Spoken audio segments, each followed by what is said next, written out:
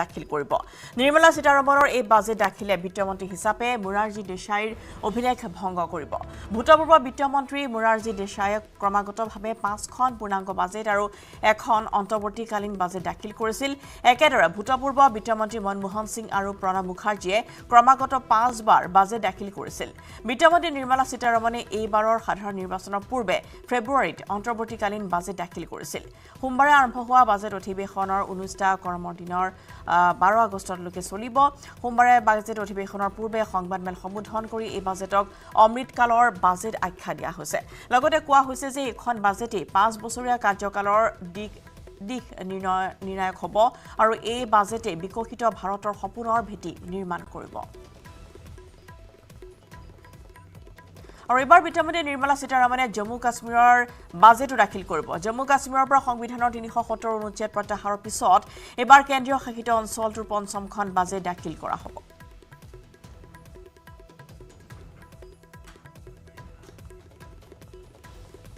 আৰু বাজেট দাখিলৰ পূৰ্বে পুৱা কেন্দ্ৰীয় বিত্ত ৰাজ্যমন্ত্ৰী পংকজ চৌধুৰীয়ে ক'লে এই বাজেটে প্ৰধানমন্ত্ৰীৰ সবকা সাথ সবকা বিকাশ মন্ত্ৰৰ ভিত্তিত প্ৰস্তুত কৰা হৈছে प्रधानमंत्री जी का जो मंत्र है सबका साथ सबका विकास और जिस प्रकार से आपने देखा होगा कि सदैव बजट राष्ट्र हित में आता है उसी प्रकार से ये भी बजट आएगा मोदी जी का बजट सबका साथ सबका विकास के मंत्र से आता है निश्चित तौर पर उसी मंत्र के आधार पर I would like to limit myself to only 2 issues.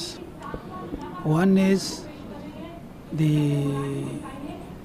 exemption that is granted for insurance policy proceeds when a person invests for more than 5 lakh in a year. that was withdrawn sometime in 2022. But I would think that should be done away with. If it cannot be done away with, it should be increased. The limit should be increased. Second is, I was doing some roundup of malls and things like that. There is no real sports goods manufacturers in India. I think the finance minister has set a pace as a role model for many more women to take up such challenging positions. So I think India can now hold its position very high and tall, saying that women has been leading some of those tough matters from the front. And I think congratulations to all of us that we will still beat the odds and start progressing in the coming years. See, I think the government is quite focused on natural resources, particularly in the mining industry, and they have come out with some path-breaking policy in order to motivate and incentivize the mining sector. We are seeing time and again new mines have been awarded to many players, including to us. Our expectation is that, it requires huge amount of capex. It requires huge amount of investment to really bring the ore out from the Mother Earth. And therefore, it would be good and nice if mining industry can also be included into the tax incentive scheme. Right now, mining industry is not covered under the manufacturing activity and therefore they're not eligible for the 15% tax concession. So if that can also be included, it will really boost the economy purely from a mining perspective as well. crore people.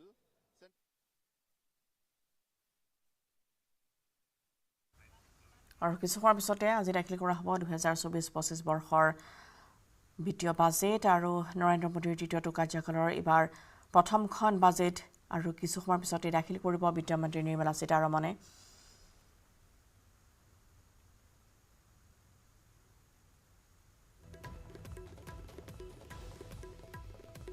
আৰু 2024-25 বৰ্ষৰ এই বিত্তীয় বাজেটক কেন্দ্ৰ কৰি বহু উৎকণ্ঠিত হৈ আছে সকলোৱে আশা কৰি আছে এখন ভাল বাজেট আশা কৰা হৈছে আৰু ইতিমধ্যে ক্ৰমাগতভাৱে এবাৰ নিৰ্মলা সীতাৰমণে সৰ্বাধিকবাৰৰ বাবে নিৰ্মলা সীতাৰমণৰ বাজেট দাখিল কৰা হ'ব নিৰ্মলা সীতাৰমণৰ মুৰাৰজী দেশাইৰ অভিলেখো তেওঁ অতিক্ৰম কৰিছে on GDP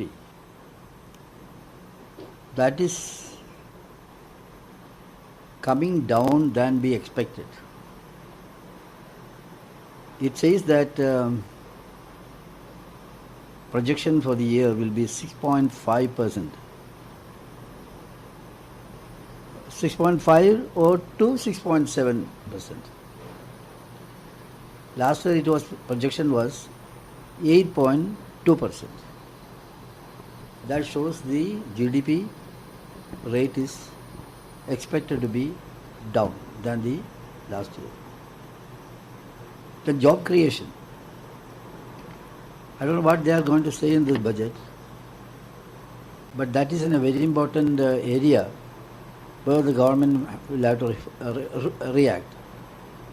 Economic survey also says that job creation pressure is very much, and unemployment situation is increasing in an alarming way. We hope that the minister will address that issue also in the parliament. Agro sector crisis, still it is continuing, and economic survey also says that it is still in a bad shape. How the government will react on that also.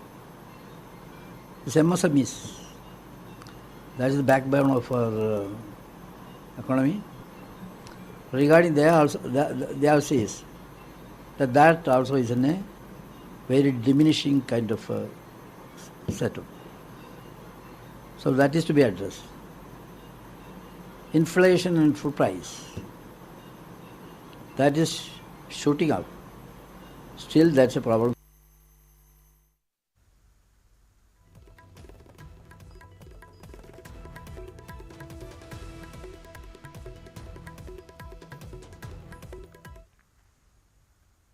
জিঅ'ৰ গ্ৰাহকলৈ আহিছে সুখবৰ পুনৰবাৰ বজাৰলৈ আহিছে জিঅ'ৰ 999 টকীয়া plan কিছুদিন পূৰ্বে 999 প্লেনৰ সলনি কৰা হৈছিল 1199 টকাৰ প্লেন বৰ্তমান 200 টকা হ্ৰাস কৰি পুনৰ 999 টকীয়া প্লেন লৈ আহিছে জিঅ'ই পূৰ্বৰ তুলনাত 999 টকা দিয়া হৈছে অধিক ভ্যালিডিটি 3 জুলাইত 999 টকীয়া প্লেনৰ দাম বৃদ্ধি হৈছিল 1199 টকা এমাহৰ ভিতৰতে পুনৰ 200 টকা হ্ৰাস কৰি 999 টকা কৰা হৈছে 1199 টকীয়া প্লেন নতুন কৈ বজাৰ মুকলি কৰা হৈছে 999 টকীয়া প্লেন য'ত জিঅ'ৰ গ্ৰাহকে লাভ কৰিব অধিক ভ্যালিডিটি প্ৰথমে 999 টকীয়া প্লেনত পূৰ্বে গ্ৰাহকে লাভ কৰিছিল 84 দিনৰ ভ্যালিডিটি বৰ্তমান 999 টকীয়া প্লেনত জিঅ'ৰ গ্ৰাহকে লাভ কৰিব 94 দিনৰ ভ্যালিডিটি অৰ্থাৎ 999 টকীয়া প্লেনত বৃদ্ধি কৰা হৈছে 14 দিনৰ ভ্যালিডিটি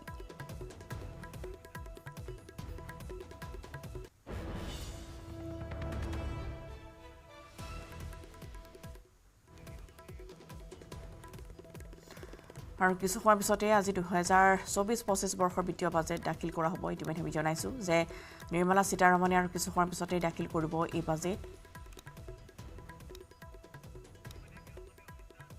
আৰু ইতিমধ্যে গৃহমন্ত্ৰী অমিত শাহে প্ৰৱেশ কৰিছে গৈ সংসদত ইয়াত দৃশ্য আমি দেখুৱাইছো বাহিৰৰ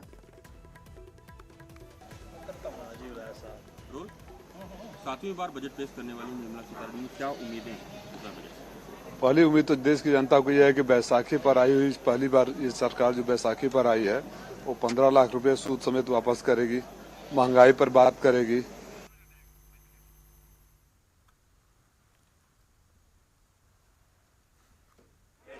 এইটো মাইথান ষ্টিল নহয় ওচৰ চুবুৰীয়াসকলে লগাইছে ষ্ট্ৰং মানে মাইথান ষ্টিল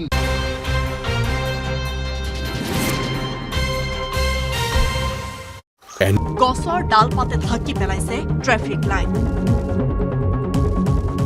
স্নেপশ্বট 3 ৰাজপথত লগোৱা চিচিটিভি কেমেৰাৰো একেই অৱস্থা গুৱাহাটী মহানগৰীক যেন বৰ্তমান সময়ত আগুৰি ধৰিছে বিভিন্ন ধৰণৰ সমস্যাই কিন্তু নিমাত চকুমুদা কুলিৰ ভাও জুৰিছে বিভাগবোৰে জনসাধাৰণে দেখে সংবাদ মাধ্যমে দেখে কিন্তু হুই পৰিছে যেন বিভাগবোৰ কোটি কোটি টকা ব্যয় কৰি তথাকথিত স্মাৰ্ট চিটিৰ বিভিন্ন স্থানত সংলগ্ন কৰা ট্ৰেফিক লাইট বৰ্তমান বিকল আনহাতে কোনোটো ট্ৰেফিক লাইটক আকৌ ঢাকি পেলাইছে পথৰ দাঁতিৰ গছৰ ডালে কিন্তু কাণসাৰ নাই বিভাগীয় কৰ্তৃপক্ষৰ যিকোনো সময়তে দুৰ্ঘটনা সংঘটিত হোৱাৰ আশংকাত ভুগিছে এতিয়া জনসাধাৰণ নৰকাণ্ডলৰ অসুবিধা হয় এইটো এক্সিডেণ্ট হোৱাৰ মানে সম্ভাৱনা থাকে আৰু কামবিলাক এইবিলাক ফাষ্ট হ'লে ভাল হয় কাৰণ মানুহৰ অসুবিধা হয় না এইবিলাকৰ কাৰণে আকৌ এক্সিডেণ্ট হোৱা চান্সো আহি গৈছে না হয় হয় হয় আপোনাৰ এইটো ঠানিবিলাক কাটি দিলে ভাল হয় আৰু এইটো অসুবিধা হৈছে বিভাগে আচলতে দেখি নাপায় ধৰণৰ হৈছে না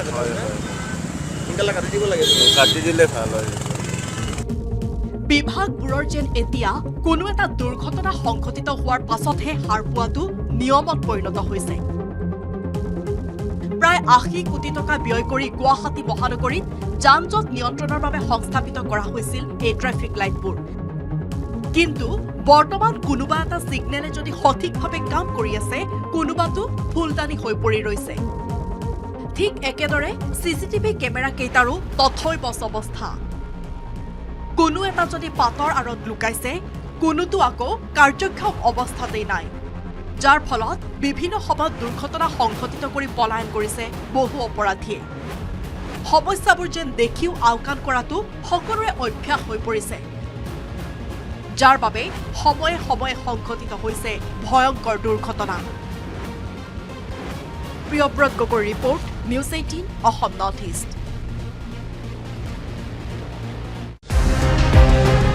অগপইৰি কংগ্ৰেছলৈ যাব নেকি একালৰ মহাপ্ৰতাপী মুখ্যমন্ত্ৰী প্ৰফুল্ল কুমাৰ মহন্ত প্ৰফুল্ল মহন্তৰ সৈতে কি সম্পৰ্ক ৰকিবুল হুছেইনৰ 26ত কংগ্ৰেছৰ প্ৰাৰ্থী হ'ব নেকি সামন্ত কাশ্যপ ৰাজ্যৰ ৰাজনীতিত কংগ্ৰেছৰ বিৰুদ্ধে শক্তিশালী ভূমিকা গ্ৰহণ কৰি দুবাৰকৈ মুখ্যমন্ত্ৰী হোৱা প্ৰফুল্ল কুমাৰ মহন্ত কংগ্ৰেছলৈ যাব নেকি প্ৰফুল্ল কুমাৰ মহন্ত পুত্ৰ শ্যামন্ত কাশ্যপ 2026ত কংগ্ৰেছৰ প্ৰাৰ্থী হ'ব নেকি এই কথা বতৰাসমূহে বৰ্তমান অসমৰ ৰাজনীতিত ব্যাপক চৰ্চা লাভ কৰিছে হয় প্ৰাক্তন মুখ্যমন্ত্ৰী প্ৰফুল্ল কুমাৰ মহন্তৰ ঘৰত ধুবুৰীৰ সাংসদ ৰকিবুল হুছেইনৰ নহয় ওচৰ চুবুৰীয়াসকলে লগাইছে ষ্ট্ৰং মানে মাইট এণ্ড ষ্টিল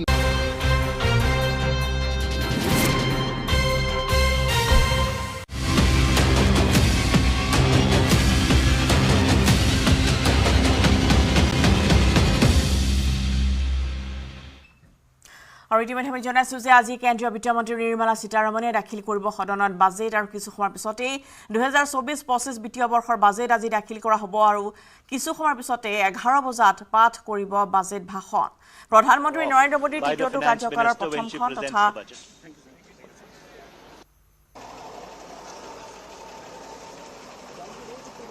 একেৰাহে সপ্তমবাৰৰ বাবে বিত্তমন্ত্ৰী নিৰ্মলা সীতাৰমণে বাজেট দাখিল কৰিব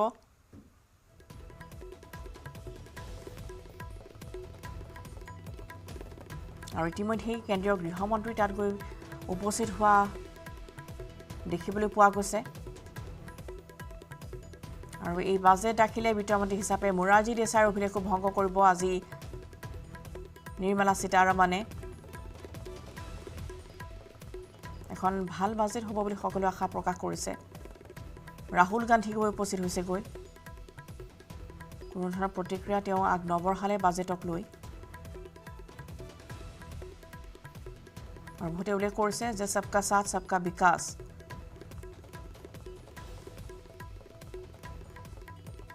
সেই উদ্দেশ্যৰে এই বাজেটখন এবাৰ প্ৰস্তুত কৰা হৈছে 11 বজাত বাজেট দাখিল কৰিব আৰু এইবাৰ সাধাৰণ নিৰ্বাচনৰ পূৰ্বে ফেব্ৰুৱাৰীত অন্তৰ্বৰ্তীকালীন বাজেট দাখিল কৰা হৈছিল সোমবাৰৰ পৰা আৰম্ভ হোৱা বাজেট অধিৱেশন 19টা কৰ্মদিনৰে 12 আগষ্টলৈকে চলিব 12 আগষ্ট পৰ্যন্ত চলিব এই অধিৱেশন আৰু সোমবাৰে বাজেট অধিৱেশনৰ পূৰ্বে যিখন সংবাদমেল সম্বোধন কৰা হৈছিল 15 लाख रुपए सूद समेत वापस करेगी महंगाई पर बात करेगी जो माननीय प्रधानमंत्री जी ने दे दिया था कि 2-3 सालों में 8 करोड़ नौकरी मिल गया उसका डेटा देगी विदेशों से काला धन कितना आया वो बताएगी और बेरोजगारी कैसे दूर होगी ये बताएगी गरीबों को राहत देगी मध्यम वर्ग की को खास तौर से उम्मीदें हैं इनकम टैक्स में के स्लैब में राहत से लेकर तमाम तरह की सुविधाएं लोगों के जो थाली से सब्जी और दाल गायब हो रहा है उसका इंतजाम करेगी इकोनॉमिक सर्वे कल पेश किया निर्मला सीतारमण जी ने लेकिन अपोजिशन का कहना है कि फॉलो एनवेलप था वो खाली लिफाफा भाई अब तक तो बातें भी खाली रही है मान लीजिए वो कागज के माननीय प्रधानमंत्री जी के मुंह से निकले आपको याद नहीं है 15 लाख काला धन जीएसटी एफडीआई क्या क्या बोल पेट्रोल के दाम रुपए की कीमत हम तो ये अपेक्षा करेंगे कि कल तक आप एब्सोल्यूट मेजॉरिटी के साथ थे अहंकार में थे आज बैसाखी के सहारे हैं तो हुजूर अब तो सच बोल दीजिए देश की स्थिति क्या है ऐसा प्रोजेक्ट किया है कि जीडीपी जो है 7% के आसपास पहुंच जाएगा 2025 इनके आंकड़े ऐसे गुलाबी होते हैं इनके गुलाबी आंकड़ों से देश को मतलब नहीं है देश को हकीकत से मतलब है जो समस्याएं मैंने बताया अगर आपको नहीं लगता पत्रकार हैं आपकी आमदनी और महंगाई अनुपात में बढ़ी है तो बताइएगा। ये दर्द मैं आपका भी बयां कर रहा हूँ, ये दर्द देश का बयां कर रहा हूँ और उम्मीद करता हूँ कि सरकार सुनेगी और सोचेगी। और इतिमध्ये देशर प्रधानमंत्री नरेंद्र मोदी इतिमध्ये प्रवेश কৰিছে সংসদৰ ভিতৰলৈ प्रवेश কৰাৰ দৃশ্য এই আবদ্ধ হৈছে নৰেন্দ্ৰ মোদীৰ তৃতীয়টো কাৰ্যকালৰ প্ৰথমখন বাজেটক লৈ বহুতে আশা কৰিছে যে কেনেধৰণে মধ্যবৰ্গলৈ মধ্যবিত্ত শ্ৰেণীলৈ সকাহ আহিব বা দুখীয়া শ্ৰেণীলৈ কেনেধৰণৰ সুখবৰ আহিব যেহেতু কালিৰ যিখন সংবাদমেল সম্বোধন কৰা হৈছিল বাজেটক অমৃতকালৰ বাজেট আখ্যা দিয়া হৈছিল গতিকে এই বাজেটক লৈ সৰ্বসাধাৰণ ৰাইজে বহু আশা কৰিছে নিশ্চয় লক্ষণীয় হ'ব যে বাজেটত এবাৰ জনতাৰ বাবে কি থাকিব আৰু যোৰহাটৰ সাংসদ গৌৰৱ গগৈৰ মন্তব্য আছে এই বাজেটক লৈ আগবঢ়াই লৈছো देखिए जो हम पिछले कई वर्षों से देखते आ रहे हैं वही होने वाला है कि प्रधानमंत्री मोदी जी अपने बजट के द्वारा अपने करीबी करोड़पतियों को मदद करेंगे और उन करीबी करोड़पतियों को नई जगह में निवेश करने के लिए सुविधाएं मिलेगी अपने कंपनियों को और राहत मिले बैंकों से टैक्स नियमों के द्वारा इस प्रकार के निर्देश हमको सुनने को मिलेंगे और जो मध्यम वर्ग हैं जो छोटे दुकानदार हैं जो ईमानदार टैक्स पेयर हैं उनको खोखले वायदे के अलावा और कुछ नहीं सुनने को मिलेगा देखिए सुप्रीम कोर्ट ने संविधान के पक्ष पर अपनी बात रखी उनके निर्णय का हम स्वागत करते हैं और उससे पहले जो हमारी भारतीय संस्कृति है जो तहजीब है जिन मूल्यों के साथ हम इतने सालों से भारत को एकत्रित रखे हैं उस संस्कृति और उन मूल्यों पर कांग्रेस पार्टी और विभिन्न राजनीतिक दलों के नेता बोलते जा रहे थे এইটো মাইথান ষ্টিল নহয় ওচৰ চুবুৰীয়াসকলে লগাইছে ষ্ট্ৰং মানে মাইথান ষ্টিল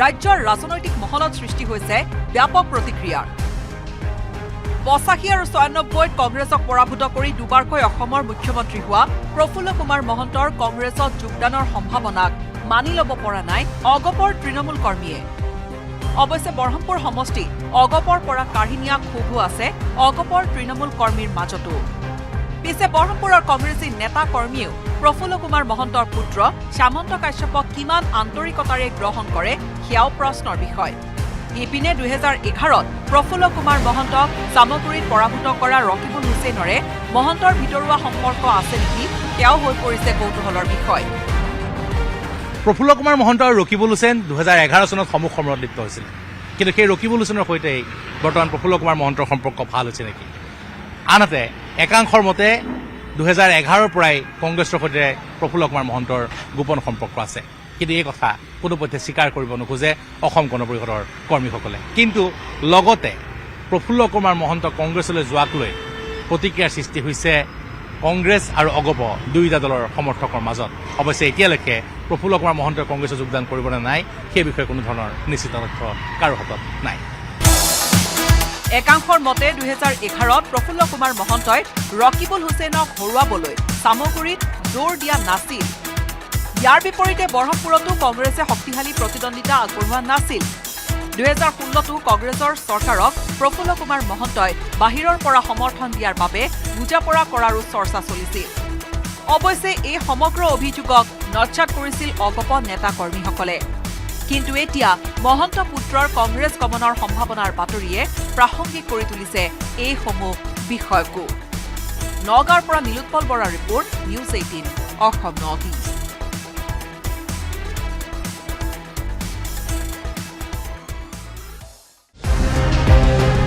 অগপ এৰি কংগ্ৰেছলৈ যাব নেকি একালৰ মহাপ্ৰতাপী মুখ্যমন্ত্ৰী প্ৰফুল্ল কুমাৰ মহন্ত প্ৰফুল্ল মহন্তৰ সৈতে কি সম্পৰ্ক ৰকিবুল হুছেইনৰ 26ত কংগ্ৰেছৰ প্ৰাৰ্থী হ'ব নেকি শ্যামন্ত কাশ্যপ ৰাজ্যৰ ৰাজনীতিত কংগ্ৰেছৰ বিৰুদ্ধে শক্তিশালী ভূমিকা গ্ৰহণ কৰি দুবাৰকৈ মুখ্যমন্ত্ৰী হোৱা প্ৰফুল্ল কুমাৰ মহন্ত কংগ্ৰেছলৈ যাব নেকি প্ৰফুল্ল কুমাৰ মহন্ত পুত্ৰ শ্যামন্ত কাশ্যপ 2026ত কংগ্ৰেছৰ প্ৰাৰ্থী হ'ব নেকি এই কথা বতৰাসমূহে বৰ্তমান অসমৰ ৰাজনীতিত ব্যাপক চৰ্চা লাভ কৰিছে হয় প্ৰাক্তন মুখ্যমন্ত্ৰী প্ৰফুল্ল কুমাৰ মহন্তৰ ঘৰত ধুবুৰীৰ সাংসদ ৰকিবুল হুছেইনৰ উপস্থিতিৰ পিছতে ৰাজ্যৰ ৰাজনৈতিক মহলত সৃষ্টি হৈছে ব্যাপক প্ৰতিক্ৰিয়াৰ 85 আৰু 96 ওচৰ চুবুৰীয়াসকলে লগাইছে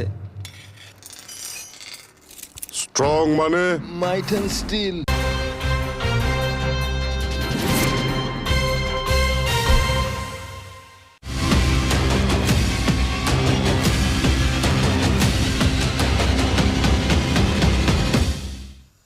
আৰু 2024-25 বৰ্ষৰ বিত্তীয় বাজেট কিছু সময়ৰ পিছতেই কেন্দ্ৰীয় বিত্তমন্ত্ৰী নিৰ্মলা সীতাৰমণে দাখিল কৰিব আৰু ইতিমধ্যে আমি জনাইছো যে এখন সুন্দৰ বাজেট বুলি সকলোৱে আশা প্ৰকাশ কৰিছে এই বাজেটক লৈ ইতিমধ্যে আৰু সমান্তৰালভাৱে এবাৰ নিৰ্মলা সীতাৰমণে জম্মু কাশ্মীৰৰ বাজেটো দাখিল কৰিব জম্মু কাশ্মীৰৰ পৰা সংবিধানৰ 370 অনুচ্ছেদ প্ৰত্যাহাৰ পিছত এবাৰ কেন্দ্ৰীয় শাসিত অঞ্চলটোৰ পঞ্চমখন বাজেট দাখিল কৰা হ'ব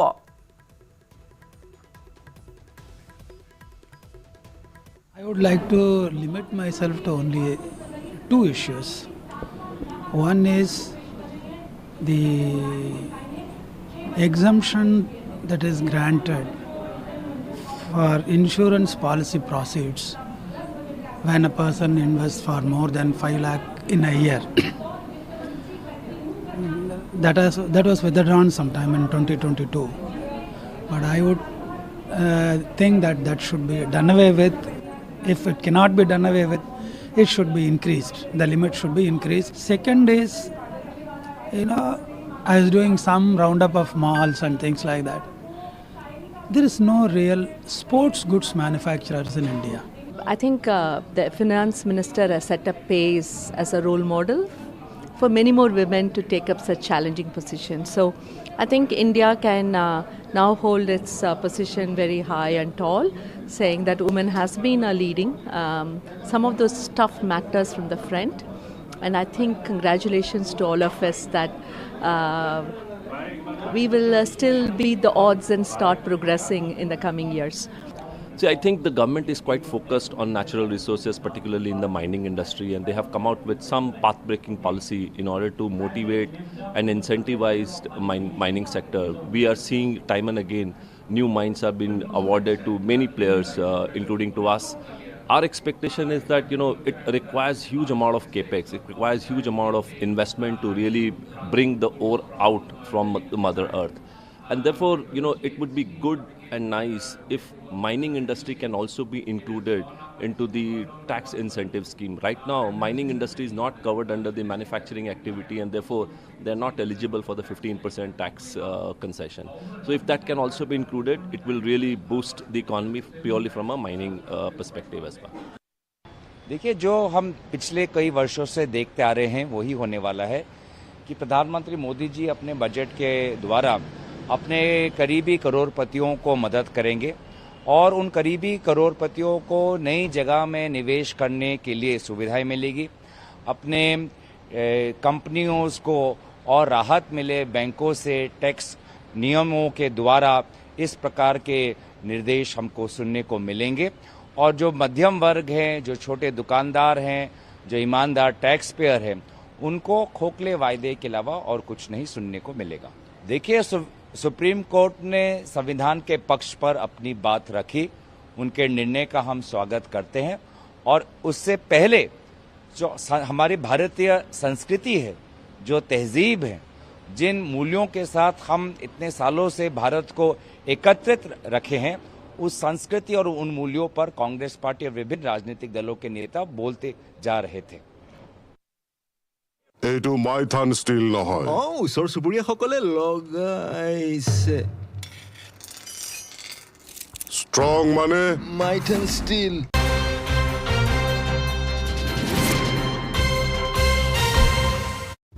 দুবাৰকৈ অসমৰ মুখ্যমন্ত্ৰী হোৱা প্ৰফুল্ল কুমাৰ মহন্তৰ কংগ্ৰেছত যোগদানৰ সম্ভাৱনাক মানি ল'ব পৰা নাই অগপৰ তৃণমূল কৰ্মীয়ে অৱশ্যে বৰহমপুৰ সমষ্টি অগপৰ পৰা কাঢ়ি নিয়া ক্ষোভো আছে অগপৰ তৃণমূল কৰ্মীৰ মাজতো পিছে বৰহমপুৰৰ কংগ্ৰেছী নেতা কৰ্মীয়েও প্ৰফুল্ল কুমাৰ মহন্তৰ পুত্ৰ শ্যামন্ত কাশ্যপক কিমান আন্তৰিকতাৰে গ্ৰহণ কৰে সেয়াও প্ৰশ্নৰ বিষয় ইপিনে 2011ত প্ৰফুল্ল কুমাৰ মহন্তক সামগুৰিত পৰাভূত কৰা ৰকিবুল হুছেইনৰে মহন্তৰ ভিতৰুৱা সম্পৰ্ক আছে নেকি সেয়াও হৈ পৰিছে কৌতূহলৰ বিষয় প্ৰফুল্ল কুমাৰ মহন্ত আৰু ৰকিবুল হুছেইন 2011 চনত সমুখ সমৰত লিপ্ত হৈছিল কিন্তু সেই ৰকিবুল হুছেইনৰ সৈতে বৰ্তমান প্ৰফুল্ল কুমাৰ মহন্তৰ সম্পৰ্ক ভাল হৈছে নেকি আনহাতে একাংশৰ মতে 2011ৰ পৰাই কংগ্ৰেছৰ সৈতে প্ৰফুল্ল কুমাৰ মহন্তৰ গোপন সম্পৰ্ক আছে কিন্তু এই কথা কোনোপধ্যে স্বীকাৰ কৰিব নোখোজে অসম গণ পৰিষদৰ কৰ্মীসকলে কিন্তু লগতে প্ৰফুল্ল কুমাৰ মহন্ত কংগ্ৰেছলৈ যোৱাক লৈ প্ৰতিক্ৰিয়াৰ সৃষ্টি হৈছে কংগ্ৰেছ আৰু অগপ দুয়োটা দলৰ সমৰ্থকৰ মাজত অৱশ্যে এতিয়ালৈকে প্ৰফুল্ল কুমাৰ মহন্তই কংগ্ৰেছত যোগদান কৰিব নে নাই সেই বিষয়ে কোনো ধৰণৰ নিশ্চিত তথ্য কাৰো হাতত নাই একাংশৰ মতে 2011ত প্ৰফুল্ল কুমাৰ মহন্তই ৰকিবুল হুছেইনক হৰুৱাবলৈ সামগুৰিত জোৰ দিয়া নাছিল ইয়াৰ বিপৰীতে বৰহমপুৰতো কংগ্ৰেছে শক্তিশালী প্ৰতিদ্বন্দ্বিতা আগবঢ়োৱা নাছিল 2016তো কংগ্ৰেছৰ চৰকাৰক প্ৰফুল্ল কুমাৰ মহন্তই বাহিৰৰ পৰা সমৰ্থন দিয়াৰ বাবে বুজাপৰা কৰাৰো চৰ্চা চলিছিল অৱশ্যে এই সমগ্ৰ অভিযোগক নৎসাৎ কৰিছিল অগপ নেতা কৰ্মীসকলে কিন্তু এতিয়া মহন্ত পুত্ৰৰ কংগ্ৰেছ গমনৰ সম্ভাৱনাৰ বাতৰিয়ে প্ৰাসংগিক কৰি তুলিছে এই সমূহ বিষয়কো নগাঁৱৰ পৰা নীলোৎপল বৰাৰ report news 18 Assam north east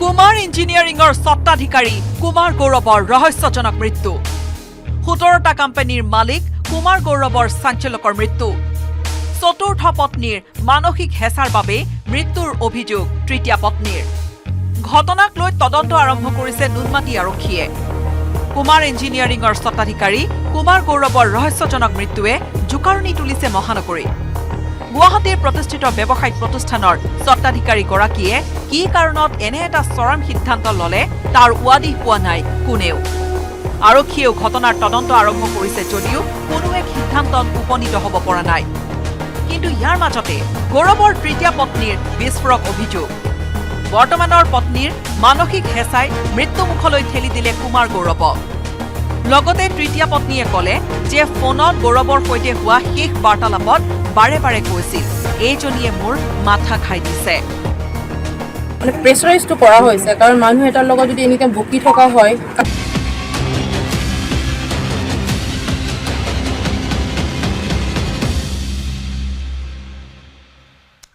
নমস্কাৰ এই বিশেষ বাতৰিলৈ স্বাগতম আৰু আজি কেন্দ্ৰীয় বিত্তমন্ত্ৰী নিৰ্মলা সীতাৰমণে কিছু সময় পিছতে সদনত বাজেট দাখিল কৰিব বিত্তমন্ত্ৰীগৰাকীয়ে এবাৰ 2024-25 বিত্তীয় বৰ্ষৰ বাজেট দাখিল কৰিব আৰু 11 বজাত পাঠ কৰিব বাজেট ভাষণ আৰু কিছু সময় পিছতে বাজেট ভাষণ আৰম্ভ হ'ব প্ৰধানমন্ত্ৰী নৰেন্দ্ৰ মোদীৰ তৃতীয়টো কাৰ্যকালৰ প্ৰথমখন তথা একেৰাহে সপ্তমবাৰৰ বাবে নিৰ্মলা সীতাৰমণে বাজেট দাখিল কৰিব নিৰ্মলা সীতাৰমণৰ এই বাজেট দাখিলে বিত্তমন্ত্ৰী হিচাপে মুৰাৰজী দেশাইৰ অভিলেখ ভংগ কৰিব ভূতপূৰ্ব বিত্তমন্ত্ৰী মুৰাৰজী দেশাইয়ে ক্ৰমাগতভাৱে 5খন পূৰ্ণাংগ বাজেট আৰু এখন অন্তৰ্বৰ্তীকালীন বাজেট দাখিল কৰিছিল আৰু কিছু সময়ৰ পিছতেই এই বাজেট দাখিল কৰা হ'ব আৰু সকলোৱে আশা কৰিছে এখন ভাল বাজেট আৰু ইতিমধ্যে কোৱা হৈছে যে অমৃতকালৰ এখন বাজেট হ'ব আৰু দেখিবলৈ পোৱা গ'ল কিছু সময়ৰ পিছতে সাংসদ গৌৰৱ গগৈ উল্লেখ কৰিছে যে বিৰোধীয়ে আশা কৰিছে বাজেটক কেন্দ্ৰ কৰি সমান্তৰালভাৱে মধ্যবিত্তৰ বাবে ভাল খবৰ থাকিব কৃষক ৰাইজৰ বাবে বা দুখীয়া শ্ৰেণীৰ লোকৰ বাবে এখন পূৰ্ণাংগ বাজেট এখন সফল বাজেট বা এখন তেওঁলোকৰ বাবে সকাহমূলক এখন বাজেট বুলি সকলোৱে আশা কৰিছে সোমবাৰৰ পৰা আৰম্ভ হৈছে বাজেট অধিৱেশন আৰু 19টা কৰ্মদিনেৰে 12 আগষ্টলৈকে এই বাজেট চলি যাব আৰু ইতিমধ্যে আমি জনাইছো যে দেশৰ প্ৰধানমন্ত্ৰী নৰেন্দ্ৰ মোদীয়ে ইতিমধ্যে গৈ সদনত প্ৰৱেশ কৰিছে গৃহমন্ত্ৰীগৰাকী গৈ সদনত প্ৰৱেশ কৰিছে আৰু কিছু সময়ৰ পিছতে 11 বজাৰ লগে লগে এই বাজেট আৰম্ভ হ'ব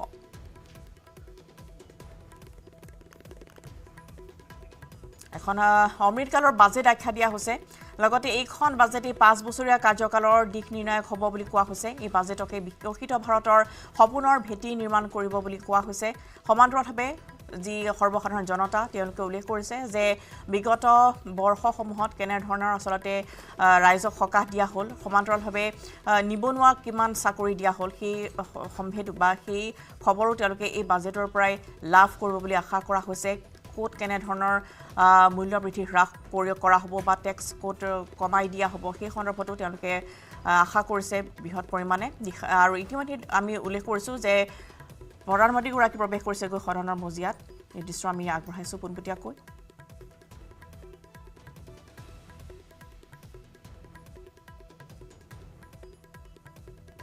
বহুকেইটা প্ৰতিক্ৰিয়া আহি পৰিছে আমি পৰ্যায়ক্ৰমে আগবঢ়াই লৈ গৈ আছোঁ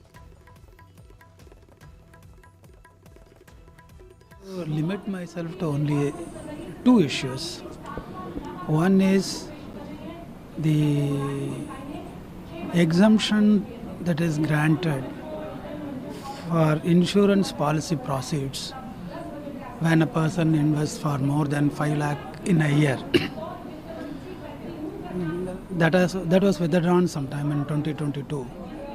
But I would think that should be done away with. If it cannot be done away with, it should be increased. The limit should be increased. Second is, I was doing. বাজেটৰ ভাষণ বিত্তমন্ত্ৰীৰ budget ভাষণ পুনে পুনে সদনৰ মজিয়ালৈ লৈ গৈছো আৰু সদনৰ দৃশ্য দেখুৱাইছো माननीय सदस्यों की ओर से अंतर संसदीय संघ आईपीयू की प्रेसिडेंट और तंजानिया संयुक्त गणराज्य की नेशनल असेंबली की अध्यक्ष माननीय डॉक्टर तुलिया एक्सन का स्वागत करते हुए अत्यंत प्रसन्नता हो रही है। वे हमारी सम्मानित अतिथि के रूप में भारत की आधिकारिक यात्रा पर आई है। यह हमारे लिए खुशी की बात है कि डॉक्टर एक्सन बजट सत्र को देखने के लिए यहाँ उपस्थित है। माननीय डॉक्टर तुलिया एक्सन शुक्रवार दिनांक 19 जुलाई 2024 को भारत पहुंची। उन्होंने 21 जुलाई 2024 को आगरा का भ्रमण किया और इस समय वह विशेष बॉक्स में आसीन है। हम भारत में उनके सुखद और सफल प्रवास की कामना करते हैं।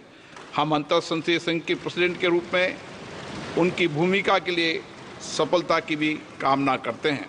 उनके माध्यम से हम तंजानिया गणराज्य की संसद के सदस्यों, तंजानिया की सरकार तथा वहाँ की मित्र जनता को बधाई और शुभकामनाएं देते हैं।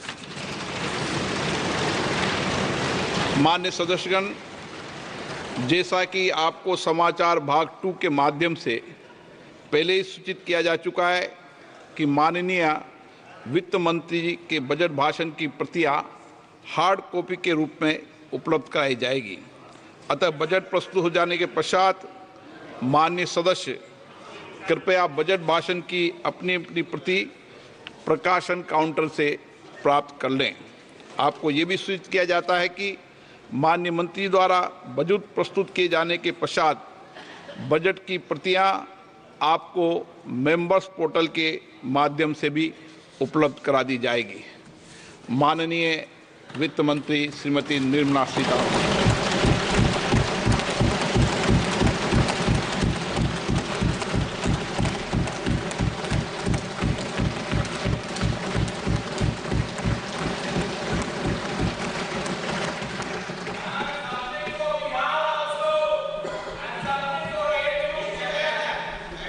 Honorable Speaker, I present the budget for 24-25. Introduction. The people of India have reposed their faith in the government led by Honorable Prime Minister Shri Narendra Modi and re-elected it for a historic third term under his leadership.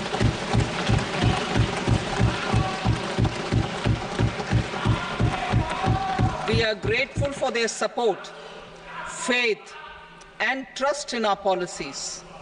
We are determined to ensure that all Indians, regardless of religion, caste, gender, and age, make substantial progress in realizing their life goals and aspirations. Global context. The global economy, while performing better than expected, is still in the grip of policy uncertainties. Elevated asset prices, political uncertainties, and shipping disruptions continue to pose significant downside risks for growth and upside risks to inflation.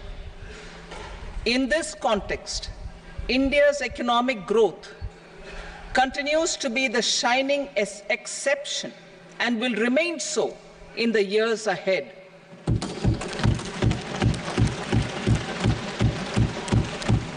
India's inflation continues to be low, stable, and moving towards the 4% target. Core inflation, that is non-food and non-fuel, currently is 3.1%. Steps are being taken to ensure supplies of perishable goods reach markets adequately. Interim budget. As mentioned in the interim budget, we need to focus on 4 major castes, namely the Garib, Mahilaye, Yuva, and Annadata, the poor, women, youth, and the farmer. For Annadata, we announced higher minimum support prices a month ago for all major crops, delivering on the promise of at least a 50% margin over costs. Pradhan Mantri Garib Kalyan Anna Yojana was extended for 5 years, benefiting more than 80 crore people. Administrative actions for approval and implementation of various schemes announced in the interim budget are well underway. The required allocations have been made. Budget theme. Turning attention to the full year and beyond in this budget, we particularly focus on employment, skilling, MSMEs, and the middle class. I am happy to announce the Prime Minister's package of 5 schemes and initiatives to facilitate employment, skilling, and other opportunities for 4.1 crore youth over a 5-year period, with a central outlay of 2 lakh crore rupees. I will speak about them shortly, while more details may be seen in the annexure. This year, I've made a provision of 1.48 lakh rupees, 1.48 lakh crore rupees for education, employment, and skilling. Budget priorities. The people have given a unique opportunity to our government to take the country on the path of strong development and an all-round prosperity. In the interim budget, we promise to present a detailed roadmap for our pursuit of Vikasit Bharat. In line with the strategy set out in the interim budget, this budget envisages sustained efforts on the following 9 priorities for generating ample opportunities for all. Number 1, productivity and resilience in agriculture. Number 2, employment and skilling. Number 3, inclusive human resource development and social justice. 4, manufacturing and services. 5, urban development. 6, energy security. 7, infrastructure. 8, innovation, research and development. And 9, next generation reforms. Subsequent budgets will build on these and add more priorities and actions. A more detailed formulation will be carried out as part of the economic policy framework, about which I will speak later in this speech. This budget details some of the specific actions to be initiated in the current year towards fulfillment of these priorities, with potential for transformative changes. The budget also covers some of the previously made announcements, with intent to strengthen them and step up their implementation for expediting our journey towards the goal of Vikasit Bharat. Priority 1, productivity and resilience in agriculture. Transforming agricultural research. Our government will undertake a comprehensive review of the agricultural research setup to bring the focus on raising productivity and developing climate-resilient varieties. Funding will be provided in challenge mode, including to the private sector. Domain experts, both from the government and outside, will oversee the conduct of such research. Release of new varieties. New 109 high-yielding and climate-resilient varieties of 32 field and horticultural crops will be released for cultivation by farmers. Natural farming. In the next 2 years, 1 crore farmers across the country will be initiated into natural farming, supported by certification and branding.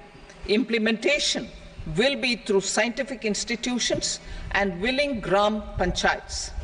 10,000 need-based bio-input resource centers will be established.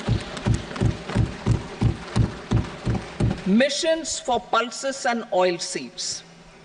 For achieving self-sufficiency in pulses and oilseeds, we will strengthen their production, storage, and marketing.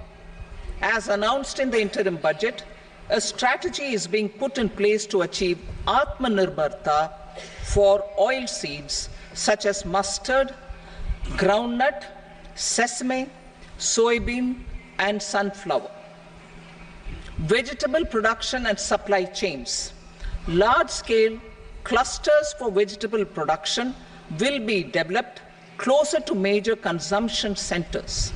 We will promote farmer-producer organizations, cooperatives, and startups for vegetable supply chains, including for collection and storage and marketing.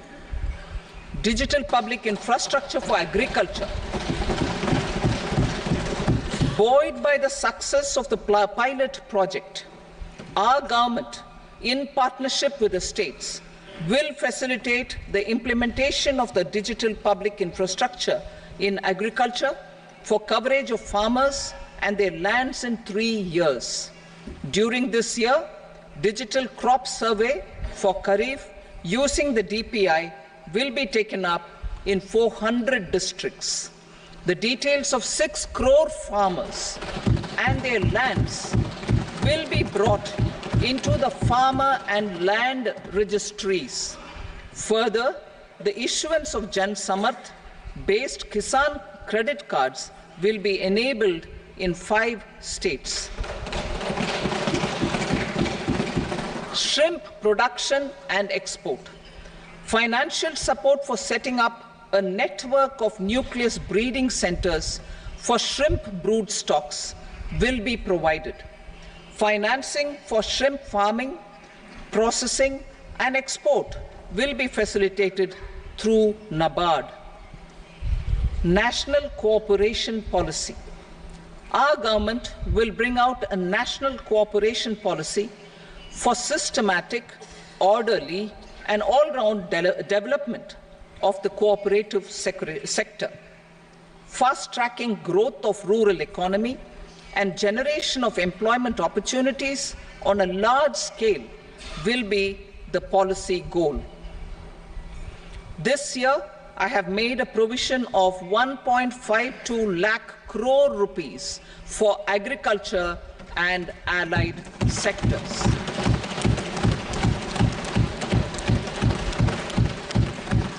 Priority 2, employment and skilling. Employment-linked incentive. Our government will implement following 3 schemes for employment-linked incentive as part of the Prime Minister's package. These will be based on enrollment in the EPFO and focus on recognition of first-time employees and support to employees and employers. Scheme A, first-timers. This scheme will provide 1 month wage to all persons newly entering the workforce in all formal sectors.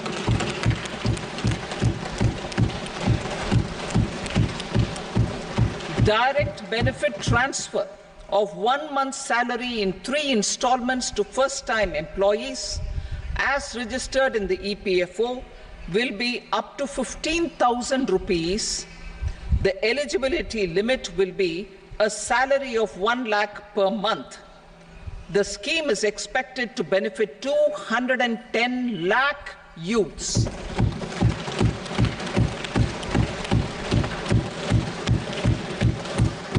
Scheme B, job creation in manufacturing. This scheme will incentivize additional employment in the manufacturing sector linked to the employment of first-time employees. An incentive will be provided at specified scale directly both to the employee and the employer with respect to the EPFO contribution in the first 4 years of employment.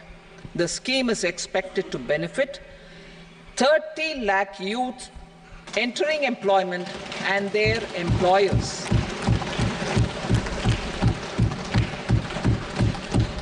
Scheme C, support to employers. This employer-focused scheme will cover additional employment in all sectors. All additional employment within a salary of 1 lakh rupee per month will be counted.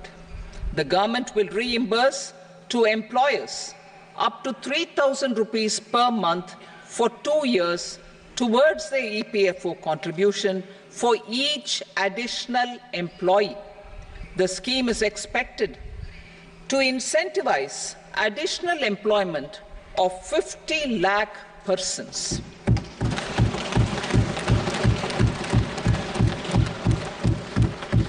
Participation of women in the workforce. We will facilitate higher participation of women in the workforce through setting up of working women hostels in collaboration with industry and establishing creches. In addition, the partnership will seek to organize women-specific skilling programs and promotion of market access for women SHG enterprises. Skilling program. I'm happy to announce a new centrally sponsored scheme as the fourth scheme under the Prime Minister's package for skilling in collaboration with state governments and industry. 20 lakh youth will be skilled over a 5-year period.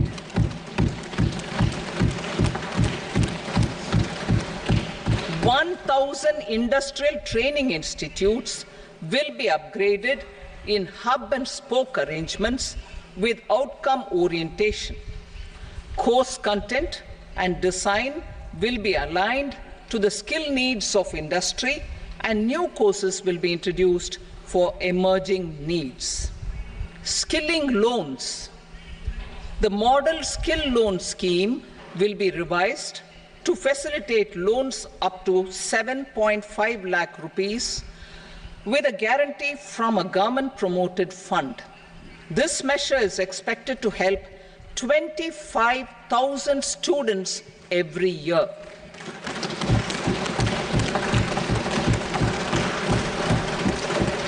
Education loans.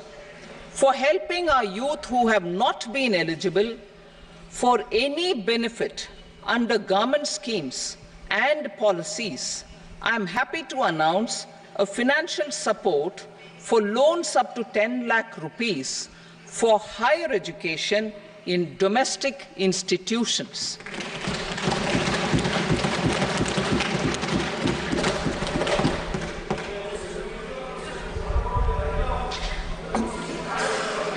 E-vouchers for this purpose. E-vouchers for this purpose will be given directly to 1 lakh students every year for annual interest subvention of 3% of the loan amount. Priority 3, inclusive human resource development and social justice, saturation approach. Our government is committed to all-round, all-pervasive and all-inclusive development of people, particularly farmers, youth, women, and the poor. For achieving social justice comprehensively, the saturation approach of covering all eligible people through various programs, including those for education and health, will be adopted to empower them by improving their capabilities.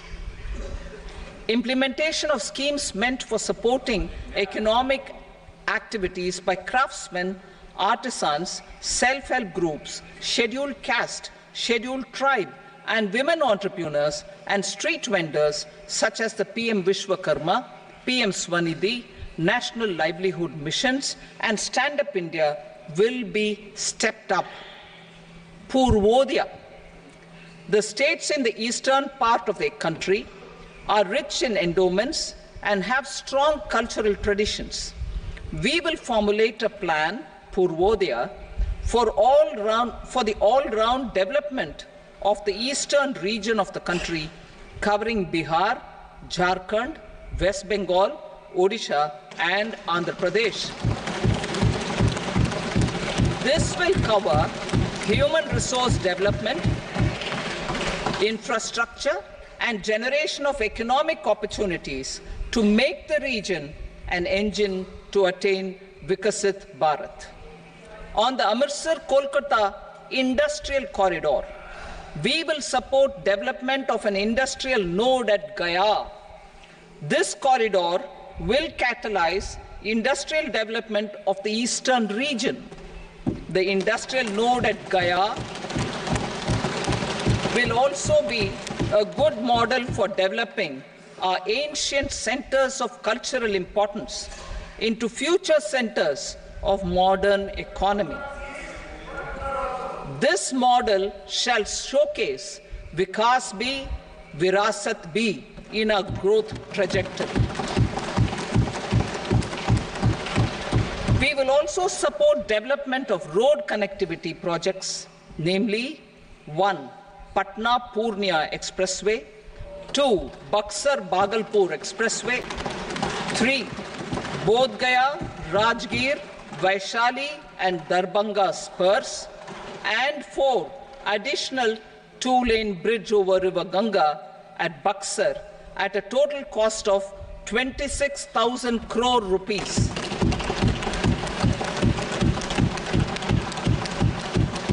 Power projects, including setting up of a new 2,400 megawatt power plant at Pir Painti, will be taken up at a cost of 21,400 crore rupees. New airports, medical colleges, and sports infrastructure in Bihar will be constructed. An additional allocation to support capital investments will be provided. The requests of Bihar government for external assistance from multilateral development banks will be expedited.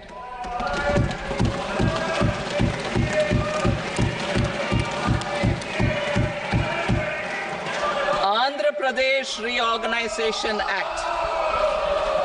Our government has made concerted efforts to fulfill the commitments in Andhra Pradesh Reorganization Act.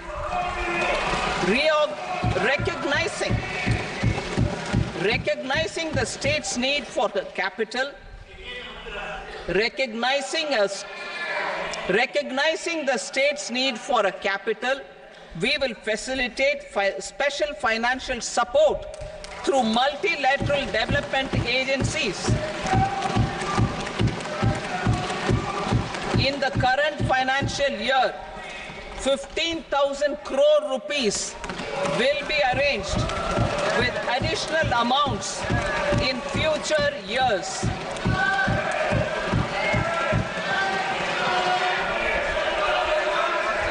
Our government is fully committed to financing and early completion of the Polavaram irrigation project, which is the lifeline for Andhra Pradesh and its farmers. This will facilitate our country's food security as well. Under the Act, Andhra Pradesh Reorganization Act, For promoting industrial development, funds will be provided for essential infrastructure such as water, power, railways and roads. In Kopparthi node on the Visakhapatnam-Chennai industrial corridor and Varavakal node on the Hyderabad-Bangalore industrial corridor. An additional allocation will be provided this year towards capital investment for economic growth.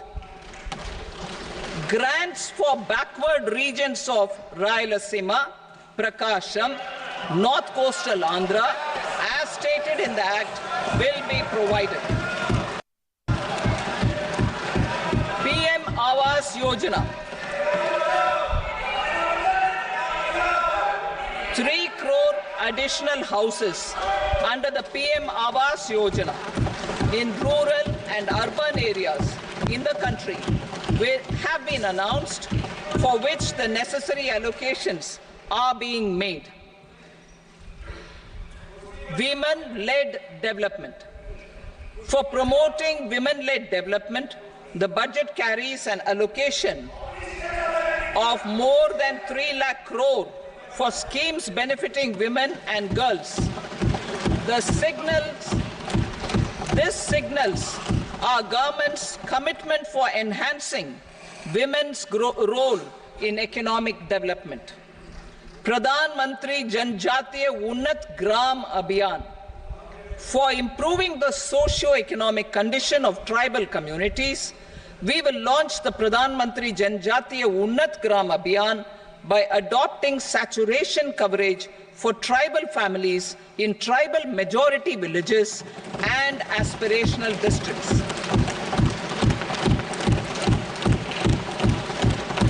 This will cover 63,000 villages benefiting 5 crore tribal people. Bank branches in Northeastern region. More than 100 branches of India Post Payment Bank will be set up in the Northeast region to expand the banking services. This year, I have made a provision of 2.66 lakh crore rupees for rural development, including rural infrastructure. Priority 4, manufacturing and services, support for promotion of MSMEs. This budget provides special attention to MSMEs and manufacturing, particularly labor-intensive manufacturing. We have formulated a package covering financing, regulatory changes, and technology support for MSMEs to help them grow and also compete globally, as mentioned in the interim budget. I am happy to announce the following specific measures. Credit guarantee scheme for MSMEs in the manufacturing sector. For facilitating term loans to MSMEs for purchase of machinery and equipment without collateral or third-party guarantee, a credit guarantee scheme will be introduced. The scheme will operate on pooling of credit risks of such MSMEs. A separately constituted self-financing guarantee fund will provide to each applicant guarantee cover up to 100 crore rupees, while the loan amount may be larger.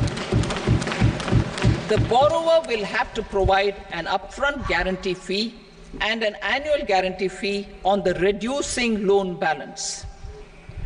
New assessment model for MSME credit. Public sector banks will build their own in-house capability to assess MSMEs for credit instead of relying on external assessment. They will also take a lead in developing or getting developed a new credit assessment model based on the scoring of digital footprints of the MSMEs in the economy. This is expected to be a significant improvement over the traditional assessment of credit eligibility based only on asset or turnover criteria. That will also cover MSMEs without a formal accounting system. credit support to MSMEs during stress period. I'm happy to announce a new mechanism for facilitating continuation of bank credit to MSMEs during their stress period while being in special mention account, SMA account, SMA stage. For reasons beyond their control, MSMEs need credit to continue their business and to avoid getting into the NPA stage. Credit availability will be supported through a guarantee from a government-promoted fund. Mudra loans. The limit of Mudra loans will be enhanced to 20 lakh from the current 10 lakh for those entrepreneurs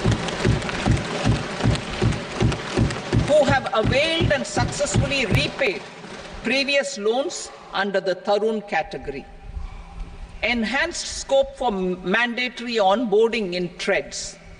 For facilitating MSMEs to unlock their working capital by converting their trade receivables into cash, I propose to reduce the turnover threshold of buyers for mandatory onboarding on the TREDS platform from rupees 500 crore to 250 crore rupees.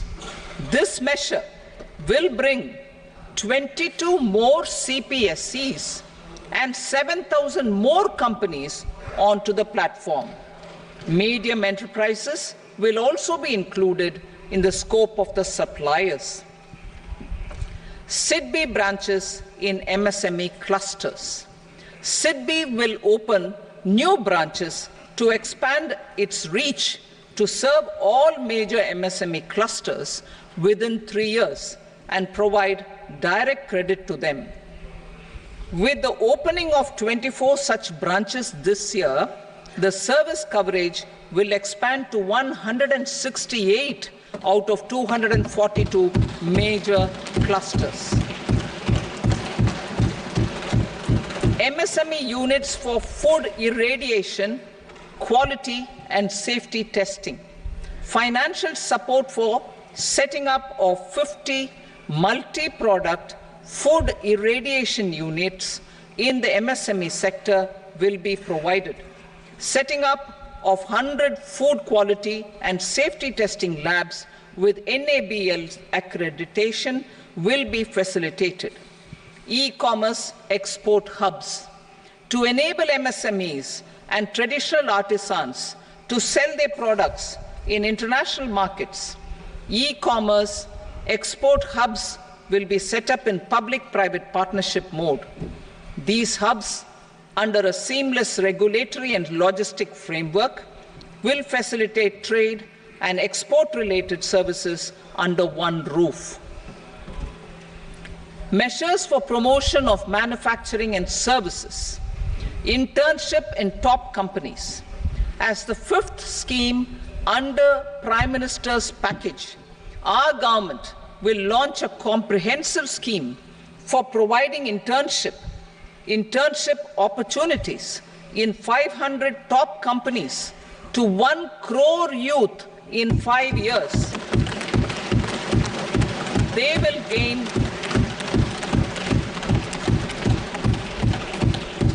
will gain exposure for 12 months to real-life business environment, varied professions, and employment opportunities. An internship allowance of 5,000 per month, 5,000 rupees per month, along with a one-time assistance of 6,000 rupees will be provided. Companies will be expected to bear the training cost and 10% of their internship cost from their CSR funds. Industrial parks.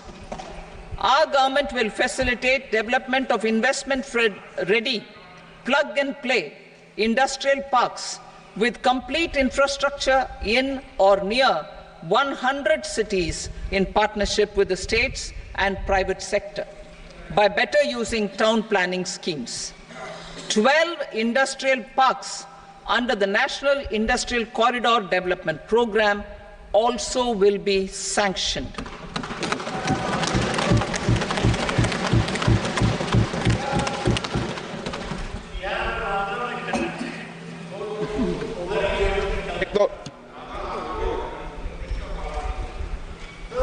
Veggie मेरे पर no please बैठिए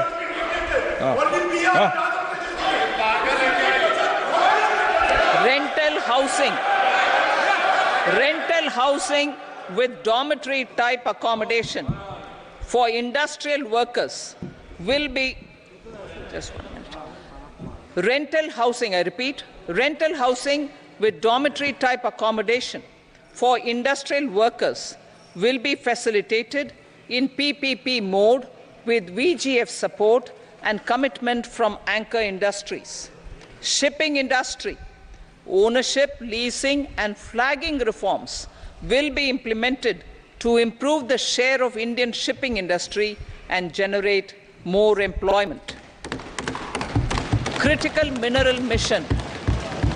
We will set up a critical mineral mission for domestic production, recycling of critical minerals and overseas acquisition of critical mineral assets. Its mandate will include technology development, skilled workforce, extended producer responsibility framework, and a suitable financing mechanism. Offshore mining of minerals. Our government will launch the auction of the first tranche of offshore blocks for mining, building on the exploration already carried out. Digital public infrastructure applications. Turning to the services sector, I propose development of DPI applications at population scale for productivity gains, business opportunities, and innovation by the private sector. These are planned in the areas of credit, e-commerce, education, health, law and justice, logistics, MSME service delivery, and urban governance. Integrated technology platform for IBC ecosystem. An integrated technology platform will be set up for improving the outcomes under the Insolvency Bankruptcy Code for achieving consistency, transparency, timely processing, and better oversight for all stakeholders. Voluntary closure of LLPs. The services of the Center for Processing Accelerated Corporate Exit, CPACE, will be extended for voluntary closure of LLPs to reduce the closure times. National Company Law Tribunals. The IBC has resolved more than 1,000 companies, resulting in direct recovery of 3.3 lakh crore to creditors. 3.3 lakh crore rupees to creditors. In addition, 28,000 cases involving over 10 lakh crore rupees have been disposed of even prior to admission.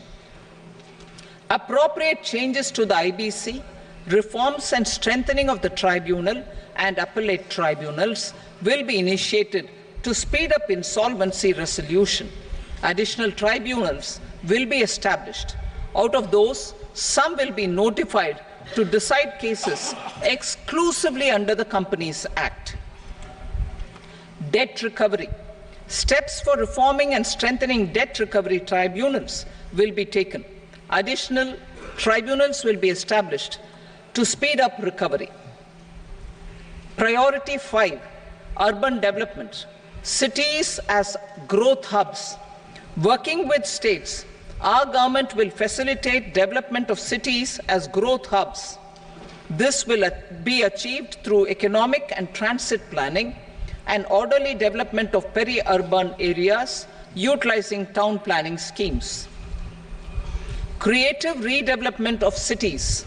For creative brownfield redevelopment of existing cities with a transformative impact, our government will formulate a framework for enabling policies, market-based mechanisms, and regulation. Transit-oriented development. Transit-oriented development plans for 14 large cities with a population above 30 lakh will be formulated, along with an implementation and financing strategy. Urban housing. Under the PM Awas Yojana, Urban 2.0, housing needs of 1 crore urban poor and middle class families will be addressed with an investment of 10 lakh crore rupees. This will include the central assistance of 2.2 lakh crore rupees in the next 5 years. A provision of interest subsidy to facilitate loans at affordable rates is also envisaged. In addition, enabling policies and regulations for efficient and transparent rental housing markets with enhanced availability will also be put in place. Water supply and sanitation. In partnership with state governments and multilateral development banks, we will promote water supply, sewage treatments, and solid waste management projects and services for 100 large cities through bankable projects. These projects will also envisage use of treated water for irrigation and filling up of tanks in nearby areas. Street markets. Building on the success of PM Swanidhi scheme in transforming the lives of street vendors, our government envisions a scheme to support each year over the next 5 years the development of 100 weekly hearts or street food hubs in select cities.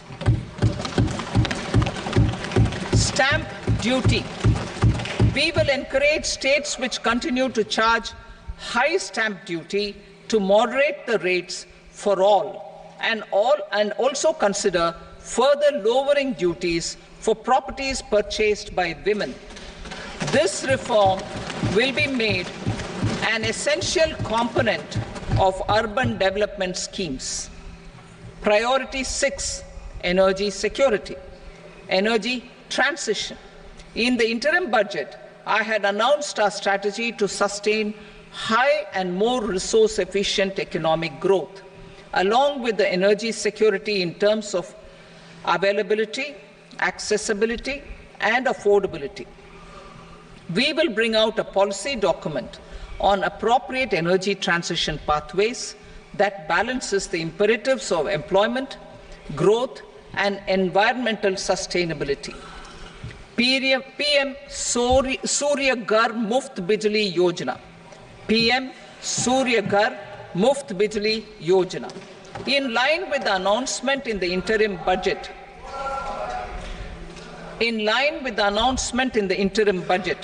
PM Surya Ghar Muft Bijli Yojana has been launched to install rooftop solar plants to enable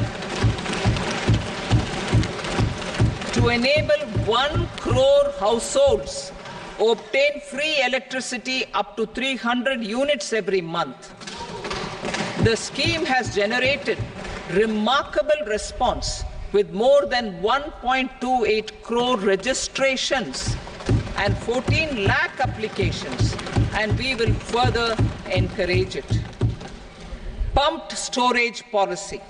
A policy for promoting pumped storage projects will be brought out for electricity storage and facilitating smooth integration of the growing share of renewable energy with its variable and intermittent nature in the overall energy mix.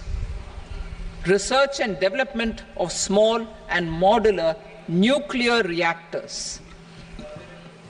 Nuclear energy is expected to form a very significant part of the energy mix for Vikasit Bharat. Towards that pursuit, our government will partner with the private sector for 1. Setting up Bharat Small Reactors, 2. Research and development of Bharat Small Modular Reactor, and 3. Research and development of newer technologies for nuclear energy. The R&D funding announced in the interim budget will be made available for this sector also. Advanced ultra supercritical thermal power plants. the development of indigenous technology for advanced ultra-supercritical thermal power plants with much higher efficiency has been completed. A joint venture between NTPC and BHEL will set up a full-scale 800 megawatt commercial plant using AUSC technology. The government will provide the required fiscal support. Moving forward, development of indigenous capacity for the production of high-grade steel and other advanced metallurgy materials for these plants will result in strong spin-off benefits for the economy. Roadmap for hard-to-abate industries. A roadmap for moving the hard-to-abate industries from energy efficiency targets to emission targets will be formulated. Appropriate regulations for transition of these industries from the current perform, achieve, and trade mode to Indian carbon market mode will be put in place. Support to traditional micro and small industries. An investment-grade energy audit of traditional micro and small industries in 60 clusters, including brass and ceramic, will be facilitated. Financial support will be provided for shifting them to cleaner forms of energy and implementation of energy efficiency measures. The scheme will be replicated in another 100 clusters in the next phase. Priority 7, infrastructure investment by central government. Significant investment the central government has made over the years in building and improving infrastructure has had a strong multiplier effect on the economy. We will endeavor to maintain strong fiscal support for infrastructure over the next 5 years in conjunction with imperatives of other priorities and fiscal consolidation. This year, I have provided 11,11,111 crore rupees for capital expenditure. This would be 3.4% of our GDP. Infrastructure investment by state governments. We will encourage states to provide support of similar scale for infrastructure, subject to their development priorities. A provision of 1.5 lakh crore rupees for long-term interest-free loans have been made this year also to support the states in their resource allocation. Private investment in infrastructure. Investment in infrastructure by private sector will be promoted through viability gap funding and enabling policies and regulations. A market-based financing framework will be brought out. Pradhan Mantri Gram Sadak Yojana, Phase 4 of the PMGSY will be launched to provide all-weather connectivity to 25,000 rural habitations, which have become eligible in view of their population increase. Irrigation and flood mitigation. Bihar has frequently suffered from floods, many of them originating outside the country. Plans to build flood control structures in Nepal are yet to progress. Our government, through the Accelerated Irrigation Benefit Program and other sources, will provide financial support for projects with estimated cost of 11,500 crore rupees, such as the Kosi-Michi intra-state link and 20 other ongoing and new schemes, including barrages, river pollution abatement, and irrigation projects. In addition, survey and investigation of Kosi-related flood mitigation and irrigation projects will be undertaken.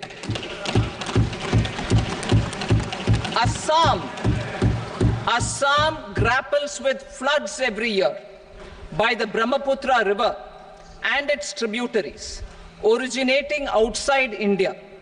We will provide assistance to Assam for flood management and related projects.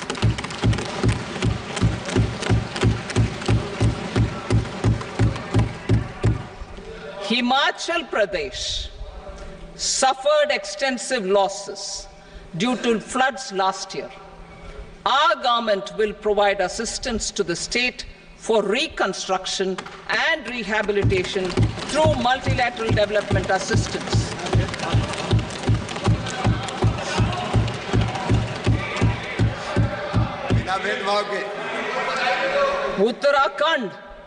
Uttarakhand too suffered losses due to cloudbursts and massive landslides.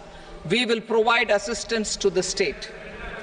Recently, Sikkim witnessed devastating flash floods and landslides that wreaked havoc across the state.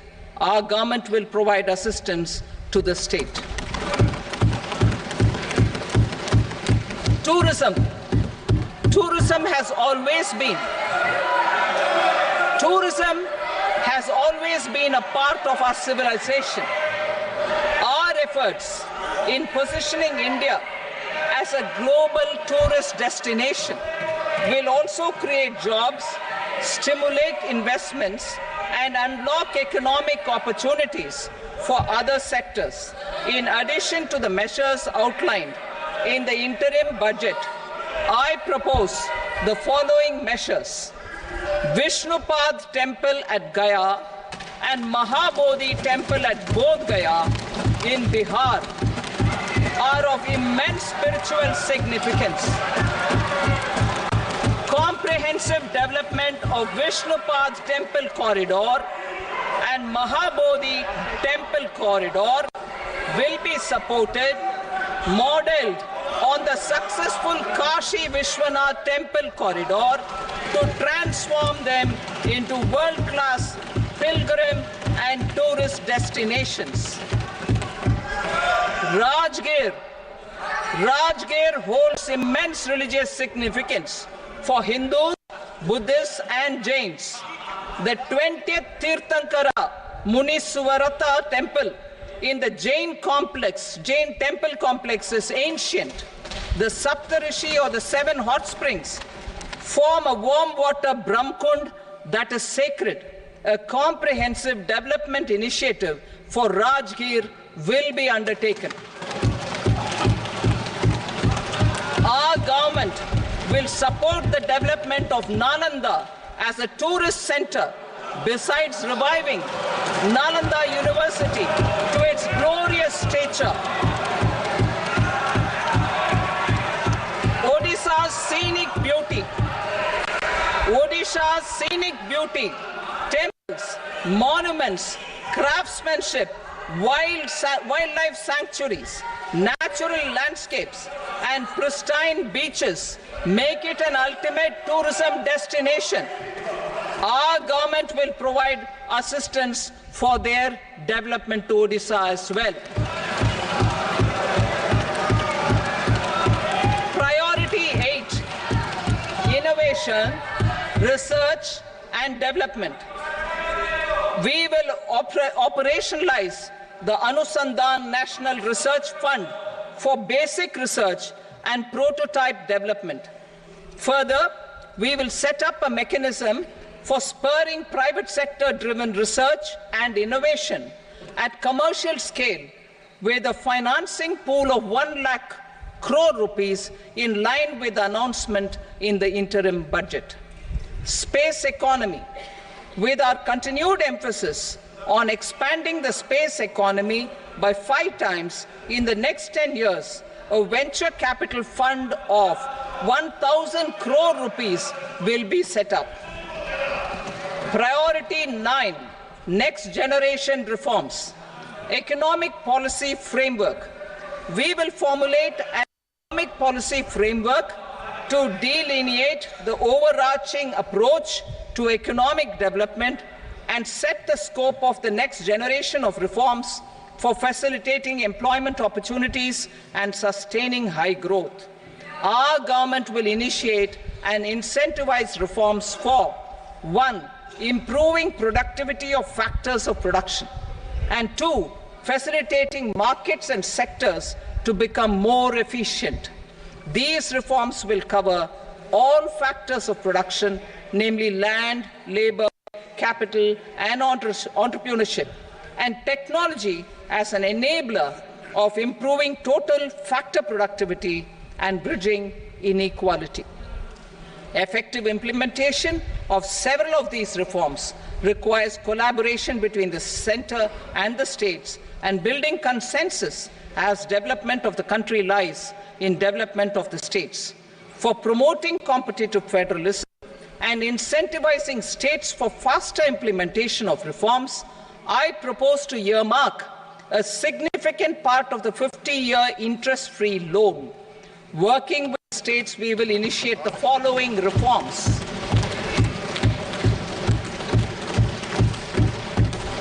Land-related reforms and actions, both in the rural and urban areas, will cover land administration, will cover 1. Land administration, planning and management, and 2.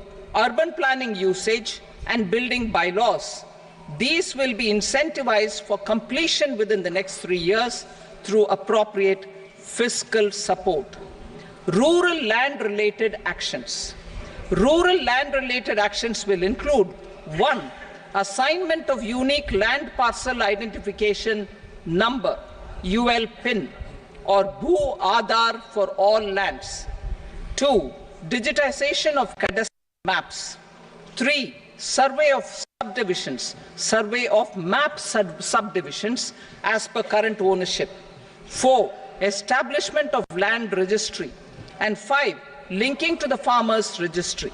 These actions will also facilitate credit flow and other agricultural services. Urban land-related actions. Land records in urban areas will be digitized with GIS mapping. An IT-based system for property record administration, updating, and tax administration will be established. These will also facilitate improving the financial position of urban local bodies. Labor-related reforms. Services to labor. Our government will facilitate the provision of a wide array of services to labor, including those for employment and skilling. A comprehensive integration of e-Shram portal with other portals will facilitate such one-stop solution. Open architecture databases for the rapidly changing labor market, skill requirements, and available job roles, and a mechanism to connect job aspirants with potential employers and skill providers will be covered in these services. Shram Suvidha and Samadhan portal. Shram Suvidha and Samadhan portal will be revamped to enhance ease of compliance for industry and trade. Capital and entrepreneurship related reforms, financial sector vision and strategy. For meeting financing needs of the economy, our government will bring out a financial sector vision and strategy document to prepare the sector in terms of size, capacity, and skills. This will set the agenda for the next 5 years and guide the work of the government, regulators, financial institutions, and market participants. Taxonomy for climate finance. We will develop taxonomy for climate finance for enhancing the availability of capital for climate adaptation and mitigation. This will support achievement of the country's climate commitments and green transition. Variable capital company structure. We will seek the required legislative approval for providing an efficient and flexible mode for financing leasing of aircrafts and ships and pooled funds of private equity through a variable company structure. Foreign direct investments and overseas investment. The rules and regulations for foreign direct investment and overseas investments will be simplified to 1. Facilitate foreign direct investments, 2. Nudge prioritization, and 3. Promote opportunities for using Indian rupee as a currency for overseas investment. NPS Vatsalya. NPS Vatsalya, a plan for contribution by parents and guardians for minors, will be started. On attaining the age of majority, the plan can be converted seamlessly into a normal NPS account. Use of technology. We have successfully used technology for improving productivity and bridging inequality in our economy during the past 10 years. Public investment in digital infrastructure and innovations by the private sector have helped in improving access of all citizens, particularly the common people, to market resources, education, health and services. We will step up adoption of technology towards digitalization of the economy. Ease of doing business. For enhancing ease of doing business, we are already working on the Jan Vishwas Bill 2.0. Further, states will be incentivized for implementation of the business reforms, action plans, and digitalization. Data and statistics.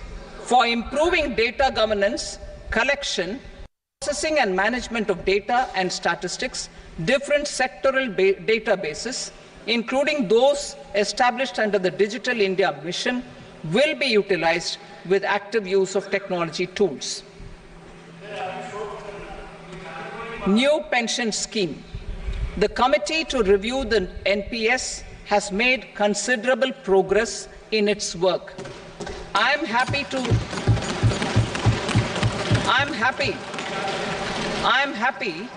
that the staff side of the National Council of the Joint Consultative Machinery for Central Government Employees has taken a constructive approach.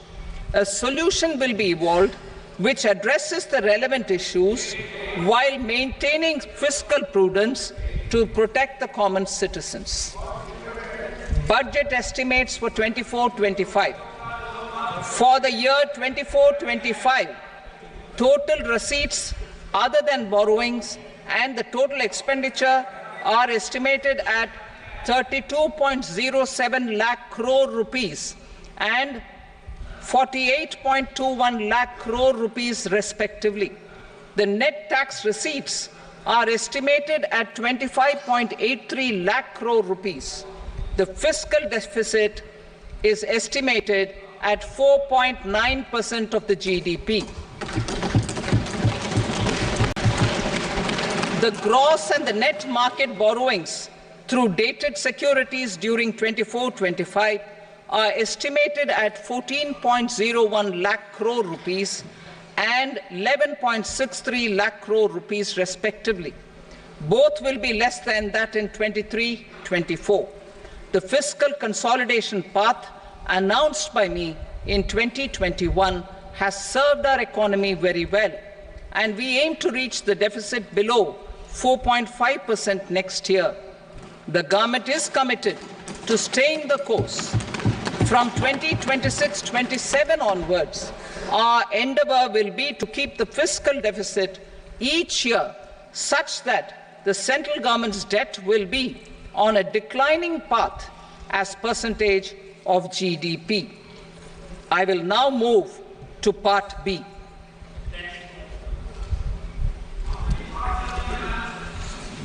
Indirect taxes.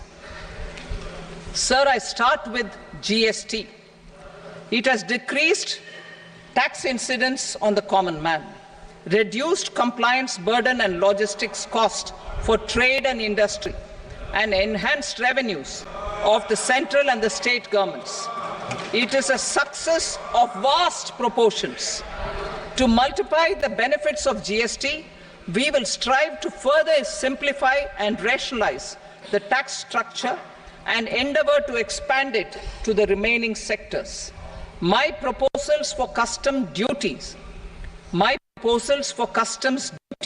intend to support domestic manufacturing, deepen local value addition, promote export competitiveness, and simplify taxation while keeping the interest of the general public and consumers surmount.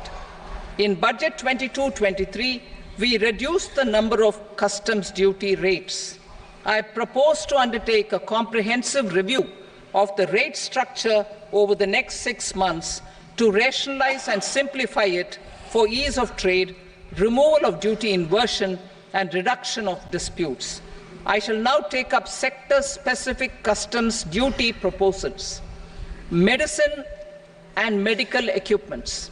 To provide relief to cancer patients, I propose to fully exempt 3 more medicines from customs duties.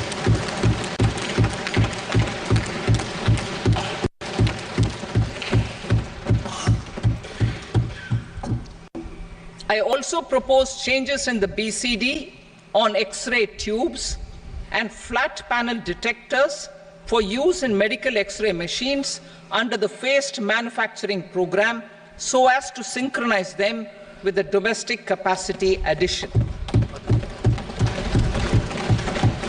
Mobile phone and related parts.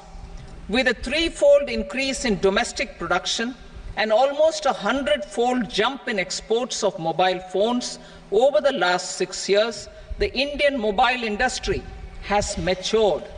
In the interest of consumers, I now propose to reduce the BCD on mobile phone, mobile PCBA, and mobile charger to 15%. Critical minerals. Minerals such as lithium, copper, cobalt, and rare earth elements are critical for sectors like nuclear energy, renewable energy, space, defense, telecommunications, and high-tech electronics. I propose to fully exempt customs duties on 25 critical minerals and reduce BCD on 2 of them. This will provide a major fillip to the processing and refining of such minerals and help secure their availability for these strategic and important sectors. Solar energy. Energy transition is critical in the fight against climate change. To support energy transition, I propose to expand the list of exempted capital goods for use in the manufacture of solar cells and panels in the country. Further, in view of sufficient domestic manufacturing capacity of solar gas, glass, and tinned copper interconnect, I propose not to extend the exemption of custom duties provided to them. Marine products. India's seafood exports in the last financial year touched an all-time high of more than 60,000 crores of rupees. Frozen shrimp accounted for about 2/3 of these exports. To enhance their competitiveness, I propose to reduce BCD on certain broodstock, polychaete worms, shrimp, and fish feed to 5%. I also propose to exempt customs duty on various inputs for manufacture of shrimp and fish feed. Leather and textile. Similarly, to enhance the competitiveness of exports in the leather and textile sectors, I propose to reduce BCD on real down-filling material from duck or goose. I am also making additions to the list of exempted goods for manufacture of leather and textile garments, footwear, and other leather articles for export. To rectify inversion in duty, I propose to reduce BCD subject to conditions on methylene diphenyl diisocyanate, MDI, for manufacture of spandex yarn from 7.5 to 5%. Furthermore, the export duty structure on raw hides, skin, and leather is proposed to be simplified and rationalized. Precious metals. To enhance domestic value addition in gold and precious metal jewelry in the country, I propose to reduce customs duties on gold and silver to 6% and that of platinum to 6.4%. Other metals, steel and copper are important raw materials. To reduce their cost of production, I propose to remove the BCD on ferronickel and blister copper. I am also continuing with nil BCD on ferrous scrap and nickel cathode and concessional BCD of 2.5% on copper scrap. Electronics. To increase value addition in the domestic electronics industry, I propose to remove the BCD subject to conditions on oxygen-free copper for manufacture of resistors. I also propose to exempt certain parts for manufacture of connectors. Chemicals and petrochemicals. To support existing and new capacities in the pipeline, I propose to increase the BCD on ammonium nitrate from 7.5% to 10%. Plastics. PVC flex banners are non-biodegradable and hazardous for environment and health. To curb their imports, I propose to raise the BCD on them from 10 to 25%. Telecommunication equipment. To incentivize domestic manufacturing, I propose to increase the BCD from 10 to 15% on PCBA of specified telecom equipment. Trade facilitation. To promote domestic aviation and boat and ship MRO, I propose to extend the period for export of goods imported for repairs from 6 months to 1 year. I'll read that again. To promote domestic aviation and boat and ship maintenance, repair and operations, I propose to extend the period for export of goods imported for repairs from 6 months to 1 year. In the same vein, I propose to extend the time limit for re-import of goods for repairs under warranty from 3 to 5 years. I now move to direct taxes. We will continue our efforts to simplify taxes, improve taxpayer services, provide tax certainty, and reduce litigation while enhancing revenues for funding the development and welfare schemes of the government. It has been our endeavor to simplify taxation. We have taken a number of measures in the last few years, including introduction of simplified tax regimes without exemptions and deductions for corporate tax and for personal income tax. This has been appreciated by taxpayers. 58% of corporate tax came from the simplified tax regime in the financial year 22-23. Similarly, as per data available till now, for the last fiscal, more than 2/3 have availed the new personal income tax regime. Comprehensive review of the Income Tax Act.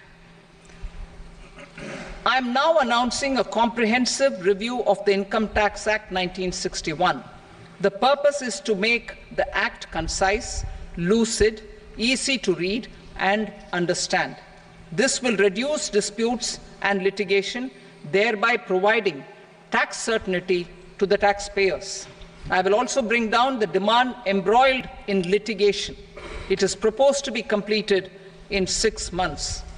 A beginning is being made in the finance bill by simplifying the tax regime for charities, tedious rate structures, provisions of reassessment and such provisions, and capital gains taxation.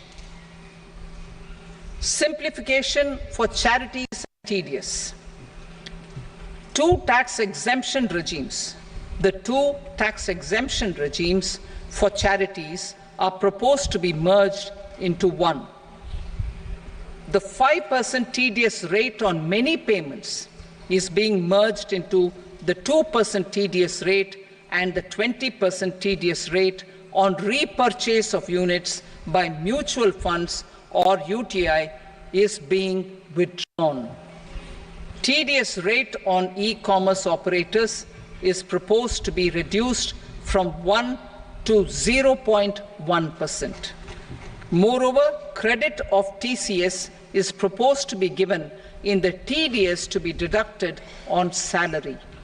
Further, I propose to decriminalize pay for payment of TDS up to the due date of filing statement for the same. I also plan to provide a standard operating procedure for TDS defaults and simplify and rationalize the compounding guidelines for such defaults. Simplification of reassessment. I propose to thoroughly simplify the provisions for reopening and reassessment. An assessment hereinafter can be reopened beyond 3 years from the end of the assessment year only if the escaped income is 50 lakh rupees or more, up to a maximum period of 5 years from the end of the assessment year. Even in such cases, a time limit of 6 years before the year of the search, as against the existing time limit of 10 years, is being proposed. This will reduce tax uncertainty and disputes. Simplification and rationalization of capital gains. Capital gains taxation is also proposed to be hugely simplified. Short-term gains on certain financial assets shall henceforth attract a tax rate of 20%, while that on all other financial assets and all non-financial assets shall continue to attract the applicable tax rate. Long-term gains on all financial and non-financial assets, on the other hand, will attract a tax rate of 12.5%. For the benefit of the lower and the middle income classes, I propose to increase the limit of exemption of capital gains on certain financial assets to 1.25 lakh rupees per year. Listed financial assets held for more than a year will be classified as long-term, while unlisted financial assets and all non-financial assets will have to be held for at least 2 years to be classified as long-term. Unlisted bonds and debentures, debt mutual funds, and market-linked debentures, irrespective of holding period, however, will attract tax on capital gains at applicable rates. Taxpayer services. All the major taxpayer services under GST and most services under customs and income tax have been digitalized. All remaining services of customs and income tax, including rectification and order giving effect to appellate orders, shall be digitalized and made paperless over the next 2 years. Litigation and appeals. While our concerted efforts to reduce pendency of appeals at various appellate fora are beginning to show good results, it will continue to engage our highest attention. To dispose of the backlog of first appeals, I plan to deploy more officers to hear and decide such appeals, especially those with large tax effect. For resolution of certain income tax disputes pending in appeal, I am also proposing Vivad Se Vishwas Scheme 2024. Further, I propose to increase monetary limits for filing appeals related to direct taxes, excise, and service tax in the tax tribunals, high courts, and Supreme Court to 60 lakh rupees, 2 crore rupees, and 5 crore respectively. With a view to reduce litigation and provide certainty in international taxation, we will expand the scope of safe harbor rules and make them more attractive. We will also streamline the transfer pricing assessment procedure. Employment and investment. I have a few proposals to promote investment and foster employment. First of all, to bolster the Indian startup ecosystem, boost the entrepreneurial spirit, and to support innovation, I propose to abolish the so-called angel tax for all classes of investors. Second, there is tremendous potential for cruise tourism in India. To give a fillip to this employment-generating industry, I am proposing a simpler tax regime for foreign shipping companies operating domestic cruises in the country. Third, India is a world leader in the diamond cutting and polishing industry, which employs a large number of skilled workers. To further promote the development of this sector, we would provide for safe harbor rates for foreign mining companies selling raw diamonds in the country. Fourth, to attract foreign capital for our development needs, I propose to reduce the corporate tax rate on foreign companies from 40 to 35%. Deepening the tax base. I have a couple of proposals for deepening the tax base. First, security transaction tax on futures and options of securities is proposed to be increased to 0.02% and 0.1% respectively. Second, for reasons of equity, I propose to tax income received on buyback of shares in the hands of recipients. Other proposals. To improve social security benefits, deduction of expenditure by employers towards NPS is proposed to be increased from 10 to 14% of the employee's salary. Similarly, deduction of this expenditure up to 14% of salary from the income of employees in private sector, public sector banks and undertakings opting for the new tax regime is proposed to be provided. Indian professionals working in multinationals get ESOPs and invest in social security schemes and other movable assets abroad. Non-reporting of such small foreign assets has penal consequences under the Black Money Act. Such non-reporting of movable assets up to 20 lakh rupees is proposed to be depenalized. Other major proposals in the finance bill relate to withdrawal of equalization levy of 2%, expansion of tax benefits to certain funds and entities in IFSCs, and immunity from penalty and prosecution to Benamidar on full and true disclosure so as to improve conviction under the Benami Transaction Prohibition Act 1988. Personal income tax. Coming to personal income tax rates, I have two announcements to make for those opting for the new tax regime. First, the standard deduction for salaried employees is proposed to be increased from 50,000 to 75,000 rupees.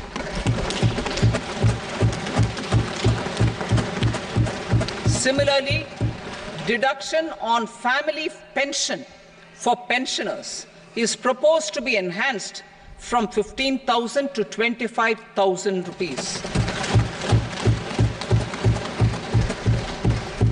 This will provide relief to about 4 crore salaried individuals and pensioners.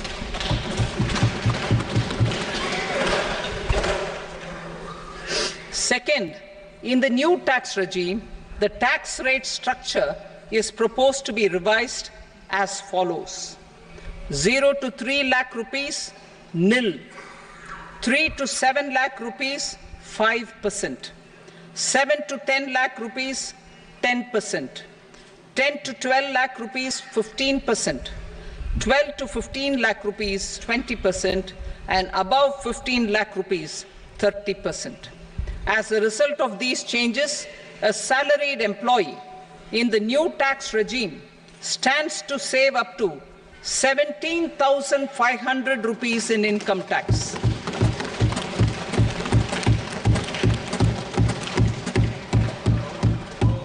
Apart from these, I am also making some other changes as given in the annexure.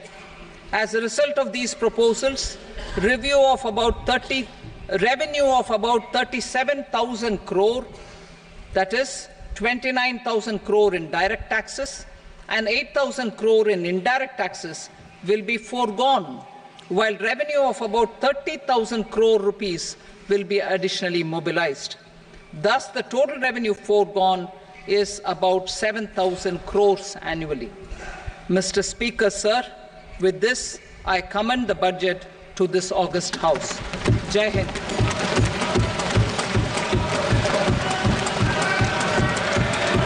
Item number 2. Item number 2.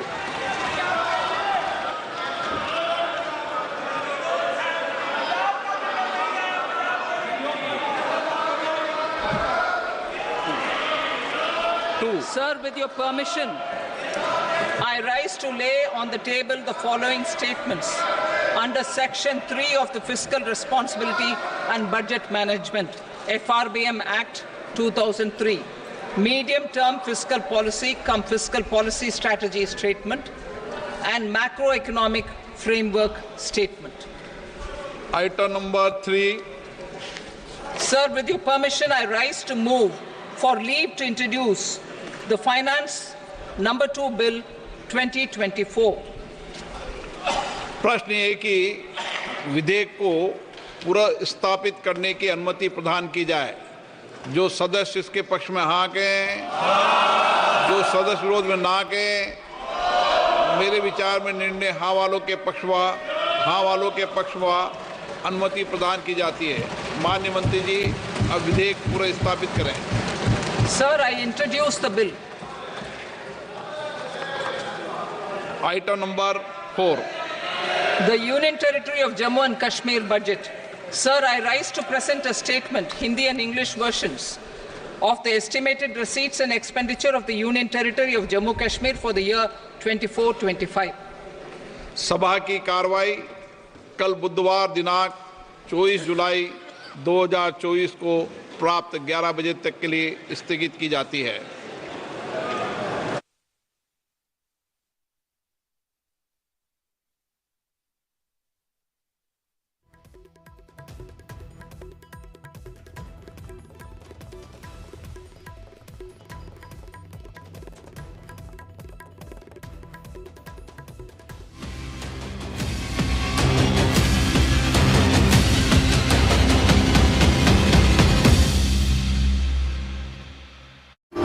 ডিপ্ৰেশ্যনত যাবই নিশ্চয় আৰু ডিপ্ৰেশ্যনত মানুহ এটা যিটি এটা কৰি দিব পাৰে এইটো বস্তু মানে যদি পাৰে আৰু আইডেণ্টিফাই কৰিলে ভাল হয় কি হৈছে কি হোৱা নাই কাৰণ কোনোবাই যদি এইটো প্লানিং কৰি মানে প্ৰপাৰ্টিৰ কাৰণে প্লানিং কৰিছে কাৰণ ইয়াতে প্ৰপাৰ্টিৰ কথাও আহি পৰিছে এইটোৰ কাৰণে যদি কৰিছে এইটো মই বিচাৰোঁ ইনভেষ্টিগেশ্যন কৰক এইটোৱে আৰু যদি কোনো নিৰ্দোষী আছে তো নিৰ্দোষী থাকিলেতো কোনো এইটো দুখী হ'ব নোৱাৰে আৰু নিশ্চয় যদি দুখী হয় সেই দুখী হ'বই লাগে আৰু মই এইটোৱে বিচাৰোঁ তেখেতক কেইগৰাকী আছে কেইগৰাকী আছে আমি গুৱাহাটীত আমি 3 জনী আছোঁ বিহাৰত এজনী আছে কিন্তু এইটো কিবা ডাইভাৰ্ছ কেছ হৈ গৈছে চাগে তেনেকৈ আৰু এইটো বহুত সৰুতে যিহেতু বিহাৰৰ সৰুতে কৰা হয়গৈ তো তেনেকৈ আৰু লাষ্ট কাৰ লগত তেওঁ আছিল কলিদাস আছে আৰু ইয়াতে তেওঁৰ লগতে আছিল শনিবাৰে নিশা চতুৰ্থ পত্নীৰ সৈতে বসবাস কৰা নুনমাটি বাসগৃহৰ পৰা ৰহস্যজনক অৱস্থাত উদ্ধাৰ হৈছিল কুমাৰ গৌৰৱৰ মৃতদেহ যাক লৈ বহু প্ৰশ্নৰ উদ্ৰেক ঘটিছে পৰিয়ালৰ মাজত একে সময়তে সংবাদ মাধ্যমক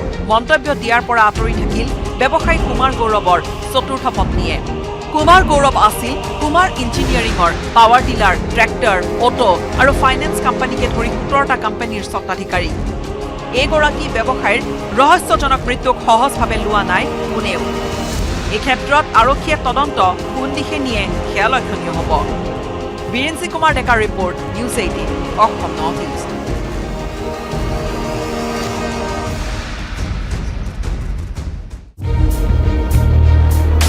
কুমাৰ ইঞ্জিনিয়াৰিঙৰ স্বত্বাধিকাৰী কুমাৰ গৌৰৱৰ ৰহস্যজনক মৃত্যু 17টা কোম্পানীৰ মালিক কুমাৰ গৌৰৱৰ চাঞ্চল্যকৰ মৃত্যু চতুৰ্থ পত্নীৰ মানসিক হেঁচাৰ বাবে মৃত্যুৰ অভিযোগ তৃতীয় পত্নীৰ ঘটনাক লৈ তদন্ত আৰম্ভ কৰিছে নুনমাটি আৰক্ষীয়ে কুমাৰ ইঞ্জিনিয়াৰিঙৰ স্বত্বাধিকাৰী কুমাৰ গৌৰৱৰ ৰহস্যজনক মৃত্যুৱে জোকাৰণি তুলিছে মহানগৰী গুৱাহাটীৰ প্ৰতিষ্ঠিত ব্যৱসায়িক প্ৰতিষ্ঠানৰ স্বত্বাধিকাৰীগৰাকীয়ে কি কাৰণত এনে এটা চৰম সিদ্ধান্ত ললে তাৰ উৱাদিহ পোৱা নাই কোনেও আৰক্ষীয়েও ঘটনাৰ তদন্ত আৰম্ভ কৰিছে যদিও কোনো এক সিদ্ধান্তত উপনীত হ'ব পৰা নাই কিন্তু ইয়াৰ মাজতে গৌৰৱৰ তৃতীয় পত্নীৰ বিস্ফোৰক অভিযোগ বৰ্তমানৰ পত্নীৰ মানসিক হেঁচাই মৃত্যুমুখলৈ ঠেলি দিলে কুমাৰ গৌৰৱক লগতে তৃতীয় পত্নীয়ে ক'লে যে ফোনত গৌৰৱৰ সৈতে হোৱা শেষ বাৰ্তালাপত বাৰে বাৰে কৈছিল এইজনীয়ে মোৰ মাথা খাই দিছে মানে প্ৰেছাৰাইজটো কৰা হৈছে কাৰণ মানুহ এটাৰ লগত যদি এনিটাইম বকি থকা হয়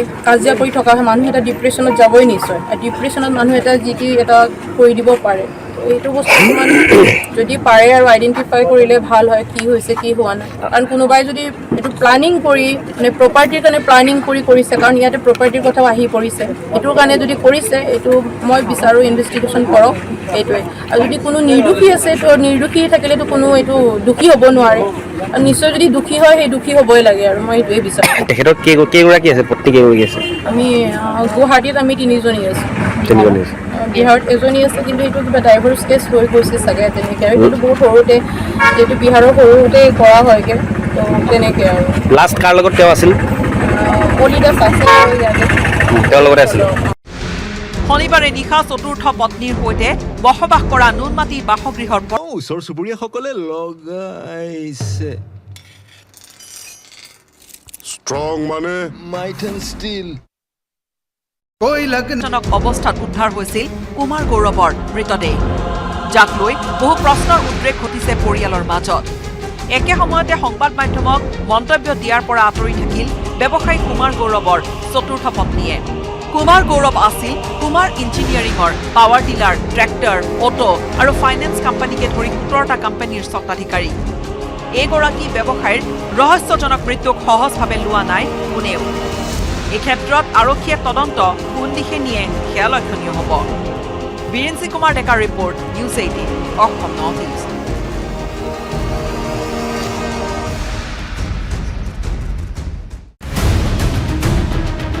মূল্যবৃদ্ধি নিয়ন্ত্ৰণৰ নাটক অভিনয় সামৰি ঘৰাঘৰি যায় অভিনেতা নাটকৰ দৰে কেতিয়াও যেন ৰাজ্যত নিয়ন্ত্ৰণ নহ'ব অত্যাৱশ্যকীয় সামগ্ৰীৰ মূল্যবৃদ্ধি হাজাৰ টকাৰ বজাৰ কৰিলেও কেতিয়াও নভৰিব মোনাখন খাদ্য সামগ্ৰীৰ দাম শুনিলে এতিয়া খং উঠে সৰ্বসাধাৰণ গ্ৰাহকৰ মূল্যবৃদ্ধিয়ে 12 মাহে দহে সৰ্বসাধাৰণ ৰাইজক এয়াই এতিয়া ৰাজ্যৰ বাস্তৱ ছবি মূল্যবৃদ্ধিয়ে কেঁকুৰা চেপা দিয়া জনতাৰ কাষত নাই চৰকাৰ নতুনকৈ আকৌ এবাৰ শুনক বিভাগীয় মন্ত্ৰীৰ সেই একেই অভয়বাণী আমাৰ জিলাসমূহত আলুই হওক বা পিঁয়াজেই হওক বা নিত্য সামগ্ৰী নিত্য ব্যৱহাৰ সামগ্ৰীসকল আমি ইতিমধ্যে মজুত আছে প্ৰচুৰ পৰিমাণে গতিকে মই ব্যৱসায়ীসকলক পুনৰবাৰ আহ্বান জনাইছোঁ যে তেওঁলোকে যাতে পাইকাৰী ব্যৱসায় বা খুচুৰা ব্যৱসায়ীসকলে যাতে এইটোৰ অজুহাতত যাতে দাম বৃদ্ধি নকৰে আৰু দাম বৃদ্ধি যদি কৰে তেতিয়া নিশ্চিত ওপৰত জিলা প্ৰশাসনে ব্যৱস্থা লোৱাৰ কাৰণে জিলা প্ৰশাসনক নিৰ্দেশ অৰ্পণ কৰা আছে বিভাগীয় মন্ত্ৰীয়ে নিৰ্দেশ দিয়ে জিলা আয়ুক্তই পালন কৰে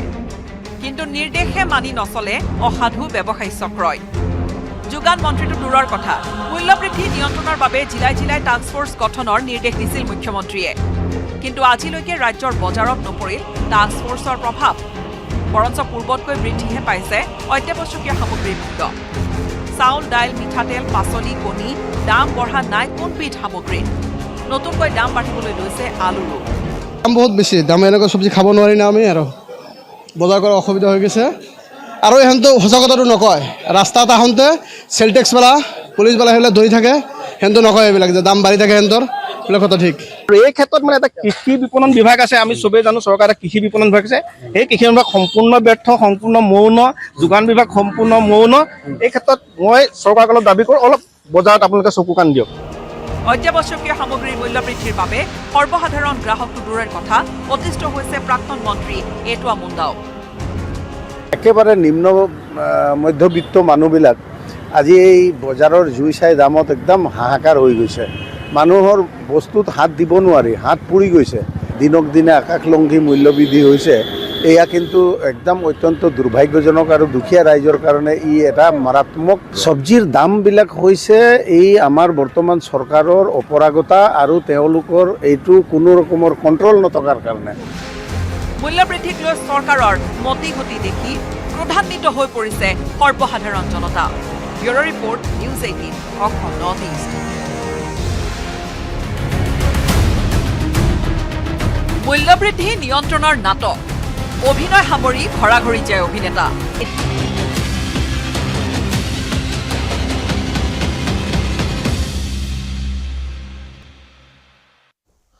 স্বাগতম জানাইছো বাজেট বিশেষ আৰু খন্তেক সময়ৰ পূৰ্বে কেন্দ্ৰীয় বিত্তমন্ত্ৰী নিৰ্মলা সীতাৰমণে অভিলেখ ৰচনা কৰি প্ৰথমবাৰৰ বাবে দেশত কোনো এক বিত্তমন্ত্ৰীয়ে সপ্তমবাৰৰ বাবে বাজেট দাখিল কৰিলে। ইয়াৰ পূৰ্বে যি অভিলেখ আছিল এই অভিলেখ আছিলে মোৰাৰজী দেশাই নামত তেওঁ 6বাৰ বাজেট দাখিল কৰিছিল। তাৰ পূৰ্বে মনমোহন সিং, যশৱন্ত সিনহা কে ধৰি কেইবাজনো বিত্তমন্ত্ৰীয়ে 5বাৰকৈ বাজেট দাখিল কৰিছিল। 7বাৰকৈ অভিলেখ সংখ্যক বাজেট আৰু বাজেটৰ পৰা আশা আছিল। আমি সাধাৰণতে বছৰত বাজেটখনৰ পৰা 3টা বস্তু বিচাৰোঁ। এটা হ'ল আমি কি পালোঁ ব্যক্তি হিচাপে, মই বা আপুনি কি পাইছে। দ্বিতীয় হ'ল আমাৰ প্ৰয়োজনীয় বস্তুখিনি চৰকাৰৰ পৰা পাবলগীয়া, ৰাজহুৱা খণ্ডৰ পৰা পাবলগীয়া সেইখিনি কি পাইছোঁ। তৃতীয় দেশে কি পাইছে। এতিয়া আমি যদি চাওঁ যে আমি অসমে কি পাইছোঁ তেনেহ'লে এই বাজেটখনত অসমত বান সমস্যাৰ কথা একমাত্ৰ উল্লেখ আছে, কোনো ধৰণৰ ধনৰাশিৰ কথা কোৱা নাই। কিন্তু বান সমস্যা সমাধানৰ কাৰণে পইচা ব্যৱস্থা ল'ব বুলি কৈছে।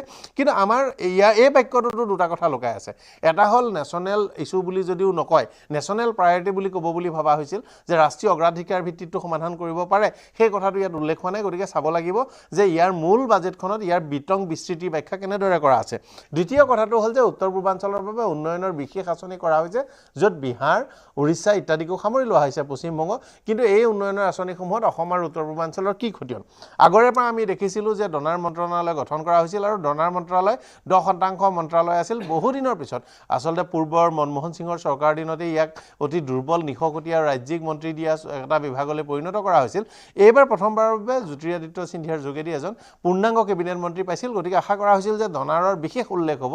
ডনাৰ ফাণ্ডিং পেটাৰ্ণৰ 10% ফাণ্ডিঙৰ যি ব্যৱস্থা আছিল সেয়া আজি বাজেটত উল্লেখিত হোৱা নাই। গতিকে বাজেটত 10% নাপায়, হয়তো এটা তাৰ কম শতাংশ পাব। ইয়াৰ আগতে 4-5%, 3.5% ধন পাইছিলে। আৰু এটা বাজেটত আটাইতকৈ চমৎকাৰী কথাটো হ'ল যে দেশত আজিৰ পৰা প্ৰায় 25-30 বছৰ আগৰ পৰা অৰ্থনৈতিক সমীক্ষকসকলে দুটা কথা আহ্বান জনাই আছিল যে ফিস্কেল ডেফিচিট, বাজেট ঘাটিৰ ইয়াৰ ব্যৱধান 5%ৰ তললৈ আনিব লাগে। বহু সময় দি 6%ৰ আশে-পাশে অৰ্থাৎ 5.5%ৰ ওপৰত অৱস্থান কৰি আছিল। ই দেশৰ অৰ্থনীতিৰ বাবে অত্যন্ত বেয়া এটা ইংগিত বহন কৰি আছিল। প্ৰথমবাৰৰ বাবে বহু বছৰৰ পিছত এইবাৰ ফিস্কেল ডেফিচিট 4.9% হ্ৰাস পাইছে। ইয়াৰ আগতে যি ইণ্টাৰিম বাজেট দিয়া হৈছিল, অৰ্থাৎ যোৱা নিৰ্বাচনৰ আগে অভ্যন্তৰীণ বাজেট দিয়াৰ সময়ছোৱাত ইয়াক 5.1 বুলি এটা প্ৰক্ষেপ কৰা হৈছিল। কিন্তু এইবাৰ 4.9 প্ৰক্ষেপ কৰা হৈছে। হয়তো হ'ব পাৰে যে যোৱা বছৰটোত GST কালেকশ্যন ভাল হৈছে, যোৱা বছৰটোত ডাইৰেক্ট টেক্সেছৰ কালেকশ্যন আমি যিবোৰ ইনকাম টেক্স দিওঁ সেইবোৰ যথেষ্ট বৃদ্ধি পাইছে। যোৱা বছৰটোত 2 লাখ কোটি টকাকৈ ৰিজাৰ্ভ বেংকৰ পৰা চৰকাৰে ডিভিডেণ্ড পাইছে। চৰকাৰী খণ্ডৰ PSOবোৰে এটা বৃহৎ ৰাশি তেওঁলোকে দিব পাৰিছে। চৰকাৰৰ যথেষ্ট আয় হৈছে চৰকাৰৰ মালিকাধীন কোম্পানীসমূহৰ পৰাও। গতিকে সকলো ফালৰ পৰা চৰকাৰৰ টকা বাঢ়িছে। গতিকে ইয়াৰ ফিস্কেল ডেফিচিট হ্ৰাস কৰাৰ এটা সুবিধা এটা পাইছে। কিন্তু যি বিনিয়োজন ডিসইনভেষ্টমেণ্টৰ কাৰণে সেইখিনি বিশেষ লক্ষ্যত উপনীত নোহোৱাকৈও যে কমাব পাৰিছে সেইটো গুৰুত্বপূৰ্ণ কথা। নতুন ঘৰ বনাব, নিযুক্তিৰ ক্ষেত্ৰত বিশেষ গুৰুত্বপূৰ্ণ কথা কোৱা হৈছে। 4.5 কোটি নিযুক্তি প্ৰায়, ইয়াৰ বাবে বিশেষ ব্যৱস্থা গ্ৰহণ কৰিব। আনকি নিযুক্তি আগ্ৰহ কৰাৰ কাৰণে প্ৰভিডেণ্ট ফাণ্ডৰ ধন ইত্যাদিৰ ক্ষেত্ৰত ৰেহাই দিব। প্ৰথম মাহৰ দৰমহাৰ প্ৰভিডেণ্ট ফাণ্ড চৰকাৰে দিব। 24 মাহ পৰ্যন্ত চৰকাৰে বিভিন্ন সুবিধাৰ কথা প্ৰভিডেণ্ট ফাণ্ডৰ ক্ষেত্ৰত ঘোষণা কৰিছে। আৰু এই সকলো কথা গ্ৰাম উন্নয়নৰ মুদ্ৰা ঋণ, বিহাৰ আৰু অন্ধ্ৰপ্ৰদেশ দুই চৰকাৰৰ হাতত এতিয়া মানে চৰকাৰ নামৰ ৰথখনৰ যদি দুটা চকা বুলি কয় তেনেহ'লে এটা চকা বিহাৰ, এটা চকা অন্ধ্ৰপ্ৰদেশ। চন্দ্ৰবাবু নাইডু আৰু নীতিশ কুমাৰ দুইখন ৰাজ্যৰ বাবে অন্ধ্ৰপ্ৰদেশৰ কাৰণে 15,000 কোটি টকাৰ বিশেষ পেকেজ, ৰয়েল সীমাকে ধৰি পিছপৰা অঞ্চলৰ কাৰণে বিশেষ পেকেজ, কোষ্টেল এলেকাৰ বাবে বিশেষ পেকেজ, একেবাৰে দাক্ষিণাত্যৰ এটা বিশেষ এক্সপ্ৰেছ হাইৱে, কেপিটেল প্ৰজেক্ট ৰাজধানী অমৰাৱতী ৰাজধানী প্ৰকল্পৰ বাবে বিশেষ পেকেজ ঘোষণা কৰা হৈছে। ঠিক তেনেদৰে বিহাৰতো বিশেষ ৰেলৱে কৰিডৰ এক্সপ্ৰেছ কৰিডৰ বুদ্ধগয়াৰ পৰা আৰম্ভ কৰি পাটনালৈকে বিস্তীৰ্ণ এলেকাত যথেষ্ট পেকেজৰ ঘোষণা কৰা হৈছে উত্তৰ পূৰ্বাঞ্চলৰ অসমৰ বাহিৰে বিশেষ উল্লেখ এতিয়ালৈকে শুনিবলৈ পোৱা নাই আমি চাম কি হ'ব মোৰ সৈতে বিশ্লেষণ কৰিবলৈ আছে ডক্টৰ অমল কুমাৰ বৰপূজাৰী ডাঙৰীয়া দীঘলীয়া দিন ধৰি কেইবাটাও দশক ধৰি অসমৰ ভাৰতৰ সৰ্বভাৰতীয় অৰ্থনৈতিক পৰিস্থিতি বিশ্লেষণ কৰি আছে বৰপূজাৰী ডাঙৰীয়া স্বাগতম জনাইছোঁ মোৰ সৈতে অনুপম ঠাকুৰীয়া ডাঙৰীয়া সংযুক্ত হৈছে অধ্যাপক উত্তৰ গুৱাহাটী কলেজ অৰ্থনীতি বিভাগৰ মুৰব্বী অধ্যাপক আপোনাকো স্বাগতম জনাইছোঁ আৰু আমি আলোচনা কৰিম আমাৰ সৈতে অন্যান্য বিশেষজ্ঞসকল থাকিব আমাৰ চৰ্চা অব্যাহত থাকিব ডক্টৰ বৰপূজাৰী ডাঙৰীয়া চমুকে বাজেট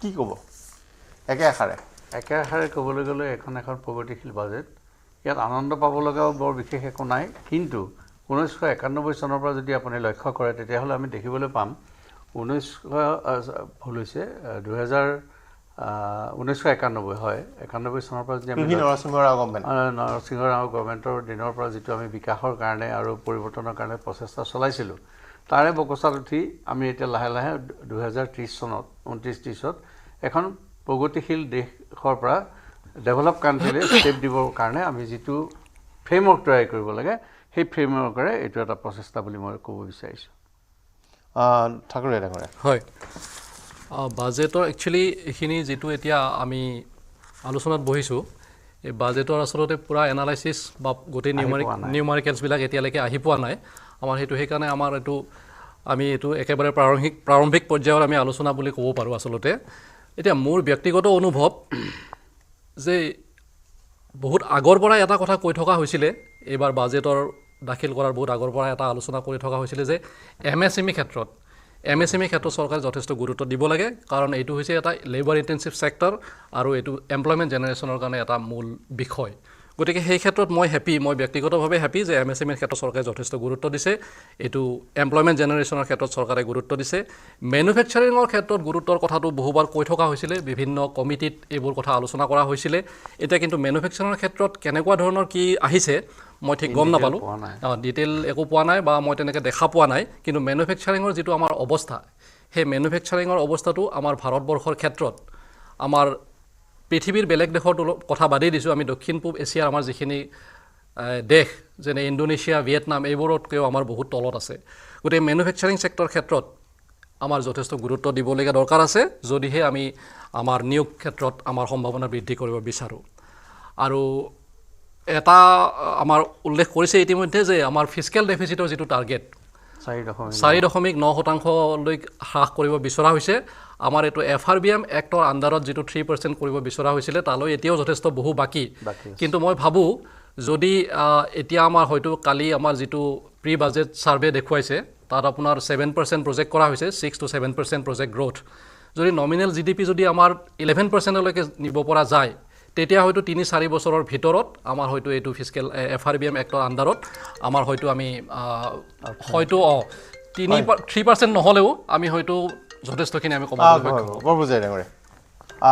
ইনকাম টেক্স আয়কৰ চাওক আয়কৰৰ যি পৰিৱৰ্তন সাধন কৰিছে তাৰ পৰা সৰ্বসাধাৰণ ৰাইজৰ কোনো উপকাৰ হৈছে বুলি মই নাভাবোঁ প্ৰথম কথা দ্বিতীয় কথা তলৰ স্লেবটো 1 বা 3 লাখ এইটো ঠিকে আছে নতুন টেক্স ৰিজিমত নতুন যি আয়কৰ ব্যৱস্থা তাত কিছু পৰিৱৰ্তন দেখুওৱা হোৱা নাই আৰু আম আদমি বুলি ক'লে যিটো কথা বুজে সৰ্বসাধাৰণ ৰাইজৰ কিবা বিশেষ বেনিফিট হৈছে বুলি মই ভাবিব পৰা নাই কাৰণ চাওক 1 টকাৰ পৰা 3 লাখলৈকে 0 3 পৰা 7লৈকে 5% 7 পৰা 10লৈকে 10% এই যিটো ষ্টেটিষ্টিকেল এনালাইচিছ তেখেতসকলে কৰিছে ইয়াৰ পৰা ব্যক্তিগতভাৱেতো কাৰো বেনিফিট হোৱা নাই আৰু সমজুৱাভাৱেও মই ভাবিছোঁ যে আমাৰ যিখিনি মধ্যবিত্ত শ্ৰেণীৰ লোক আছে তেওঁলোকৰ হাতত যে টকা আহি জমা হ'ব বা কিবা এটা বেনিফিট হ'ব মই সেইটো ভবা নাই আৰু কৃষি খণ্ড কেইবাটা চমক লগা কথা এইকাৰণেই কোৱা হৈছে যে বাজেটখন মই চালোঁ যিখিনি মই শুনিলোঁ বা পঢ়িলোঁ বা দেখিলোঁ তাত এটা কথা কিন্তু আপুনি নিৰ্ঘাত ক'ব লাগিব যে সকলো খণ্ড কেৱল কৃষিয়ে নহয় ডিফেন্স কৃষি বা MSME ক্ষেত্ৰত যিমানখিনি গুৰুত্ব দিছে এডুকেশ্যনত দিছে সকলোতে আবণ্টনটো অলপ মই ভাবোঁ ডিচিপ্লিন মেনাৰত দিয়া হৈছে আৰু ইয়াৰ দ্বাৰা যিখিনি আমাৰ গোটেই ভাৰতবৰ্ষত যিমান ৰাজ্য আছে সকলোৱে সমদৃষ্টিকোণেৰে চাইছে আপুনি যিটো কথা ক'লে অসমৰ কাৰণে যিটো ফ্লাড নিয়ন্ত্ৰণৰ কাৰণে বা বানপানী নিয়ন্ত্ৰণৰ কাৰণে ধন আবণ্টন কৰিছে তাৰ কোনো ফিগাৰ দিয়া হোৱা নাই অৰ্থাৎ মানে আনলিমিটেডো নহয় লিমিটেডো নহয় আৰু এটা কথা মই মন কৰিলোঁ, আপুনি চাব যে এই বাজেটখনত এটা কথা দিব লাগিছিলে বা প্ৰচেষ্টা কৰা উচিত আছিল, সকলো অসমৰ মানুহে হয়তো এইটো স্বীকাৰ কৰিব বা উত্তৰ পূৰ্বাঞ্চল স্বীকাৰ কৰিব যে ইণ্ডাষ্ট্ৰিয়েল পলিচি এটা নতুনকৈ ডিক্লেয়াৰ কৰিলে 10,000 কোটি টকা দিছে, খুব ভাল কথা, সিদিনা ডিক্লেয়াৰ কৰিলে। কিন্তু মাজত এটা বছৰ গেপ এটা হৈ গ'ল। সেই গেপ পিৰিয়ডত যিবোৰ মানুহে শ কোটি টকা ঋণ লৈ পেলাই ইণ্ডাষ্ট্ৰি কৰিলে তেওঁলোকৰ কি অৱস্থা হ'ব, সেই কথাষাৰ তাত কোনো গুৰুত্ব দিয়া নাই আৰু কোনো ধৰণৰ প্ৰক্ষেপ কৰা নাই। সেইটো প্ৰচেষ্টা চাবলগীয়া হ'ব। চাবলগীয়া। বিত্তমন্ত্ৰী অসম সম্পৰ্কে, অসমৰ বান সমস্যা সম্পৰ্কে এটা বাক্য ক'লে, কি ক'লে আমি এবাৰ শুনাইছোঁ। অসমৰ বান সমস্যা। Assam grapples with floods every year by the Brahmaputra River and its tributaries originating outside India. We will provide assistance to Assam for flood management and related projects.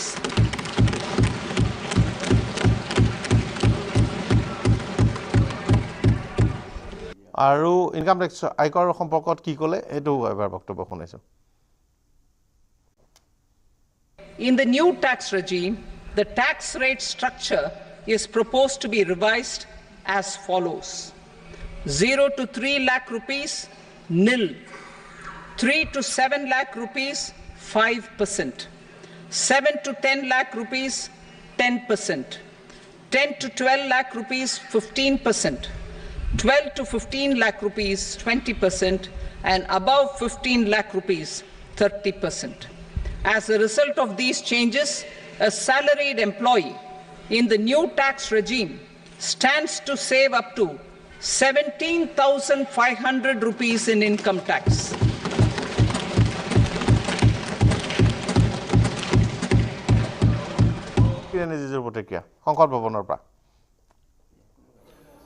Bihar, Jharkhand, west Bengal, Orissa, Andhra Pradesh और साथ साथ में नॉर्थ ईस्ट के लिए जो भी आज budget में announcement हुआ है, मुझे लगता है कि ये ईस्टर्न इंडिया एक इकोनॉमिक हब के रूप में उभर के आएगा और बहुत बड़ा इंफ्रास्ट्रक्चर का काम अभी बिहार से लेकर के झारखंड, आंध्र प्रदेश और वेस्ट बंगाल, नॉर्थ ईस्ट का होने वाला है। और विशेष रूप से जो स्किलिंग के लिए और एम्प्लॉयमेंट जनरेशन के लिए जो अनाउंसमेंट हुआ है वो ऐतिहासिक है। और जितने कार्यक्रम चलाने वाले हैं और युवाओं के लिए रोजगार इससे उत्पन्न होने वाला है, ये देश का आत्मनिर्भरता के लिए बहुत बड़ा योगदान होने वाले हैं। साथ साथ में महिलाओं को अलग से जो स्कीम सपोर्ट देने का जो प्रावधान रखा है, ये बहुत ही सराहनीय है।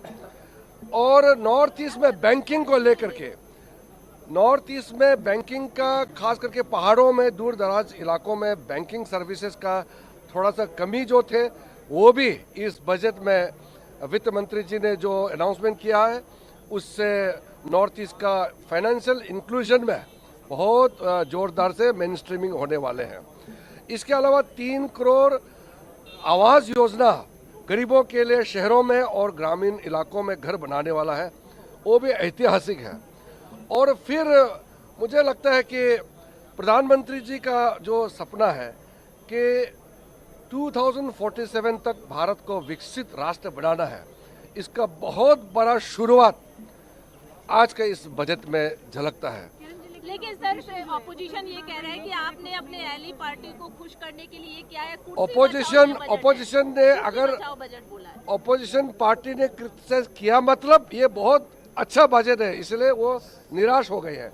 क्योंकि अच्छा बजट है, देश के लिए अच्छा बजट आया है, इसी से ऑपोजिशन पार्टी चिंता में है। बजट में आप बताइए, एक सेक्टर बताइए जिसको आपने नज़रअंदाज किया, कहीं ऐसा नज़र नहीं आता है। हर एक सेक्टर के लिए इस बजट में प्रावधान रखा है। खास करके ये ग्रोथ ओरिएंटेड बजट है, सब लोगों के लिए एक ड्रीम बजट है। आप टैक्स देखिए ना, कितना छूट मिडिल क्लास के लिए, सैलरीड क्लास के लिए, पेंशनर्स के लिए जो छूट दिया है, और कैंसर पेशेंट के लिए जो छूट दिया गया है दवाइयों के लिए, ऐसा बजट आज तक आपने कभी देखा नहीं होगा। सबसे ज्यादा बात बिहार और ये आंध्र प्रदेश को लेकर हो रही है। बिहार में भी राबड़ी देवी जी ने बोला कि झुंझुना थमा दिया है, वहाँ पर स्थिति इतनी खराब है, मर्डर हो रहा है, ये हो रहा है। आप लोग बिहार में जो नेपाल से फ्लड आते हैं, उसको सिर्फ बिहार का प्रॉब्लम मत देखिए। बिहार में नेपाल से जो फ्लड्स आते हैं बरसात के समय में तबाही मचते हैं, ये देश का समस्या है। इसको सिर्फ बिहार का समस्या क्यों बोलते हैं विपक्ष के लोग? ये बिहार क्या भारत का हिस्सा नहीं है? बिहार का समस्या, बिहार का फ्लड का समस्या सालों से चलते आ रहे हैं। इसको इतना बड़ा कदम इस बार मोदी जी ने उठाया है, तो सबको इसको सराहना करना चाहिए, इसको वेलकम करना चाहिए। अगर विपक्ष हमारे आंध्र प्रदेश को अगर अच्छा पैकेज मिल रहा है तो फिर विपक्ष को इसमें सर दर्द क्यों हो रहा है? इतना अच्छा बजट बार बार देखने को नहीं मिलता है। इसलिए मैं आदरणीय प्रधानमंत्री जी को अभिनंदन करता हूं और वित्त मंत्री जी को धन्यवाद करता हूं। किरण रिजिजू डांगरी आसिल आमार साংবাদিক তাত মুখতে সংযুক্ত হৈ থকা নাই, তেনেহ'লে মই এই প্ৰশ্নটো ৰিজিজু ডাঙৰীয়াক সুধিবলৈ ভাল পালোহেঁতেন যে বিহাৰৰ সমস্যা বানপানীৰ দেশ কা প্ৰব্লেম, কাৰণ বিহাৰৰ বানপানী নেপালৰ পৰা আহে আৰু দেশ কা প্ৰব্লেম। কিন্তু এই ৰিজিজু ডাঙৰীয়াই এই কথাটো তাতে এষাৰি ক'ব পৰা হ'লে আমি অন্ততঃ উত্তৰ পূৰ্বাঞ্চলৰ মানুহ হিচাপে গৌৰৱত বুকুখন ফুলি উঠিল হ'লে যে অসমৰ বানপানী দেশ কা প্ৰব্লেম, কাৰণ আমাৰো চাইনা আৰু Tibet Chinese control travel China নিয়ন্ত্ৰণাধীন টিবেটৰ পৰা আহে, গতিকে আমাৰ ইয়াতো এই বাক্যটো ক'ব পাৰিলে ভূটানৰ পৰা আহে, ক'ব পাৰিলে ভাল লাগিল হ'লে। যিয়ে নহওক পলিটিচিয়ান তেওঁলোকে নিজৰ ইচ্ছা আৰু তেওঁলোকৰ চইচ বেছড বক্তব্য দিয়াৰ বাবে বিখ্যাত। কিৰেণ ৰিজিজু ডাঙৰীয়া অন্ততঃ উত্তৰ পূৰ্বাঞ্চলৰ ব্যক্তি হিচাপে ইয়াৰ ব্যতিক্ৰম নহ'ব বুলি ভাবিছিলোঁ, কিন্তু বিহাৰ দেশ কা প্ৰব্লেম কোৱাৰ বাবে আৰু উত্তৰ পূৰ্বাঞ্চলৰ বিষয়ে নোকোৱাটোৱে কথাটো এটা সূচাইছে যে দেশৰ প্ৰায়ৰিটি ক'ত আৰু দেশৰ পলিটিক্সত ৰাজনীতিত দিল্লীত পাৱাৰ প্লে গেম যদি খেলিব নোৱাৰে তেনেকুৱা সংখ্যাৰ MP নাথাকিলে আচলতেই কাম নাই। আমাৰ MPৰ সংখ্যা কম, গতিকে আমি পাৰা নাই, আৰু সেইকাৰণে তেওঁ বিহাৰৰ বানপানী ক'লে অসম উত্তৰ পূৰ্বাঞ্চল ক'ব পাৰিলে হ'লে তেওঁৰ নিজৰ ৰাজ্য অৰুণাচলৰ ৰাজধানী চহৰ ইটানগৰকে ধৰি বিভিন্ন স্থানত যি বানপানী হৈছে, খহনীয়া হৈছে, পাহাৰৰ ঢলে নমাই নিছে, এটা বাক্য নাই, এইটো এটা দুৰ্ভাগ্যজনক কথা। মোৰ সৈতে ৰাজীৱ বৰুৱা ডাঙৰীয়া সংযুক্ত হৈছে, ডাইৰেক্টৰ সংকল্প, আৰু মোৰ সৈতে সংযুক্ত হৈছে সুভাষ জাত্ৰ ডাঙৰীয়া, ভাৰতীয় জনতা পাৰ্টীৰ মুখপাত্ৰ। আমি আলোচনা কৰিছোঁ বাজেট। ৰাজীৱ বৰুৱা ডাঙৰীয়া, সামগ্ৰিকভাৱে বাজেটখন মধ্যবিত্তৰ বাবে বিশেষো নাই। ঘৰৰ কথা কোৱা হৈছে, নিম্নবিত্তৰ বাবে মুদ্ৰা ঋণ 20 লাখলৈ বৃদ্ধি, বিহাৰৰ পথ যোগাযোগৰ বাবে 26,000 কোটি টকা, অন্ধ্ৰপ্ৰদেশৰ ৰাজধানীৰ বাবে 15,000 কোটি টকা, অসমত মাত্ৰ 1000 নতুন বেংকৰ শাখা স্থাপন, IIT 1000খন উন্নীতকৰণ কৰিব, হায়দৰাবাদ বেংগলুৰু কৰিডৰ হ'ব, তাৰ বাবে ফাণ্ড, ক্ৰীড়া আন্তঃগাঁথনিৰ বাবে বিহাৰলৈ পুঁজি, অন্ধ্ৰপ্ৰদেশ কেপিটেল প্ৰকল্পৰ পুঁজি, দক্ষতা বিকাশৰ বাবে ঋণ, এইটো এটা অৱশ্যে এডুকেশ্যন ঋণৰ ক্ষেত্ৰত সুবিধা হ'ব, যুৱক যুৱতীৰ বাবে 2 লাখ কোটি টকাৰ মুঠতে বাজেট, বিহাৰত বিমানবন্দৰ, মেডিকেল কলেজ, চাকৰি দিয়াৰ প্ৰাথমিকতা লৈছে, এনেকৈ বিভিন্ন আঁচনি ইয়াত যথেষ্ট শুনিবলৈ ভাল লগা আঁচনি আছে। উত্তৰ পূৰ্বাঞ্চল বুলি অসমৰ উল্লেখ আছে, অসমৰ বানপানীৰ কাৰণে দিব, কিন্তু কিৰেণ ৰিজিজু ডাঙৰীয়াই যেনেকৈ দেশ কা প্ৰব্লেম বুলি ক'লে, দেশ কা প্ৰব্লেমটো ক'ব নোৱাৰিলে দুৰ্ভাগ্যজনকভাৱে, আৰু কোনো এমাউণ্ট ইত্যাদিৰো কথা নাই, ডনাৰ কোনো উল্লেখ নাই। উত্তৰ পূৰ্বাঞ্চলৰ ছিকিমৰ বানপানীৰ উল্লেখ আছে, ছিকিমৰ এইবাৰ বিধ্বংসী বানপানী, সেইটো বিষয়ে উল্লেখ আছে। ৰাজীৱ বৰুৱা ডাঙৰীয়া, চাওক আজি যিখন বাজেট আহিলে সেই বাজেটখন যদি এটা অৰ্থত ক'বলৈ হয় যে প্ৰতি বছৰে বাজেট অহাৰ পিছত যদি বাজেটখনৰ পৰ্যালোচনাৰ আগতে আমি সেন্সেক্স যিটো মাৰ্কেট বুলি কয়, মাৰ্কেটৰ পৰা আমি গম পাওঁ যে বাজেটখন কিমান এটা ভেলুৱেবল বাজেট। আৰু এইবাৰ আটাইতকৈ ডাঙৰ কথা যে এতিয়ালৈকে যিমান বাজেট আহিছে বিজেপি, প্ৰত্যেকখন বাজেটে সেন্সেক্সৰ মানে অংকটো উচাল দেখা পোৱা যায়, কিন্তু আজি বাজেটখনত কি হৈছে যে সেন্সেক্স মানে এতিয়া সেন্সেক্স নিফটি মানে নিফটি আৰু হেৰি দুইটাই সেন্সেক্স, এটা সেন্সেক্স 1000 পইণ্টছ তললৈ নামি গৈছে আৰু নিফটি মানে 300 তললৈ নামি গৈছে। এতিয়া ব্যৱসায়িক লাইনত যিখন যদি চাই মানে দেশৰ কাৰণে যদি বাজেটখন চাই, এই বাজেটখন কিন্তু আজি বাজেটখনক দেশৰ কাৰণে লগা নাই, 3খন ৰাজ্যৰ মাজত কেন্দ্ৰীভূত হৈ থকা লিখীয়া লাগিলে যে 3খন ৰাজ্যৰ ভিতৰত উৰিষ্যা আৰু বিহাৰ আৰু অন্ধ্ৰপ্ৰদেশৰ মাজত বাজেটখন কনচলিডেট হৈ আছে। আৰু এই বাজেটখনে কি হৈছে সবতকৈ দুখৰ কথা, চাওক বিহাৰক 11,500 কোটি টকাৰ কাৰণে ডাইৰেক্ট ফ্লাডৰ কাৰণে দি দিছে, যে বিহাৰতকৈ ডাঙৰ সমস্যা হৈছে অসমৰ সমস্যা, আৰু এই অসমৰ সমস্যাটো কিমান দিনীয়া সমস্যা, এই সমস্যাটোৰ কথা কিন্তু ইয়াত কৈছে ফ্লাডৰ কাৰণে আমি কি দিম পইচা, কিমান দিম, কিমান পেকেজ দিম তাত উল্লেখ নাই। যেনেকৈ বিহাৰ আৰু হিমাচল প্ৰদেশ, অসম আৰু হিমাচল প্ৰদেশৰ কথা কৈছে, কিন্তু বিহাৰত ডাইৰেক্ট পেকেজ ঘোষণা কৰিছে 11,500 কৰোৰ, আৰু অসমে কিন্তু ইয়াৰ কাৰণে কোনো পইচা এটা অসমত নাই, ফ্লাডৰ কাৰণে দিম বুলি ক'লে। তাৰপিছত চাওক অসমৰ নৰ্থ ইষ্টৰ কাৰণে 8খন ৰাজ্যৰ কাৰণে মাত্ৰ 26,000 কৰোৰ এটা প্ৰজেক্ট দিছে 26,000 কৰোৰ এটা প্ৰজেক্ট জাষ্ট 26,000 কোটি টকা এটা প্ৰজেক্ট দিছে গতিকে আজি বাজেটখনত যদি চাই যে নৰ্থ ইষ্টত কি হৈছে নৰ্থ ইষ্টত যিমান গুৰুত্ব হ'ব লাগিছিল বুলি কয় নৰ্থ ইষ্টৰ দিশত কিন্তু গুৰুত্ব দেখা পোৱা নগ'লে বিহাৰতো 26,000 কোটি টকা আমাৰ 8খনতো 26,000 আমাৰ 8খনত 26,000 কোটি টকা আৰু চক একে সময়তে অন্ধ্ৰপ্ৰদেশত আজি বিহাৰত 26,000 কোটি টকা নহয় বিহাৰত চাৰিটাকে এক্সপ্ৰেছ হাইৱে দিছে ৰুট নেটৱৰ্কৰ কাৰণে 26,000 কোটি টকা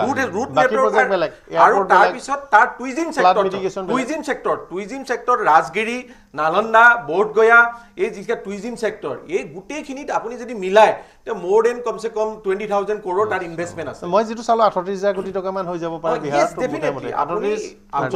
আজি নেশনেল টিভিত যেতিয়া যিখিনি ডিসকাস চলি আছে আপোনালোকৰ চলি আছে ইয়াত আপোনালোকে এটা কথা সবেই কৈছে যে তিনিখন ৰাজ্যত চক আজি যদি নৰ্থ ইষ্টৰ এমপি খিনি যদি কনসলিডেট হৈ থাকিলেহেঁতেন একেলগে থাকিলেহেঁতেন আজি এই বাজেটখনৰ পৰা নৰ্থ ইষ্টৰ একো হোৱা নাই ক'ব পাৰে কোনোবাই যে সিল্কৰ কাৰণে সিল্কৰ ক্ষেত্ৰত অলপ প্ৰমোশন দিছে কিন্তু ইমান কোন সিল্কৰ হেতু পাৰ্সেন্টেজ বুলি ক'লে হেতু 0.05% বুলি আপুনি ধৰি লওক সিল্কৰ না আমাক নিদি দিব আৰু দুই নম্বৰ ভাৰতত আমাৰ যেটো ৰেছম আছে সোণালী কোলা হেতুটো আমাৰ ইউনিক পাট আৰু মুগা একদম নেগলিজিবল পইণ্টছত দিছে গতিকে বাজেটখন চক মই বাজেটখনৰ কথা কৈছো সেন্সেক্সে দেখুৱাই দিয়ে আমাৰ যিখন বজাৰ শেয়াৰ মাৰ্কেটখনে বাজেটখনৰ হেৰিটো দেখুৱাই দিয়ে আৰু বাজেটখনত আপুনি যদি গোটেই কথাখিনি চাই বাৰেপতি অন্ধ্ৰপ্ৰদেশ বিহাৰ আৰু উৰিষ্যাৰ কথা তাত মেনশ্যন হৈ আছে যদি ৰিপিটেডলি তাত কিমান বাৰ যদি ব্যৱহাৰ কৰিছে মোৰ দেন 50 টাইমছ ৱৰ্ড ব্যৱহাৰ হৈছে বিহাৰক লৈ ৱৰ্ড ব্যৱহাৰ হৈছে কেইবাবাৰ হৈছে আমি আলোচনা কৰি থাকিম এটা সৌ বিৰতি পিছত উভতি আহিম চৰ্চা অব্যাহত থাকিব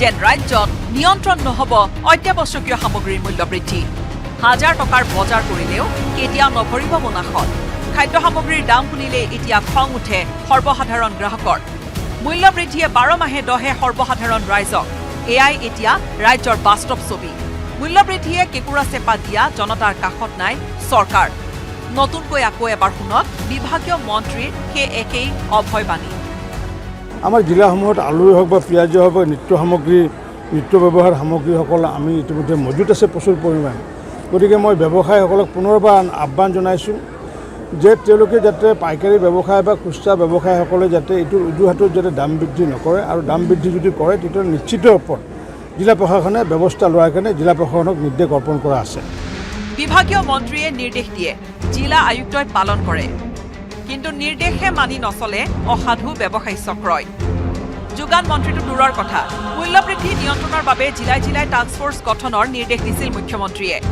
কিন্তু আজিলৈকে ৰাজ্যৰ বজাৰত নপৰিল টাস্ক ফ'ৰ্চৰ প্ৰভাৱ বৰঞ্চ পূৰ্বতকৈ বৃদ্ধিহে পাইছে অত্যাৱশ্যকীয় সামগ্ৰীৰ মূল্য চাউল দাইল মিঠাতেল পাচলি কণী দাম বঢ়া নাই কোনবিধ সামগ্ৰীৰ নতুনকৈ দাম বাঢ়িবলৈ লৈছে আলুৰো দাম বহুত বেছি দাম এনেকুৱা চব্জি খাব নোৱাৰি না আমি আৰু বজাৰ কৰা অসুবিধা হৈ গৈছে আৰু এহেঁতো সঁচা কথাটো নকয় ৰাস্তাত আহোঁতে চেল টেক্সবালা পুলিচবালা সেইবিলাক ধৰি থাকে সেহেঁতো নকয় এইবিলাক যে দাম বাঢ়ি থাকে সেহেঁতৰ এইবিলাক কথা ঠিক আৰু এই ক্ষেত্ৰত মানে এটা কৃষি বিপণন বিভাগ আছে আমি চবেই জানো চৰকাৰ এটা কৃষি বিপণন বিভাগ আছে সেই কৃষি বিভাগ সম্পূৰ্ণ ব্যৰ্থ সম্পূৰ্ণ মৌন যোগান বিভাগ সম্পূৰ্ণ মৌন এই ক্ষেত্ৰত মই চৰকাৰক অলপ দাবী কৰোঁ অলপ বজাৰত আপোনালোকে চকু কাণ দিয়ক অত্যাৱশ্যকীয় সামগ্ৰীৰ মূল্য বৃদ্ধিৰ বাবে সৰ্বসাধাৰণ গ্ৰাহকটো দূৰৰ কথা অতিষ্ঠ হৈছে প্ৰাক্তন মন্ত্ৰী এটুৱা মুণ্ডাও একেবাৰে নিম্ন মধ্যবিত্ত মানুহবিলাক আজি এই বজাৰৰ জুই চাই দামত একদম হাহাকাৰ হৈ গৈছে মানুহৰ বস্তুত হাত দিব নোৱাৰি হাত পুৰি গৈছে দিনক দিনে আকাশলংঘী মূল্য বৃদ্ধি হৈছে এয়া কিন্তু একদম অত্যন্ত দুৰ্ভাগ্যজনক আৰু দুখীয়া ৰাইজৰ কাৰণে ই এটা মাৰাত্মক চব্জিৰ দামবিলাক হৈছে এই আমাৰ বৰ্তমান চৰকাৰৰ অপৰাগতা আৰু তেওঁলোকৰ এইটো কোনো ৰকমৰ কণ্ট্ৰল নথকাৰ কাৰণে মূল্য বৃদ্ধিক লৈ চৰকাৰৰ মতি গতি দেখি ক্ৰোধান্বিত হৈ পৰিছে সৰ্বসাধাৰণ জনতা bureau' report news 18 Assam north east এৰা ধৰা বুজা পৰা নীতিৰে চলিব লাগিব বিৰোধী বিভাজিত হলেই লাভ হ'ব বিজেপিৰ অখিল ভূপেনৰ যুঁজৰ মাজত মধ্যস্থতাকাৰীৰ ৰূপত লুৰিণজ্যোতি গগৈ এই সময়ছোৱাত আমাৰ বিৰোধী দলৰ প্ৰতিটো ৰাজনৈতিক দলৰ সন্মানীয় সভাপতি বা নেতাসকলে সকলোৱে সংযমেৰে ধৈৰ্য সহকাৰে বিজেপিক পৰাভূত কৰাৰ ৰণকৌশলটো তৈয়াৰ কৰিবৰ কাৰণে সকলোকে আহ্বান জনাইছোঁ প্ৰদেশ কংগ্ৰেছৰ সভাপতি ভূপেন বৰা আৰু ৰাইজৰ দলৰ সভাপতি অখিল গগৈৰ মাজত চলি থকা বাদ বিবাদক লৈ সকিয়নি বিৰোধী ঐক্যৰ সাধাৰণ সম্পাদক লুৰিণজ্যোতি গগৈৰ। গতিকে মানুহৰ মাজত অহা এই আত্মবিশ্বাস আশাবাদী ৰাজনৈতিক পৰিৱেশ ভংগ হ'বলৈ নিদিব, এইটো বিৰোধী ঐক্য মঞ্চৰ সাধাৰণ সম্পাদক হিচাপে মই সকলোকে আহ্বান জনাইছোঁ। 5 সমষ্টিৰ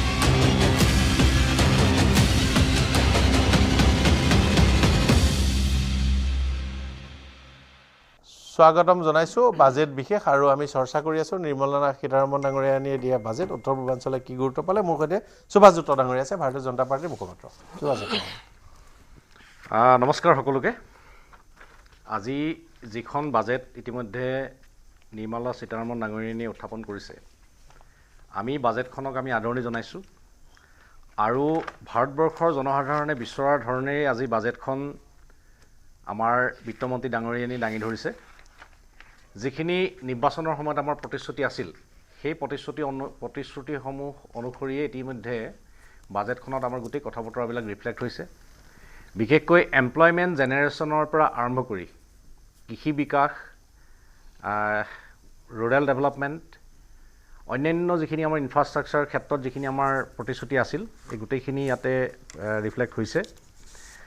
আৰু মই মাননীয় বিত্তমন্ত্ৰী ডাঙৰীয়ানীক ধন্যবাদ জনাইছোঁ যে বিশেষকৈ উত্তৰ পূৰ্বাঞ্চলৰ কাৰণে যিটো আমাৰ জেনেৰেলি বাজেট থাকে, সেই বাজেটটো অলপ হ'লেও তেখেতসকলে ইনক্ৰিজ কৰিছে। বিশেষকৈ prime minister development initiative for north east region, PM যিটো ডেভেলপমেণ্ট যিটো স্কিম, তাতে তেখেতসকলে 2200 কোটি টকা ধাৰ্য কৰিছে। তাৰপিছতে north east special infrastructure development scheme, তাৰ কাৰণে 2491 কোটি টকা। আৰু অন্যান্য যিখিনি আমাৰ আছে, বিশেষকৈ refund of central and integrated GST to industrial units in north eastern region and Himalayan state, তাৰ কাৰণে 1382 কোটি।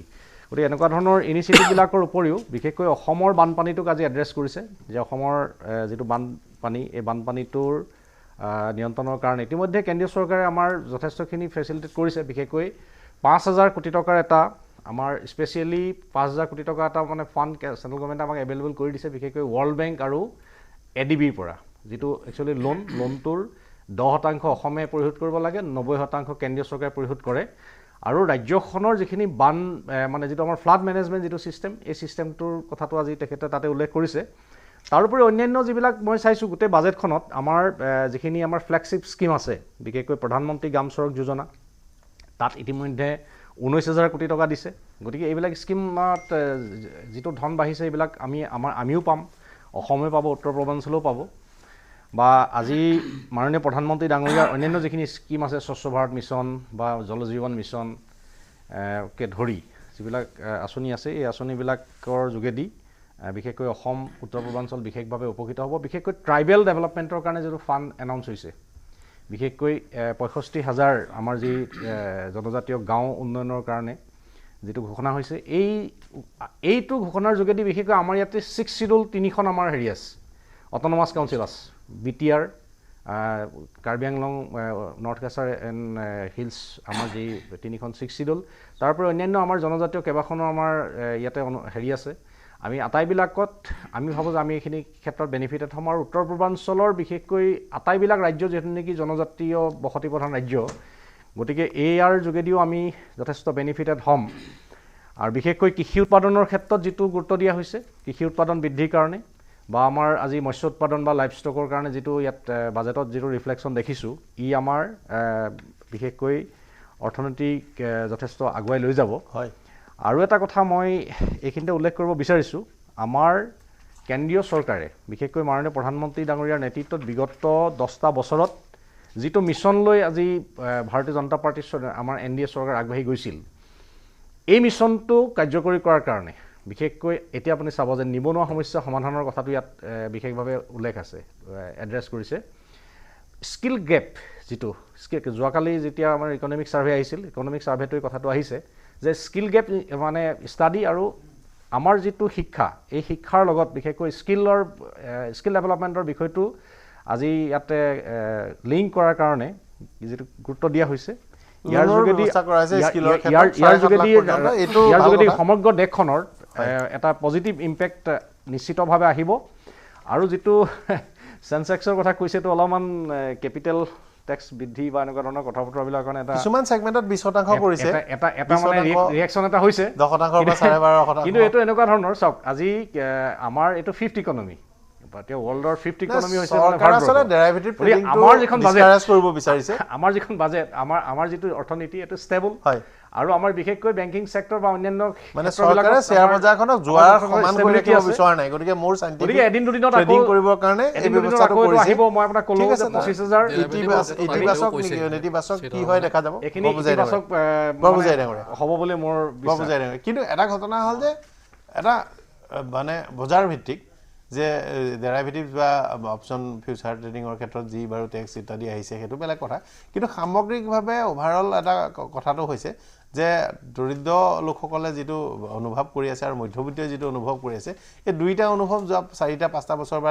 নিৰ্বাচনৰ পূৰ্বৱৰ্তী অনুভৱ আৰু এতিয়াৰ অনুভৱ এইখন বাজেটে বিশেষ পৰিৱৰ্তন আনিব নিচিনা লগা নাই অৰ্থাৎ প্ৰায় আগৰ স্থিতাৱস্থা একে থাকিব বহু প্যাৰামিটাৰ বিশেষ মই কথা প্ৰতি লক্ষ্য ৰাখি ক'ব বিচাৰিছো পাৱাৰফুল ষ্টেটমেন্ট মই এটা দেখিছো খালি 4 কোটিৰ ওপৰত যে জব ক্ৰিয়েচনৰ কথা কৈছে সেইটো যদি কৰিব পাৰে টাৰ্গেট এচিভ চাওক ভাৰতবৰ্ষত প্ৰতিজন মানুহে ব্যৱহাৰ কৰে 2.5 কেজি প্লাষ্টিক পাৰ এনাম ইউজ হয় 2.5 কেজি চাইনাত হয় 25 কেজি এতিয়া প্লাষ্টিক ইন্ডাষ্ট্ৰিক আমি খুব ভাল ধৰণে মানে উদগনি যোগাব বিচাৰি আছিলো পিভিসি এই প্ৰডাক্টবিলাকৰ দামত 25% ইনক্ৰিজ কৰিছে গতিকে প্লাষ্টিক ইন্ডাষ্ট্ৰিৰ ভৱিষ্যত অলপমান মই ভাবো যে বৰ ভাল নহয় কেলে যেতিয়ালৈকে আপুনি প্লাষ্টিকৰ ব্যৱহাৰটো ইনক্ৰিজ কৰিব নোৱাৰে তেতিয়ালৈকে প্লাষ্টিকৰ ইন্ডাষ্ট্ৰিৰ ওপৰত 900 প্লাষ্টিক ইন ডাউনষ্ট্ৰীম প্ৰজেক্ট কৰাৰ কথা আছিল পূৰ্বতে এতিয়া আমাৰ 100 ইন্ডাষ্ট্ৰি নাই আজি কেটা আছে একেটা মৰামুৱা মই এটোৰ লগত অলপ জড়িত আছিলো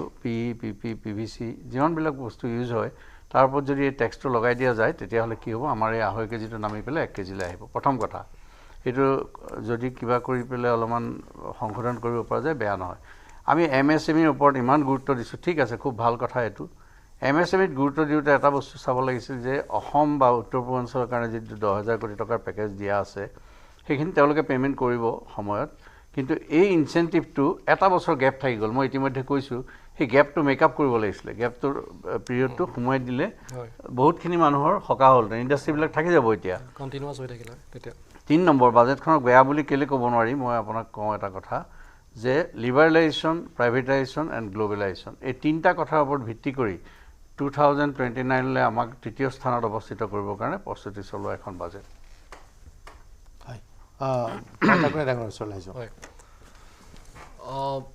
এতিয়া মই বাজেটৰ যেটো প্ৰাৰম্ভিক যেটো আলোচনা হেতু ক্ষেত্ৰত আৰু এটা কথা মই মিসিং দেখিছো নে মই নিজে দেখা নাই নে একচুয়ালি নাই হেতু মই ঠিক ধৰিব পৰা নাই মানে ইনফ্লেশন যেটো টাৰ্গেটিং একেবাৰে নাই ইনফ্লেশন টাৰ্গেটিংৰ ক্ষেত্ৰত হেতু বহুখিনি ডিসকাশন আগতে হৈ আছিল মুদ্ৰাস্ফীতি বা আমাৰ যেটো বৰ্ধিত দাম সামগ্ৰীৰ মূল্য বৃদ্ধি এটোৰ ওপৰত কেনেকুৱা ধৰণৰ ব্যৱস্থা চৰকাৰে লব বিচাৰিছে হেতু খুব ক্লিয়াৰ নহয় এটো হয়তো জনসংখ্যা নিয়ন্ত্ৰণৰ কথা প্ৰপোজাল কৰে জনসংখ্যা নিয়ন্ত্ৰণৰ ক্ষেত্ৰত কোনো ব্যৱস্থা দেখা নাই আজি 20 বছৰ ধৰি পপুলেশন কন্ট্ৰোলৰ ওপৰত দেশত কোনো ধৰণৰ ব্যৱস্থা কৰা নাই এইটো যদি নকৰে এতিয়া 140 কোটি পালেগৈ কাইলে 150 হ'ব 160 হ'ব আমাৰ যেটো লিমিটেড ৰিসোৰ্স এতিয়া জিএসটি হৈছে আমি অবাধ টকাৰ মালিক আজি ভাৰতবৰ্ষত পইচাৰ অভাৱ নাই কিন্তু কথা হল কি সেই টকাখিনিৰ উচিত ব্যয় কৰিবৰ কাৰণে কিছুমান ব্যৱস্থা কৰা আছে হয় No, এটা ইনফ্লেশন আমাৰ এতিয়া আজি বহুত বছৰ ধৰি পেলাই it is hovering around 5 to 6% এনেকুৱা হৈ আছে আৰু যদি অকল ফুড আইটেমছৰ আমি ইনফ্লেশন লওঁ তেটো হেতুটো আপোনাৰ 9-10% হৈ আছে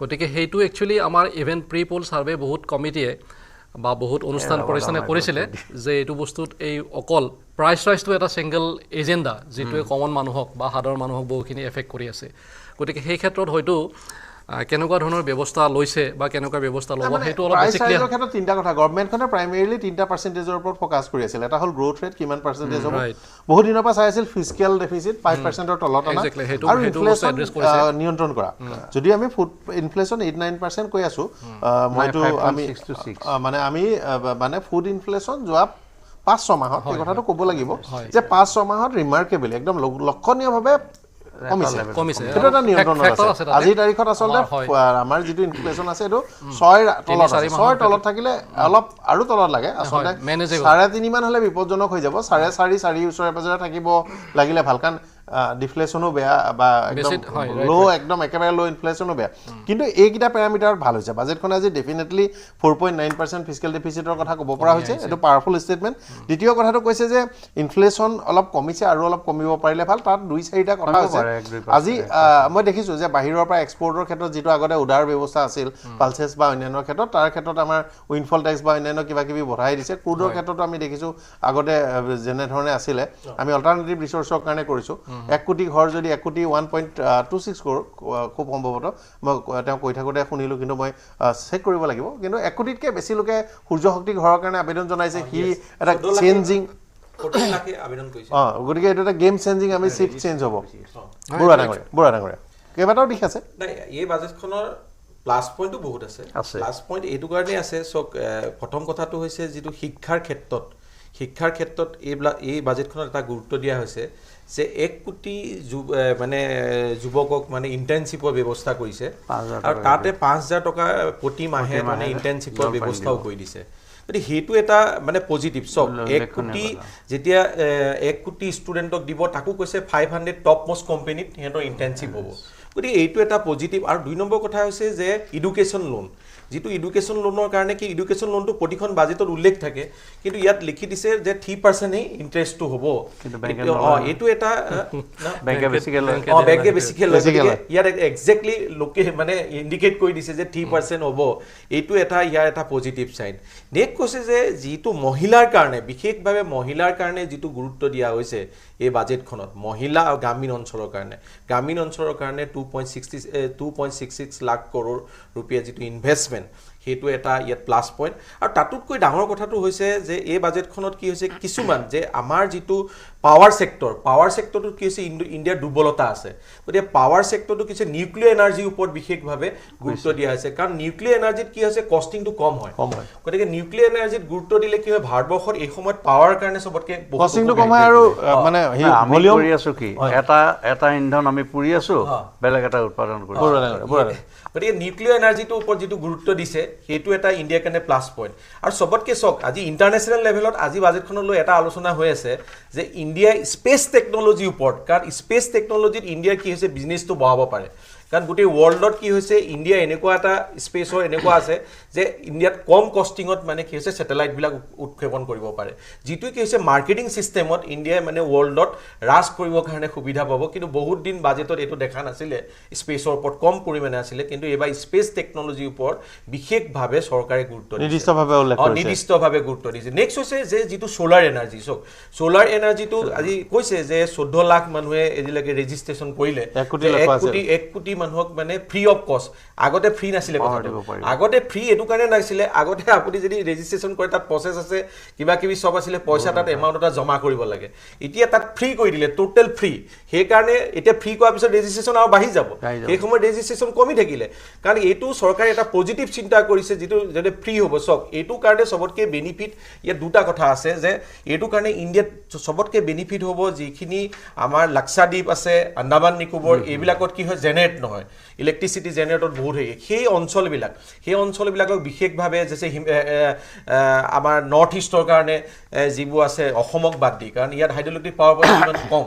নৰ্থ ইষ্টতো গতিকে এই অঞ্চলবিলাকক বিশেষভাৱে প্ৰভাৱ পৰি এই বাজেটখনৰ এটা সেইটো এটা বেষ্ট পজিটিভ চাইন আছে ডক্টৰ ডাঙৰীয়া নাই এটা কথা চাওক মানে এনেকুৱা নহয় এডমিনিষ্ট্ৰেটিভ ইণ্টাৰভেনশ্যনটো আছে মানে বিশেষকৈ এতিয়া যিটো মুদ্ৰাস্ফীতিৰ কথাটো কৈছে লাষ্ট 5 yearsত বিশেষকৈ আপুনি যদি কোভিড পেণ্ডেমিকৰ পিছত যদি চাই আমাৰ বহুত চেলেঞ্জ আছিলে আমাৰ ভাৰতবৰ্ষৰ বহুত চেলেঞ্জ আছিলে তাৰ মাজতো কিন্তু এডমিনিষ্ট্ৰেটিভ ইণ্টাৰভেনশ্যনটোৰ কাৰণে আমাৰ মুদ্ৰাস্ফীতিটো যথেষ্ট কণ্ট্ৰলত আছে আৰু এইটো এড্ৰেছ হৈছে আচলতে আপুনি যিটো কৈছে ময়ো ভাবি আছিলোঁ যে সঁচাকৈ কাৰণে এইটো এড্ৰেছ কৰা নাই কাৰণে ভালকৈ চকুটো তাৰপিছতে আমাৰ অন্যান্য যিখিনি ছেক্টৰ বিশেষকৈ আমাৰ চাওক কেপিটেল এক্সপেণ্ডিচাৰ মুদ্ৰাস্ফীতিত খালি এই যোৱা 2 সপ্তাহৰ যিটো অহা মাহত আহিব সেইটোহে চাবলগীয়া হৈ আছে মোৰ হিচাপত কনজিউমাৰ প্ৰাইচ ইনডেক্স আৰু wholesale price index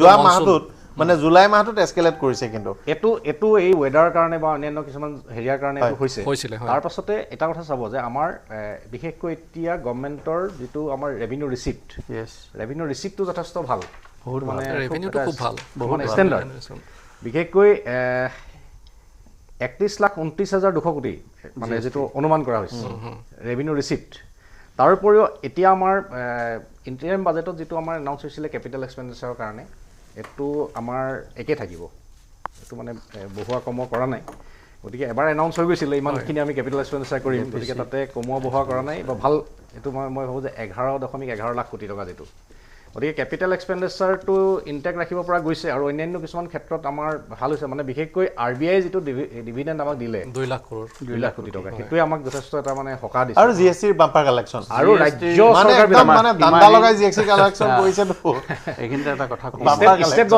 state government বিলাকৰ মানে যেটো ইনফ্ৰাষ্ট্ৰাকচাৰৰ কাৰণে যেটো ফান্ড এনাউন্স হৈছে হেতু পৰিপূৰক হৈছে ইনক্ৰিজ আপুনি এটা কথা ক'লে বিশেষকৈ চক মানে প্লাষ্টিক ইণ্ডাষ্ট্ৰীৰ ক্ষেত্ৰত এইটো এটা আমাৰ আছে কিন্তু আমাৰ যথেষ্ট স্কোপ আছে ভাৰতবৰ্ষত সমগ্ৰ ভাৰতবৰ্ষতে এইটো বহুৱাৰ যথেষ্ট স্কোপ আছে অসমতো আছে এতিয়া আমাৰ ইয়াতে মানে ৰ মেটেৰিয়েলো এভেইলেবল আমাৰ কি হ'ল বিচিপিএল এভেইলেবিলিটি আছিলে এতিয়া আমাৰ ইভাগেও আমাৰ প্ৰব্লেম নাই ন আমাৰতো ইয়াতে কানপুৰত আমাৰ হেৰিয়াৰ গেইলৰ যেটো ষ্টক আছে তাৰ পৰা আমাৰ যথেষ্ট এভেইলেবল হৈ আছে গতিকে এইটো মই স্বীকাৰ কৰোঁ তাৰ উপৰিও এতিয়া আমাৰ বিশেষকৈ এই এগ্ৰিকালচাৰ সেক্টৰটোত গুৰুত্ব দিয়াৰ লগে লগে এগ্ৰিকালচাৰ সেক্টৰটোৰ পৰাই আমাৰ মেইন হেৰিটো আহি যায় আৰু এটা কথা যেটো মানে এনাৰ্জিৰ ক্ষেত্ৰত যেটো গুৰুত্ব দিয়া হৈছে এনাৰ্জিৰ ক্ষেত্ৰত বিশেষকৈ গ্ৰীণ এনাৰ্জি ৰিনিউৱেবল এনাৰ্জি এতিয়া ইয়াতে দেখা গ'লে ফোকাছ আছে আপোনাৰ উইণ্ড এনাৰ্জিৰ ক্ষেত্ৰতো আছে তাৰ উপৰিও আমাৰ সোলাৰ এনাৰ্জিৰ ক্ষেত্ৰতো মানে এটো আছে বাকি আপোনাৰ ভাৰতবৰ্ষ মানে থাৰ্মেল এনাৰ্জিটো কমাই দিব পাৰিলে আমাৰ হৈ যায় থাৰ্মেল এনাৰ্জিটো কমিব কাৰণ কেলে এইবিলাক মানে এটা সময়তো হেবিলাক সম্পদ কমি যাব কিন্তু এতিয়া আমাৰ যেটো সোলাৰ এনাৰ্জিৰ ক্ষেত্ৰত যেটো গুৰুত্ব দিয়া হৈছে আৰু সোলাৰ এনাৰ্জি প্ৰডাকশনটো ভাৰতবৰ্ষত লাষ্ট 10 ইয়াৰ্ছত যথেষ্ট ইনক্ৰিজ হৈছে ভাল লক্ষণো দেখা গৈছে আৰু এতিয়া সোলাৰ আমাৰ লাৰ্জেষ্ট থাৰ্মেল প্ৰডিউচাৰ এনটিপিসি যোৱা মাহতহে কিজানি এটা সোলাৰ এনাৰ্জিৰ কাৰণে তেওঁলোকে সাবসিডাৰি লঞ্চ কৰিছে এতিয়া সেই কাৰণে মানে কি হৈছে এতিয়া আমাৰ কিবা ডাঙৰ কোম্পানীয়ে নিজৰ সাবসিডাৰি কৰিছে কোল ইণ্ডিয়া কয়লা বেছ কিন্তু তেওঁলোকে এতিয়া সোলাৰ সাবসিডি এটা তেওঁলোকে সোলাৰ কৰিছে এনএছপিসি সোলাৰ এনাৰ্জি কৰিছে লিস্ট হ'ব মানে 500টা কোম্পানীয়ে আমাৰ পাৱাৰ সেক্টৰ কোম্পানীয়ে এনটিপিসি লাহেকে সোলাৰ এনাৰ্জি যাব ক'লে তেওঁলোকে এনাউন্স কৰিলে যিমানখিনি আমাৰ পাৱাৰ সেক্টৰৰ এনে হেৰি আছে তেখেতসকলে ৰিনিউৱেবল এনাৰ্জি ক্ষেত্ৰত গুৰুত্ব দিবই আৰু গ্ৰীণ এনাৰ্জিৰ ক্ষেত্ৰত এতিয়া ভাৰতবৰ্ষ যথেষ্ট এটা মানে লিড মানে সমগ্ৰ বিশ্বৰ ভিতৰতে এটা লিড আৰু এটা কথা আজি মাননীয় বিত্তমন্ত্ৰী ডাঙৰীয়ানীৰ যিখন বাজেট এটা বহুতে ভাবিব যে আমাৰ অসম তথা উত্তৰ পূৰ্বাঞ্চলৰ কাৰণে নাই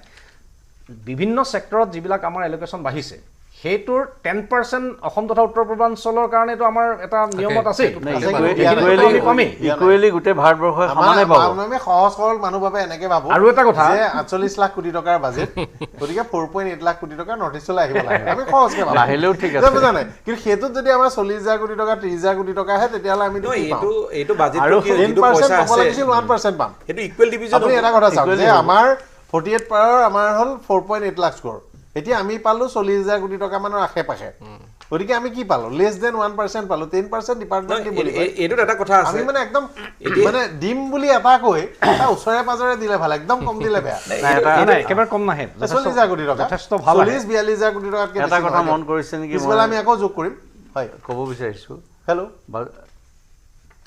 প্ৰধানমন্ত্ৰী বক্তব্য আহিছে প্ৰধানমন্ত্ৰী বাজেটৰ পিছত প্ৰথম বক্তব্য ৰাখিছে solar sector upor bittamantri boktobbo PM Surya Ghar Muft Bijli Yojana has been launched to install rooftop solar plants to enable 1 crore households obtain free electricity up to 300 units every month. The scheme has generated remarkable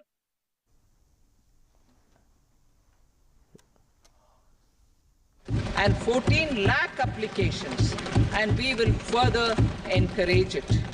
14 lakh application eto mane eta kobo pari je apunar 14% achieve korise targetor pra beya nohoy ekebare budget khonot aru prothomote diute mane eta olop pak beshi asil etiala pak tu komar karone hoise aru eto encourage koribo moi to ব্যক্তিগতভাৱে ভাবি থাকো যে সৰকাৰি আসনি খনৰ দুটা কথাত সুবিধা লব লাগে অসমৰ কাৰণে এটা হ'ল প্ৰথম হ'ল এই যে স্কিল ডেভেলপমেণ্টৰ কথা কৈছে গাঁৱে ভূঞে আমাৰ কলেজে নগৰে যিখিনি ল'ৰা নৰ্মেল BA পাছ কৰিম BCom পঢ়ি BSc পঢ়ি পেলাই পাছ কৰিম বুলি ৰাজীৱ বৰুৱাই বেছি ভালকৈ ক'ব পাৰিব কাৰণ একাডেমিক্সত ৰাজীৱ বৰুৱা এই মুহূৰ্তত আমাৰ ইয়াত আটাইতকৈ বেছি ইনফৰ্ম মানুহ কিন্তু এই ল'ৰা ছোৱালীবোৰে এটা কথা মনত ৰাখিব লাগিব এই যে স্কিল লোন এই যে 5000 টপ কোম্পানীত ইণ্টাৰ্ণশ্বিপ এই যে আপোনাৰ বিভিন্ন ধৰণৰ আপোনাৰ যুৱকসকলৰ কাৰণে সুবিধা এই সুবিধাখিনি ল'বলৈ আমাৰ গাঁৱৰ ভিতৰৰ ল'ৰা ছোৱালীও কৰিব লাগিব আৰু লিংক তেওঁলোকে পাব লাগিব এই ব্যৱস্থাটো কিন্তু অসম চৰকাৰে এতিয়া গুৰুত্ব দিব লাগিব কাৰণ এই স্কিমৰ পৰা যেতিয়া 4 কোটি ল'ৰা ছোৱালী ওলাই গুচি যাব ৰেচনেলি যদি আমাৰ 1% এটা নোলায় আমি কিন্তু একদম বেকলগটো আমাৰ ডাঙৰ হৈ যাব গতিকে আমাৰ গাঁৱৰ প্ৰতি ল'ৰা ছোৱালীয়ে ভাবক যে এই সুবিধাটো আমি ল'ম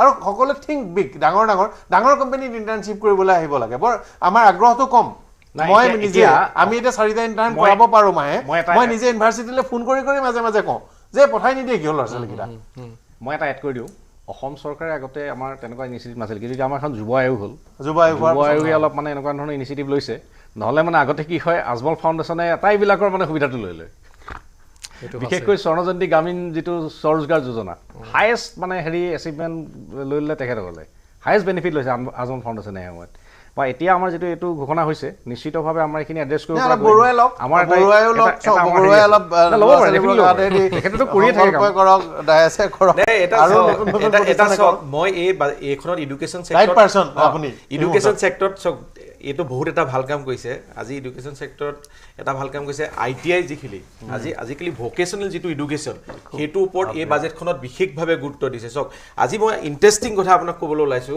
যে আজি যদি আপুনি গুৱাহাটীতে AC এটা ঠিক কৰিব লাগে AC টো ঠিক কৰিবলৈ যদি আপুনি AC ঠিক কৰা মেকানিকটো মাতে হি 10 দিন সময় লয় কাৰণ তাৰ মানে কি হৈছে ইমানেই অল আৰ বিজি আপোনাৰ যদি কাস্টমাৰ কেয়াৰত ফোন কৰিবলৈ এমাহ লাগিব গতিকে এই যিটো ITI খিনিতে যিখিনি প্ৰমোশন কৰিছে চৰকাৰে বিশেষভাৱে ITI খিনি প্ৰজেকচন যিটো দিছে তাৰ দ্বাৰা কি হৈছে জব ক্ৰিয়েচনটো হ'বই আৰু ষ্টুডেন্টৰ মাজত এটা মানে নতুন গ্ৰো আহিব আজিকালি ভোকেশনাল এডুকেশ্যনটো হাই সেকেন্ডাৰী স্কুল বিলাকৰ পৰা হেৰাই গৈছে চৰকাৰে এইটো এটা নতুন এটা প্ৰজেক্ট লৈছে নেক্সট আপুনি কোৱা এটা ৰাইট কথা কৈছে যে আমাৰ গাঁও অঞ্চলৰ ল'ৰা ছোৱালীখিনিক কানেক্টিভিটি কেনেকৈ কৰিব মই এটা কথা ক'ব বিচাৰিছো যে অসমৰ যিটো যুৱ আয়োগ এতিয়াও গাঁও অঞ্চললৈ মানে গৈ পোৱা নাই সেই কাৰণে কিন্তু এই বাজেটখনত লিখিছে যে এটা মানে লিংকেজ মানে ওয়েবসাইট থাকিব যে গাঁৱটো মানে যে CSP টাইপৰ মানে যেনেকৈ SBI তেনেকুৱা এটা কানেক্ট থাকিব গাঁও মানুহে তাৰ পৰা সেই তথ্যটো পাব আৰু এইখন বাজেটত এডুকেশ্যন সেক্টৰত আৰু এটা নতুন কথা আনিছে মই যিটো সদায়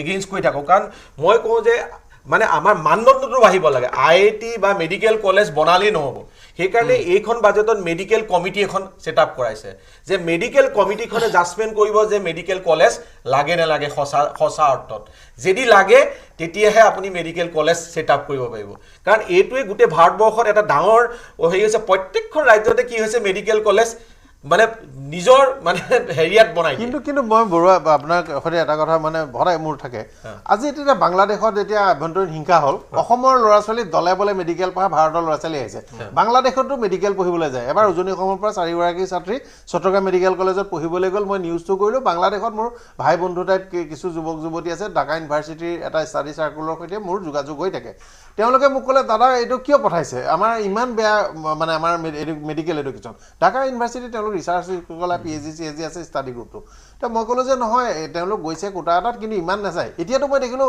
আছে ইউক্ৰেইনত গৈ ইমান কষ্টত পঢ়িছে আমি এতিয়া দেখিলোঁ আপোনাৰ কাজাকিস্তান ইফালে তাৰ কাৰণটো হ'ল যে তেতিয়াহ'লে বাহিৰত ইমানখিনি মানুহ পঢ়াইছোঁ 35 লাখ টকা দি আপুনি বাংলাদেশত মেডিকেল পঢ়োৱাতকৈ আমি ইয়াতে এখন ভালকৈ খুলি ষ্টেণ্ডাৰ্ডটো ডেভেলপ নকৰোঁ নাই সেইটোৱে কৈছে কমিটিখনে ডিচাইড কৰিব কমিটিখন সেইকাৰণে দিছে মই আপোনাক বুজাই দিছোঁ এইটো লিংক আছে মই কোৱা কথাটো কাৰণ যেতিয়া তামিলনাডু অন্ধ্ৰপ্ৰদেশ বেংগলোৰ হায়দৰাবাদ এইবিলাকত কি হৈছে প্ৰাইভেট মেডিকেল কলেজ বহুত গ্ৰ' হৈ গৈছে যাৰবিলাকৰ ফিজ MBBS এটা পঢ়িবৰ কাৰণে মই চৰকাৰৰ কথাটো কোৱা নাই য'ত চৰকাৰী মেডিকেল কলেজটো আৰামত ছেটআপ হয় চৰকাৰে তাত পুৰা মানে জড়িত হৈ থাকে যিখিনি প্ৰাইভেট মেডিকেল কলেজ তাৰ যদি আপুনি ফিজ আপুনি ডেণ্টিষ্ট যদি কৰিবলগীয়া হয় দিল্লীত যদি ইন্দ্ৰপ্ৰস্থ এখন মেডিকেল কলেজ আছে আপুনি ডেণ্টিষ্ট তাৰ পৰা 4 বছৰ কৰিবৰ কাৰণে আপুনি 1.5 কোটি টকা দিব লাগে গতিকে সেই 1.5 কোটি টকা কিন্তু বাহিৰত উইকেণ্ডত যদি পঢ়িবলৈ যায় কি 1.5 কোটি টকা নহয় সেইটো 50 লাখৰ ভিতৰত হৈ যায় গতিকে সেই কথাটো চৰকাৰে গুৰুত্ব দিছে যে মেডিকেল কলেজ কাৰণ উধাই বনালে নহ'ব নহয় গতিকে ষ্টেট গভৰ্ণমেণ্টে থাকিলে সেইখন ষ্টেট গভৰ্ণমেণ্টে চোৱা চিতা কৰিব, বেলেগে চোৱা চিতা কৰিব। সেইকাৰণে কৈছে যে আমি চাম যে প্ৰকৃততে তাত এখন ছেটআপ লাগে নালাগে। গতিকে এইটো এটা পজিটিভ চাইন ডেফিনেটলি। আৰু এই কথাটো আৰু কোৱালিটি মেডিকেল এডুকেশ্যন কৰিব পাৰিলে লাভ হ'ব। য়েছ। তাৰপিছত আৰু এটা দিছে ইয়াত যে আপোনাৰ যিটো মুদ্ৰা লোন, যে মুদ্ৰা লোনটো আগতে 10 লাখলৈকে আছিলে, সেইটো বঢ়াই 20 লাখলৈকে যেতিয়া কৰিলে, তে মুদ্ৰা লোনটোৱে কি হৈছে আমাৰ যিখিনি সৰু মানুহ সেইখিনি বেনিফিট হ'ব। আৰু কৈছে যে 100খন চিটিত মানে উইকলি মাৰ্কেট ডেভেলপ কৰিব। যেনেকৈ এতিয়া গুৱাহাটীতে আপুনি এতিয়া বেলতলা যিখন মাৰ্কেট, উইকলি মাৰ্কেট ডেভেলপ নাই, ৰাস্তাতে বহিব লাগে। গতিকে উইকলি মাৰ্কেটবিলাক ডেভেলপ কৰিলে চিটিখনৰ যিখিনি উইকলি মাৰ্কেট, ডেইলি মাৰ্কেট আৰু ডেইলি ফুড ষ্ট্ৰীটৰ কথাটো কৈছে দেই। ফুড ষ্ট্ৰীটেও কিন্তু কিছু এমপ্লয়মেণ্ট দিব পাৰে। একেলগে কৰিছে। সেই বস্তুতে কি হ'ব আপুনি চাওক, গুৱাহাটীত আপুনি এতিয়া জয়ানগৰ আপুনি যদি মাৰ্কেটখনৰ কোনো হেৰি নাই, ৰাস্তাতে ব্লক কৰি পেলাই মাৰ্কেট নাই, গতিকে তাৰ যদি প্ৰপাৰ হয় আপুনি তেতিয়াহ'লে গোৱালপাৰা বা গুৱাহাটী চাৰাউণ্ডিং যিখিনি লোকেল কৃষক এইটো গুৱাহাটীত আহিটো আৰামত এটা বিজনেছ কৰিব পাৰিব, ফুড ষ্ট্ৰীটৰ কৰিব পাৰিব। 2200 কোটি টকাৰ ফুটপথীয়া যিখন বজাৰ, সেই বজাৰখনৰ থুলমূলকৈ মই কথা এটা কওঁ। সকলোৱে গোপাল বড়ো স্কুল দেখিছে। গোপাল বড়োৰ পদূলিত এখন বজাৰ বহে, যিখন বজাৰ বিশ্বকৰ্মা পূজাত বিশ্বকৰ্মা, লক্ষী পূজাত লক্ষী পূজা, মাঘৰ বিহুত দৈ চিৰা। ঠিক এই যে বজাৰখন আছে সমগ্ৰ অসমতে এই বজাৰখনৰ ভেলুটো হ'লগৈ 2200 কোটি টকা টোটেল ইনভলভমেণ্ট। চৰকাৰে যদি অকণমান এতিয়া কৈছে কেন্দ্ৰীয় বাজেটত এতিয়া কৈ গ'ল যে ফুটপথীয়া বজাৰটো তেওঁলোকে এনকাৰেজ কৰিব, লাইচেঞ্চ দিব, এটা ষ্টেপ ধৰি ল'ব 100খনক প্ৰায় প্ৰতি সপ্তাহত 100খনকৈ তেওঁলোকক এটা আচলতে এইটো তেওঁলোকৰ প্ৰতি মানে অনাৰ এটা সন্মান, কাৰণ তেওঁলোকক বৰ বেয়া ব্যৱহাৰ কৰে একদম মানে যেন মানে তেওঁলোক ক্ৰিমিনেল। আজি যেনেকৈ ইনকাম টেক্সক কিছু পৰিমাণে লেট ফাইলিং ডিক্ৰিমিনেলাইজ কৰিছে, এই বজাৰবোৰক ফুটপাথ মাৰ্কেটক ৰেগুলাৰাইজ কৰিও তেওঁলোকক এটা অনাৰ, এইটো এটা বৰ মানে দৰকাৰ আছিল। মানে মিউনিচিপালিটি মানুহে আমাৰ এই গণেশগুৰিতে কিমান পইচাৰ টেক্স তোলে সুধি দিলে কেতিয়াবা ভয় লাগি যায়। তেওঁলোকৰ মিউনিচিপালিটি আৰু ট্ৰেফিকৰ পইচাৰ এটা কোটা আছে, আৰু লোকেল এজন মানে তাৰ লেচিজনৰ উপৰিও আৰু এজন মানে গুণ্ডা টাইপ মানুহ আছে। এইবোৰ কাহিনী চলি আছে, আমি চৰ্চা কৰিম এটা মুভিৰ পিছত। টপ হেডলাইন্স আগবঢ়াইছে কিংষ্টন এডুকেশ্যনেল ইনষ্টিটিউট।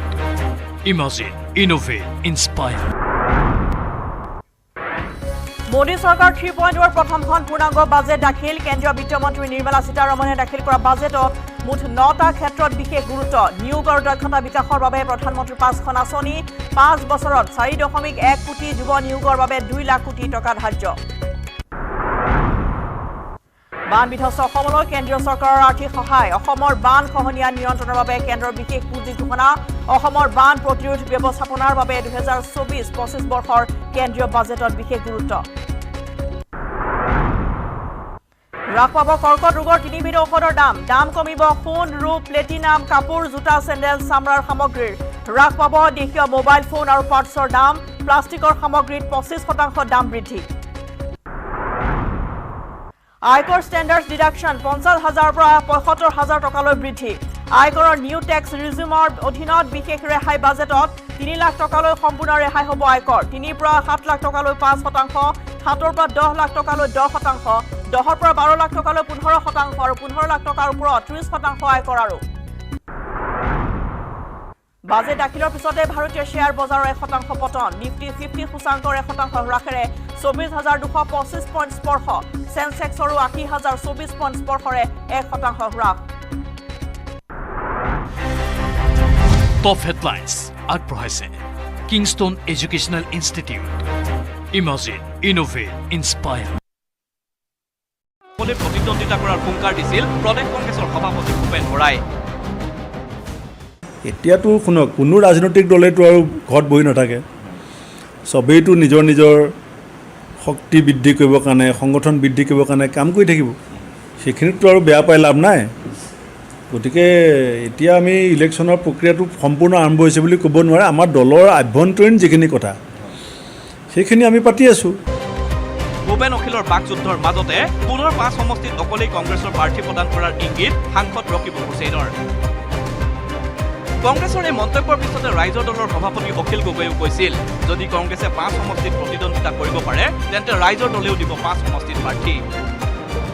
ৰাইজৰ দলৰ স্থিতি আছিলে যে এইবাৰ আমি কংগ্ৰেছ দলকে সহায় কৰিম। আমি 2024 চনৰ লোকসভা নিৰ্বাচনতো ত্যাগ কৰিছিলোঁ আৰু আমি উপ নিৰ্বাচনতো ত্যাগ কৰিবলৈ প্ৰস্তুত আছিলোঁ। কিন্তু এতিয়া কংগ্ৰেছৰ যিটো দাদাগিৰি দেখা গৈছে, কংগ্ৰেছৰ যিটো উপদ্ৰৱ দেখা গৈছে, এতিয়াতো আমাৰ কৰ্মীবিলাকে একদম স্পষ্টকৈ কৈ দিছে যে নাই আমাৰ গোটেই আমাৰ যিমানবিলাক উপ নিৰ্বাচন হ'ব, উপ নিৰ্বাচনৰ প্ৰত্যেকটো সমষ্টিতে ৰাইজৰ দলৰ কেণ্ডিডেট দিব লাগে। দুই নেতাৰ বাকযুদ্ধৰ মাজত এইবাৰ মধ্যস্থতাকাৰীৰ ভূমিকাত অৱতীৰ্ণ হৈছে লুৰিণজ্যোতি গগৈ। বাদ বিবাদ অৰিয়া আমাৰ লক্ষ্য নহয়, লক্ষ্য আমাৰ 2026। সেয়ে 2026ৰ লক্ষ্যৰে প্ৰতিটো বিৰোধী ৰাজনৈতিক দলক একেলগে কাম কৰাৰ আহ্বান জনালে লুৰিণজ্যোতি গগৈয়ে। ইয়াৰ বাবে প্ৰতিটো দলে এৰিব লাগিব আত্ম অহংকাৰ, অহংকাৰী পতনৰ মূল বুলি নীতিপাত দিলে ভূপেন অখিলক। এৰা ধৰা আৰু বুজা পৰা, এইটোৰ যোগেদিয়ে নিৰ্বাচন জিকাৰ মূল ৰণকৌশলটো তৈয়াৰ কৰিব পাৰি। আমি অহংকাৰ কৰিলে পতন হ'ব, যোনেই নকৰোঁ লাগিলে। বিৰোধীৰ এটাও ভোট যাতে বিভাজন নহয় তাৰে শক্তিশালী ৰণকৌশল প্ৰস্তুত কৰাৰ আহ্বান লুৰিণজ্যোতি গগৈৰ, অন্যথা সম্ভৱ নহয় বিৰোধীৰ জয়। 2021ৰ নিৰ্বাচনৰ পৰা অভিজ্ঞতা গ্ৰহণৰ আহ্বান জনালে প্ৰদেশ কংগ্ৰেছৰ সভাপতি ভূপেন বৰা আৰু অখিল গগৈক। পিছে তথাকথিত বিৰোধী ঐক্যৰ সাধাৰণ সম্পাদক লুৰিণজ্যোতি গগৈয়ে আগবঢ়োৱা এনে পৰামৰ্শ এতিয়া গ্ৰহণ কৰিবনে ভূপেন বৰা বা অখিল গগৈয়ে? গুৱাহাটীৰ পৰা বলেন ভট্টাচাৰ্যৰ report, News 18 Assam north east. যি বস্তু লৈ ওলাইছে উচিত মূল্যটো আমাক নিদিয়ে। উচিত মূল্য মানে এথেন আৰু আমি আৰু খেতিবিলাকৰ আৰু কি উচিত মূল্য পাম? যিকেইটা বানপানীৰ পৰা মৰি পেলাই বাচা আছিলে তাকো বেচিবলৈ বজাৰ কৰিলে দাম নাপাওঁ, আমি কিনিবলৈ গ'লে ওপৰত যি দাম লয়। অসহায় ৰাজ্যৰ কৃষক।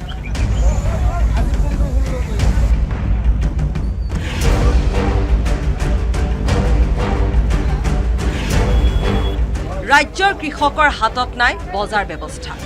ৰাজ্যৰ বজাৰ আৰু পথাৰত দপদপাই ফুৰিছে দালাল ৰূপী SBI। কৃষকক উৎপাদিত সামগ্ৰীৰ বজাৰ দিয়াত গুৰুত্ব নাই চৰকাৰৰ। চৰকাৰ প্ৰশাসনে নিয়ন্ত্ৰণ কৰিব নোৱাৰা মধ্যভোগীয়ে শুহি শুহি খাইছে কৃষিজীৱী গঞাৰ তেজ। চলে বলে কৌশলে পানীৰ দৰত কৃষকৰ উৎপাদিত সামগ্ৰী ক্ৰয় কৰি পকেট গৰম কৰিছে মধ্যভোগীয়ে। শাক পাচলি 200% পৰ্যন্ত মুনাফা অৰ্জন কৰে মধ্যভোগীয়ে। দশকৰ পিছত দশক ধৰি ৰাজ্যৰ পথাৰ আৰু বজাৰ নিজৰ ৰাজত্ব চলোৱা মধ্যভোগীক নাকি লগাবলৈ তিল মানুহ পদক্ষেপ লোৱা নাই চৰকাৰ অথবা প্ৰশাসনে, যাৰ ফলশ্ৰুতিত দুৰ্দশাই লগ নেৰা হৈছে চহাগ। অফ হেডলাইন্স আগবঢ়াইছে Kingston educational institute. Imagine, innovate, inspire. Modi চৰকাৰ 3.0ৰ প্ৰথমখন পূৰ্ণাংগ বাজেট দাখিল। কেন্দ্ৰীয় বিত্তমন্ত্ৰী নিৰ্মলা সীতাৰমণে দাখিল কৰা বাজেটত 9টা ক্ষেত্ৰত বিশেষ গুৰুত্ব। নিয়োগ আৰু দক্ষতা বিকাশৰ বাবে প্ৰধানমন্ত্ৰীৰ 5খন আঁচনি, 5 বছৰত 4.1 কোটি যুৱ নিয়োগৰ বাবে 2 লাখ কোটি টকা ধাৰ্য। বান বিধ্বস্ত অসমলৈ কেন্দ্ৰীয় চৰকাৰৰ আৰ্থিক সহায়। অসমৰ বান খহনীয়া নিয়ন্ত্ৰণৰ বাবে কেন্দ্ৰৰ বিশেষ পুঁজি ঘোষণা। অসমৰ বান প্ৰতিৰোধ ব্যৱস্থাপনাৰ বাবে 2024-25 বৰ্ষৰ কেন্দ্ৰীয় বাজেটত বিশেষ গুৰুত্ব। হ্ৰাস পাব কৰ্কট ৰোগৰ 3বিধ ঔষধৰ দাম কমিব সোণ, ৰূপ, প্লেটিনাম, কাপোৰ, জোতা, চেণ্ডেল, চামৰাৰ সামগ্ৰীৰ। হ্ৰাস পাব দেশীয় মোবাইল ফোন আৰু পাৰ্টছৰ দাম। প্লাষ্টিকৰ সামগ্ৰীত 25% দাম বৃদ্ধি। আয়কৰ ষ্টেণ্ডাৰ্ড ডিডাকশ্যন 50,000 পৰা 75,000 টকালৈ বৃদ্ধি। আয়কৰ নিউ টেক্স ৰিজিউমৰ অধীনত বিশেষ ৰেহাই বাজেটত 3 লাখ টকালৈ সম্পূৰ্ণ ৰেহাই হ'ব আয়কৰ। 3ৰ পৰা 7 লাখ টকালৈ 5%, 7ৰ পৰা 10 লাখ টকালৈ 10%, 10ৰ পৰা 12 লাখ টকালৈ 15% আৰু 15 লাখ টকাৰ ওপৰত 30% আয়কৰ আৰোপ। বাজেট দাখিলৰ পিছতে ভাৰতীয় শ্বেয়াৰ বজাৰৰ 1% পতন। নিফটি 50 সূচাংকৰ 1% হ্ৰাসেৰে 24,225 পইণ্ট স্পৰ্শ। চেনচেক্সৰ 80,024 পইণ্ট স্পৰ্শৰে 1% হ্ৰাস। বানৰ পিছতে ৰাজ্যত জাপানীজ এনকেফেলাইটিছৰ প্ৰাদুৰ্ভাৱ। জাপানীজ এনকেফেলাইটিছ তথা জাপানীজ এনকেফেলাইটিছ সদৃশ ৰোগত আক্ৰান্ত হৈ অৰ্ধশতাধিক লোকৰ মৃত্যু। তিতাবৰত এগৰাকী কিশোৰীৰ বিপৰীতে কলিয়াবৰত এগৰাকী বৃদ্ধাৰ মৃত্যু। বৰ্তমানো বিভিন্ন জিলাত হস্পিতালে চিকিৎসাধীন শতাধিক। জাপানীজ এনকেফেলাইটিছ ৰোধৰ বাবে স্বাস্থ্য বিভাগৰ বিশেষ পদক্ষেপ। টপ হেডলাইন্স আগবঢ়াইছে Kingston educational institute. Imagine, innovate, inspire. মধ্যভোগীয়ে হঠাতে সামগ্ৰীৰ দাম বঢ়োৱা আৰু কমাব পৰা ক্ষমতা নিজৰ হাতত ৰখাৰ বাবে এতিয়া খেতি কৰিবলৈ বাদ দিছে বহু কৃষকে। এফালে মধ্যভোগীৰ দপদপনি, আনফালে চৰকাৰৰ নীৰৱতা। বাৰম্বাৰ হোৱা বানেও কঙাল কৰিছে অসমৰ কৃষকক। মৰাণকে ধৰি ৰাজ্যৰ প্ৰান্তে প্ৰান্তে বানে কৃষকৰ উৎপাদিত শস্য নষ্ট কৰি পেলোৱাত পানীত হাঁহ নচৰা অৱস্থা হৈছে কেৱল কৃষি কাৰ্যৰে বছৰটোলৈ পেটৰ ভাত মুঠি মোকলোৱা কৃষিজীৱী ৰাইজ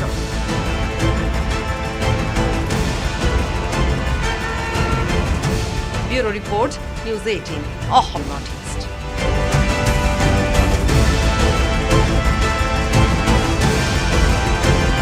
যি বস্তুলৈ ওলাইছে উচিত মূল্যটো আমাক নিদিয়ে উচিত মূল্য মানে এতিয়া আৰু আমি আৰু খেতিবিলাকৰ আৰু কি উচিত মূল্য পাম যিকেইটা বানপানীৰ পৰা মৰি পেলাই বাচা আছিলে তাকো বেচিবলৈ বজাৰ কৰিলে দাম নাপাওঁ আমি কিনিবলৈ গ'লে ওপৰত দাম লয় অসহায় ৰাজ্যৰ কৃষক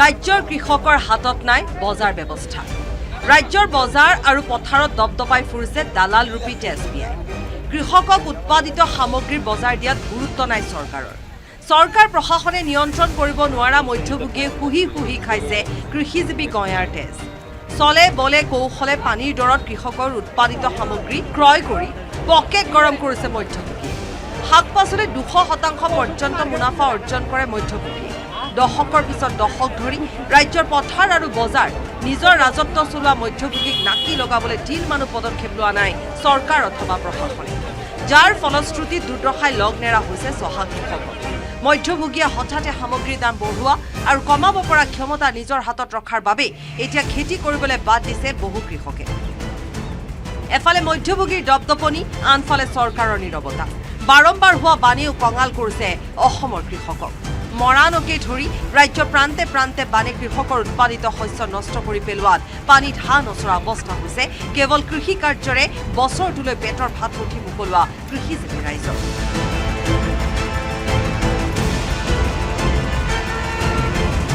bureau report news 18 Assam north east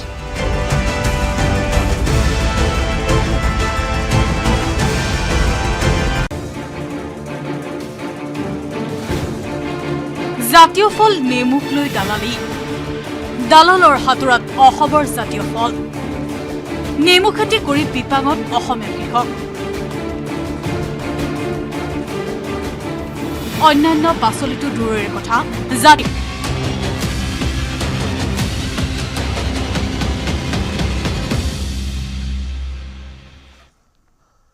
স্বাগতম জনাইছো বিৰতিৰ পিছত চৰ্চা কৰি আছো বাজেট আৰু বাজেটত কেইবাটাও বিষয় আছে আমি মূলত অসমৰ বিষয়ে সদায় কথা পাতিবলৈ বিচাৰিম দেশৰ বিষয়সমূহ আমি ইতিমধ্যে সামৰিছো ই কমাৰ্চৰ বাবে আপোনাৰ প্লেটফৰ্মত জিএসটি টিডিএস কমাই দিছে ভাল কথা আপোনাৰ কেইটামান সামগ্ৰীৰ আপোনাৰ দাম কমাইছে তাৰ ভিতৰত দেশত নিৰ্মিত মোবাইল ফোনো আছে সোণ প্লেটিনাম ইত্যাদিৰ তেওঁলোকে 6.5% আৰু 6% কৰ হ্ৰাস কৰিছে সেয়াও ভাল কথা দেশৰ সাপ্তাহিক বজাৰ ফাষ্ট ফুড ষ্ট্ৰীট ফুড ইত্যাদি কথা স্বীকৃতি দিছে সেইবোৰ বৰ ভাল কথা হৈছে নিবনুৱাৰ কাৰণে বৰ আঁচনি আছে কেতিয়াবা এনেকুৱা হয় ভাৰত চৰকাৰে খুব ভাল ভাল ডাঙৰ ডাঙৰ আঁচনি লয় আমি সেই আঁচনিসমূহৰ পৰা আঁতৰি যাওঁ অলপতে মই সমবায় বিভাগৰ কথা চৰ্চা হৈছিল সমবায় বিভাগৰ মই এটা অনুষ্ঠানত গ'লে আমাৰ সমবায়সমূহ সফল সমবায় হিচাপে ল'ব পৰা নাই সমবায় আন্দোলনটোত আমি ক'ৰবাত পাছ পৰি ৰৈছোঁ অৰ্থাৎ ভাৰত চৰকাৰৰ এজেণ্ডা গৃহমন্ত্ৰী অমিত শ্বাহক ইয়াৰ আগৰবাৰতে সমবায় মন্ত্ৰী কৰি সেইটো এটা মেজৰ ডিপাৰ্টমেণ্ট হিচাপে এষ্টাব্লিছ কৰিলে য'ত সমবায়টো এটা নগণ্য আৰু একাষৰীয়া বিভাগ আছিল আৰু তালৈ ফাণ্ডিং কৰিলে কিন্তু আমি সুবিধাবোৰ ল'ব পৰা নাই এতিয়া সমবায়ৰ কাৰণে যিমান ফাণ্ডিং হৈছে আৰু যিমান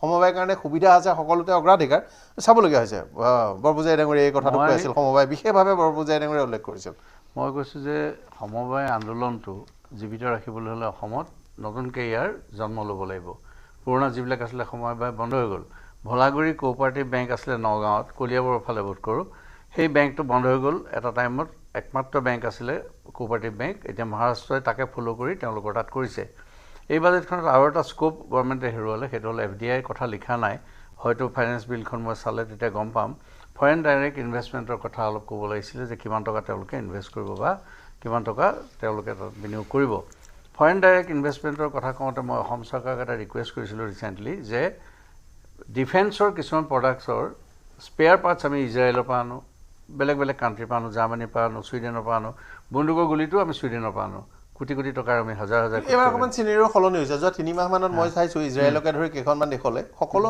অস্ত্ৰ নহয় কিন্তু আমি বন্দুকৰ ক্ষেত্ৰত ৱেপনৰ ক্ষেত্ৰত আমি ব্ৰেক থ্ৰু কৰিছোঁ আমি এতিয়া মানে আপুনি এছল্ট ৰাইফল ক্ষেত্ৰত আমি ছাপ্লায়াৰ হ'ব পাৰোঁ আহিছে লাহে লাহে আমি কি কৰিব পাৰোঁ আমি অলপ এনেকুৱা লাগিছে লাইট এৰিয়েল ভেহিকল আমি যিবোৰ আছে সেইবোৰ আমি অলপ বনাব আমি যেনেকৈ ছেমি কণ্ডাক্টৰত গৈ আছোঁ একদম অন্ধকাৰ হোৱা নাই আমাৰ এতিয়া এইটো ক্ষেত্ৰত বেছি ডিফেন্সৰ সৰু সৰু প্ৰডাক্ট আমি কিছুমান কৰিব পাৰোঁ MSMEত ইমান গুৰুত্ব দিছে কিন্তু তাৰ মাজতে দুই এটা কথা এৰ খাই গৈছে FDI কথা এৰ খাই গৈছে হয়তো দিবও পাৰে নাজানো আৰু এটা কথা ফাইনেন্সৰ কথাত মই চাইছোঁ লাষ্ট 10 yearsত চিদাম্বৰমে লাষ্ট দিছিলে বোধকৰো আমাক MNST এটা দিব লাগিছিলে ব্লেক মাইনটো অলপ কমি গ'লহেঁতেন ক্ষমাদান ফাইনেন্সিয়েল MNST যদি দিয়ে তেতিয়াহ'লে সেই পইচাখিনি ওলাই আহিলেহেঁতেন বহুত হাজাৰ আৰু এটা চিৰিজ লগা হৈছে MNST লাগে পাৰে কৰিব পাৰে আৰু এটা কথা লগতে কৈ পেলাই মই সমাপ্ত কৰিছোঁ সেইটো হ'ল আমি যেনেকৈ GSTত সীমাহীন টকা পাইছোঁ এতিয়া GSTত এটা টেগ আছে আপুনি কাপোৰযোৰ কিনিলে লগে লগে আপোনাৰ GSTত আহি গ'ল কিনোতাৰো আহিলে বেচোতাৰো আহিলে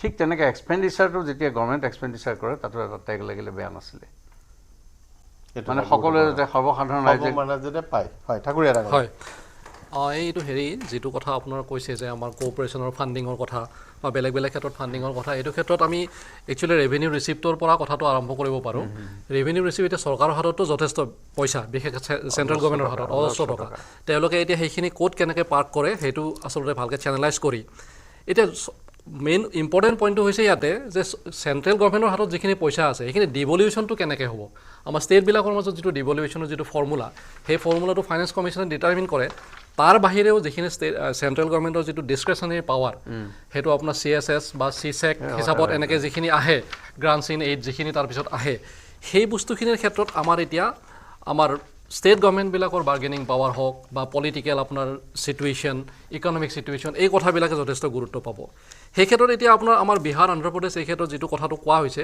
অলপমান মই বেলেগকৈ কথাটো এটা চাব বিচাৰিছোঁ এতিয়া বিহাৰৰ ক্ষেত্ৰত এইবাৰ ধৰক যথেষ্টখিনি আপোনাৰ পেকেজ ঘোষণা কৰিছে যথেষ্ট সুবিধা প্ৰদান কৰা হৈছে এতিয়া আমাৰ এটা সমীক্ষাত প্ৰকাশ কৰা হৈছে যে বহু বছৰ ধৰি আমাৰ যিটো ডেভেলপমেণ্ট স্পেণ্ডিং অল ষ্টেট গভৰ্ণমেণ্টৰ সেই ডেভেলপমেণ্ট স্পেণ্ডিঙৰ আপোনাৰ 60% হে অকল বিহাৰত আছে মানে অল ষ্টেটৰ যিটো এভাৰেজ স্পেণ্ডিং তাৰে 60% লেছ বিহাৰত হৈ আছে গতিকে সেই ক্ষেত্ৰত যদি আমি ডেভেলপ কৰিবলগীয়া হয় গোটেই আমাৰ ইণ্ডিয়া এজ এ কাণ্ট্ৰি তেতিয়াহ'লে আমি নিশ্চয় বিহাৰৰ নিচিনা দেশবিলাককো ৰাজ্যবিলাকো আমি কৰিব লাগিব কিন্তু কথা হৈছে আমি এইটো এটা হয়তো কোৱেলিশ্যন ধৰ্ম কিছুমান কৰিবলগীয়া হৈছে সেইটো বেলেগ কথা কিন্তু Bihar is a very under develop state সেইটো অন্ধ্ৰপ্ৰদেশৰ কোষ্টেল অন্ধ্ৰ গৈছে ৰয়েল সীমা গৈছে সি কিন্তু অন্ধ্ৰৰ মানে দুৰ্ভগীয়া মাছমৰীয়া মানুহৰ দুখ দেখিলে কিন্তু গম পাই যাব একদম সঁচা আৰু অন্ধ্ৰপ্ৰদেশৰ এইবাৰ প্ৰব্লেমটো হৈছে কি যিটো বাইফাৰ্কেশ্যন হৈ গ'ল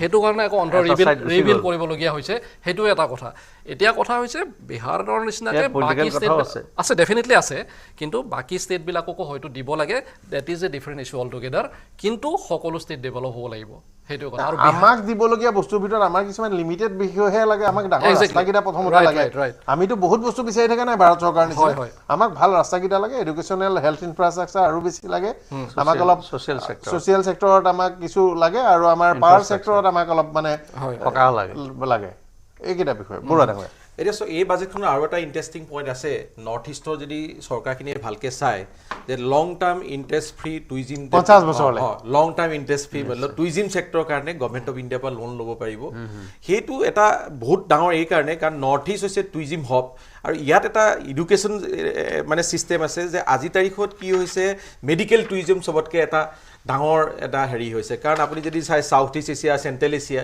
চবতকৈ মেডিকেল টুৰিজিমত যেতিয়া দিল্লী আহি 6-7 মাহ ট্ৰিটমেণ্ট কৰিব লাগে সেই সময়ত কি হয় সিহঁতে পাহাৰীয়া ৰাজ্যবিলাকক গুচি যায় এমাহমান ট্ৰিটমেণ্ট কৰাৰ পাছত যেতিয়া সেইটো কিন্তু নৰ্থ ইষ্টত যদি সেই ব্যৱস্থাটো থাকে মেডিকেল টুৰিজিমৰ ক্ষেত্ৰত বা টুৰিজিম ছেক্টৰত কাৰণ যদি আমি সাউথ ইষ্ট এছিয়াৰ লগত আমাৰ যদি কানেক্টিভিটি হৈ যায় গতিকে সেইটো এটা প্লাছ পইণ্ট আৰু ইয়াত এটা আৰু এটা প্লাছ পইণ্ট আমি দেখিছোঁ যোৱা কেইদিনমানত মই ডাটা এনালাইচিছ কৰি দেখিছোঁ আমাৰ ধৰক GNRC বা নেম কেয়াৰ তেওঁলোকৰ বিশেষ কাৰণত কিছু বাংলাদেশ ইত্যাদি ৰাজ্যৰ পৰা পেচেণ্ট আহিছে ভূটানৰ পৰাও কিছু আহিছে কিন্তু একে সময়তে আকৌ অসমৰ পৰা নেপাললৈ চকু ডাক্তৰকে ধৰি বহুত মাইগ্ৰেট সেইটো কাৰণে এতিয়া নেক্সট আহিছে এই বাজেটখনত যিটো ইকনমিক ৰেলিঅ' কৰিডৰ আটাইতকৈ ডাঙৰ কথাটো চাওক মই আপোনাক এটা কৈছে আপোনাৰ মাংগলোৰ যিটো পৰ্ট এইটোৰ ওপৰত ভাৰত চৰকাৰ মাংগলোৰ পৰ্টটো জাপানে ডেভেলপ কৰিছিলে কৰ্ণাটকা আৰু এই পৰ্টটো বা কি হৈছে আইৰণৰ জাহাজে সিহঁতে বিদেশলৈ জাপানলৈ লৈ যায় আৰু জাপানত সেইটো আইৰণৰ পৰা ষ্টিল বনাই আকৌ ইণ্ডিয়াতে বেচে বিক্ৰী কৰে ইণ্ডিয়াতে ওলোটাই আকৌ ইয়াৰ পৰা নিয়ে 7 টকাত আৰু আমাক 7,000 টকাত বেচে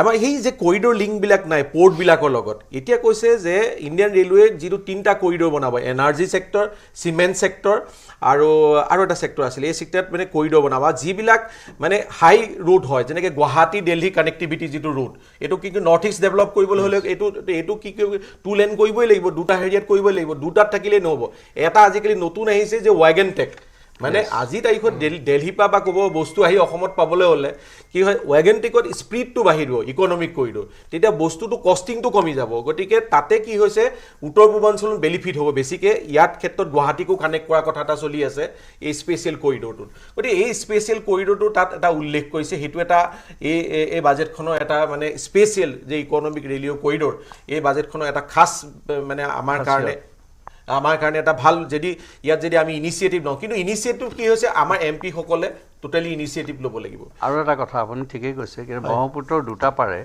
2টা ৰাস্তা হোৱা কথা আছিলে মই তাৰ ওপৰত কিতাপ এখনো লিখিছিলোঁ কিন্তু কথাটো হ'ল কি সেই কথাষাৰ তল পৰিলে আপুনি মন কৰিছেনে ব্ৰহ্মপুত্ৰৰ 2 পাৰে আগৰ গভৰ্ণমেণ্টৰ দিনত এটা কথা ওলাইছিল যে 2টা পাৰে 2টা ৰাস্তা মই সদ্যহতে এই ৰাস্তা দুটা বিৰোধী নাই কৰিবলৈ চেষ্টা চলাইছিল আৰু এটা কথা এই যে পাইপলাইন এটা ডেট পাইপলাইন আছে বুলি কোৱা যায় সেই ডেট পাইপলাইনটোৰ অল্টাৰনেটিভ যদি এটা ৰাস্তা কৰিব পৰা যায় তেতিয়া আমাৰ যিটো নেশ্যনেল হাইৱেত প্ৰেছাৰ যিটো পৰিছে ৰাস্তা এটাহে এতিয়া এটা দ্বিতীয় বিকল্পটো কোনো নাই পলাই মেলি গাঁৱে ভূঞে গ'লে বাৰু বেলেগ কথা গতিকে বিকল্প এটা ৰাস্তাৰ ব্যৱস্থা কৰিলে বেয়া নাছিলে মোৰতো অসমৰ মুখ্যমন্ত্ৰী ডাঙৰীয়ালে এটা অনুৰোধে সদায় আছে যে গুৱাহাটী নাৰেংগীৰ পৰা জালুকবাৰীলৈ যোৱা অংশটো যিটো পাইপলাইন আছে সেইটো অসম চৰকাৰে অইলৰ পৰা লৈ ল'ব লাগে অইলক ক'ব লাগে কুৰুৱাদি এখন দলং বনাই অইল ইণ্ডিয়া ভাৰত চৰকাৰ ডাঙৰ প্ৰতিষ্ঠান পইচা আছে কুৰুৱাদি দলং বনাই কৰি দিব লাগে আৰু ইয়াত ডাবল ডেকাৰ ইয়াত আচলতে ডাবল ডেকাৰ 200 ৰাস্তা বনাই দিব লাগে নাৰেংগীৰ পৰা জালুকবাৰীলৈ গুৱাহাটীৰ মোটামুটি আপোনাৰ বাণিজ্যিক ব্যৱসায় ডাঙৰ সংস্থাপনৰ সুযোগ ওলাবৰ কাৰণে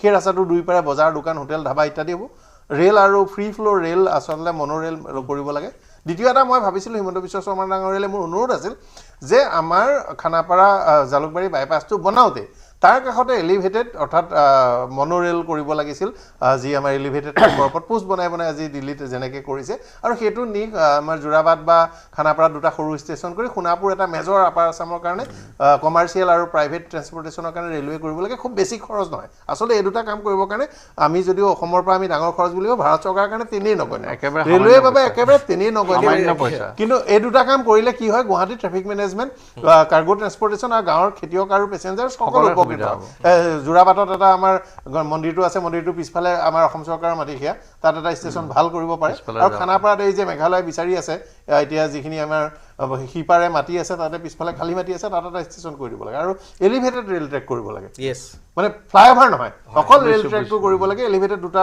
দুখাৰী ৰেল ট্ৰেক কৰিলে আমাৰ বিৰাট সুবিধা মনোৰেল চলাব বাছৰ নিচিনা আৰু আমি যাম এই 2টাটো মোৰ থাকিলে কিন্তু ব্ৰহ্মপুত্ৰৰ 2 ফালৰটোত মই বিৰোধী হ'ব আৰু এটা ইয়াত এই বাজেটখনৰ ইণ্টাৰেষ্টিং কথা আছে যে যিটো আমাৰ স্মাৰ্ট চিটি প্ৰজেক্ট আনিছিলে ইয়াৰ আগৰ বাজেটত সেই স্মাৰ্ট চিটি বাজেট যিটো স্মাৰ্ট চিটি কনচেপ্ট আছিলে সেইটো লগভগ ফেইল হৈ গৈছিলে কিন্তু এইবাৰ বাজেটত সেইটো ৰিভাইভ কেনেকৈ কৰাইছে যে 100খন চিটিত কি হৈছে CBI কণ্ট্ৰল আজি চব গুৱাহাটী চবতকৈ মানে CBI কণ্ট্ৰল চবতকৈ সেইকাৰণে অসম বেনিফিট হ'ব মানে ডিব্ৰুগড় যোৰহাট এইবিলাকৰ যে CBI কণ্ট্ৰল সেইটো এটা কৰি দিলে আৰু এটা ক'লে যে ইণ্ডাষ্ট্ৰিয়েল মানে হব বনাব চিটিবিলাকক এটা হৈছে CBI কণ্ট্ৰল এটা হৈছে ইণ্ডাষ্ট্ৰিয়েল পাৰ্ক এটা হৈছে 100 চিটিত মানে প্লেগ্ৰাউণ্ড ছিষ্টেম থাকিব মানে সেই 3টা বস্তু এটা স্মাৰ্ট চিটিত আগতে আছিল ক্লাব হয় কিন্তু এতিয়া এটা 3টা বেলেগ বেলেগ শিতানত ধৰি লোৱা হ'ল যাৰ কাৰণে কি হৈছে এতিয়া ডেভেলপমেণ্ট কৰিবৰ কাৰণে ইজি হ'ব এইটো এটা মানে ভাৰতৰ বাজেটৰ কাৰণে এটা গুড কনচেপ্ট আৰু এইটোৱে কি হৈছে গুৱাহাটী যোৰহাট আৰু আমাৰ ডিব্ৰুগড় তেজপুৰ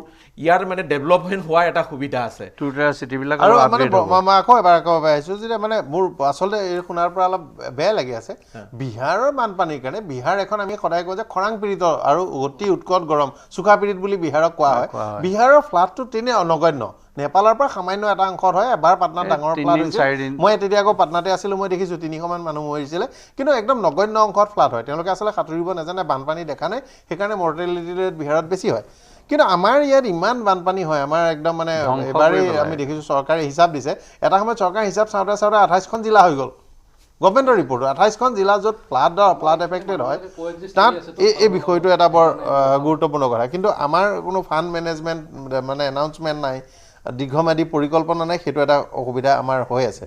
আশা কৰিম যে এবাৰ মানে পৰৱৰ্তী পৰ্যায়লৈ হ'লেও চৰকাৰ সাজু হ'ব।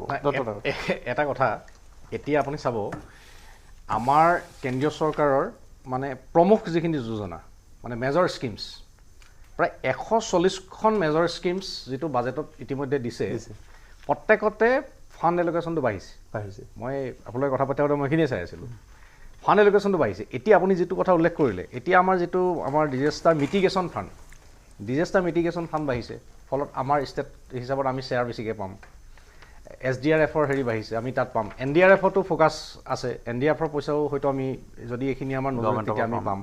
গতিকে চাওক বানপানীৰ কাৰণে অসমে কম পাইছে বা কম পাব মই এইটো নাভাবোঁ। আচলতে আমি যিখিনি তাত জমা দিয়া আছে, এতিয়া অসমত আমাৰ 350 কিলোমিটাৰ আমি মথাউৰি বনাবলৈ আছে, একদম এইটো কেলকুলেশ্যন 2 বছৰ লাগিব বুলি। এতিয়া 200 কিলোমিটাৰটো মুখ্যমন্ত্ৰী ডাঙৰীয়ে ইতিমধ্যে চেংচন দি দিলে, এইটো অক্টোবৰৰ পৰা ষ্টাৰ্ট হৈ যাব। আবাৰ বাকি থাকিলে 150 কিলোমিটাৰ, গতিকে 150 কিলোমিটাৰ মথাউৰি বনাবৰ কাৰণে আমি পাম। তাৰ উপৰিও আমাৰ যিবিলাক ইৰোশ্যন প্ৰটেকশ্যনৰ যিখিনি স্কিম, এতিয়া আমাৰ ADBৰ যিটো আমাৰ স্কিম আছে কেন্দ্ৰীয় চৰকাৰে যিটো আমাৰ 90/10 আমাক যিটো দি আছে, বা আমাৰ ৱৰ্ল্ড বেংকৰ যিটো আছে ব্ৰহ্মপুত্ৰৰ কাৰণে, সেইখিনিত আমি পইচা পামেই। গতিকে বানপানীৰ কাৰণে মোৰ মতে পইচাৰ অভাৱ নহ'ব, কম নহ'ব। আৰু এতিয়া আমাৰ যিহেতু নেকি কেন্দ্ৰীয় চৰকাৰে গুৰুত্ব দিছে, গতিকে আমি কাম কৰি ল'ম। সমস্যা হৈছে এতিয়া আমাৰ আৰু এটা কথা মই আপোনাক মানে শেষত মই উল্লেখ কৰিব বিচাৰিছোঁ, অসমখন যিহেতু নেকি আমাৰ ইয়াতে আমাৰ চেলেঞ্জ বহুত আছে। যদিও আমি যোৱা সময়খিনিত প্ৰায় 35,000 কিলোমিটাৰ আমাৰ ৰাস্তা হ'ল গোটেই অসম ৰাজ্যখনত, আমাৰ এতিয়াও মই বহুত ৰাস্তা বনাব লগা আছে, কিছুমান প্ৰপ'জেল আছে। এতিয়া আপুনি চাব আমাৰ জোনাইৰ পৰা মাজুলীলৈকে এটা ব্ৰহ্মপুত্ৰৰ পাৰত এটা ধুনীয়া মানে ৰাস্তা হ'ল, ব্ৰহ্মপুত্ৰৰ যিটো মথাউৰি যিটো ৰাস্তা ৰাজীৱ বুঢ়াটো সেইটো মানে আহিছে ডিব্ৰুগড়লৈকে, সেইটো যদি সেইটো কনচেপ্টটো এতিয়া আমাৰ ছাকচেছ হ'ল নাই অন ৰেকৰ্ড। বৰ্তমানৰ জলসম্পদ বিভাগে মুখ্যমন্ত্ৰী পীযুষ হাজৰিকা যাকে এইটো কথা স্বীকৃতি নিদিওঁ কিয়, এইটো মোৰ অন ৰেকৰ্ড ক'বলৈ কোনো দ্বিধা নাই যে এইবাৰ যিকেইটা পথ তথা মথাউৰি নিৰ্মাণ কৰিছে এইকেইটাৰ কোৱালিটি ভাল হৈছে, এইকেইটা সহজে নাভাঙিব নিচিনা মোৰ লাগি আছে। অহা বছৰ মই কি ক'ব বিচাৰিছোঁ আপুনি, আৰু এইবাৰ যদি মথাউৰি ভাঙিছে আমি খুব গালিগালাজ চৰকাৰ কৰি আছোঁ, ময়ো গালিগালাজ কৰি আছোঁ, কিন্তু এটা সূক্ষ্ম বিশ্লেষণৰ পিছত দেখা যায় যে পুৰণা মাথাউৰিকেইটা ভাঙিছে। গতিকে জলসম্পদ বিভাগৰ কৰ্মচাৰীসকলে পুৰণা মাথাউৰি সুৰক্ষাৰ কাৰণে নিৰীক্ষণ, নিশা পেট্ৰলিং বা বানপানীৰ সময়ত সক্ৰিয় হৈ থাকে, এনেকুৱা কাম নকৰাৰ কাৰণে কিছু বিপদজনক কথা হৈছে। আৰু ইমান নাই কৰা অসমত জলসম্পদ জলসিঞ্চন বিভাগৰ কৰ্মচাৰীক যদি সুভাষ দত্ত ডাঙৰীয়াই প্ৰশংসা কৰিবলৈ বিচাৰিছে, মই ঘোৰ বিৰোধী। মানে ব্ৰহ্মপুত্ৰৰ অসমৰ মানে অন্যতম মানে এটা কাম নোহোৱা আৰু একদম যিটো মানে মথাউৰিৰ ওপৰত যিটো ৰাস্তা কথা ক'লে বেয়া পাব সাধাৰণ মানুহৰ ডিপাৰ্টমেণ্ট। আমাৰ চেলেঞ্জটো ক'ত আছে মই কৈছোঁ, আমি এতিয়া ব্ৰহ্মপুত্ৰ যদি দক্ষিণ পাৰে আহোঁ, আমাৰ কাজিৰঙা ৰাষ্ট্ৰীয় উদ্যানৰ যিটো অংশ তাত আমাক মথাউৰি বনাব নিদিয়ে, সেইটো নেশ্যনেল পাৰ্ক। আমি পবিতৰাৰ ওচৰৰ যিখিনি আমাৰ মৰিগাঁও জিলাৰ যিটো পাৰ্ক সেইটোত আমি বনাব নোৱাৰোঁ, সেইটো নেশ্যনেল পাৰ্ক। ইপাৰেও যদি চাওঁ, ইপাৰে যিখন আমাৰ ৰাষ্ট্ৰীয় উদ্যান আছে সেই ৰাষ্ট্ৰীয় উদ্যানৰ ছাইডত আমি কৰিব নোৱাৰোঁ, লাগিব নহয়, কাজিৰঙাত বানপানী লাগে। কিন্তু কথা সেইটোৱেই, গতিকে আমাৰ য'ত পৰা যায়। এতিয়া যোৱা চৰকাৰৰ আমাৰ ঘোষণা আছিলে, ঘোষণা অনুসৰি আমাৰ জোনাইৰ পৰা এতিয়া মাজুলীলৈকে হ'ল, আৰু খুব ধুনীয়া মানে এটা মানে অল্টাৰনেটিভ এটা ৰোড। মাজুলীৰ পৰা এতিয়া মোৰ ডিব্ৰুগড় ঘৰখনলৈ পাওঁতে মানে গড়মূৰৰ পৰা পাওঁতে মোৰ 2 ঘণ্টা সময় লাগে, মাত্ৰ 2 ঘণ্টা সময় লাগে। আপুনি গুৱাহাটীৰ পৰা এইটো ৰাস্তাই গ'লে 5 ঘণ্টাত আপুনি ইটানগৰ পায়। গতিকে এতিয়া আমাৰ আছে, মইতো কোৱা নাই, আমাৰ পলাশবাৰীৰ পৰা আমাৰ একদম হেৰিয়ালৈকে গোৱালপাৰালৈকে আমাৰ সেইটো একদম ধুনীয়াকৈ বনাব পাৰি। ঠিক তেনেকৈ আমাৰ ব্ৰহ্মপুত্ৰ উত্তৰ পাৰে কৰিব পাৰি। এইটো আৰু এনেকুৱা সোনকালে কৰক, আমি আৰু প্ৰশংসা কৰিব, এইকেইটা ভাল হওক। আৰু এই যে জলসম্পদ বিভাগৰ খালি প্ৰশংসাটোত বিষয়া কৰ্মচাৰী মোৰ গুৰ আপত্তি আছে। এইটোত খালি যিবিলাক 2-4টা মানুহ নিষ্ঠা সহকাৰে পৃথিৱীৰ চবতে আছে। আপুনি চাব টেঙাখাটত বিভাগ এটা নিষ্ঠা, আমাৰ 2টা নিষ্ঠা ভাগিলে, এইখিনি বিষয়া বনাই কমপ্লিট কৰি দিলে নহয়। কোনটোত? টেঙাখাটত যিটো মথাউৰি ভাঙিছে, টেঙাখাটত মাথাউৰি এটা ভাঙিবলৈ এটা কথা লজিকেলি মনত ৰাখিব, মাথাউৰি ক্ষেত্ৰত সেইটো কাৰণে ক'লো যে এইকেইটা মানুহ তাৰমানে মই একদম এইটো কওঁ যে বেয়া মানে নেগলিজেন্স কৰ্মচাৰী আছে, কিন্তু সুভাষ দত্ত ডাঙৰীয়া শুনক, সুভাষ দত্ত ডাঙৰীয়া এইটো কথা আপুনি এটা ধ্যান দি মন দি শুনিব যে আপুনি ক'লে যে ৰিপেয়াৰ হয়, সেইকাৰণে মই তেওঁলোকক ক'লোঁ যে তেওঁলোক কামচোৰ কৰ্মচাৰী। এটা কথা মনত ৰাখিব যে হাতীমূৰাত যিটো ব্ৰিজ হ'ল 60 মিটাৰ বহল হ'ল বা 40 মিটাৰ 50 মিটাৰ বহল হ'ল, 20 আপোনাৰ ধৰক 10 মিটাৰ বহল হ'ল আৰু দীঘল হ'ল 60 মিটাৰ। এতিয়া আপুনি স্কোৱাৰ ফিটত উলিয়াওক যে আমাক কিমান মাটি লাগে, সিমানখিনি মাটি আমাৰ ৰূপহী পালে আমাৰ সংখ্যালঘু অধ্যুষিত লোকসকলৰ বহু গাঁৱৰ মানুহ আছে, সিহঁতে মূৰত হেডলোডিং কৰি পাচি দি কাটি পেলাই পুতি দিয়ে। বৰ ডাঙৰ কাম এটা কৰি থকা নাই আজিৰ তাৰিখত ডাম্পাৰৰ যুগত, কিন্তু মন্ত্ৰীয়ে ইনষ্ট্ৰাকশ্যন দিয়াৰ কাৰণে এইবাৰ কৰিছে। আগতে কিয় নকৰিছিল?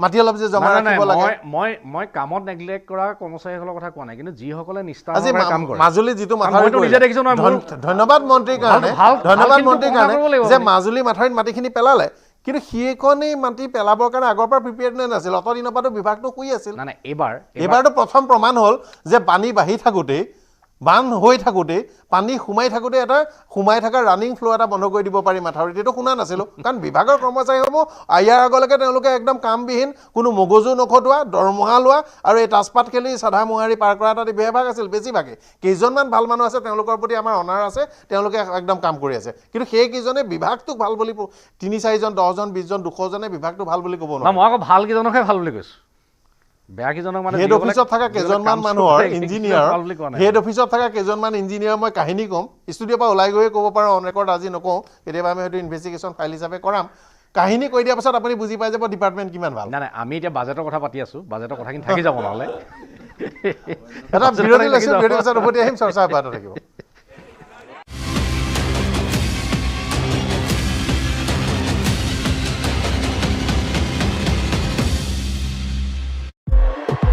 দিয়া নেমুৰ মূল্যবৃদ্ধিৰ ওপৰতো নিয়ন্ত্ৰণ নাই চৰকাৰৰ পানীৰ দৰত নেমু বিক্ৰী কৰিছে ৰাজ্যৰ কৃষকে এটকীয়া নেমু বজাৰ পালেই হৈ পৰে ৪-৫ টকা মধ্যভোগীৰ বাবে বিপৰ্যস্ত হৈছে কৃষকৰ জীৱন মধ্যভোগীৰ দৌৰাত্মত উৎপাদিত সামগ্ৰীৰ উচিত মূল্যৰ পৰা বঞ্চিত হৈছে কৃষকসকল অস্তিত্বহীন ৰাজ্যৰ কৃষি বিপণন বিভাগ সামগ্ৰীত অসমীয়া কৃষকে নেমু খেতি কৰি প্ৰতি পোনত মাত্ৰ ৩০ৰ পৰা ৪০ টকাত বিক্ৰী কৰিবলগীয়া হৈছে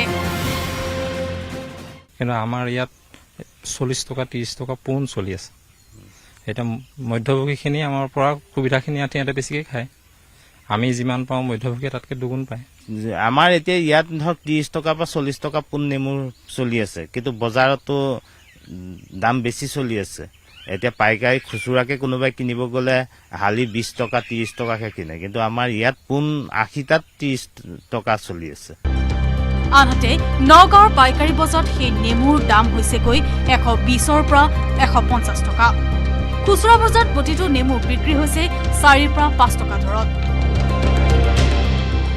নগাঁৱৰ পৰা নীলোৎপল বৰাৰ report news 18 Assam north east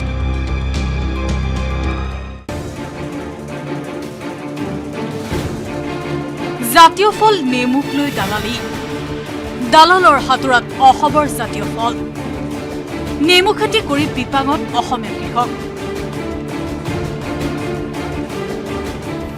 অন্যান্য পাচলিটো দূৰৰে কথা জাতীয় ফল হিচাপে স্বীকৃতি দিয়া নেমুৰ মূল্যবৃদ্ধিৰ ওপৰতো নিয়ন্ত্ৰণ নাই চৰকাৰৰ পানীৰ দৰত নেমু বিক্ৰী কৰিছে ৰাজ্যৰ কৃষকে এটকীয়া নেমু বজাৰ পালেই হৈ পৰে ৪-৫ টকা মধ্যভোগীৰ বাবে বিপৰ্যস্ত হৈছে কৃষকৰ জীৱন মধ্যভোগীৰ দৌৰাত্মত উৎপাদিত সামগ্ৰীৰ উচিত মূল্যৰ পৰা বঞ্চিত হৈছে কৃষকসকল অস্তিত্বহীন ৰাজ্যৰ কৃষি বিপণন বিভাগ সামগ্ৰীত অসমীয়া কৃষকে নেমু খেতি কৰি প্ৰতি পোনত মাত্ৰ ৩০ৰ পৰা ৪০ টকাত বিক্ৰী কৰিবলগীয়া হৈছে কিন্তু আমাৰ ইয়াত ৪০ টকা ৩০ টকা পোন চলি আছে এটা মধ্যভোগী ওচৰ চুবুৰীয়াসকলে লগাইছে ষ্ট্ৰং মানে মাইট এণ্ড ষ্টীল সুবিধাখিনি ইয়াতে বেছিকৈ খায় আমি যিমান পাওঁ মধ্যভোগীয়ে তাতকৈ দুগুণ পায় আমাৰ এতিয়া ইয়াত ধৰক ৩০ টকা বা ৪০ টকা পোন নেমুৰ চলি আছে কিন্তু বজাৰতো দাম বেছি চলি আছে এতিয়া পাইকাৰী খুচুৰাকে কোনোবাই কিনিব গ'লে হালি ২০ টকা ৩০ টকাকে কিনে কিন্তু আমাৰ ইয়াত পোন ৮০টাত ৩০ টকা চলি আছে আনহাতে নগাঁৱৰ পাইকাৰী বজাৰত সেই নেমুৰ দাম হৈছেগৈ ১২০ৰ পৰা ১৫০ টকা খুচুৰা বজাৰত প্ৰতিটো নেমু বিক্ৰী হৈছে ৪ৰ পৰা ৫ টকা দৰত নগাঁৱৰ পৰা নীলোৎপল বৰাৰ report news 18 Assam north east সংৰক্ষণক লৈ বাংলাদেশ উচ্চতম ন্যায়ালয়ৰ ঐতিহাসিক ৰায় উচ্চতম ন্যায়ালয়ত খাৰিজ উচ্চ ন্যায়ালয়ৰ নিৰ্দেশ ১৫১ জনৰ মৃত্যুৰ পাছত চৰকাৰী চাকৰিত সংৰক্ষণক লৈ ঐতিহাসিক ৰায় বাংলাদেশ উচ্চ ন্যায়ালয়ৰ পূৰ্বৰ ৫৬% পৰা মাত্ৰ ৭% কমিল সংৰক্ষণ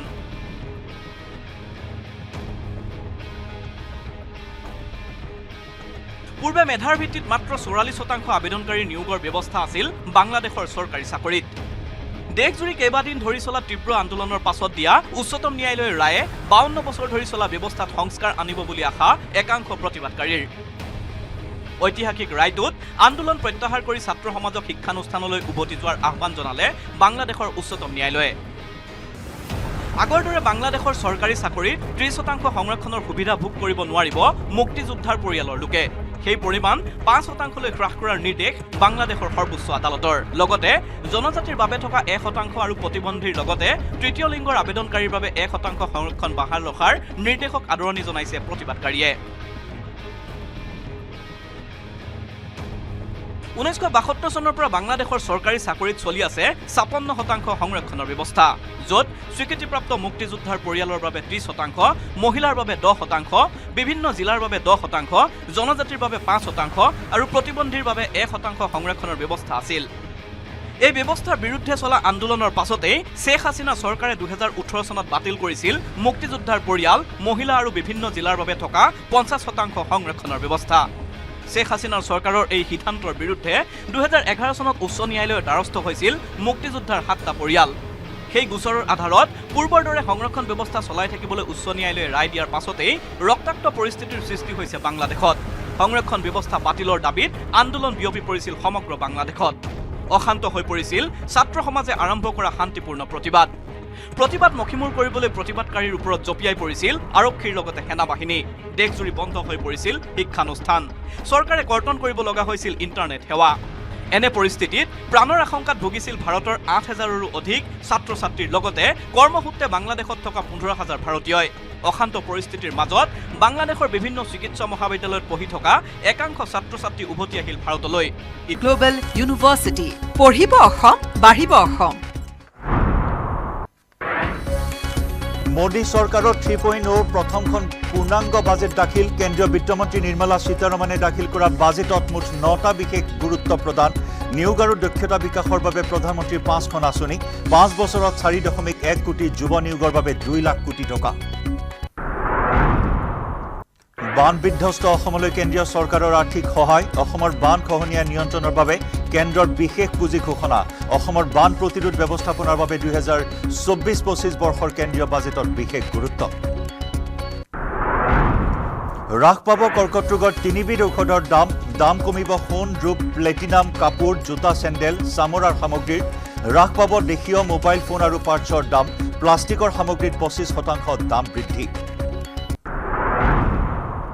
আয়কৰৰ ষ্টেণ্ডাৰ্ড ডিডাকশ্যন 50,000ৰ পৰা 75,000 টকালৈ বৃদ্ধি। আয়কৰৰ নিউ টেক্স ৰিজিমৰ অধীনত বিশেষ ৰেহাই। বাজেটত 3 লাখ টকালৈ সম্পূৰ্ণ ৰেহাই হ'ব আয়কৰ।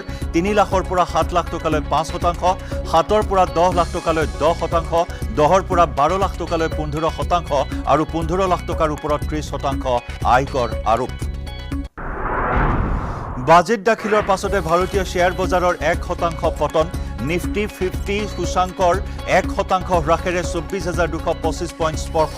চেনচেক্সৰো 80,024 পইণ্ট স্পৰ্শৰে 1% হ্ৰাস। বাজেট দাখিলৰ পাছতে মাৰ্কিন ডলাৰৰ তুলনাত ভাৰতীয় টকাৰ মূল্য অভিলেখ ৰচি 83.69লৈ হ্ৰাস। বানৰ পিছতে ৰাজ্যত জাপানীজ এনচেফেলাইটিছৰ প্ৰাদুৰ্ভাৱ। জাপানীজ এনচেফেলাইটিছ তথা জাপানীজ এনচেফেলাইটিছ সদৃশ ৰোগত আক্ৰান্ত হৈ শতাধিক লোকৰ মৃত্যু। তিতাবৰত এগৰাকী কিশোৰীৰ বিপৰীতে কলিয়াবৰত এগৰাকী বৃদ্ধাৰ মৃত্যু। বৰ্তমানেও বিভিন্ন জিলাত হাস্পতালে চিকিৎসাধীন শতাধিক। জাপানীজ এনচেফেলাইটিছ ৰোধৰ বাবে স্বাস্থ্য বিভাগৰ বিশেষ পদক্ষেপ। 24 ঘণ্টাৰ পিছতো নিখোজ। বিশিষ্ট সংগীত শিল্পী ৰমেন বৰুৱাৰ নাই কোনো সন্ধান। বিশিষ্ট সংগীত পৰিচালকগৰাকীৰ সন্ধানত ব্ৰহ্মপুত্ৰৰ বুকুত NDRF, SDRFৰ অভিযান। ব্ৰহ্মপুত্ৰৰ দিশে খোজ কাঢ়ি যোৱা দৃশ্য বন্দী হৈছিল CCTVত। দিল্লীৰ পৰাই ৰমেন বৰুৱাৰ উদ্ধাৰ অভিযানত তদাৰক মুখ্যমন্ত্ৰীৰ। আজি ঘোষণা হ'ব APSCৰ ADO নিযুক্তি কেলেংকাৰীত দোষী সাব্যস্তৰ শাস্তিৰ পৰিমাণ। APSCৰ অধীনত কৃষি বিভাগৰ উন্নয়ন বিষয়া নিযুক্তি কেলেংকাৰীত 32 জন অভিযুক্তক সোমবাৰে দোষী সাব্যস্তৰ ৰায় দিছিল আদালতে। মূল খলনায়ক ৰাকেশ পালসহ 32 জনক জেললৈ প্ৰেৰণ। 11 জনক দোষমুক্ত ঘোষণা আদালতৰ। আৰু মাজুলীৰ লোহিত খাবলুৰ গড়মূৰ নগৰ গাঁৱত চাঞ্চল্যকৰ ঘটনা নিজ গৃহতে পত্নীক জীৱন্তে জ্বলাই হত্যাৰ চেষ্টা পাষাণ স্বামী যাদৱ দাসৰ গুৰুতৰভাৱে অগ্নিদগ্ধ মহিলাক সংকটজনক অৱস্থাত যোৰহাট চিকিৎসা মহাবিদ্যালয়লৈ প্ৰেৰণ অভিযুক্ত যাদৱ দাসক আটক গড়মূৰ আৰক্ষীৰ হেডলাইন্স আগবঢ়াইছে ৰয়েল গ্লোবেল ইউনিভাৰ্চিটি পঢ়িব অসম বাঢ়িব অসম এইটো মাইথান ষ্টিল নহয় ওচৰ চুবুৰীয়াসকলে লগাইছে ষ্ট্ৰং মানে মাইথান ষ্টিল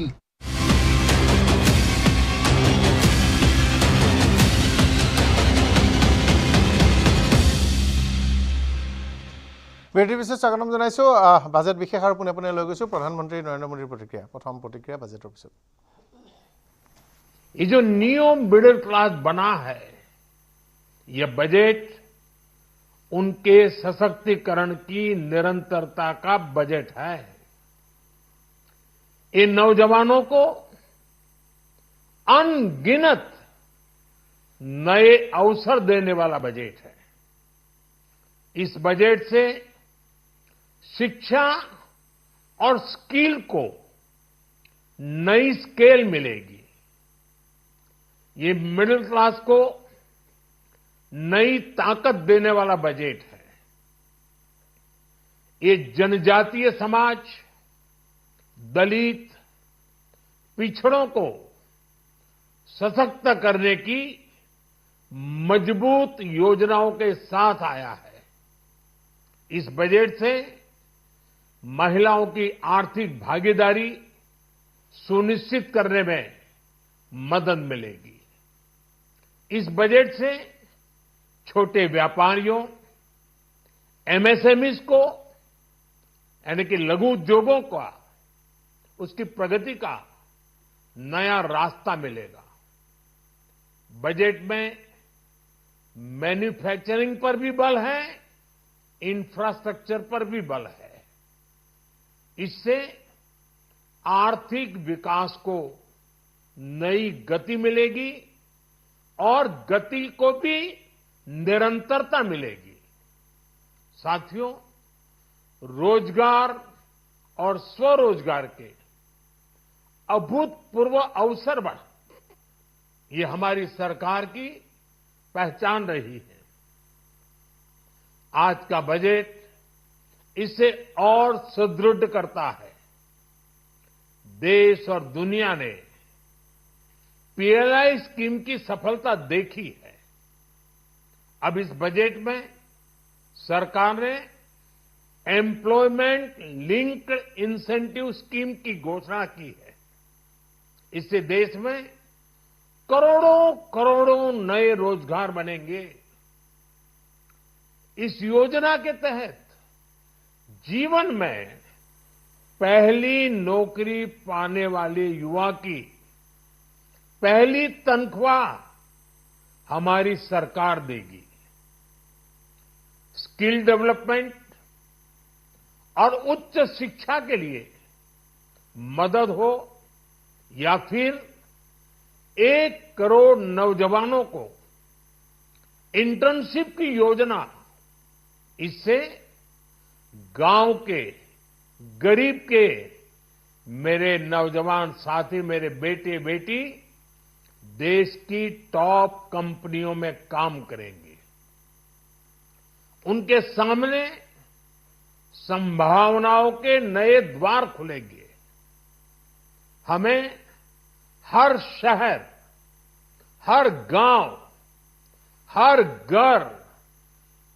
एंटरप्रेन्योर्स बनाना है इसी उद्देश्य से बिना गारंटी के मुद्रा लोन की लिमिट को 10 लाख से बढ़ाकर 20 लाख रुपए किया गया है इससे छोटे कारोबारियों विशेष रूप से महिलाओं दलित पिछड़े आदिवासी परिवारों में स्वरोजगार को बल मिलेगा साथियों हम सब लोग मिलकर भारत को ग्लोबल मैन्युफैक्चरिंग हब बनाएंगे देश का एमएसएमई सेक्टर मध्यम वर्ग से जुड़ा हुआ है। एक प्रकार से एमएसएमई सेक्टर की ओनरशिप मध्यम वर्ग ही है और इसी सेक्टर से गरीबों को ज्यादा से ज्यादा रोजगार भी मिलता है। छोटे उद्योगों की बड़ी ताकत, उस दिशा में हमारा अहम कदम है। इस बजट में एमएसएमईज के लिए ईज ऑफ क्रेडिट बढ़ाने वाली नई योजना का ऐलान किया गया है। मैन्युफैक्चरिंग और एक्सपोर्ट्स इकोसिस्टम को हर जिले तक ले जाने के लिए बजट में अहम घोषणा की गई है। ई कॉमर्स, एक्सपोर्ट हब्स और फूड क्वालिटी टेस्टिंग के लिए 100 यूनिट्स, ऐसे कदमों से वन डिस्ट्रिक्ट वन प्रोडक्ट अभियान को गति मिलेगी। साथियों, ये बजट हमारे स्टार्टअप्स के लिए, इनोवेशन इकोसिस्टम के लिए ढेर सारे नए अवसर लेकर आया है। स्पेस इकोनॉमी को बढ़ावा देने के लिए 1000 करोड़ रुपए का फंड हो, एंजल टैक्स हटाने का फैसला हो, ऐसे कई सारे कदम इस बजट में उठाए गए हैं। साथियों, रिकॉर्ड हाई कैपेक्स इकोनॉमी का एक ड्राइविंग फोर्स बनेगा।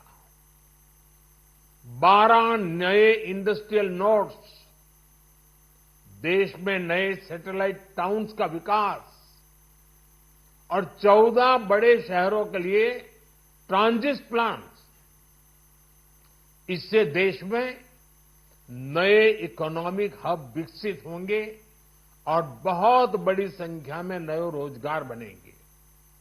साथियों, आज डिफेंस एक्सपोर्ट्स रिकॉर्ड स्तर पर है। इस बजट में डिफेंस सेक्टर को आत्मनिर्भर बनाने के लिए अनेक प्रावधान किए गए हैं। आज पूरी दुनिया में भारत के प्रति आकर्षण बढ़ा है और भारत में टूरिज्म के क्षेत्र में नई संभावनाएं बनी हैं। टूरिज्म क्षेत्र गरीब और मध्यम वर्ग के लिए कई अवसर लेके आता है। इस बजट में टूरिज्म क्षेत्र पर भी विशेष बल दिया गया है।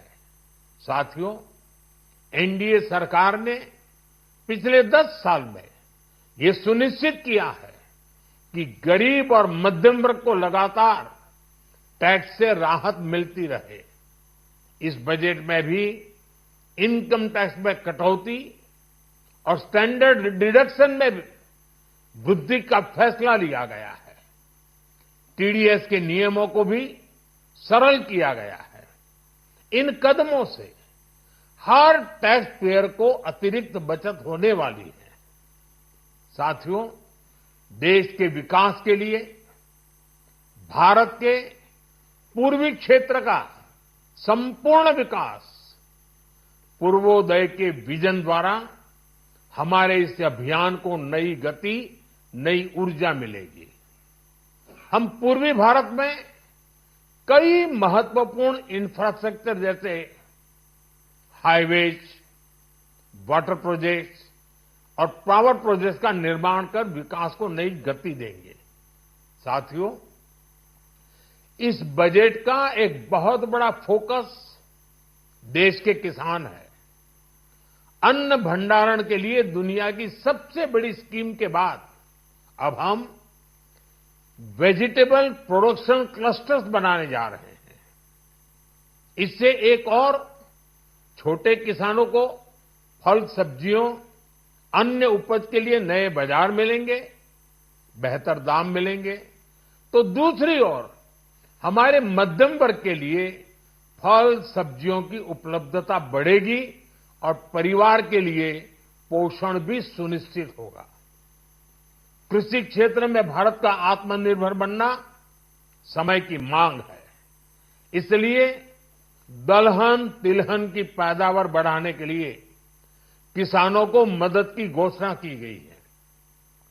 साथियों, देश में गरीबी समाप्त हो, गरीब का सशक्तिकरण हो, इस दिशा में भी आज के बजट में प्रमुख घोषणाएं की गई है।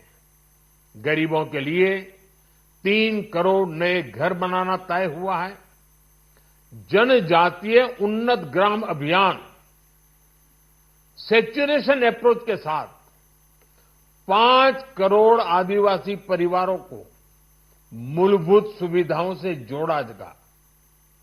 इसके अलावा ग्राम सड़क योजना 25,000 नए ग्रामीण क्षेत्रों को ऑल वेदर रोड से जोड़ेगी। इसका लाभ देश के सभी राज्यों के दूर दराज गांवों को मिलेगा। साथियों, आज का बजट नए अवसर, नई ऊर्जा लेकर आया है।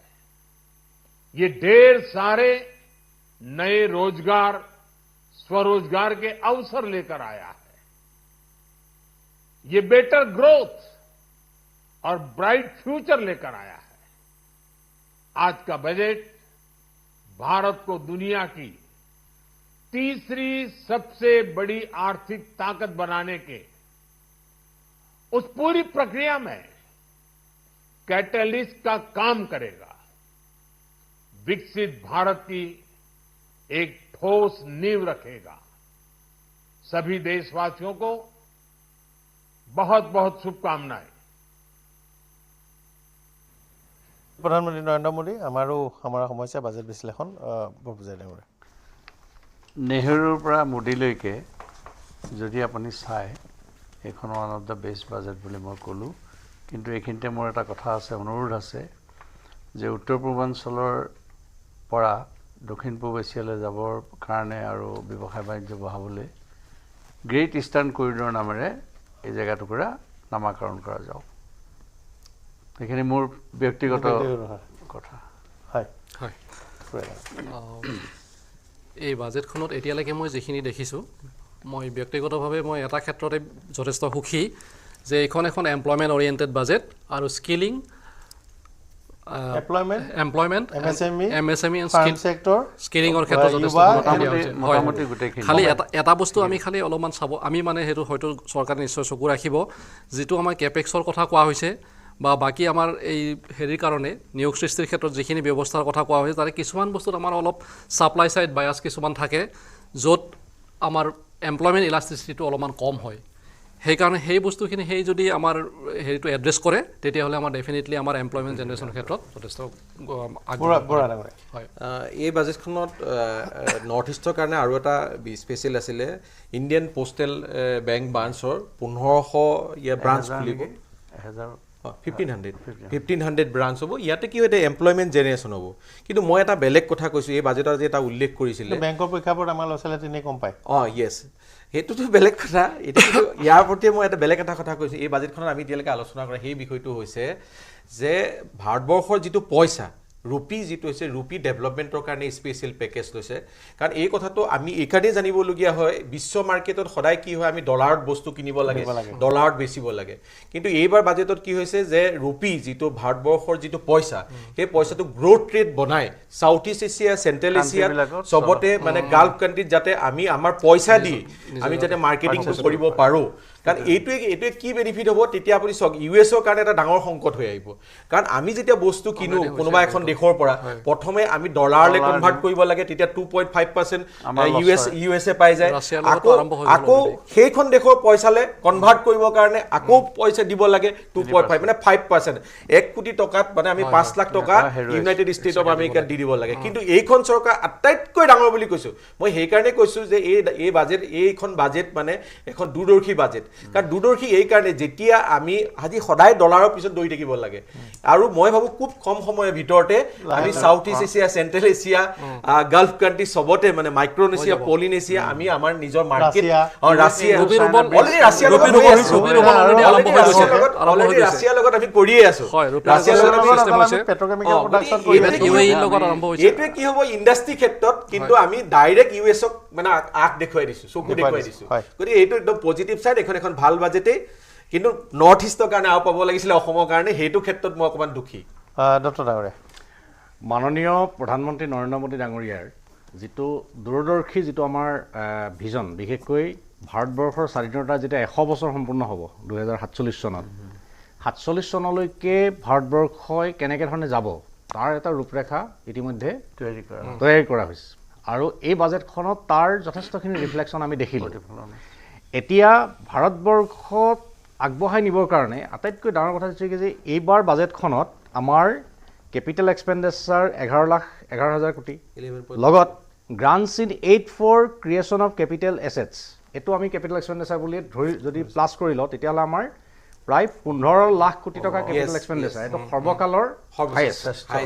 সৰ্বকালৰ হায়েষ্ট গতিকে মই ভাবোঁ যে মোদী ডাঙৰীয়াই আজি যিখিনি মোদী ডাঙৰীয়াৰ নেতৃত্বত যিখিনি নিৰ্মলা সীতাৰমণ ডাঙৰীয়ানীয়ে বাজেটখনত বিষয়খিনি আনিছে নিশ্চিতভাৱে আমি বিশ্বৰ অৰ্থনৈতিক মানচিত্ৰত ভাৰতবৰ্ষই এটা খুব শক্তিশালী স্থান ল'বৰ কাৰণে সক্ষম হ'ব আৰু আমাৰ ইণ্টাৰনেল যিবিলাক চেলেঞ্জ আছিলে সেই চেলেঞ্জবিলাক এবাৰ এড্ৰেছ হৈছে বিশেষকৈ নিবনুৱা সমস্যাটো আমাৰ এটা ইণ্টাৰনেল চেলেঞ্জ গতিকে আজি আমাৰ এডুকেশ্যনৰ লগত স্কিলক লিংকিং কৰাৰ যোগেদি আজি যিটো এটা ফোকাছ দিয়া কিন্তু এইটোত মানে মই এটা কথা চাওক আমাৰ এটা ডাঙৰ যিখিনি ফোকাছ দিছে স্কিম আছে আমাৰ যিখিনি যেতিয়া সমস্যা সমাধান হ'ব আমাৰ ফোকাছ দিয়া হৈছে অসমীয়া ল'ৰা বেনিফিট নাপায় বা আমাৰ এটা largest migratory community skill development community মালায়ালীসকল আছে তামিলসকল আছে বিহাৰ ইউপিত আছে গতিকে তেওঁলোকে পাই যাব আমাৰ সেইকাৰণে অকণমান মই এটা কথা বিশ্বাস কৰোঁ আমাৰ যিটো স্কিল গেপ যিটো ৰিপৰ্ট আছে নেশ্যনেল স্কিল ডেভেলপমেণ্ট কৰ্পৰেশ্যনৰ ফালৰ পৰা যিটো ইয়াত স্কিল ষ্টাডি কৰা হৈছিলে আমাৰ ৰাজ্যখনত প্ৰায় 45 লাখ এনেকুৱা ধৰণৰ এমপ্লয়েবিলিটি চান্সেছ থকা মানুহৰ স্কিল গেপ আছে বিভিন্ন ছেক্টৰ যিটো তেখেতে এচি মেকানিকৰ কথা ক'লে ইভেন আপুনি ড্ৰাইভাৰ যদি আপুনি চাই যিমান ড্ৰাইভাৰ লাগে গতিকে স্কিল গেপ যিটো স্কিল গেপ ষ্টাডিটোক আজি যেনেকৈ আজি বাজেটৰ এড্ৰেছ হৈছে মই ভাবোঁ যে আমাৰ ৰাইজে এইবাৰ এতিয়া চান্স ল'ব লাগে আমাৰ ইনষ্টিটিউটবিলাকে এতিয়া সুবিধা ল'ব যে এইটো কমপক্ষে 10-15 লাখ আৰু যেতিয়া ভাৰতৰ বাহিৰলৈ আৰু প্ৰডাক্ট মই আপোনাক কৈছোঁ মই 2-3 লাখ বিদেশলৈ যাব লাগিব ব্যক্তিগতভাৱে মই ৰাজনীতিত অহাৰ আগতে মই স্কিল ডেভেলপমেণ্টৰ কামেই কৰিছোঁ গতিকে এই ছেক্টৰটোৰ মানে মোৰ পুৰা বিশ্বাস আছে আৰু মোদী ডাঙৰীয়াক মই সেইকাৰণে একদম অন্তৰৰ পৰা ধন্যবাদ জনাইছোঁ ভাৰতবৰ্ষ যেতিয়া স্কিল হ'ব আমাৰ স্কিল মেন ফ'ৰ্চ যেতিয়া ভাৰতবৰ্ষৰ হাতত থাকিব ভাৰতবৰ্ষই বিশ্বত মানে বিশ্বক আমি নিয়ন্ত্ৰণ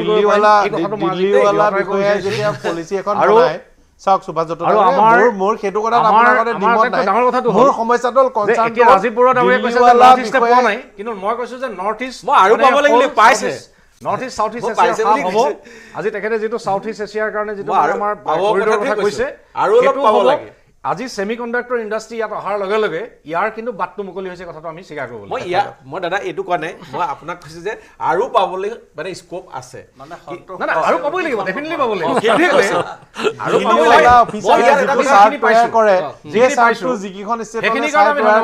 সেই চাৰ্টটো আমাৰ অসমৰ ল'ৰা ছোৱালীৰ কাৰণে খাপ নাখায়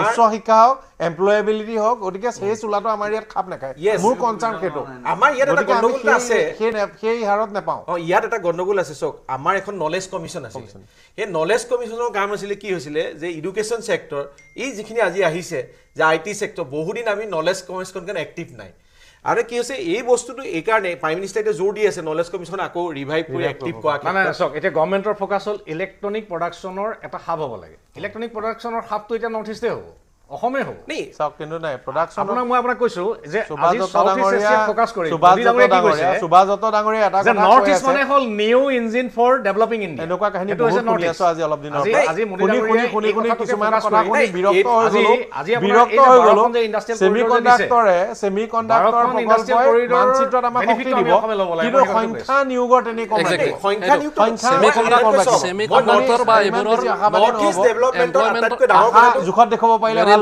নৰ্থ ইষ্ট ডেভেলপমেণ্টৰ আটাইতকৈ ডাঙৰ কথাটো মই কৈছো আমাৰ কাৰণে বিজনেছ মাৰ্কেটটো ক'ত আছিল সেইকাৰণে MSME গুৰুত্বটো আছে আমাৰ কাৰণে বিজনেছ মাৰ্কেটটো ক'ত আছিল সব আমি যদি ৰাস্তাটো খুলিব পাৰিলো মোৰে হৈ আমি ছিংগাপুৰলৈকে বাই ৰোড কাৰ যাব পাৰিলো আমাৰ বিজনেছ বাহিলে আমি যদি ষ্টিল হাইৱে অফ ইণ্ডিয়াটো এইটো খুলিব পাৰিলোহেঁতেন যিটোৱে ম্যানমাৰ চাইনা আৰু কানেক্ট কৰিছে আমাৰ মাৰ্কেটটো বাহিলে গতিকে আমি সেই বস্তুটো কিন্তু জোৰ দিব লাগে আজি আমি যে এই বস্তুটো চাওক সাউথ ইষ্ট এছিয়াত আমাৰ ডমিনেণ্ট নাই কাৰণ আমি যদি নৰ্থ ইষ্টত থাকি যদি এই চাৰিফালে ষ্টেট কেইখনৰ কাণ্ট্ৰি কেইখনৰ লগত যদি আমি আজি ইয়াৰ পৰা ছিংগাপুৰলৈকে বাই ৰোড যাব পৰা কেপাচিটি আছে গতিকে আমাৰ বস্তুখিনি যদি আমি সাউথ ইষ্ট এছিয়াক টাৰ্গেট লওঁ সাউথ ইষ্ট এছিয়া যদি মেডিকেল টাৰ্গেট কাৰণ সেই মানুহখিনি দিল্লী যায় আমি যদি গুৱাহাটীত ৰখাই দিব পাৰোঁ টুৰিজিম ছেক্টৰ গতিকে আমি বহুতখিনি আগবাঢ়িব পাৰোঁ কাৰণ আমাৰ স্কোপ আছে স্কোপখিনি কিন্তু আমি বনাব লাগিব ৰেল মই এটা লাইন এটা বাক্য বৰপূজাই এটা আপোনাৰ চলাম বৰপূজাই এটা বাক্য ভাৰত চৰকাৰে প্ৰতি মাহে যদি প্ৰতিজন অসমীয়া মানুহ বা অসমৰ মানুহলৈ পইচা পঠালে হয় ৬,৬০০ টকা মনি অৰ্ডাৰত পালেহেঁতেন ইমানেই টকা দিছে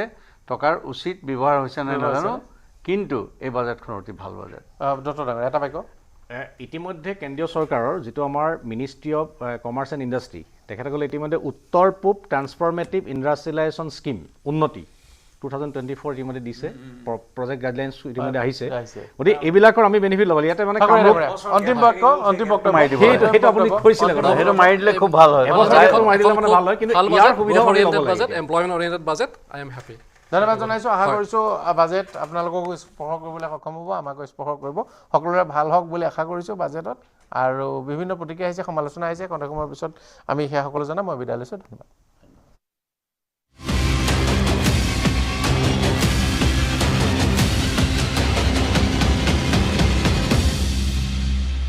এইটো মাইথান ষ্টিল নহয় ওচৰ চুবুৰীয়াসকলে লগাইছে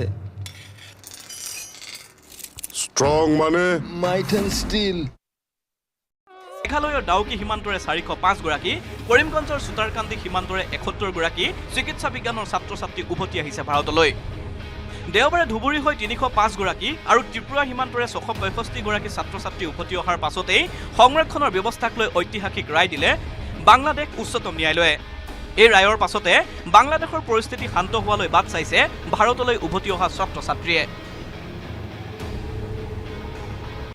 বহুত বেয়া পৰিস্থিতি আমি মানে 0.1% আমি নিজৰ মানে নিজে বাছি মেলি অহা লিখা হৈছে মানে আমি যেতিয়া হোষ্টেলৰ পৰা আমি পলাইছোঁ হোষ্টেলৰ পৰা আমাকতো কোনো হেল্প কৰিব পৰা মানুহ নাছিলে তাত তেতিয়া মানে আমাৰ ছিনিয়ৰ এজনে তেওঁলোকৰ বেটছমেন এজন তাৰ লোকেল এজনক মানে কণ্টেক্ট কৰিলে তেতিয়া তেওঁ এখন এম্বুলেন্স দি আমাক হোষ্টেলৰ পৰা ওলাই আনিছে পৰিস্থিতি শান্ত হলে বাংলাদেশলৈ উভতি গৈ আধৰুৱা প্ৰশাসনা সম্পূৰ্ণ কৰাৰ আশা কৰিছে ছাত্ৰ ছাত্ৰীসকলে news desk report news 18 Assam north east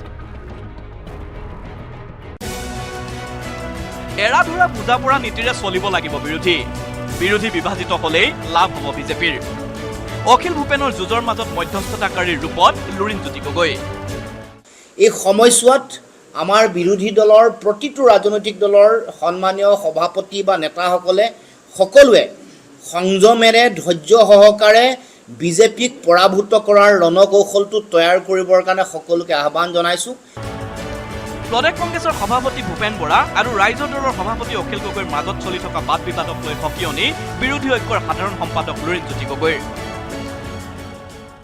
গতিকে মানুহৰ মাজত অহা এই আত্মবিশ্বাস আশাবাদী ৰাজনৈতিক পৰিৱেশ ভংগ হ'বলৈ নিদিব এইটো বিৰোধী ঐক্য মঞ্চৰ সাধাৰণ সম্পাদক হিচাপে মই সকলোকে আহ্বান জনাইছোঁ 5 সমষ্টিৰ উপ নিৰ্বাচনত অকলে প্ৰতিদ্বন্দ্বিতা কৰাৰ হুংকাৰ দিছিল প্ৰদেশ কংগ্ৰেছৰ সভাপতি ভূপেন বৰাই এতিয়াতো শুনক কোনো ৰাজনৈতিক দলেতো আৰু ঘৰত বহি নাথাকে সবেইতো নিজৰ নিজৰ শক্তি বৃদ্ধি কৰিবৰ কাৰণে সংগঠন বৃদ্ধি কৰিবৰ কাৰণে কাম কৰি থাকিব সেইখিনিতো আৰু বেয়া পাই লাভ নাই গতিকে এতিয়া আমি ইলেকশ্যনৰ প্ৰক্ৰিয়াটো সম্পূৰ্ণ আৰম্ভ হৈছে বুলি ক'ব নোৱাৰে আমাৰ দলৰ আভ্যন্তৰীণ যিখিনি কথা সেইখিনি আমি পাতি আছোঁ ভূপেন অখিলৰ বাকযুদ্ধৰ মাজতে পুনৰ 5 সমষ্টিত অকলেই কংগ্ৰেছৰ প্ৰাৰ্থী প্ৰদান কৰাৰ ইংগিত সাংসদ ৰকিবুল হুছেইনৰ। কংগ্ৰেছৰ এই মন্তব্যৰ পিছতে ৰাইজৰ দলৰ সভাপতি অখিল গগৈয়ে কৈছিল, যদি কংগ্ৰেছে 5 সমষ্টিত প্ৰতিদ্বন্দ্বিতা কৰিব পাৰে তেন্তে ৰাইজৰ দলেও দিব 5 সমষ্টিত প্ৰাৰ্থী। ৰাইজৰ দলৰ স্থিতি আছিলে যে এইবাৰ আমি কংগ্ৰেছ দলকে সহায় কৰিম। আমি 2024 চনৰ লোকসভা নিৰ্বাচনতো ত্যাগ কৰিছিলোঁ আৰু আমি উপ নিৰ্বাচনতো ত্যাগ কৰিবলৈ প্ৰস্তুত আছিলোঁ।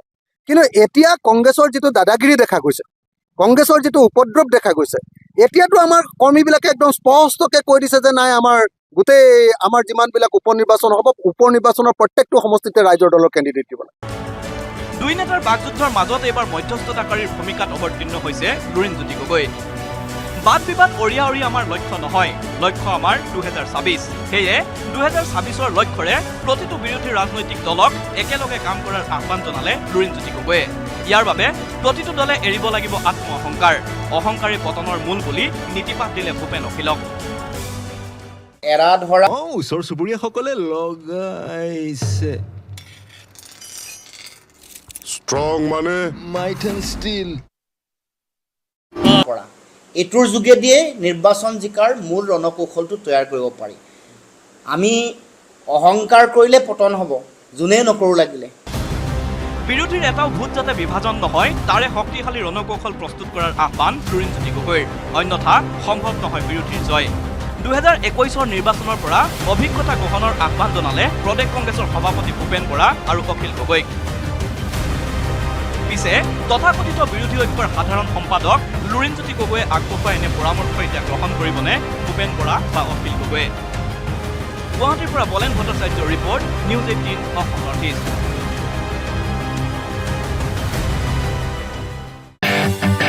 ৰাজ্যৰ প্ৰতিগৰাকী শিক্ষাৰ্থীৰ বাবে বাধ্যতামূলক হ'ব পেন। পেন হ'ব শিক্ষাৰ্থীৰ এটা অন্যতম একাউণ্ট নম্বৰ, যি নম্বৰত সঞ্চিত হ'ব শিক্ষাৰ্থীৰ সকলো প্ৰমাণ পত্ৰ। ডিজিটেল যুগে সঞ্চিত হ'ব প্ৰতিগৰাকী শিক্ষাৰ্থীৰ প্ৰমাণ পত্ৰ। অনলাইন, অফলাইন সকলো পাঠ্যক্ৰমৰ প্ৰমাণ পত্ৰ থাকিব পেনত। ৰাজ্যৰ লাখ লাখ শিক্ষাৰ্থীৰ সামগ্ৰিক বিকাশৰ আন এক পদক্ষেপ ৰাজ্যৰ শিক্ষা বিভাগৰ। ৰাজ্যৰ শিক্ষাৰ্থীৰ গুণগত মান নিৰূপণৰ লক্ষ্যৰে শিক্ষা বিভাগৰ পেন, চমুকৈ পাৰ্মানেণ্ট এডুকেশ্যন নম্বৰ। অচিৰেই ৰাজ্যৰ প্ৰতিগৰাকী শিক্ষাৰ্থীক প্ৰদান কৰা হ'ব এই একাউণ্ট নম্বৰ। আৰু এই পাৰ্মানেণ্ট এডুকেশ্যন নম্বৰৰ লগত মই আজি এই কথাটো চিন্তা কৰিছোঁ যে একাডেমিক বেংক অফ ক্ৰেডিট সদৃশ এটা ছাত্ৰ ছাত্ৰীসকলৰ একাউণ্ট থাকিব, য'ত স্বীকৃতিপ্ৰাপ্ত তেওঁলোকৰ যিখিনি চাৰ্টিফিকেট বা সফলতা বা ক্ৰেডিট তেওঁলোকে লাভ কৰে সেইখিনি যাতে সঞ্চিত কৰি ৰাখিব পৰা যায়। অৰ্থাৎ তেখেতৰ কেৱল কাগজৰ চাৰ্টিফিকেট নহয়, এখন ডিজিটেল ডকুমেণ্ট যাতে একাউণ্টত সঞ্চিত হৈ থাকে তাৰ ব্যৱস্থা আমি শিক্ষা হেতুতে কৰিম। বিদ্যালয়ত নামভৰ্তিৰ লগে লগে প্ৰতিগৰাকী শিক্ষাৰ্থীকে দিয়া হ'ব একোটা পাৰ্মানেণ্ট এডুকেশ্যন নম্বৰ, যিটো নম্বৰত সকলো তথ্য, সকলো সুবিধা, সকলো প্ৰমাণ সন্নিৱিষ্ট থাকিব। য'ত ইয়াৰ পূৰ্বে উচ্চ শিক্ষাৰ ক্ষেত্ৰত শিক্ষা বিভাগে প্ৰদান কৰিছিল বিশেষ একাউণ্ট নম্বৰ, চমুকৈ বেংক অফ ক্ৰেডিট। কিন্তু এইবাৰ ৰাজ্যৰ প্ৰথম শ্ৰেণীৰ পৰা অষ্টম শ্ৰেণীলৈ সকলো শিক্ষাৰ্থীকে দিয়া হ'ব পেন। আমি ক্লাছ 1ৰ পৰা 12লৈকে সামৰি ল'ম। আজি আইডিয়াটো সৃষ্টি হৈছে আৰু সকলোৱে কৈছে এইটো ভাল আইডিয়া, গতিকে খুব সোনকালে আমি ইয়াক কাৰ্যকৰী কৰিম। আধুনিক শিক্ষা ব্যৱস্থাৰ ক্ষেত্ৰত এয়া এক নতুন মান হ'ব বুলি দাবী কৰিছে ৰাজ্যৰ শিক্ষামন্ত্ৰী ৰণোজ পেগুৱে। ইপিনে ৰাজ্যৰ শিক্ষা খণ্ডত ব্যৱহাৰ কৰা শিক্ষা সেতু এপছক লৈ সময়ে সময়ে বিভিন্নজনৰ অভিযোগ।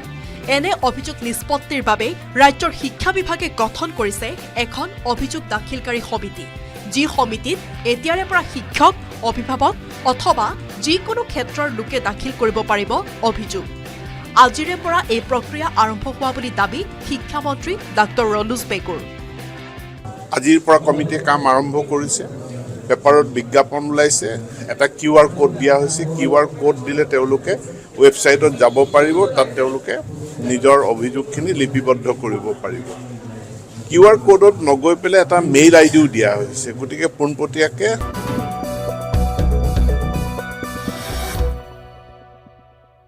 হেডলাইন্স আগবঢ়াইছে ৰয়েল গ্লোবেল ইউনিভাৰ্চিটি। পঢ়িব অসম, বাঢ়িব অসম। মোদী চৰকাৰৰ 3.0 প্ৰথমখন পূৰ্ণাংগ বাজেট দাখিল। কেন্দ্ৰীয় বিত্তমন্ত্ৰী নিৰ্মলা সীতাৰমণে দাখিল কৰা বাজেটত মুঠ 9টা ক্ষেত্ৰত বিশেষ গুৰুত্ব নিয়োগ আৰু দক্ষতা বিকাশৰ বাবে প্ৰধানমন্ত্ৰীৰ 5খন আঁচনি 5 বছৰত 4.1 কোটি যুৱ নিয়োগৰ বাবে 2 লাখ কোটি টকা ধাৰ্য বান বিধ্বস্ত অসমলৈ কেন্দ্ৰীয় চৰকাৰৰ আৰ্থিক সহায় অসমৰ বান খহনীয়া নিয়ন্ত্ৰণৰ বাবে কেন্দ্ৰৰ বিশেষ পুঁজি ঘোষণা অসমৰ বান প্ৰতিৰোধ ব্যৱস্থাপনাৰ বাবে 2024-25 বৰ্ষৰ কেন্দ্ৰীয় বাজেটত বিশেষ গুৰুত্ব হ্ৰাস পাব কৰ্কট ৰোগৰ তিনিবিধ ঔষধৰ দাম কমিব সোণ ৰূপ প্লেটিনাম কাপোৰ জোতা চেণ্ডেল চামৰাৰ সামগ্ৰীৰ হ্ৰাস পাব দেশীয় মোবাইল ফোন আৰু পাৰ্টছৰ দাম প্লাষ্টিকৰ সামগ্ৰীৰ 25% দাম বৃদ্ধি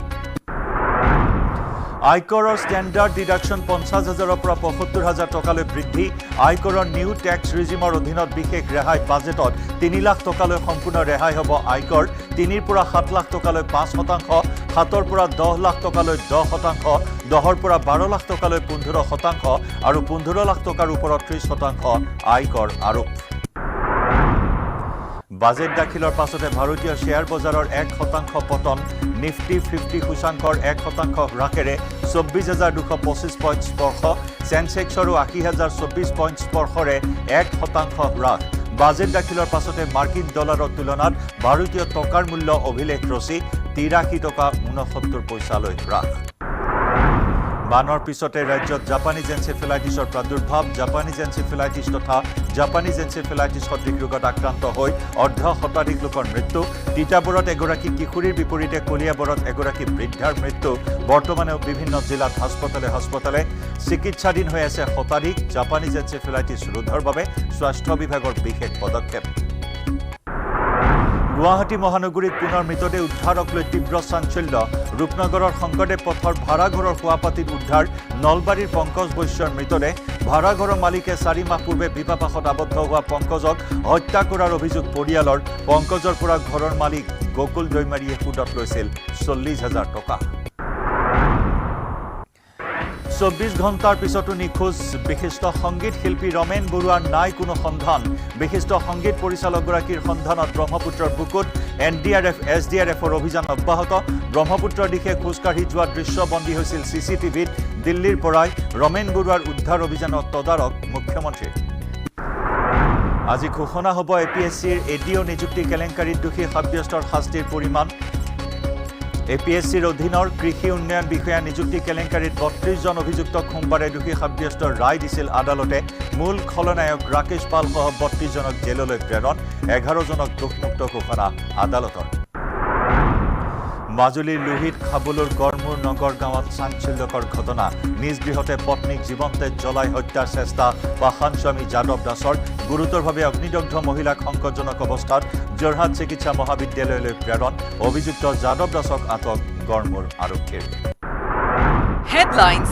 আগবঢ়াইছে ৰয়েল গ্লোবেল ইউনিভাৰ্চিটি পঢ়িব অসম বাঢ়িব অসম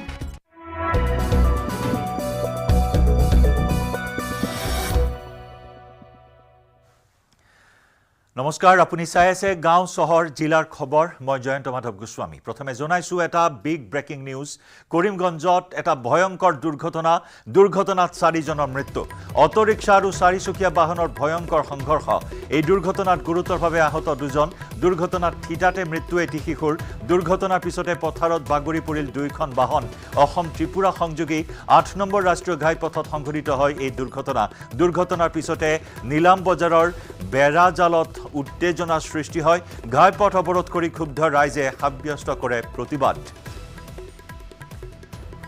ভয়ংকৰ পথ দুৰ্ঘটনা কৰিমগঞ্জত 4 জন লোকৰ মৃত্যু হৈছে সবিশেষ খবৰ লাভ কৰিম আমাৰ সাংবাদিক গৰিশ নন্দীৰ সৈতে সংযুক্ত হৈছো গৰিশ আমি সবিশেষ ঘটনাৰ জানিব বিচাৰিম হয় জয়ন্ত আজি দুপুৰীয়া ভাগত নীলাম বজাৰৰ যি অসম ত্ৰিপুৰা ৰাষ্ট্ৰীয় 8 নম্বৰ ঘাইপথ এইখনত ভয়ংকৰ দুৰ্ঘটনা সংঘটিত হয় আৰু এখন অল্টো আৰু হুণ্ডাই ভিন্ন গাড়ীৰ মাজত মুখামুখি সংঘৰ্ষ হয় আৰু ইয়াতে দেখা গৈছে যে 4 জন নহয় 5 জনৰ মৃত্যু হৈছে বৰ্তমানে আমি জানিব পাৰিছো আন এজনৰ মৃতদেহ উদ্ধাৰ কৰা হৈছে প্ৰথমে 4 জন জনা গৈছিল কিন্তু পৰৱৰ্তীত দেখা গৈছে 5 জনৰ মৃত্যু হৈছে আৰু এই 5 জনৰ মাজত এগৰাকী শিশু আছে ইয়াৰ মাজত 3 জনৰ নাম উদ্ধাৰ হৈছে বাকি শিশুৰ নাম আৰু আন এগৰাকী বৃদ্ধ মহিলাৰ নাম এতিয়ালৈকে উদ্ধাৰ হোৱা নাই যি কেইজনৰ নাম উদ্ধাৰ হৈছে এইসকলৰ নাম হৈছে জাহিদা বেগম ৰুহুল আমিন গুলজাৰ হুছেইন গতিকে এই যে দুৰ্ঘটনা এয়া কিন্তু যিটো কাৰণ জানিব পৰা গৈছে এয়া আসলে গাড়ীকেইটা তীব্ৰ গতিৰে আছিলে আৰু কিনকিনাই বৰষুণ দি আছিলে ৰাত যে পথ পিছল হৈ আছিলে এটা অটো বাহনক আসলতে দুটাই এটা দিশৰ পৰা আছিলে এটা যি ভেনু বাহন আছে ভেনু বাহনে ওভাৰটেক কৰিব গৈ দুটা গাড়ীখন সম্পূৰ্ণৰূপে মুখ ঘূৰি যায় আৰু দুটা মুখামুখি সংঘৰ্ষ হয় এই সময়তে দুটা কিন্তু যি ভয়ানক আছিলে দুৰ্ঘটনা ফলত দুটাই বাহন কিন্তু বাগৰি পৰে যে পথৰ দাঁতিত খেলপথাৰ আছে খেলপথাৰত বাগৰি পৰে ইয়াৰ পাছত স্থানীয় ৰাইজে আহি উদ্ধাৰ কৰে এটা এজনকৈ উদ্ধাৰ কৰে আৰু দেখা গৈছে এনেকৈ তেওঁলোকে প্ৰথমে 4জনক উদ্ধাৰ কৰিছিলে মৃতদেহ আৰু পাছত আৰু এগৰাকী মৃতদেহ উদ্ধাৰ ঠাইটোৰ পৰা আৰু গৰিছ নিহত কেইজন কোনখন বাহনৰ আৰোহী আটাইকেইজন অটোৰিক্সাৰে আৰোহী নেকি নিহত কেইজন আসলতে কোন দৌৰখন বাহনৰ ইয়াতে মৃত্যু হোৱাৰ লোক আছে কিন্তু কোন বাহনৰ এয়া কিন্তু এতিয়াও নিশ্চিত হোৱা নাই কিন্তু অধিকাংশ কিন্তু অটো ৰিক্সাৰ যি যাত্ৰী আছিলে অটো ৰিক্সাৰ যাত্ৰীৰ এই মৃত্যু ঘটিছে বুলি জানিব পৰা গৈছে আৰু আমি যিমানখিনি জানিছো ইয়াৰ এই 3জনৰ মাজত এজন অটো চালকো আছে আৰু শিশু এগৰাকী আছে গতিকে অতি ভয়ংকৰ দুৰ্ঘটনা সংঘটিত হৈছিলে আৰু ৰাইজে কিন্তু আৰক্ষী অলপ পিছৰ সময় অলপ দেৰিকৈ আমি দৃশ্য দেখুৱাই লৈছো গৰিছ আপুনি সংযুক্ত হৈ থাকক এয়া আমি দৃশ্য দেখুৱাইছো এটা ভয়ংকৰ দুৰ্ঘটনা 4 নহয় শেহতীয়া তথ্য আমাক জনাইছে কৰিমগঞ্জৰ পৰা আমাৰ সাংবাদিক গৰিছ নন্দীয়ে 5জনকৈ লোকে মৃত্যু খাবতি লৈছে এই দুৰ্ঘটনাত কিনকিনিয়া বৰষুণ দি আছিল আৰু এখন ভেনু বাহনে ওভাৰটেক কৰিবলৈ যোৱাৰ সময়তে এই দুৰ্ঘটনা সংঘটিত হয় 4চকীয়া বাহন আৰু অটোৰিক্সাৰ মাজত হোৱা এই সংঘৰ্ষত 5জনকৈ লোকৰ মৃত্যু হৈছে নিহত আটাইকেইজন অটোখনৰে আৰোহী আছিল বুলি এই মুহূৰ্তত কিছু তথ্য জানিব পৰা হৈছে অটোখনৰ চালকজনে প্ৰাণ হেৰুৱা বুলি জানিব পৰা হৈছে এই দুৰ্ঘটনাত শিশু মহিলা সহ 5জনকৈ লোকে প্ৰাণ হেৰুৱাইছে এতিয়া আমি দেখুৱাইছো হাস্পতালৰ দৃশ্য হাস্পতালত এক অৰাজকতা বিৰাজ কৰা পৰিলক্ষিত হৈছে এক অভাৱনীয় পৰিস্থিতিয়ে বিৰাজ কৰা পৰিলক্ষিত হৈছে 5জনকৈ লোকৰ মৃতদেহ হাস্পতাললৈ প্ৰেৰণ কৰা হৈছে মৰণোত্তৰ পৰীক্ষাৰ ব্যৱস্থা কৰা হৈছে এইখিনি মুহূৰ্তত এক হাহাকাৰ পৰিস্থিতি আৰু এই ঘটনাৰ পাছতে ৰাইজে প্ৰতিবাদ সাব্যস্ত কৰিছে প্ৰতিবাদী কাৰ্যসূচীক কেন্দ্ৰ কৰি এক উত্তপ্ত পৰিস্থিতিৰ সৃষ্টি হৈছে অসম ত্ৰিপুৰা সংযোগী 8 নম্বৰ ৰাষ্ট্ৰীয় ঘাইপথত সংঘটিত হৈছে এই ভয়ংকৰ দুৰ্ঘটনা বৰ্তমান পৰিস্থিতি কেনেকুৱা গৰিছ হয় দেখা গৈছিলে যেতিয়া দুৰ্ঘটনাৰ সৃষ্টি হয় তেতিয়া কিন্তু আৰক্ষী অলপ পলমকৈ আহিছিলে কাৰণ যে নীলামবাজাৰ থানাৰ পৰা দুৰ্ঘটনাস্থলী ইমান এটা দূৰ নহয় ইয়াৰ পাছতো পলম হৈছিলে ইয়াকে লৈ ৰাইজৰ মাজত ক্ষোভৰ সৃষ্টি হয় আৰু পথ অৱৰোধ কৰিছিলে পৰৱৰ্তী সময়ত ঘটনাৰ খবৰ পাই কিন্তু কৰিমগঞ্জৰ পৰা জিলা আয়ুক্ত আৰু আৰক্ষী অধীক্ষক দুয়োগৰাকী ঠাইটোত উপস্থিত হৈছিলে ৰাইজক বুজনি দিয়ে আৰু পথ অৱৰোধ মুক্ত কৰে আৰু লগতে নীলামবাজাৰৰ আৰক্ষীয়ে মৃতদেহকেইটা কৰিমগঞ্জ জনসামৰিক চিকিৎসালয় মৰণোত্তৰ পৰীক্ষাৰ প্ৰেৰণ কৰে আৰু আহত এজন বৰ্তমানে ক'ব লাগিব এজন আহত শিলচৰ মেডিকেল কলেজত ৰেফাৰ কৰা হৈছে অতি সংকটজনক আছে বুলি আমি জানিব পাৰিছো গতিকে শেহতীয়া আপডেট এয়াই আছে যেন 5জনৰ মৃত্যু ঘটিছে আৰু এগৰাকী সংকটজনক অৱস্থাত এছএমচিএইচত প্ৰেৰণ কৰা হৈছে জয়ন্ত হয় গৰিছ ধন্যবাদ জনাইছো আপোনাক সবিস্তাৰে এইখিনি তথ্য আগবঢ়ালে এইটো মাইথান ষ্টিল নহয় ওচৰ চুবুৰীয়াসকলে লগাইছে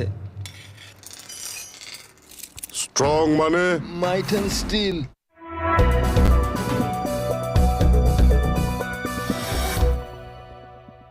এইটো মাইথান ষ্টিল নহয় ওচৰ চুবুৰীয়াসকলে লগাইছে ষ্ট্ৰং মানে মাইথান ষ্টিল লোকে জনাব পাৰিব দীৰ্ঘদিনীয়া শিক্ষা সেতু এপৰ বিৰুদ্ধে অহা অভিযোগ সন্দৰ্ভত এতিয়া কি ধৰণে অভিযোগ দাখিল হ'ব সেয়া হ'ব লক্ষণীয় বলেন ভট্টাচাৰ্যৰ report news 18 Assam north east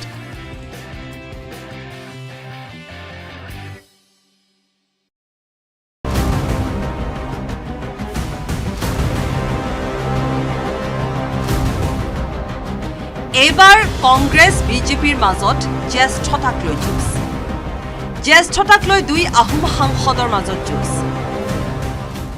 পবিত্ৰ মাৰ্গাৰিটা ডাঙৰীয়াতকৈ বেছি ছিনিয়ৰ কামাখ্যা তাছা ডাঙৰীয়া কামাখ্যা তাছা MP হৈছে কামাখ্যাত যোৰহাটৰ MP হ'ল কামাখ্যা তাছা ডাঙৰীয়া আমাৰ ৰাজ্যসভাৰ সাংসদ কামাখ্যা তাছা ডাঙৰীয়া আকৌ বেলেগ এটা সমষ্টিলৈ গৈ তাত আকৌ তেওঁ সাংসদ হ'ল ছাত্ৰ ৰাজনীতিৰ পৰা কামাখ্যা তাছা ডাঙৰীয়া জড়িত হৈ আছে তো যদি মন্ত্ৰীৰ ওপৰত ক্লেইম আছে যদি আমি ছিনিয়ৰিটি যদি চাওঁ তেতিয়া মাৰ্গিতা ডাঙৰীয়া কে বেছি চিনিয়ৰটো কামাখ্যাত আছে ডাঙৰীয়া হয়।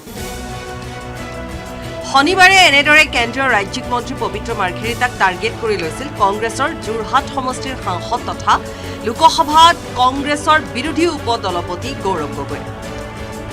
জ্যেষ্ঠজনক চেৰাই কেন্দ্ৰীয় মন্ত্ৰীসভাত পবিত্ৰ মাৰ্ঘেৰিটাই স্থান লাভ কৰাক লৈ কটাক্ষ কৰে গৌৰৱ গগৈ। ইয়াৰ পিছতে দেওবাৰে গৌৰৱ গগৈক উভতি ধৰিলে কেন্দ্ৰীয় মন্ত্ৰী পবিত্ৰ মাৰ্ঘেৰিটাই। মাৰ্ঘেৰিটাৰ দাবী, গৌৰৱো আহোম, ময়ো আহোম। আহোম হিচাপে মই মন্ত্ৰিত্ব পোৱাত ভালহে পাব লাগিছিল। মই যিহেতু অসমীয়া জাতিসত্তাৰ অন্যতম প্ৰধান অংগ আহোম জনগোষ্ঠীৰ এগৰাকী গৌৰৱী আহোম, গৌৰৱ গগৈ এগৰাকী আহোম ব্যক্তি। মই ভাবিছিলোঁ বিৰোধী যদিও এগৰাকী আহোম মানুহে, এগৰাকী আহোম ব্যক্তি ৰাজনীতিকে আজি মোদী মন্ত্ৰীসভাত মন্ত্ৰিত্ব লাভ কৰিছে, তেওঁ হয়তো আন্তৰিকভাৱে সেই কথাটোত ভাল পাব। কিন্তু আশ্চৰ্যজনক কথা, তেখেতে তাত বিৰূপ মন্তব্য কৰিছে, তেখেতে বেয়া পাইছে। গৌৰৱ গগৈয়ে জ্যেষ্ঠতাৰ কথা উনুকিয়াই পবিত্ৰ মাৰ্ঘেৰিটাক টাৰ্গেট কৰি লোৱাত দেওবাৰে পবিত্ৰ মাৰ্ঘেৰিটাই গৌৰৱ গগৈক দিলে প্ৰদ্যুৎ বৰদলৈৰ উদাহৰণ। গৌৰৱ জন্ম হোৱাৰ আগতেই প্ৰদ্যুৎ বৰদলৈয়ে কৰিছিল NSUI। জ্যেষ্ঠ প্ৰদ্যুৎ বৰদলৈক গৌৰৱে এৰি দিয়ক উপদলপতি পদ। জ্যেষ্ঠতাৰ কথা যদি ইমানেই তেওঁ জ্যেষ্ঠতা কৈ আছে, তেতিয়াহ'লে তেওঁ গৌৰৱ গগৈক স্পষ্টভাৱে এটা কথা ক'ব বিচাৰোঁ। তেওঁ জন্ম হোৱাৰ আগতেই NSUIৰ জৰিয়তে প্ৰদ্যুৎ বৰদলৈ ডাঙৰীয়াই আজি ইমান 4টা দশক জুৰি কংগ্ৰেছলৈ সেৱা আগবঢ়াইছে। বিৰোধী হ'লেও ক'বই লাগিব তেওঁ সপ্ৰতিভযোগ্য এগৰাকী সমৰ্পিত কংগ্ৰেছ নেতা আমি দেখি আহিছোঁ। তেওঁ যেতিয়া গৌৰৱ গগৈৰ যেতিয়া জন্ম হৈছিল তেতিয়াই তেওঁ NSUI। গতিকে জ্যেষ্ঠতাই যদি কথা আছে, তেওঁ কিয় এৰি নিদিলে এই পদটো, বিৰোধী দলপতিৰ উপদলপতিটো? এইবাৰ গৌৰৱ গগৈক পবিত্ৰ মাৰ্ঘেৰিটাই দিলে ৰকিবুল হুছেইনৰো উদাহৰণ। অভিলেখ সংখ্যক ভোটত জিকা ৰকিবুল হুছেইন গৌৰৱতকৈ বহুত জ্যেষ্ঠ। অভিলেখ সংখ্যক ভোটত জিকিছে ৰকিবুল হুছেইন ডাঙৰীয়া, তেওঁতকৈ কংগ্ৰেছত বহুত দিন জ্যেষ্ঠ। কোনোবা বিখ্যাত মানুহৰ পুত্ৰ হিচাপে যদি তেওঁ জ্যেষ্ঠতাটো কৰে সেইটো নাজানো, কিন্তু তেওঁ স্কুলত পঢ়ি থাকোঁতেই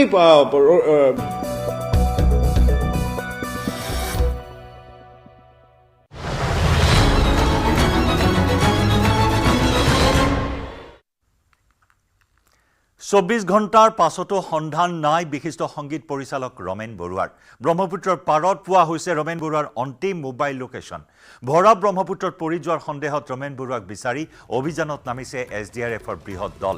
CCTV ফুটেজৰ আধাৰত ব্ৰহ্মপুত্ৰত অভিযানত নামিছে NDRF, SDRFৰ দুবাৰো। ৰমেন বৰুৱাই ব্ৰহ্মপুত্ৰৰ দিশে গৈ থকা দৃশ্যবন্দী হৈছিল CCTVত। ব্ৰহ্মপুত্ৰৰ পাৰত পোৱা হৈছে জোতাৰ চিন। CCTV ফুটেজত ব্ৰহ্মপুত্ৰৰ দিশে যোৱা দেখা পোৱাৰ লগতে ব্ৰহ্মপুত্ৰৰ পাৰত জোতাৰ চিন প্ৰত্যক্ষ কৰিয়েই ৰমেন বৰুৱা ব্ৰহ্মপুত্ৰত পৰাৰ আশংকা কৰিছে আৰক্ষীয়ে। সোমবাৰে নিশাও ব্ৰহ্মপুত্ৰৰ পাৰে পাৰে কামাখ্যালৈ আৰক্ষীয়ে চলাইছিল অভিযান। আৰক্ষীৰ লগতে মাজনিশালৈও ৰমেন বৰুৱাক বিচাৰি অভিযান চলালে জুবিন গাৰ্গে। নিশাই ৰমেন বৰুৱাৰ বাসগৃহত উপস্থিত হোৱাৰ পিছতে লাচিত ঘাট, কামাখ্যা মন্দিৰ, শুক্ৰেশ্বৰ, ভূতনাথ, উজান বজাৰত জুবিন গাৰ্গে চলাইছিল অভিযান। সোমবাৰে পুৱা প্ৰায় 10:30 বজাৰ পৰা নিখোজ হৈ আছে বিশিষ্ট সংগীত পৰিচালক ৰমেন বৰুৱা। সোমবাৰে পুৱা 10:30 বজাত ঘৰৰ পৰা ওলাই গৈছিল ৰমেন বৰুৱা।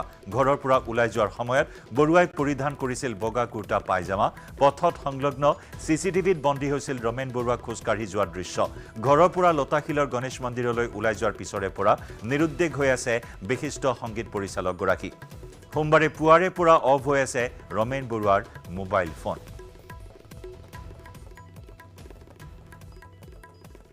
আমি CC কেমেৰাৰ ভিজুৱেলটো আমি আহি পেলাই তেখেতৰ পৰা চাইছোঁ। আমাৰ অফিচাৰৰ পৰা আহি পেলাই ভিজুৱেলটো আমি তেখেতৰ পৰা চাইছোঁ। চাওঁতে তেখেতে খোজকাঢ়ি আহি আছিলে। আহি থকা পজিশ্যনটোহে আমি দেখিছোঁ, কিন্তু ইয়াত যে পৰি গৈছে সেই পজিশ্যনটো আমি CC কেমেৰাত পোৱা নাই। ভৰি খোজটো কোনে কৈছে তেখেতৰ হয় বুলি? ভৰি খোজটো জনামতে ইয়াতে জোতা আছে, জোতা থকাটো সত্য বুলি কৈছে। মানে জোতাযোৰ খুলি থৈ গৈছে? জোতাৰ খোজটো আছে, জোতাৰ আপোনাৰ চিনটো পোৱা যায় ইয়াতে দেখিলে। আমি আহি পেলাই আমি তাত খোজ নিদিয়াকৈ আমি চাইছোঁ বা অফিচাৰো দেখিছে ইয়াতে তেখেতৰ জোতা পিন্ধি অহাৰ মানে খোজ আছে আৰু জোতা পিন্ধি আহিছে তেখেতে। ফুটেজতো আপোনালোকে নিশ্চয় দেখি পাব। তেখেতৰ ভৰিত জোতা আছে, বগা আপোনাৰ হেৰি আছে, এইটো পায়জামা চুট আছে। সেইকাৰণে পৰি যোৱাৰ সন্দেহ কৰিছে। সেইটো সন্দেহ আমি ব্যক্ত কৰিছোঁ, যিহেতু আমি নিজে চকুৰে দেখা নাই। ইনফৰমেশ্যনৰ ভিত্তিত, প্ৰাথমিক ইনফৰমেশ্যনৰ ভিত্তিত আমি এতিয়া চাৰ্চ অপাৰেশ্যন আৰম্ভ কৰিছোঁ। ইয়াতে আপোনাৰ এইয়া জোতাৰ খোজবিলাক দেখিছে, জোতাৰ খোজ প্ৰাথমিক অৱস্থাত ইয়াতে জোতাৰ খোজ আছে, ইয়াতে খোজ আছে। সেইটো অনুভৱ কৰি আমি ইয়াৰ ৰেস্কিউ অপাৰেশ্যনটো আমাৰ আৰম্ভ কৰিছোঁ। কেইগৰাকী দুবাৰো ইয়াত আহিছে? আৰু দুবাৰ আমি আমাৰ 3গৰাকী আহিছে আৰু প্ৰয়োজন হ'লে আমাৰ 2-3জনেই ছাফিচিয়েণ্ট হয় এনেকুৱা মুহূৰ্তত। আৰু যিহেতু ব্ৰহ্মপুত্ৰৰ পানী দেখিছে আপোনালোক বহুত সোঁত আছে আৰু ইয়াতে পৰা মানুহজন ধৰক ইয়াতে স্থিতি লৈ নাথাকিব পাৰে, তথাপি ইয়াৰ পৰা বোকা যিহেতু আছে বোকাত ভৰি সোমাই পেলাই তেখেত ফচি থাকিব পাৰে। সেই অনুযায়ী আমি বোকাত সোমাই আমাৰ SDRF দল আণ্ডাৰ ৱাটাৰত গৈ পেলাই তেখেতসকলে চোৱা চিতা কৰিছে আৰু ইয়াতে পোৱা হোৱা নাই। তাৰপিছত লাইন চাৰ্জ কৰা হৈছে। এতিয়া আমি অক্সিজেন লৈ পেলাই তলৰ ইয়াৰ পৰা আমাৰ চাৰ্জ অপাৰেশ্যনটো আৰম্ভ কৰা হৈছে। আমি শুক্লেশ্বৰ হৈ পেলাই তেনেকৈ যিমানটো পাৰোঁ আমি যাম। সেই মানুহজনক কোনোবা ঠাইত যিহেতু চোলা পিন্ধি আহিছে, কোনোবা ঠাইত নদীৰ পাৰে পাৰে ধৰক কাইট চাইট এইবিলাক গছৰ ডাল চাল থাকিব পাৰে, তাতো আমাৰ এইটো সন্দেহ। মোৰ ঘাগুৰি ঘৰলৈকে গোটেই তহিলং কৰিলোঁ, কামাখ্যাৰ পৰা আৰম্ভ কৰি গোটেই, কিন্তু কোনো একো ক'ব নোৱাৰিলে। মানুহ জগাই পেলাই সুধিছোঁ।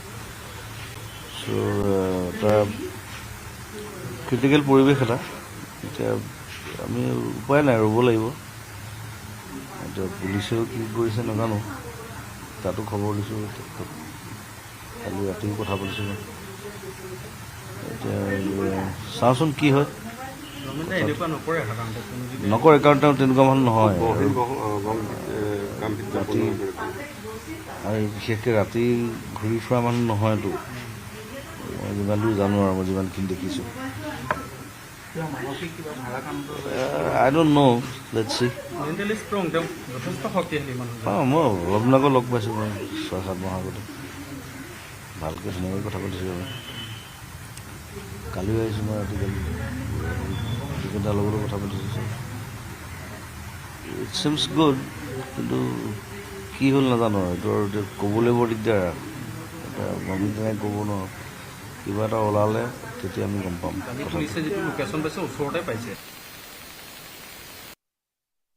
এইটো আমাৰ পৰিয়ালৰ কাৰণে এটি দুখৰ খবৰ, অসহনীয় খবৰ। আৰু সঠিক খবৰ নোপোৱালৈকে আমি কেতিয়াও ক'ব নোৱাৰোঁ ৰমেন দা নাই বুলি। ৰমেন দা নিশ্চয় আছে, ক'ৰবাত আছে, হয়তো আকৌ ঘূৰি আহিব।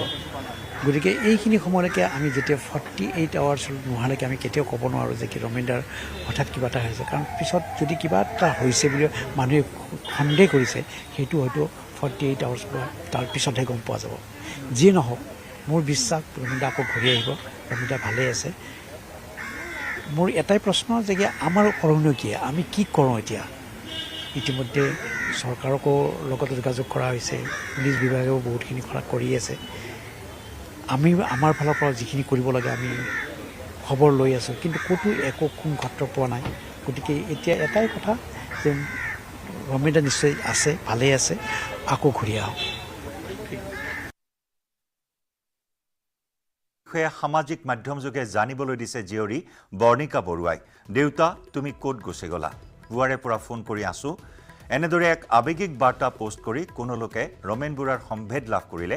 দুটা ফোন নম্বৰ আগবঢ়াইছে, 8404038135 আৰু 9394938620।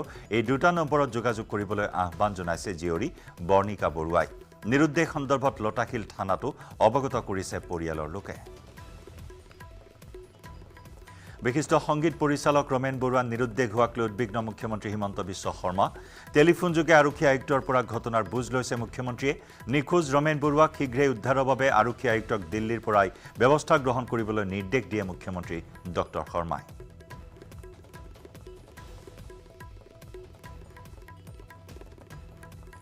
ৰাজ্যৰ সাংস্কৃতিক ক্ষেত্ৰৰ এগৰাকী বৰেণ্য কাণ্ডাৰী বিশিষ্ট সংগীত পৰিচালক শ্ৰী ৰমেন বৰুৱা ডাঙৰীয়া আজি পুৱাৰ পৰা নিৰুদ্দেশ হৈ থকা খবৰটিত আমি গভীৰভাৱে চিন্তিত হৈছোঁ। তেখেতৰ অনুপস্থিতিয়ে পৰিয়াল, বন্ধু বান্ধৱী আৰু তেখেতৰ অগণন অনুগামীক চিন্তিত কৰি তুলিছে। মই গুৱাহাটীৰ আৰক্ষী আয়ুক্ত শ্ৰী দিগন্ত বৰাক কোনো ত্ৰুটি নৰখাকৈ বৰুৱাদেৱৰ সন্ধান উলিয়াবলৈ ক্ষীপ্ৰ ব্যৱস্থা গ্ৰহণ কৰিবলৈ আহ্বান জনাইছোঁ বুলি এক্সত পোষ্ট কৰিছে মুখ্যমন্ত্ৰীয়ে।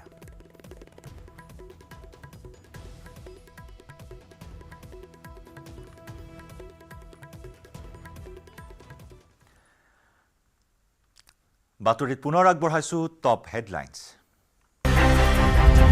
টপ হেডলাইন্স আগবঢ়াইছে Kingston educational institute. Imagine, innovate, inspire. কৰিমগঞ্জৰ নীলাম বজাৰৰ বেৰা জালত ভয়ংকৰ দুৰ্ঘটনা অটোৰিক্সা আৰু চাৰিচকীয়া বাহনৰ মুখামুখি সংঘৰ্ষত শিশুসহ 5 জনৰ মৃত্যু গুৰুতৰভাৱে আহত এজনক শিলচৰ মেডিকেল কলেজ হাস্পতালত ভৰ্তি দুৰ্ঘটনাৰ পিছতে অসম ত্ৰিপুৰা সংযোগী 8 নম্বৰ ৰাষ্ট্ৰীয় ঘাইপথ অৱৰোধ কৰি ৰাইজৰ উত্তাল প্ৰতিবাদ মোদী চৰকাৰৰ 3.0 প্ৰথমখন পূৰ্ণাংগ বাজেট দাখিল কেন্দ্ৰীয় বিত্তমন্ত্ৰী নিৰ্মলা সীতাৰমণে দাখিল কৰা বাজেটত মুঠ 9টা বিশেষ ক্ষেত্ৰত গুৰুত্ব নিয়োগ আৰু দক্ষতা বিকাশৰ বাবে প্ৰধানমন্ত্ৰীৰ 5খন আঁচনি 5 বছৰত 4.1 কোটি যুৱ নিয়োগৰ বাবে 2 লাখ কোটি টকা ধাৰ্য বান বিধ্বস্ত অসমলৈ কেন্দ্ৰীয় চৰকাৰৰ আৰ্থিক সহায় অসমৰ বান খহনীয়া নিয়ন্ত্ৰণৰ বাবে কেন্দ্ৰৰ বিশেষ পুঁজি ঘোষণা অসমৰ বান প্ৰতিৰোধ ব্যৱস্থাপনাৰ বাবে 2024-25 বৰ্ষৰ কেন্দ্ৰীয় বাজেটৰ বিশেষ গুৰুত্ব হ্ৰাস পাব কৰ্কট ৰোগৰ 3 বিধ ঔষধৰ দাম কমিব সোণ ৰূপ প্লেটিনাম কাপোৰ জোতা চেণ্ডেল চামৰাৰ সামগ্ৰীৰ হ্ৰাস পাব দেশীয় মোবাইল ফোন আৰু পাৰ্টছৰ দাম প্লাষ্টিকৰ সামগ্ৰীৰ 25% দাম বৃদ্ধি আয়কৰ ষ্টেণ্ডাৰ্ড ডিডাকশ্যন 50,000 পৰা 75,000 টকালৈ বৃদ্ধি আয়কৰৰ নিউ টেক্স ৰিজিমৰ অধীনত বিশেষ ৰেহাই বাজেটত 3 লাখ টকালৈ সম্পূৰ্ণ ৰেহাই হ'ব আয়কৰ 3 পৰা 7 লাখ টকালৈ 5%, 7 পৰা 10 লাখ টকালৈ 10%, 10 পৰা 12 লাখ টকালৈ 15% আৰু 15 লাখ টকাৰ ওপৰত 30% আয়কৰ আৰোপ বাজেট দাখিলৰ পাছতে ভাৰতীয় শ্বেয়াৰ বজাৰৰ 1% পতন নিফটি 50 সূচাংকৰ 1% হ্ৰাসেৰে 24,225 পইণ্ট স্পৰ্শ সেন্সেক্সৰ 80,024 পইণ্ট স্পৰ্শৰে 1% হ্ৰাস বাজেট দাখিলৰ পাছতে মাৰ্কিন ডলাৰৰ তুলনাত ভাৰতীয় টকাৰ মূল্য অভিলেখ ৰচি 83.69 লৈ হ্ৰাস বানৰ পিছতে ৰাজ্যত জাপানীজ এনচেফেলাইটিছৰ প্ৰাদুৰ্ভাৱ জাপানীজ এনচেফেলাইটিছ তথা জাপানীজ এনচেফেলাইটিছ সদৃশ ৰোগত আক্ৰান্ত হৈ অৰ্ধশতাধিক লোকৰ মৃত্যু তিতাবৰত এগৰাকী কিশোৰীৰ বিপৰীতে কলিয়াবৰত এগৰাকী বৃদ্ধাৰ মৃত্যু বৰ্তমানে বিভিন্ন জিলাত হাস্পতালে চিকিৎসাধীন শতাধিক জাপানীজ এনচেফেলাইটিছ ৰোগৰ বাবে স্বাস্থ্য বিভাগৰ বিশেষ পদক্ষেপ গুৱাহাটী মহানগৰীত পুনৰ মৃতদেহ উদ্ধাৰক লৈ তীব্ৰ চাঞ্চল্য ৰূপনগৰৰ শংকৰদেৱ পথৰ ভাড়াঘৰৰ শোৱাপাটিত উদ্ধাৰ নলবাৰীৰ পংকজ বৈশ্য নামৰ যুৱকৰ মৃতদেহ ভাড়াঘৰৰ মালিকে 4 মাহ পূৰ্বে বিবাহত আবদ্ধ হোৱা পংকজক হত্যা কৰাৰ অভিযোগ পৰিয়ালৰ পংকজৰ পৰা ঘৰৰ মালিক গকুল দৈমাৰীয়ে সুদত লৈছিল 40,000 টকা 24 ঘণ্টাৰ পিছতো নিখোজ বিশিষ্ট সংগীত শিল্পী ৰমেন বৰুৱাৰ নাই কোনো সন্ধান বিশিষ্ট সংগীত পৰিচালকগৰাকীৰ সন্ধানত ব্ৰহ্মপুত্ৰৰ বুকুত NDRF SDRFৰ অভিযান ব্ৰহ্মপুত্ৰৰ দিশে খোজকাঢ়ি যোৱা দৃশ্যবন্দী হৈছিল CCTVত দিল্লীৰ পৰাই ৰমেন বৰুৱাৰ উদ্ধাৰ অভিযানত তদাৰক মুখ্যমন্ত্ৰী আজি ঘোষণা হ'ব APSCৰ এডিঅ নিযুক্তি কেলেংকাৰী দোষী সাব্যস্তৰ শাস্তিৰ পৰিণাম APSCৰ অধীনৰ কৃষি উন্নয়ন বিষয়া নিযুক্তি কেলেংকাৰীত 32 জন অভিযুক্ত সোমবাৰে দোষী সাব্যস্তৰ ৰায় দিছিল আদালতে মূল খলনায়ক ৰাকেশ পাল সহ 32 জনক জেললৈ প্ৰেৰণ 11 জনক দোষমুক্ত ঘোষণা আদালতত মাজুলীৰ লোহিত খাবলুৰ গড়মূৰ নগৰ গাঁৱত চাঞ্চল্যকৰ ঘটনা নিজ গৃহতে পত্নীক জীৱন্তে জ্বলাই হত্যাৰ চেষ্টা পাখান স্বামী যাদৱ দাসৰ গুৰুতৰভাৱে অগ্নিদগ্ধ মহিলাক সংকটজনক অৱস্থাত যোৰহাট চিকিৎসা মহাবিদ্যালয়লৈ প্ৰেৰণ অভিযুক্ত যাদৱ দাসক আটক গড়মূৰ আৰক্ষীৰ টপ হেডলাইন্স আগবঢ়াইছে Kingston educational institute imagine innovate inspire এইটো মাইথান ষ্টিল নহয় ওচৰ চুবুৰীয়াসকলে লগাইছে ষ্ট্ৰং মানে মাইথান ষ্টিল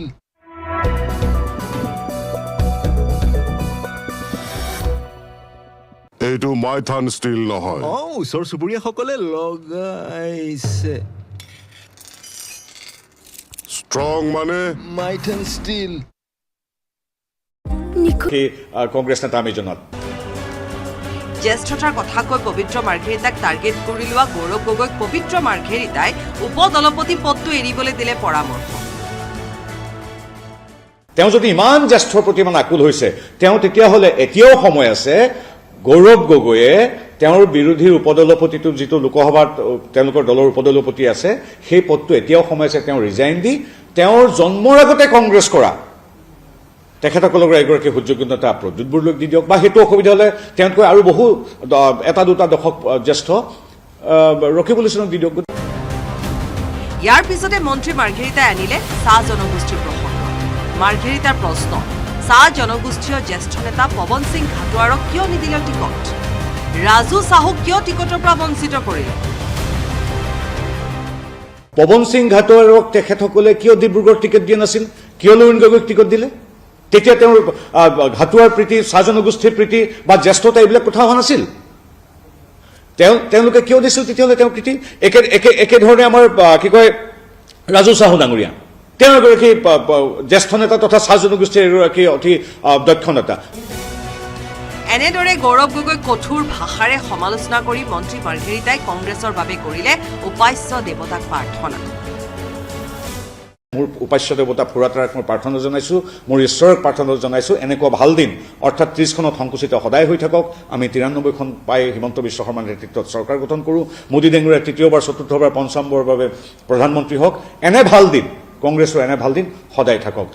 শেষত গৌৰৱ গগৈৰ পৰা মন্ত্ৰী মাৰ্ঘেৰিটাই বিচাৰিলে সাংসদ ৰূপে 10 বছৰীয়া কাৰ্যকালৰ হিচাপ। আপুনি অনুগ্ৰহ কৰি তালিকাখন দিয়কচোন, যোৱা 10 বছৰে আপুনি কলিয়াবৰত কি কৰিলে? উন্নয়নৰ মত শূন্য। আপুনি ইংৰাজী ভাল কয়, আমি মানি লৈছোঁ।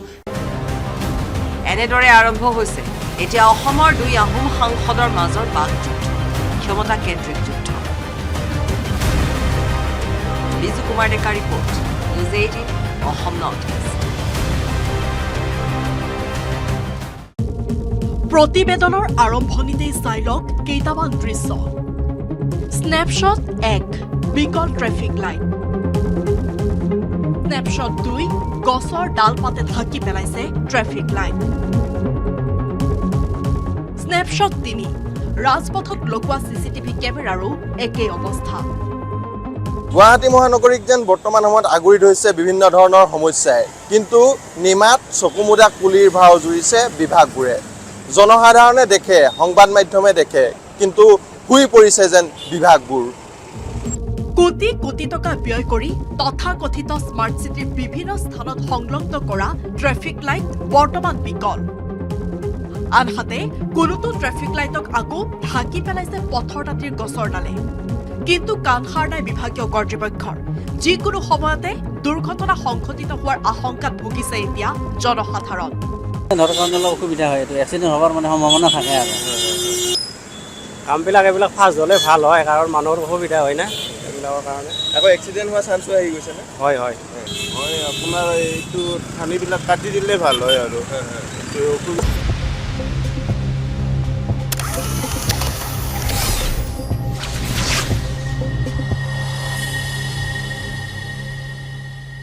হেডলাইন্স আগবঢ়াইছে ৰয়েল গ্লোবেল ইউনিভাৰ্চিটি।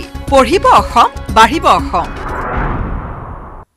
কৰিমগঞ্জৰ নীলা বজাৰ বেৰা জালত ভয়ংকৰ দুৰ্ঘটনা। অটোৰিক্সা আৰু 4চকীয়া বাহনৰ মুখামুখি সংঘৰ্ষত শিশুসহ 5 জনৰ মৃত্যু। গুৰুতৰভাৱে আহত এজনক শিলচৰ মেডিকেল কলেজত ভৰ্তি। দুৰ্ঘটনাৰ পিছতে অসম ত্ৰিপুৰা সংযোগী 8 নম্বৰ ৰাষ্ট্ৰীয় ঘাইপথ অৱৰোধ কৰি ৰাইজৰ উত্তাল প্ৰতিবাদ। মোদী চৰকাৰ 3.0 প্ৰথমখন পূৰ্ণাংগ বাজেট দাখিল। কেন্দ্ৰীয় বিত্তমন্ত্ৰী নিৰ্মলা সীতাৰমণে দাখিল কৰা বাজেটত মুঠ 9টা ক্ষেত্ৰত বিশেষ গুৰুত্ব। নিয়োগ আৰু দক্ষতা বিকাশৰ বাবে প্ৰধানমন্ত্ৰীৰ 5খন আঁচনি। 5 বছৰৰ 4.1 কোটি যুৱ নিয়োগৰ বাবে 2 লাখ কোটি টকা ধাৰ্য। বান বিধ্বস্ত অসমলৈ কেন্দ্ৰীয় চৰকাৰৰ আৰ্থিক সহায়। অসমৰ বান খহনীয়া নিয়ন্ত্ৰণৰ বাবে কেন্দ্ৰৰ বিশেষ পুঁজি ঘোষণা। অসমৰ বান প্ৰতিৰোধ ব্যৱস্থাপনাৰ বাবে 2024-25 বৰ্ষৰ কেন্দ্ৰীয় বাজেটত বিশেষ গুৰুত্ব। হ্ৰাস পাব কৰ্কট ৰোগৰ 3বিধ ঔষধৰ দাম। দাম কমিব সোণ, ৰূপ, প্লেটিনাম, কাপোৰ, জোতা, চেণ্ডেল, চামৰাৰ সামগ্ৰীৰ। হ্ৰাস পাব দেশীয় মোবাইল ফোন আৰু পাৰ্টছৰ। প্লাষ্টিকৰ সামগ্ৰীত 25% দাম বৃদ্ধি। আয়কৰ ষ্টেণ্ডাৰ্ড ডিডাকশ্যন 50,000 পৰা 75,000 টকালৈ বৃদ্ধি। আয়কৰৰ নিউ টেক্স ৰিজিমৰ অধীনত বিশেষ ৰেহাই বাজেটত 3 লাখ টকালৈ সম্পূৰ্ণ ৰেহাই হ'ব আয়কৰ। 3 পৰা 7 লাখ টকালৈ 5%, 7 পৰা 10 লাখ টকালৈ 10%, 10 পৰা 12 লাখ টকালৈ 15% আৰু 15 লাখ টকাৰ ওপৰত 30% আয়কৰ। আৰু বাজেট দাখিলৰ পিছতে ভাৰতীয় শ্বেয়াৰ বজাৰৰ 1% পতন। নিফটি 50 সূচাংকৰ 1% হ্ৰাসেৰে 24,225 পইণ্ট স্পৰ্শ। চেনচেক্সৰ 80,024 পইণ্ট স্পৰ্শৰে 1% হ্ৰাস। বাজেট দাখিলৰ পিছতে মাৰ্কিন ডলাৰৰ তুলনাত ভাৰতীয় টকাৰ মূল্য অভিলেখ ৰচি 83.6 লাখ লৈ হ্ৰাস। বানৰ পিছতে ৰাজ্যত জাপানীজ এনকেফেলাইটিছৰ প্ৰাদুৰ্ভাৱ জাপানীজ এনকেফেলাইটিছ তথা জাপানীজ এনকেফেলাইটিছ সদৃশ ৰোগত আক্ৰান্ত হৈ অৰ্ধশতাধিক লোকৰ মৃত্যু তিতাবৰত এগৰাকী কিশোৰীৰ বিপৰীতে কলিয়াবৰত এগৰাকী বৃদ্ধাৰ মৃত্যু বৰ্তমানো বিভিন্ন জিলাত হস্পিটালে শতাধিক চিকিৎসাধীন জাপানীজ এনকেফেলাইটিছ ৰোধৰ বাবে বিশেষ বিভাগৰ স্বাস্থ্য পদক্ষেপ গুৱাহাটী মহানগৰী পুনৰ মৃতদেহ উদ্ধাৰক লৈ চাঞ্চল্য ৰূপনগৰৰ শংকৰদেৱ পথৰ ভাড়াঘৰৰ শোৱাপাতিত উদ্ধাৰ নলবাৰী পংকজ বৈশ্যৰ মৃতদেহ ভাড়াঘৰৰ মালিকে 4 মাহ পূৰ্বে বিবাহপাশত আবদ্ধ হোৱা পংকজক হত্যা কৰাৰ অভিযোগ পৰিয়ালৰ পংকজৰ পৰা ঘৰৰ মালিক গকুল দৈমাৰীয়ে সুদত লৈছিল 40,000 টকা 24 ঘণ্টাৰ পিছতো নিখোজ বিশিষ্ট সংগীত শিল্পী ৰমেন বৰুৱা বিশিষ্ট সংগীত পৰিচালকগৰাকীৰ সন্ধানত ব্ৰহ্মপুত্ৰৰ বুকুত NDRF SDFৰ অভিযান ব্ৰহ্মপুত্ৰৰ দিশে খোজকাঢ়ি যোৱাৰ দৃশ্যবন্দী হৈছিল CCTV দিল্লীৰ পৰাই ৰমেন বৰুৱাৰ উদ্ধাৰ অভিযানৰ তদাৰক মুখ্যমন্ত্ৰী আজি ঘোষণা হ'ব APSC ৰেডিঅ' নিযুক্তি কেলেংকাৰীত দোষী সাব্যস্তৰ শাস্তিৰ পৰিমাণ APSCৰ অধীনৰ কৃষি উন্নয়ন বিষয়া নিযুক্তি কেলেংকাৰীত 32 জন অভিযুক্ত সোমবাৰে দোষী সাব্যস্ত কৰিছে আদালতে মূল খলনায়ক ৰাকেশ পাল সহ 32 জনক জেললৈ প্ৰেৰণ 11 জনক দোষমুক্ত ঘোষণা আদালতৰ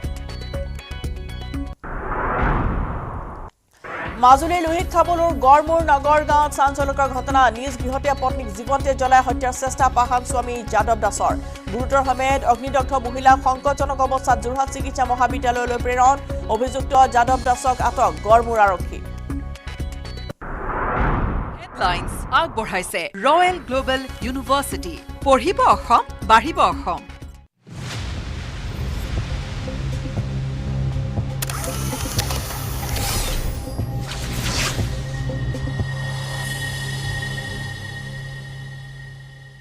নমস্কাৰ আবেলি সংবাদ ষ্টুডিঅ' পৰস্মিতা গোস্বামী কৰিমগঞ্জত ভয়ংকৰ দুৰ্ঘটনাত শিশুসহ 5 জনৰ মৃত্যু দুৰ্ঘটনাত একেটা পৰিয়ালৰে 4 জনৰ কৰুণ মৃত্যু অটো ৰিক্সা আৰু চাৰিচকীয়া বাহনৰ ভয়ংকৰ সংঘৰ্ষ দুৰ্ঘটনাত গুৰুতৰভাৱে আহত এজন দুৰ্ঘটনাত মৃত্যু হৈছে জাহিদা বেগম ৰুহুল আমিন গুলজাৰ হুছেইন মৃত ৰুহুল আমিন দুৰ্ঘটনাগ্ৰস্ত অটোখনৰ চালক দুৰ্ঘটনাৰ মৃত্যু হৈছে এটি 2 বছৰীয়া শিশুৰো দুৰ্ঘটনাৰ পিছতে পথাৰত বাগৰি পৰিল দুইখন বাহন অসম ত্ৰিপুৰা সংযোগী 8 নম্বৰ ৰাষ্ট্ৰীয় ঘাইপথত এই দুৰ্ঘটনাৰ পিছতে নীলাম বজাৰৰ বেৰা জালত এক উত্তেজনাপূৰ্ণ পৰিস্থিতিৰ সৃষ্টি হয় ঘাইপথ অৱৰোধ কৰি ক্ষুব্ধ স্থানীয় ৰাইজে প্ৰতিবাদী কাৰ্যসূচী ৰূপায়ণ কৰে পুনৰবাৰ জনাইছো কৰিমগঞ্জত এই ভয়ংকৰ দুৰ্ঘটনা য'ত শিশুসহ 5 জনকৈ লোকৰ হৈছে মৃত্যু দুৰ্ঘটনাত একেটা পৰিয়ালৰে 4 জনৰ কৰুণ মৃত্যু হৈছে অটো ৰিক্সা আৰু চাৰিচকীয়া বাহনৰ এই ভয়ংকৰ সংঘৰ্ষ দুৰ্ঘটনাত গুৰুতৰভাৱে আহত হৈছে এজন দুৰ্ঘটনাত মৃত্যু হৈছে জাহিদা বেগম ৰুহুল আমিন গুলজাৰ হুছেইন মৃত ৰুহুল আমিন দুৰ্ঘটনাগ্ৰস্ত অটোখনৰ চালক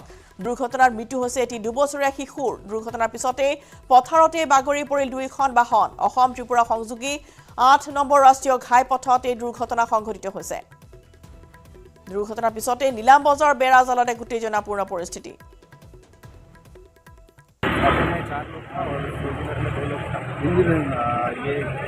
जानकारी अभी मिली है कि ऑटो ओवरटेक कर रहा था और दोनों का हेड ऑन कोलिजन होने बहुत दुर्भाग्यजनक घटना हुई है एंड जैसे जैसे जानकारी मिलेगी वैसे हम आपको क्या ছজন মানুহ আছিলে ইনভলভ 3 জনৰ ডেথ হোৱা বুলি গম পাইছোঁ বাকীখিনি প্ৰিভিয়াছলি ইনভলভ আছে হস্পিটেল গৈছে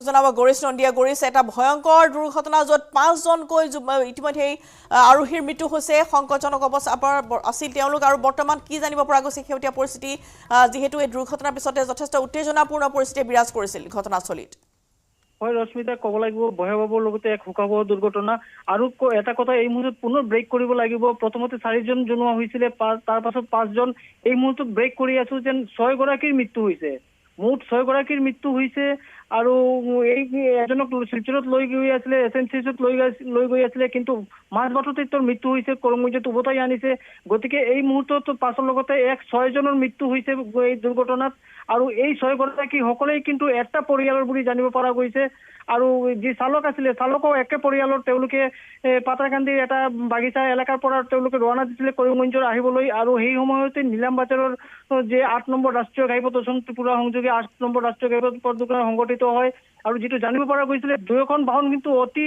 তীব্ৰ বেগৰে আছিলে আৰু বৰষুণ দি আছিলে, কিনকিনে বৰষুণ দি আছিলে, যে ৰাজপথ পিছল হৈ আছিলে, সেই সময়তে যে হুণ্ডাই ভেনু বাহনখন অতি তীব্ৰ বেগৰে অভাৰটেক কৰাৰ সময়তে গাড়ীখন সম্পূৰ্ণৰূপে পাবলুটি মাৰে আৰু দুয়োখন অটো আৰু এই বাহনে মুখামুখি সংঘৰ্ষ হয়। সংঘৰ্ষৰ ফলত এনেদৰে দুৰ্ঘটনা সংঘটিত হয়। সংঘৰ্ষ হোৱাৰ লগে লগে কিন্তু দুয়োখন বাহন যাই পথৰ দাঁতিত, যি পথৰ দাঁতিত খেতপথ আছে, খেতপথত বাগৰি পৰে আৰু ইয়াতে এজনকৈ যে স্থানীয় লোকে এজনকৈ কিন্তু মৃত্যু যিসকলৰ হৈছে তেওঁলোকক উদ্ধাৰ কৰে। এনেকৈ কিন্তু প্ৰথমে 4জনৰ উদ্ধাৰ হৈছিলে, পৰৱৰ্তী দেখা গৈছিল যেন আৰু এজনৰ মৃতদেহ উদ্ধাৰ হয় আৰু 2জনক পঠোৱা হৈছিলে শিলচৰ মেডিকেল কলেজত, কিন্তু এজনৰ মৃত্যু ঘটিছে। এই মুহূৰ্তত এজনক উভতাই আনিছে কৰিমগঞ্জত। গতিকে সৰ্বমুঠ 6গৰাকীৰ মৃত্যু হৈছে। 6গৰাকীৰ মৃত্যু হৈছে। সৰ্বমুঠ কিমান আৰোহী আছিল এই বাহনখনত আৰু এই অটোখনত? বৰ্তমান যিজন ষষ্ঠজনৰ কথা আপুনি উল্লেখ কৰিছে তেওঁ সেই পৰিয়ালটোৰে আছিল নেকি? হয়, সকলো এই পৰিয়ালৰ আছিল, কিন্তু কিমানজন আছিল সঠিক ক'ব নোৱাৰিলেও কিন্তু আন এজন লোক অতিৰিক্ত আছিল বা আৰু 2জন থাকিব পাৰে। কিন্তু যিগৰাকীয়ে আমাক ভাষ্য দিছে এইজনো কিন্তু এই বাহনখনতে আছিল আৰু তেওঁৰ যে বক্তব্য, তেওঁ পিছফালে বহি আছিল আৰু তেওঁ দুৰ্ভাগ্যক্ৰমে সম্পূৰ্ণৰূপে সুৰক্ষিত আছে, তেওঁৰ কোনো ক্ষতি হোৱা নাই, কিন্তু বাহনৰ আন সকলৰ কিন্তু মৃত্যু হৈছে। ধন্যবাদ গৌৰেশ। মাইথান ষ্টিল নহয়। ওচৰ চুবুৰীয়াসকলে লগাইছে। ষ্ট্ৰং মানে মাইথান ষ্টিল।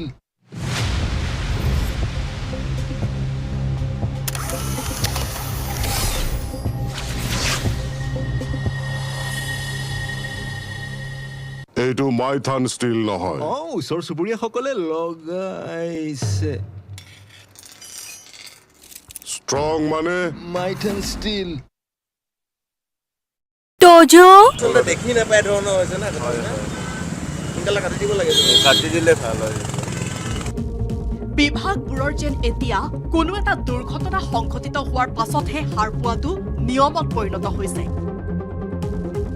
প্ৰায় 80 কোটি টকা ব্যয় কৰি গুৱাহাটী মহানগৰীত যান জঁট নিয়ন্ত্ৰণৰ বাবে সংস্থাপিত কৰা হৈছিল এই ট্ৰেফিক লাইটবোৰ। কিন্তু বৰ্তমান কোনোবা এটা ছিগনেলে যদি সঠিকভাৱে কাম কৰি আছে, কোনোবাটো ফুলদানি হৈ পৰি ৰৈছে। ঠিক একেদৰে চিচিটিভি কেমেৰা কেইটাৰো তথৈবচ অৱস্থা।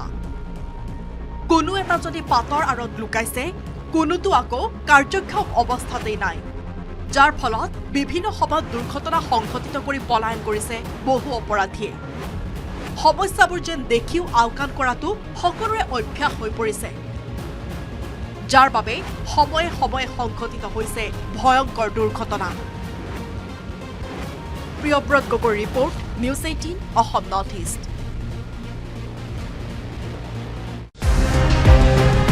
অগপ এৰি কংগ্ৰেছলৈ যাব নেকি একালৰ মহাপ্ৰতাপী মুখ্যমন্ত্ৰী প্ৰফুল্ল কুমাৰ মহন্ত?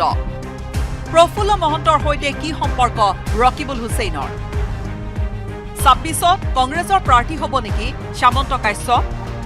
ৰাজ্যৰ ৰাজনীতিত কংগ্ৰেছৰ বিৰুদ্ধে শক্তিশালী ভূমিকা গ্ৰহণ কৰি দুবাৰকৈ মুখ্যমন্ত্ৰী হোৱা প্ৰফুল্ল কুমাৰ মহন্ত কংগ্ৰেছলৈ যাব নেকি? প্ৰফুল্ল কুমাৰ মহন্ত পুত্ৰ শ্যামন্ত কাশ্যপ 2026ত কংগ্ৰেছৰ প্ৰাৰ্থী হ'ব নেকি? এই কথা বতৰাসমূহে বৰ্তমান অসমৰ ৰাজনীতিত ব্যাপক চৰ্চা লাভ কৰিছে। হয়, প্ৰাক্তন মুখ্যমন্ত্ৰী প্ৰফুল্ল কুমাৰ মহন্তৰ ঘৰত ধুবুৰীৰ সাংসদ ৰকিবুল হুছেইনৰ উপস্থিতিৰ পিছতে ৰাজ্যৰ ৰাজনৈতিক মহলত সৃষ্টি হৈছে ব্যাপক প্ৰতিক্ৰিয়াৰ। 85 আৰু 96ত কংগ্ৰেছক পৰাভূত কৰি দুবাৰকৈ অসমৰ মুখ্যমন্ত্ৰী হোৱা প্ৰফুল্ল কুমাৰ মহন্তৰ কংগ্ৰেছত যোগদানৰ সম্ভাৱনাক মানি ল'ব পৰা নাই অগপৰ তৃণমূল কৰ্মীয়ে। অৱশ্যে বৰহমপুৰ সমষ্টিত অগপৰ পৰা কাঢ়ি নিয়া ক্ষোভো আছে অগপৰ তৃণমূল কৰ্মীৰ মাজতো। পিছে বৰহমপুৰৰ কংগ্ৰেছী নেতা কৰ্মীয়েও প্ৰফুল্ল কুমাৰ মহন্তৰ পুত্ৰ সামন্ত কাশ্যপক কিমান আন্তৰিকতাৰে গ্ৰহণ কৰে সেয়াও প্ৰশ্নৰ বিষয়। ইপিনে 2011ত প্ৰফুল্ল কুমাৰ মহন্তক চামগুৰিত পৰাভূত কৰা ৰকিবুল হুছেইনৰে মহন্তৰ ভিতৰুৱা সম্পৰ্ক আছে নেকি সেয়াও হৈ পৰিছে কৌতূহলৰ বিষয়। প্ৰফুল্ল কুমাৰ মহন্ত আৰু ৰকিবুল হুছেইন 2011 চনত সমূহ সমৰত লিপ্ত হৈছিল, কিন্তু সেই ৰকিবুল হুছেইনৰ সৈতে বৰ্তমান প্ৰফুল্ল কুমাৰ মহন্তৰ সম্পৰ্ক ভাল হৈছে নেকি? আনহাতে একাংশৰ মতে 2011ৰ পৰাই কংগ্ৰেছৰ সৈতে প্ৰফুল্ল কুমাৰ মহন্তৰ গোপন সম্পৰ্ক আছে, কিন্তু এই কথা কোনোপধ্যে স্বীকাৰ কৰিব নোখোজে অসম গণ পৰিষদৰ কৰ্মীসকলে। কিন্তু লগতে প্ৰফুল্ল কুমাৰ মহন্ত কংগ্ৰেছলৈ যোৱাক লৈ প্ৰতিক্ৰিয়াৰ সৃষ্টি হৈছে কংগ্ৰেছ আৰু অগপ দুয়োটা দলৰ সমৰ্থকৰ মাজত। অৱশ্যে এতিয়ালৈকে প্ৰফুল্ল কুমাৰ মহন্তই কংগ্ৰেছত যোগদান কৰিব নে নাই সেই বিষয়ে কোনো ধৰণৰ নিশ্চিত তথ্য কাৰো হাতত নাই।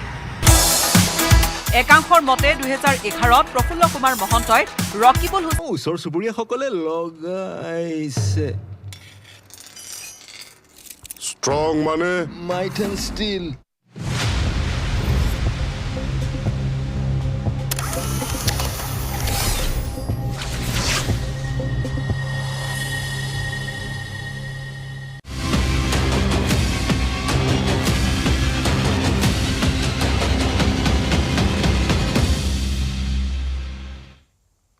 কেন্দ্ৰীয় বিত্তমন্ত্ৰী নিৰ্মলা সীতাৰমণে সদনত দাখিল কৰিলে মোদী চৰকাৰৰ তৃতীয় কাৰ্যকালৰ প্ৰথমখন বাজেট। প্ৰধানমন্ত্ৰী নৰেন্দ্ৰ মোদীৰ তৃতীয়টো কাৰ্যকালৰ প্ৰথমখন তথা একেৰাহে সপ্তমবাৰৰ বাবে বিত্তমন্ত্ৰী নিৰ্মলা সীতাৰমণে বাজেট দাখিল কৰে।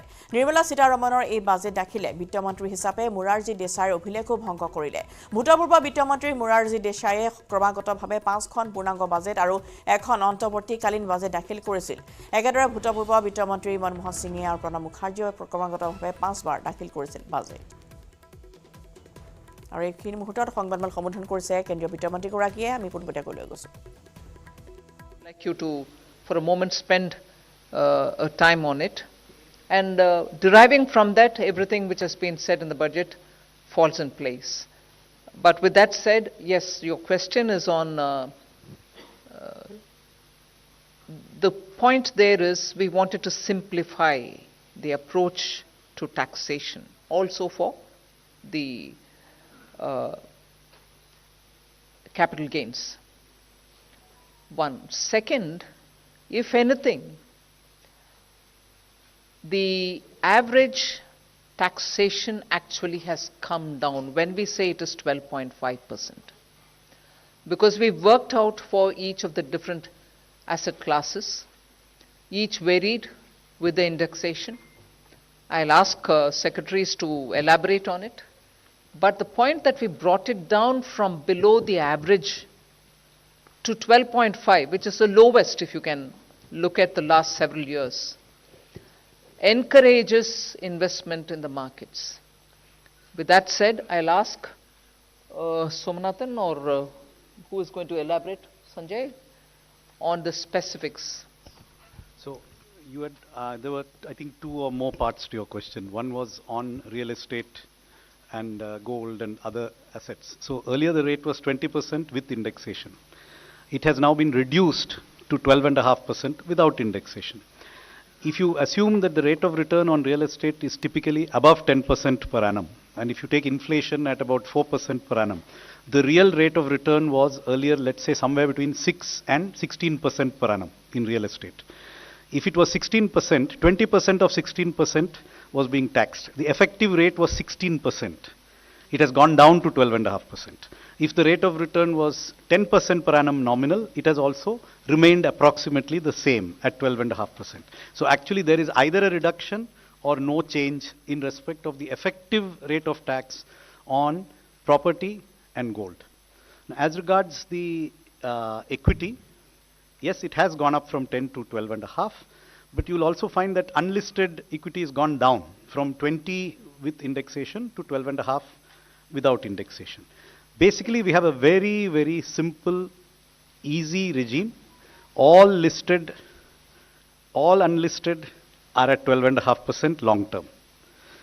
And all are at 20%, I mean, equities are at 20% and everything else is at applicable rate for short term. So yes, short term has gone up, and yes, long term has been rationalized. It has not necessarily gone up. And Sanjay, would you like to add anything? One point I would like to add over here is that we also need to keep in mind as to the kind of people who are actually paying these taxes, the capital gains on the securities, the listed securities especially. And so over there, when we did this analysis for the year 22-23, we found that about 88% of the tax is actually coming from people who have an income of more than 15 lakh. 61% of that income is actually coming from people who have an income of more than 1 crore. That is income on capital gains on this. And we are all aware that otherwise, you know, the standard rate is, you know, about 30%. and for some it can go up to 39%. So this marginal, very small marginal increase is actually impacting only those, primarily those who have an income of more than 15 lakh rupees per year. Okay, number 3. On capital gains. Ma'am, Timsi Jaipuria from CNBC TV 18. You announced a very lucrative new tax regime with changes in tax slabs. A lot of new changes are there in the income tax side, on the revenue side. And in the speech, you mentioned that revenue foregone will be around 29,000 crore rupees, whereas government will now try to mobilize around 30,000 crore rupees. What will be these revenue mobilization measures, and from where do you think this foregone revenue will be recovered? If you can highlight, where are you foregoing the revenue, and where are you going to recoup this revenue from? First of all, it is not just because we've mentioned it in this budget, but the attempt to widen the tax net is something which we've been repeatedly saying, that India's tax net will have to be widened, whether it is in the direct taxation or indirect. Second, there are also now the PSU dividends which are improving because their valuations have gone up really high. And their performance is also now substantially increased. So revenue mobilization is not just tax-based, you have non-tax revenue mobilizations which are also coming up. Then we had, for almost now 3 years, been talking about asset monetization, which is not selling of assets, but optimum utilization of those assets which are lying in the form of unutilized stadiums or land which is available with PSUs which can be utilized for better purposes. That's a third one. Fourth, you're also looking at generating resources from newer areas. So in all those, the revenue is going to be mobilized better, and as a result of which, the revenue foregone will be now made up for, is our expectation. We've said that in the budget. In my speech itself, I mentioned it, and I'm sure there are secretaries who will want to add to it. Sanjay? Ma'am, I'll give the details. 37,000 crore, 29,000 crore in direct taxes, and 8,000 crore in indirect taxes. So 29,000 crore direct taxes primarily comprises of 3 taxes, which is the increase in the STT only on derivatives, which is only on futures and options. And secondly, the buyback tax, which is to be now done in the hands of the recipient. While on the one hand, it will rationalize the tax and be more equitous and fair, because those who should be paying the taxes, higher taxes, in the higher income groups, they will pay higher tax, and those who are in nil tax category or in lower tax category, they don't have to pay a tax or a lower tax. While it does that, at the same time, it does bring in some revenue also, about 4,000 crore. And remaining, about 15,000 crore should come, from the capital gains taxes. On the indirect taxes, we are losing, as I said. বান বিধ্বস্ত অসমলৈ কেন্দ্ৰৰ আৰ্থিক সহায় অসমৰ বানপুৰ নিয়ন্ত্ৰণৰ বাবে কেন্দ্ৰৰ পুঁজি ঘোষণা অসমৰ বান ব্যৱস্থাপনাৰ বাবে বিশেষ পুঁজি ঘোষণা কৰিছে কেন্দ্ৰই Assam grapples with floods every year by the Brahmaputra River and its tributaries originating outside India. We will provide assistance to Assam for flood management and related projects.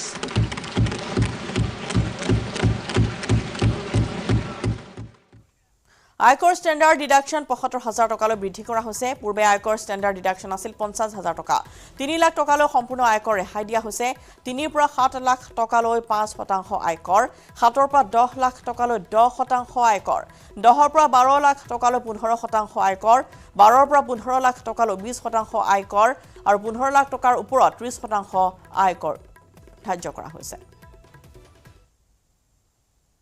In the new tax regime, the tax rate structure is proposed to be revised as follows. 0 to 3 lakh rupees, nil. 3 to 7 lakh rupees, 5%. 7 to 10 lakh rupees, 10%. 10 to 12 lakh rupees, 15%. 12 to 15 lakh rupees, 20%. And above 15 lakh rupees, 30%. As a result of these changes, a salaried employee in the new tax regime stands to save up to 17,500 rupees in income tax.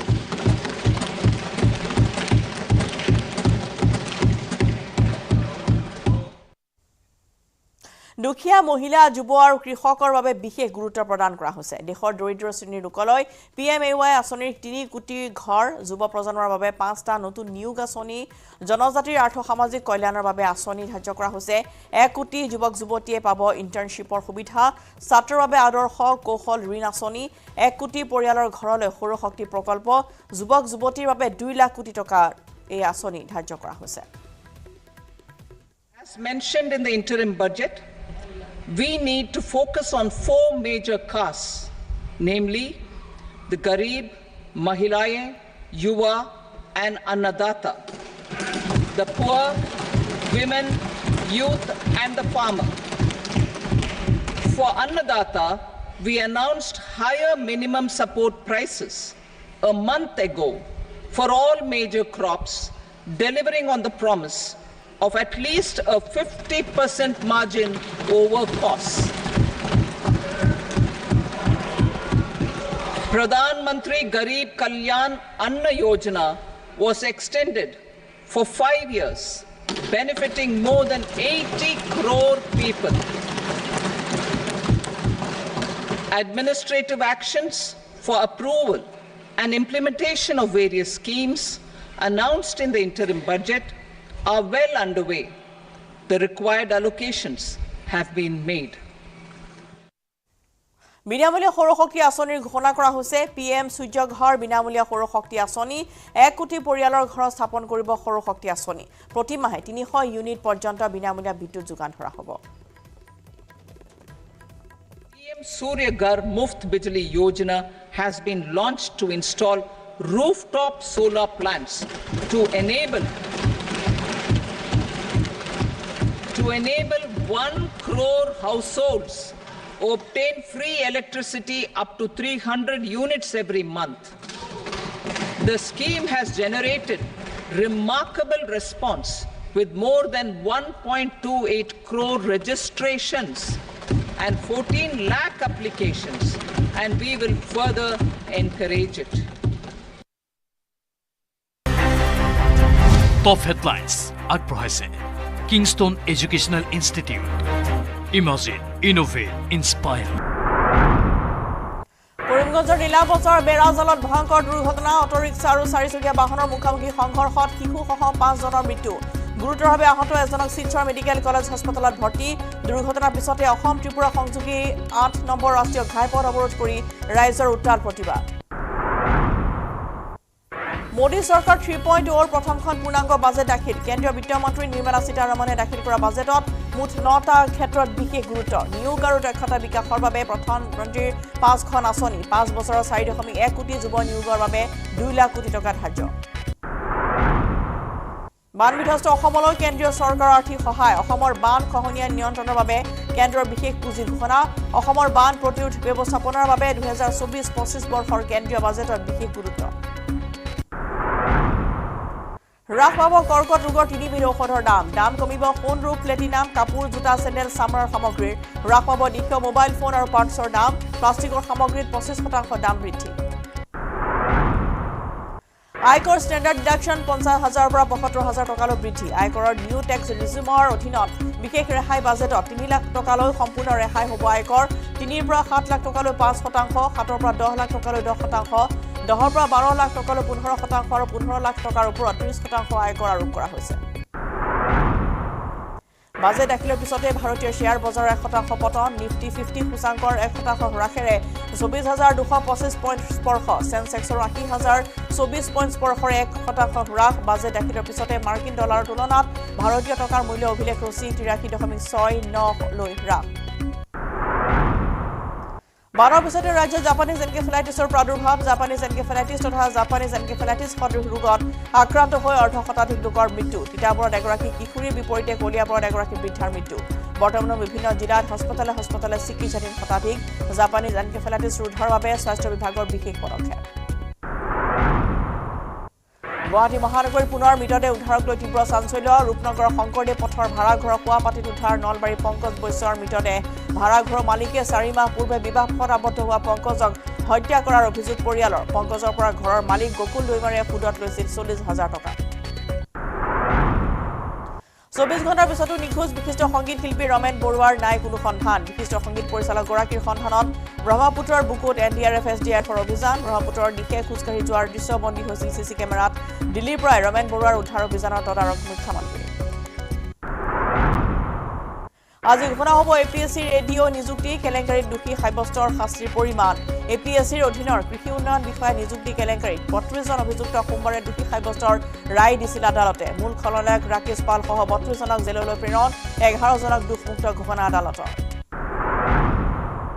মাজুলীৰ লোহিত খাবলৰ গড়মূৰ নগৰ গাঁৱত চাঞ্চল্যকৰ ঘটনা নিজ গৃহতে পত্নীক জীৱন্তে জ্বলাই হত্যাৰ চেষ্টা পাখান স্বামী যাদৱ দাসৰ গুৰুতৰভাৱে অগ্নিদগ্ধ মহিলা সংকটজনক অৱস্থাত যোৰহাট চিকিৎসা মহাবিদ্যালয়লৈ প্ৰেৰণ অভিযুক্ত যাদৱ দাসক আটক গড়মূৰ আৰক্ষী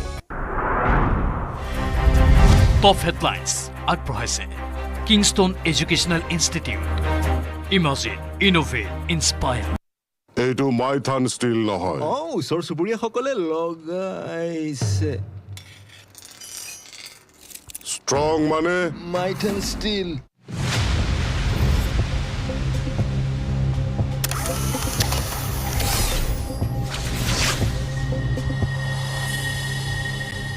এইটো মাইথান ষ্টিল নহয় ওচৰ চুবুৰীয়াসকলে লগাইছে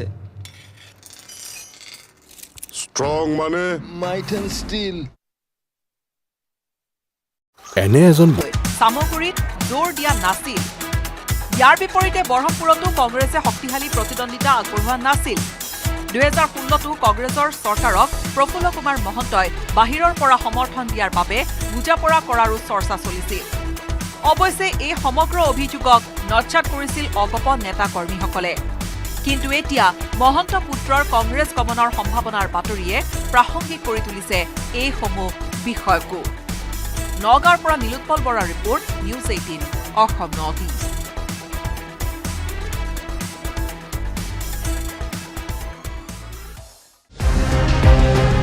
অগপ এৰি কংগ্ৰেছলৈ যাব নেকি একালৰ মহাপ্ৰতাপী মুখ্যমন্ত্ৰী প্ৰফুল্ল কুমাৰ মহন্ত প্ৰফুল্ল মহন্তৰ সৈতে কি সম্পৰ্ক ৰকিবুল হুছেইনৰ 26ত কংগ্ৰেছৰ প্ৰাৰ্থী হ'ব নেকি সামন্ত কাশ্যপ ৰাজ্যৰ ৰাজনীতিত কংগ্ৰেছৰ বিৰুদ্ধে শক্তিশালী ভূমিকা গ্ৰহণ কৰি দুবাৰকৈ মুখ্যমন্ত্ৰী হোৱা প্ৰফুল্ল কুমাৰ মহন্ত কংগ্ৰেছলৈ যাব নেকি প্ৰফুল্ল কুমাৰ মহন্ত পুত্ৰ শ্যামন্ত কাশ্যপ 2026ত কংগ্ৰেছৰ প্ৰাৰ্থী হ'ব নেকি এই কথা বতৰাসমূহে বৰ্তমান অসমৰ ৰাজনীতিত ব্যাপক চৰ্চা লাভ কৰিছে হয় প্ৰাক্তন মুখ্যমন্ত্ৰী প্ৰফুল্ল কুমাৰ মহন্তৰ ঘৰত ধুবুৰীৰ সাংসদ ৰকিবুল হুছেইনৰ উপস্থিতিৰ পিছতে ৰাজ্যৰ ৰাজনৈতিক মহলত সৃষ্টি হৈছে ব্যাপক প্ৰতিক্ৰিয়াৰ 85 আৰু 96ত কংগ্ৰেছক পৰাভূত কৰি দুবাৰকৈ অসমৰ মুখ্যমন্ত্ৰী হোৱা প্ৰফুল্ল কুমাৰ মহন্তৰ কংগ্ৰেছত যোগদানৰ সম্ভাৱনাক মানি ল'ব পৰা নাই অগপৰ তৃণমূল কৰ্মীয়ে অৱশ্যে বৰহমপুৰ সমষ্টি অগপৰ পৰা কাঢ়ি নিয়া ক্ষোভো আছে অগপৰ তৃণমূল কৰ্মীৰ মাজতো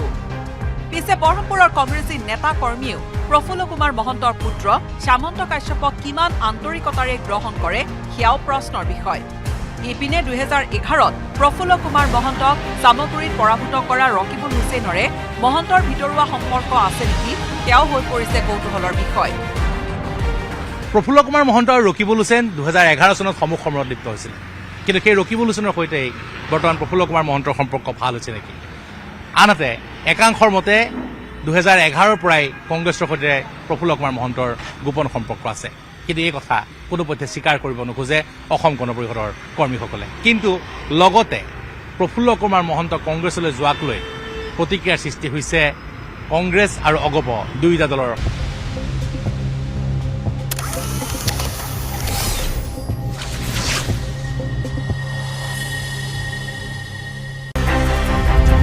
টপ হেডলাইন্স আগবঢ়াইছে Kingston educational institute Imagine, innovate, inspire. কৰিমগঞ্জৰ নীলাবজাৰ বেৰাজালত ভয়ংকৰ দুৰ্ঘটনা অটোৰিক্সা আৰু চাৰিচকীয়া বাহনৰ মুখামুখি সংঘৰ্ষত শিশুসহ 5 জনৰ মৃত্যু গুৰুতৰভাৱে আহত এজনক শিলচৰ মেডিকেল কলেজ হাস্পতালত ভৰ্তি দুৰ্ঘটনাৰ পিছতে অসম ত্ৰিপুৰা সংযোগী 8 নম্বৰ ৰাষ্ট্ৰীয় ঘাইপথ অৱৰোধ কৰি ৰাইজৰ উত্তাল প্ৰতিবাদ মোদী চৰকাৰ 3.2 প্ৰথমখন পূৰ্ণাংগ বাজেট দাখিল কেন্দ্ৰীয় বিত্তমন্ত্ৰী নিৰ্মলা সীতাৰমণে দাখিল কৰা বাজেটত মুঠ 9টা ক্ষেত্ৰত বিশেষ গুৰুত্ব নিয়োগ আৰু দক্ষতা বিকাশৰ বাবে প্ৰধানমন্ত্ৰীৰ 5খন আঁচনি 5 বছৰৰ 4.1 কোটি যুৱ নিয়োগৰ বাবে 2 লাখ কোটি টকা ধাৰ্য বান বিধ্বস্ত অসমলৈ কেন্দ্ৰীয় চৰকাৰৰ আৰ্থিক সহায় অসমৰ বান খহনীয়া নিয়ন্ত্ৰণৰ বাবে কেন্দ্ৰৰ বিশেষ পুঁজি ঘোষণা অসমৰ বান প্ৰতিৰোধ ব্যৱস্থাপনাৰ বাবে 2024-25 বৰ্ষৰ কেন্দ্ৰীয় বাজেটত বিশেষ গুৰুত্ব হ্ৰাস পাব কৰ্কট ৰোগৰ 3বিধ ঔষধৰ দাম কমিব সোণ ৰূপ প্লেটিনাম কাপোৰ জোতা চেণ্ডেল চামৰাৰ সামগ্ৰীৰ হ্ৰাস পাব দ্বিতীয় মোবাইল ফোন আৰু পাৰ্টছৰ প্লাষ্টিকৰ সামগ্ৰীত 25% দাম বৃদ্ধি আয়কৰ ষ্টেণ্ডাৰ্ড ডিডাকশ্যন 50,000 পৰা 75,000 টকালৈ বৃদ্ধি আয়কৰৰ নিউ টেক্স ৰিজিমৰ অধীনত বিশেষ ৰেহাই বাজেটত 3 লাখ টকালৈ সম্পূৰ্ণ ৰেহাই হ'ব আয়কৰ 3 পৰা 7 লাখ টকালৈ 5%, 7 পৰা 10 লাখ টকালৈ 10%, 10 পৰা 12 লাখ টকালৈ 15% আৰু 15 লাখ টকাৰ ওপৰত 30% আয়কৰ আৰু বাজেট দাখিলৰ পিছতে ভাৰতীয় শ্বেয়াৰ বজাৰৰ 1% পতন নিফটি 50 সূচাংকৰ 1% হ্ৰাসেৰে 24,225 পইণ্ট স্পৰ্শ সেনসেক্সৰ 80,024 পইণ্ট স্পৰ্শৰ 1% হ্ৰাস বাজেট দাখিলৰ পিছতে মাৰ্কিন ডলাৰৰ তুলনাত ভাৰতীয় টকাৰ মূল্য অভিলেখ ৰচি 83.69 লৈ হ্ৰাস বানৰ পিছতে ৰাজ্যত জাপানীজ এনকেফেলাইটিছৰ প্ৰাদুৰ্ভাৱ জাপানীজ এনকেফেলাইটিছ তথা জাপানীজ এনকেফেলাইটিছ সদৃশ ৰোগত আক্ৰান্ত হৈ অৰ্ধশতাধিক লোকৰ মৃত্যু তিতাবৰত এগৰাকী কিশোৰীৰ বিপৰীতে কলিয়াবৰত এগৰাকী বৃদ্ধাৰ মৃত্যু বৰ্তমানো বিভিন্ন জিলাত হস্পিটালে চিকিৎসাধীন শতাধিক জাপানীজ এনকেফেলাইটিছ ৰোধৰ বাবে বিশেষ ব্যৱস্থা স্বাস্থ্য বিভাগৰ গুৱাহাটী মহানগৰীৰ পুনৰ মৃতদেহ উদ্ধাৰক লৈ চাঞ্চল্য ৰূপনগৰৰ শংকৰী পথৰ ভাড়াঘৰৰ শোৱাপাতিতে উদ্ধাৰ নলবাৰী পংকজ বৈশ্যৰ মৃতদেহ ভাড়াঘৰৰ মালিকে 4 মাহ পূৰ্বে বিবাহপাশত আবদ্ধ হোৱা পংকজক হত্যা কৰাৰ অভিযোগ পৰিয়ালৰ পংকজৰ পৰা ঘৰৰ মালিক গকুল দৈমাৰে সুদত লৈছিল 40,000 টকা 24 ঘণ্টাৰ পিছতো নিখোজ বিশিষ্ট সংগীত শিল্পী ৰমেন বৰুৱা শিল্পীগৰাকীৰ সন্ধানত ব্ৰহ্মপুত্ৰৰ বুকুত NDRF SDFৰ অভিযান ব্ৰহ্মপুত্ৰৰ দিশে খোজকাঢ়ি যোৱাৰ দৃশ্য বন্দী হৈছিল CC কেমেৰা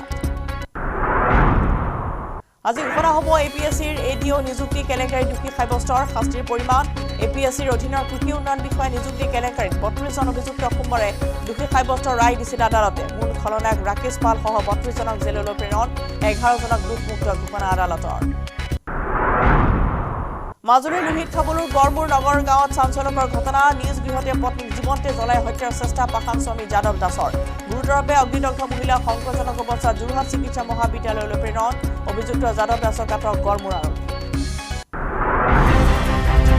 টপ হেডলাইন্স আগবঢ়াইছে Kingston educational institute imagine innovate inspire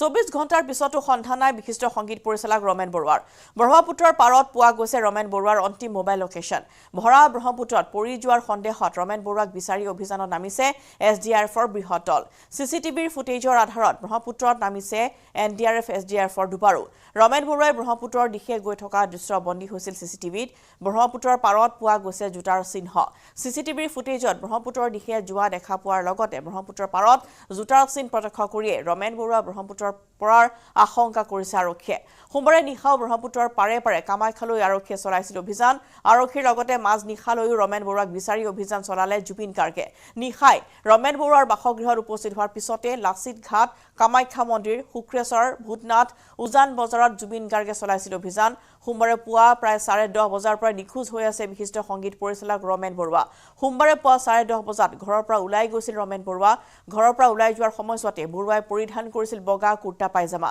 পথত সংলগ্ন CCTVত বন্দী হৈছিল ৰমেন বৰুৱা খোজকাঢ়ি যোৱাৰ দৃশ্য ঘৰৰ পৰা লতাশিলৰ গণেশ মন্দিৰলৈ ওলাই যোৱাৰ পিছৰে পৰা নিৰ্দেশ হৈ আছে বিশিষ্ট সংগীত পৰিচালক গৰাকী সোমবাৰে পুৱাৰে পৰা অফ হৈ আছে ৰমেন বৰুৱাৰ মোবাইল ফোন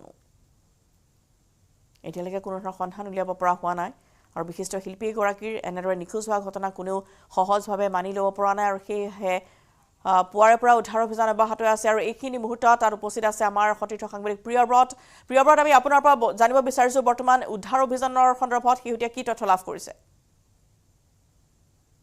হৰস্মিতা বৰ্তমান সময়ত আমি উপস্থিত আছোঁ ৰমেন বৰুৱাৰ সেই ঘৰখনত বা দীপেন বৰুৱাৰ সেই ঘৰখনত যিখন ঘৰ আচলতে 1923 চনতে নিৰ্মাণ কৰা হৈছিল তেওঁলোকৰ দেউতাকে আৰু গোটেই ঘটনাটোৰ বিষয়ে আপুনি বিৱৰিতভাৱে ইতিমধ্যে উল্লেখ কৰিছে যে যোৱাকালি প্ৰায় 10:30 বজাৰ পৰা নিখোজ হৈ আছে অসমৰ সাংস্কৃতিক জগতৰ আচলতে পুৰোধা ব্যক্তিজন আৰু বৰ্তমানলৈকে কোনো ধৰণৰ সম্ভেদ পাবলৈ সক্ষম হোৱা নাই আৰক্ষী হওক বা SDRF বাহিনী কিন্তু তাৰ পাছত আজি কিছু সময় পূৰ্বে ইয়াতে আৰক্ষী আয়ুক্ত দিগন্ত বৰা আহি উপস্থিত হোৱা দেখিবলৈ পোৱা গৈছিল আৰু তেওঁ দীপেন বৰুৱাক লগ কৰি ৰমেন বৰুৱা ভাতৃ দীপেন বৰুৱাক লগ কৰি গোটেই কথাখিনি আচলতে তেওঁৰ মুখেৰে জানিবলৈ চেষ্টা কৰিলে বা জানিলে যে আচলতে কি হৈছিল বা কিমান সময়ত ঘৰৰ পৰা ওলাই গৈছিল আন কালৰ দিনটোত তেওঁ এনেধৰণে ওলাই যায় নেকি গোটেই কথাখিনি আৰু পৰিয়ালৰ ভিতৰুৱা আচলতে কোনো ধৰণৰ ক্ষোভ আছিল নেকি কোনো ধৰণৰ সংঘাত আছিল নেকি যাৰ বাবে এনেধৰণে কালিৰ দিনটোত কাৰোবাৰ মুখত যে শুনিবলৈ পোৱা গৈছিল এই যে তেওঁ কিছু ক্ষোভিত হৈ ওলাই গৈছিল কিছু খঙত ওলাই গৈছিল বা মুখত কিছুমান কথা ভুৰাই ওলাই যোৱা দেখিবলৈ পোৱা গৈছিল এনেধৰণৰ কথাবোৰ চলিছিলে আৰু তাৰ পাছতেই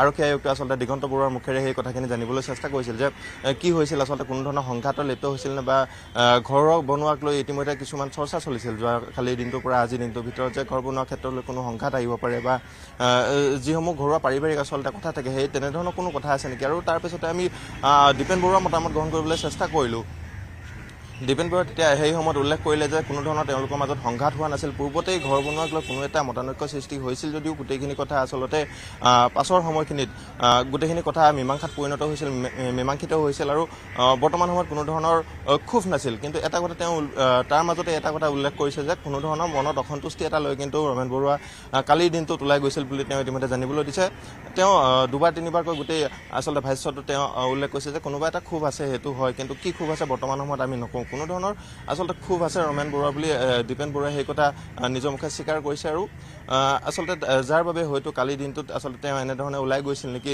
গোটেই কথাখিনি প্ৰশ্ন আৱৰ্তত সোমাই গৈছে আৰু লগতে এটা কথা ক'ব লাগিব আৰক্ষী আয়ুক্ত ইতিমধ্যে যিটো কথা উল্লেখ কৰিছে যে নিখোজ হৈ আছে বৰ্তমান সময়ত আচলতে উদ্ধাৰ অভিযান বুলি ক'লে এক প্ৰকাৰ ক'ৰবাত না ক'ৰবাত ভুল কোৱা হ'ব কিন্তু সন্ধান আচলতে বিচাৰিবলৈ চেষ্টা কৰি থকা হৈছে বুলি তেওঁ উল্লেখ কৰিছে যে ক'ত গৈছে বৰ্তমানলৈকে কোনো ধৰণৰ ক্লু পোৱা হোৱা নাই যিহেতু ব্ৰহ্মপুত্ৰত এটা সন্দেহৰ ভিত্তিতে আচলতে চিচিটিভি ফুটেজত যিটো দেখা গৈছিল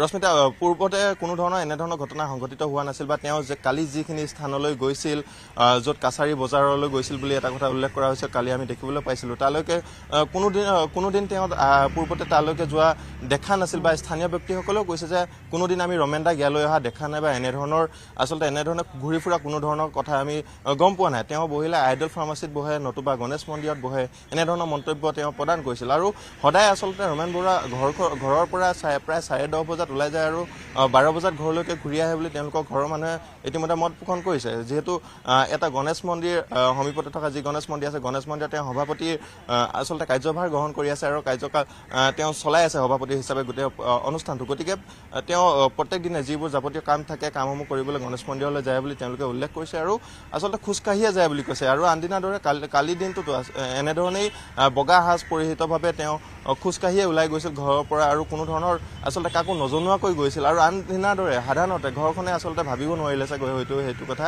যে আনদিনাৰ দৰে সচৰাচৰ যেনেধৰণে ওলাই যায় বা সাধাৰণভাৱে যেনেধৰণে ওলাই যায় ঠিক তেনেদৰে কালি দিনটোতো ওলাই গৈছিল কিন্তু আমি ভাষ্যসমূহ যিহেতু আহি আছে তেওঁৰ এই নিখোজৰ বাতৰি বা যেনেধৰণৰ সন্ধান এতিয়ালৈকে ওলোৱা নাই তাক লৈ আচলতে সকলো উদ্বিগ্ন হৈ পৰিছে আমি কিছু প্ৰতিক্ৰিয়া আছে আমি আগবঢ়াই লৈছোঁ আৰু আৰক্ষী আয়ুক্তগৰাকীয়ে কি মন্তব্য কৰিছিল শুনাই লওঁ আহক এতিয়ালৈকে আমি একো ক'ব পৰা অৱস্থাত নাই লাষ্ট তেখেতৰ এটা ভিডিঅ' ফুটেজ দেখা গৈছিলে যিটো হাইকোৰ্ট বিল্ডিঙৰ কিনাৰেদি যিটো ৰাস্তা নদীৰ ফালে গৈ আছে সেইফালে খোজকাঢ়ি যোৱা হাতত পলিথিনৰ এটা মোনা লৈ সেইটোৱে লাষ্ট তেখেতৰ দেখা গৈছে সেইটো যোৱাকালি ৰাতিপুৱা 10:08 ফুটেজ আছিলে আৰু তেওঁৰ ফোনটো যিটো লাষ্ট লোকেশ্যন দেখুৱাইছে হাইকোৰ্ট বিল্ডিঙৰ ওচৰতে মানে ফোনটো ছুইচ অফ হোৱা দেখুৱাইছে তাৰ বাদে বেলেগ এতিয়ালৈকে একো তথ্য উভতি অহাৰ ফুটেজটো আমি দেখা নাই কিন্তু বেলেগ ৰাস্তাও আছে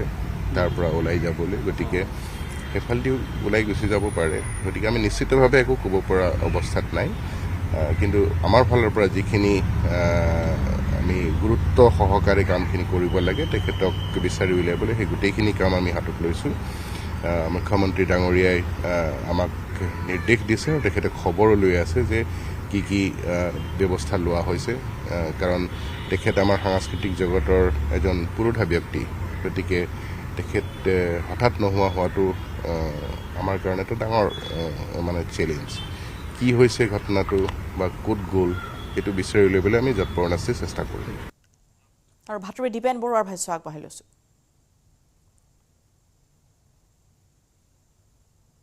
হোৱা নাই মেণ্টেলি এইটো সদায় যিটো ৰেগুলাৰ ৰুটিন ৰমেন্দ্ৰ গণেশ মন্দিৰলৈ যায় প্ৰেচিডেণ্ট হিচাপে সেইটোৱে ভাবিছোঁ ওলাই গৈছে মই দুপৰীয়াহে গম পাওঁ যে ৰমেন্দ্ৰ যেতিয়া ফোন কৰিছে ৰমেন্দ্ৰ নিৰুদ্দেশ হোৱা বুলি গণেশ মন্দিৰলৈ যোৱা নাই তেতিয়াহে গম পাওঁ মই তেতিয়া লাইটলি লৈছোঁ বিভিন্ন ঠাইত বিচাৰকৰ কাৰণে মাতে ক'ৰবাৰ কম্পিটিশ্যন মিউজিক কম্পিটিশ্যনবিলাকত মাতে তেতিয়া ঘৰত কৈ নাযায় আৰু মানে তাতে ভাত পানী খাই গধূলি আহেগৈ তাৰপিছত তেতিয়াহে গম পাওঁ গামোচা তামোচা শৰাই চৰাই কিবা কিবি লৈ আহে যে তেতিয়া গম পাওঁ যে ক'ৰবাত বিচাৰকৰ কাৰণে গৈছিলে ৰমেন্দ্ৰ কিবা অসন্তুষ্টিৰ মনেৰে গৈছে আপুনি আমাক কিছু সময় আগতে আমি যে কৈছে অলপ মনত কিবা অসন্তুষ্টি লৈ ঘৰৰ পৰা ওলাই গৈছে আৰু কি সেইখিনি কথা কৈছেনে আপুনি অসন্তুষ্টি এটা নিশ্চয় আছে এনেই এটা নৰ্মেল মানুহটো আৰু ওলাই যাব নোৱাৰে ঘৰৰ পৰা নিশ্চয় কিবা এটা অসন্তুষ্টি থাকিব লাগিব পুলিচক কৈছে কথাখিনি মই কৈছোঁ কমিশ্যনাৰত কৈছোঁ দিগন্ত বৰুৱাক কৈছোঁ কি অসন্তুষ্টি কাৰণটো নিশ্চয় কৈছে অকণমান যিটো কৈছে অলপ মেণ্টেলি অকণমান কিবা অকণমান হেৰি হৈছে নেকি অকণমান দুখ পাইছে কিবা এটা তেনেকুৱা ধৰণৰ কৈছোঁ আৰু দুখ পাই পেলাই ওলাই গৈছে মই যিমান দূৰ জানো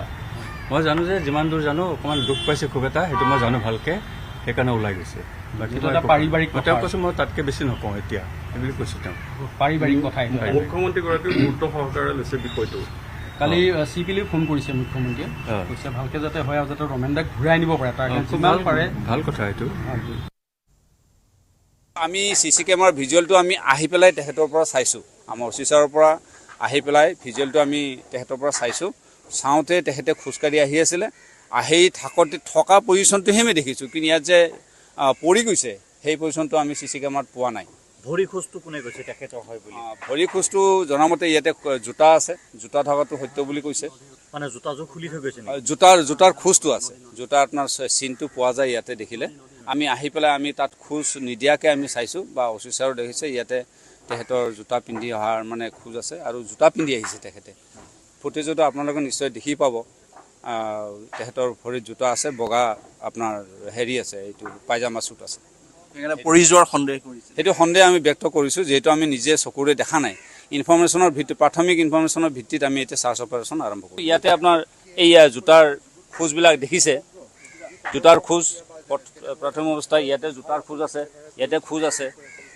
সেইটো অনুভৱ কৰি আমি ইয়াৰ ৰেস্কিউ অপাৰেশ্যনটো আমাৰ আৰম্ভ কৰিছোঁ কেইগৰাকী দুবাৰো ইয়াত আহিছে আৰু দুবাৰ আমি আমাৰ 3গৰাকী আহিছে আৰু প্ৰয়োজন হ'লে আমাৰ 2-3জনে চাফিচিয়েণ্ট হয় এনেকুৱা মুহূৰ্তত আৰু যিহেতু ব্ৰহ্মপুত্ৰৰ পানী দেখিছে আপোনালোক বহুত সোঁত আছে আৰু ইয়াতে পৰা মানুহজন ধৰক ইয়াতে স্থিতি লৈ নাথাকিব পাৰে তথাপি ইয়াৰ পৰা বোকা যিহেতু আছে বোকাত ভৰি সোমাই পেলাই তেখেত ফচি থাকিব পাৰে সেই অনুযায়ী আমি বোকাত সোমাই আমাৰ SDRF দল আণ্ডাৰ ৱাটাৰত গৈ পেলাই তেখেতসকলে চোৱা চিতা কৰিছে আৰু ইয়াতে পোৱা হোৱা নাই তাৰপিছত লাইন চাৰ্জ কৰা হৈছে এতিয়া আমি অক্সিজেন লৈ পেলাই তলৰ ইয়াৰ পৰা আমাৰ চাৰ্চ অপাৰেশ্যনটো আৰম্ভ কৰা হৈছে আমি শুক্লেশ্বৰ হৈ পেলাই তেনেকৈ যিমানটো পাৰোঁ আমি যাম সেই মানুহজনক কোনোবা ঠাইত যিহেতু চোলা পিন্ধি আহিছে কোনোবা ঠাইত নদীৰ পাৰে পাৰে ধৰক কাইট চাইট এইবিলাক গছৰ ডাল চাল থাকিব পাৰে তাতো আমাৰ এইটো সন্দেহ মোৰ খাগুৰি ঘৰলৈকে গোটেই দহিলং কৰিলোঁ কামাখ্যাৰ পৰা আৰম্ভ কৰি গোটেই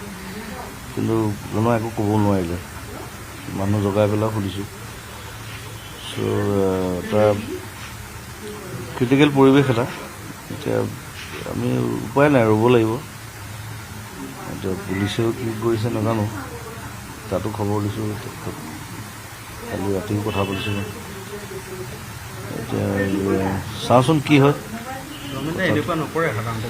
নকৰে কাৰণ তেওঁ তেনেকুৱা মানুহ নহয় ৰাতি আৰু বিশেষকৈ ৰাতি ঘূৰি ফুৰা মানুহ নহয়তো মই যিমান দূৰ জানো আৰু মই যিমানখিনি দেখিছোঁ I don't know. Let's see. Mentally strong. They যথেষ্ট শক্তিশালী মানুহ।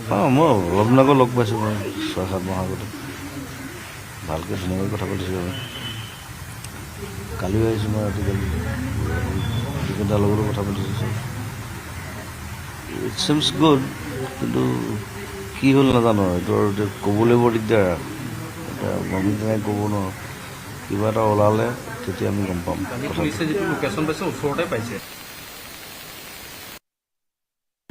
এইটো আমাৰ পৰিয়ালৰ কাৰণে এটি দুখৰ খবৰ, অসহনীয় খবৰ আৰু সঠিক খবৰ নোপোৱালৈকে আমি কেতিয়াও ক'ব নোৱাৰোঁ ৰমেন দাদা নাই বুলি। ৰমেন দা নিশ্চয় আছে, ক'ৰবাত আছে, হয়তো আকৌ ঘূৰি আহিব।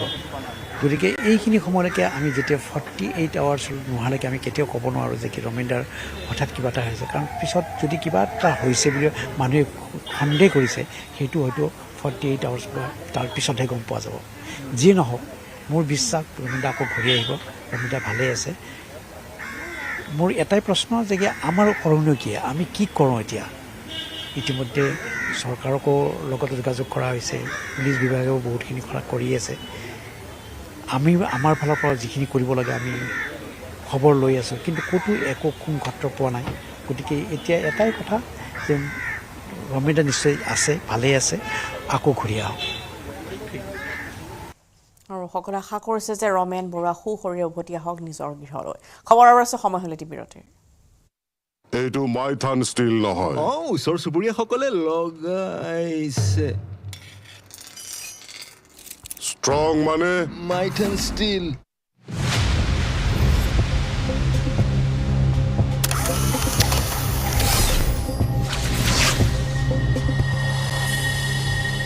এইটো মাইথান ষ্টিল নহয়। ওচৰ চুবুৰীয়াসকলে লগাইছে। ষ্ট্ৰং মানে মাইথান ষ্টিল। অৱশ্যে এতিয়ালৈকে প্ৰফুল্ল কুমাৰ মহন্তই কংগ্ৰেছত যোগদান কৰিব নে নাই সেই বিষয়ে কোনো ধৰণৰ নিশ্চিত তথ্য কাৰো হাতত নাই। একাংশৰ মতে 2011ত প্ৰফুল্ল কুমাৰ মহন্তই ৰকিবুল হুছেইনক হৰুৱাবলৈ চামগুৰিত জোৰ দিয়া নাছিল। ইয়াৰ বিপৰীতে বৰহমপুৰতো কংগ্ৰেছে শক্তিশালী প্ৰতিদ্বন্দ্বিতা আগবঢ়োৱা নাছিল। 2016তো কংগ্ৰেছৰ চৰকাৰক প্ৰফুল্ল কুমাৰ মহন্তই বাহিৰৰ পৰা সমৰ্থন দিয়াৰ বাবে বুজাপৰা কৰাৰো চৰ্চা চলিছিল। অৱশ্যে এই সমগ্ৰ অভিযোগক নৎসাৎ কৰিছিল অগপ নেতা কৰ্মীসকলে। কিন্তু এতিয়া মহন্ত পুত্ৰৰ কংগ্ৰেছ গমনৰ সম্ভাৱনাৰ বাতৰিয়ে প্ৰাসংগিক কৰি তুলিছে এইসমূহ বিষয়কো। নগাঁৱৰ পৰা নীলোৎপল বৰাৰ report, news 18 Assam north east.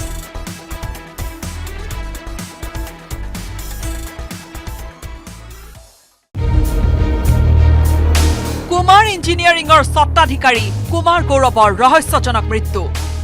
17টা কোম্পানীৰ মালিক কুমাৰ গৌৰৱৰ চাঞ্চল্যকৰ মৃত্যু। চতুৰ্থ পত্নীৰ মানসিক হেঁচাৰ বাবে মৃত্যুৰ অভিযোগ তৃতীয় পত্নীৰ। ঘটনাক লৈ তদন্ত আৰম্ভ কৰিছে নুনমাটি আৰক্ষীয়ে। কুমাৰ ইঞ্জিনিয়াৰিঙৰ স্বত্বাধিকাৰী কুমাৰ গৌৰৱৰ ৰহস্যজনক মৃত্যুৱে জোকাৰণি তুলিছে মহানগৰীত। গুৱাহাটীৰ প্ৰতিষ্ঠিত ব্যৱসায়িক প্ৰতিষ্ঠানৰ স্বত্বাধিকাৰীগৰাকীয়ে কি কাৰণত এনে এটা চৰম সিদ্ধান্ত ললে তাৰ উৱাদিহ পোৱা নাই কোনেও। আৰক্ষীয়েও ঘটনাৰ তদন্ত আৰম্ভ কৰিছে যদিও কোনো এক সিদ্ধান্তত উপনীত হ'ব পৰা নাই। কিন্তু ইয়াৰ মাজতে গৌৰৱৰ তৃতীয় পত্নীৰ বিস্ফোৰক অভিযোগ।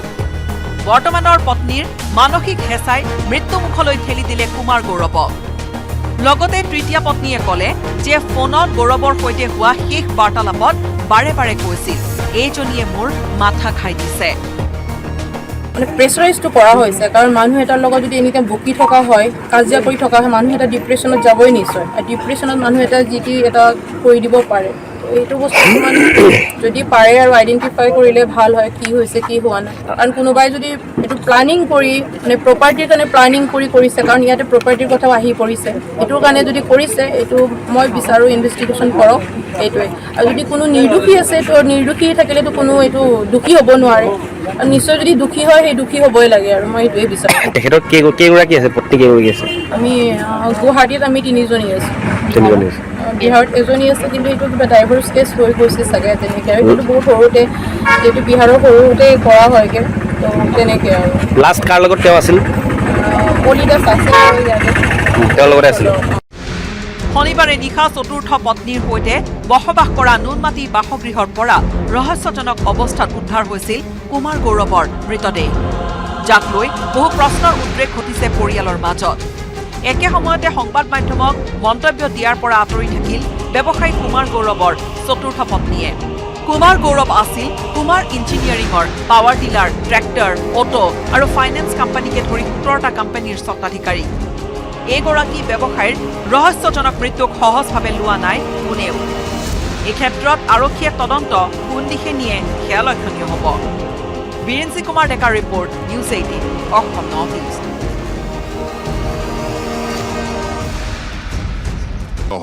ওচৰ চুবুৰীয়াসকলে লগাইছে ষ্ট্ৰং মানে মাইট এণ্ড ষ্টিল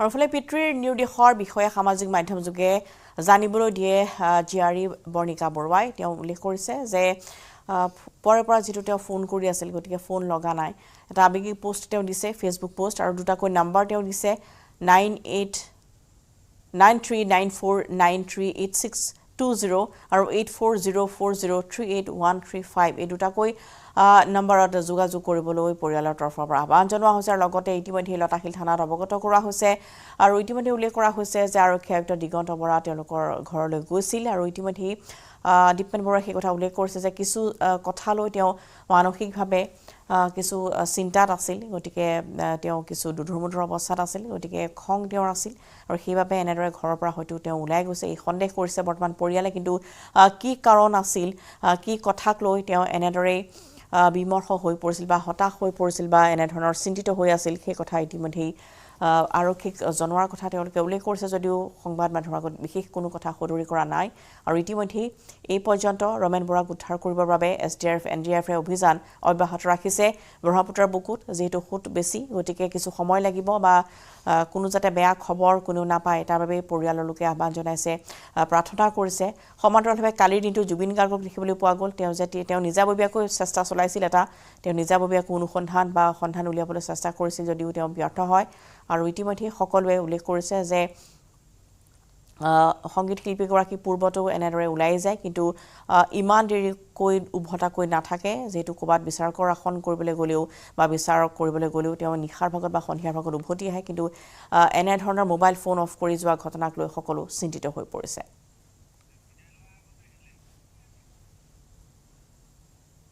মাদ্ৰাপা বিদ্যালয়ৰ পূৰ্বে চাই লওঁ হক হেডলাইন্স টপ হেডলাইন্স আগবঢ়াইছে Kingston educational institute imagine innovate inspire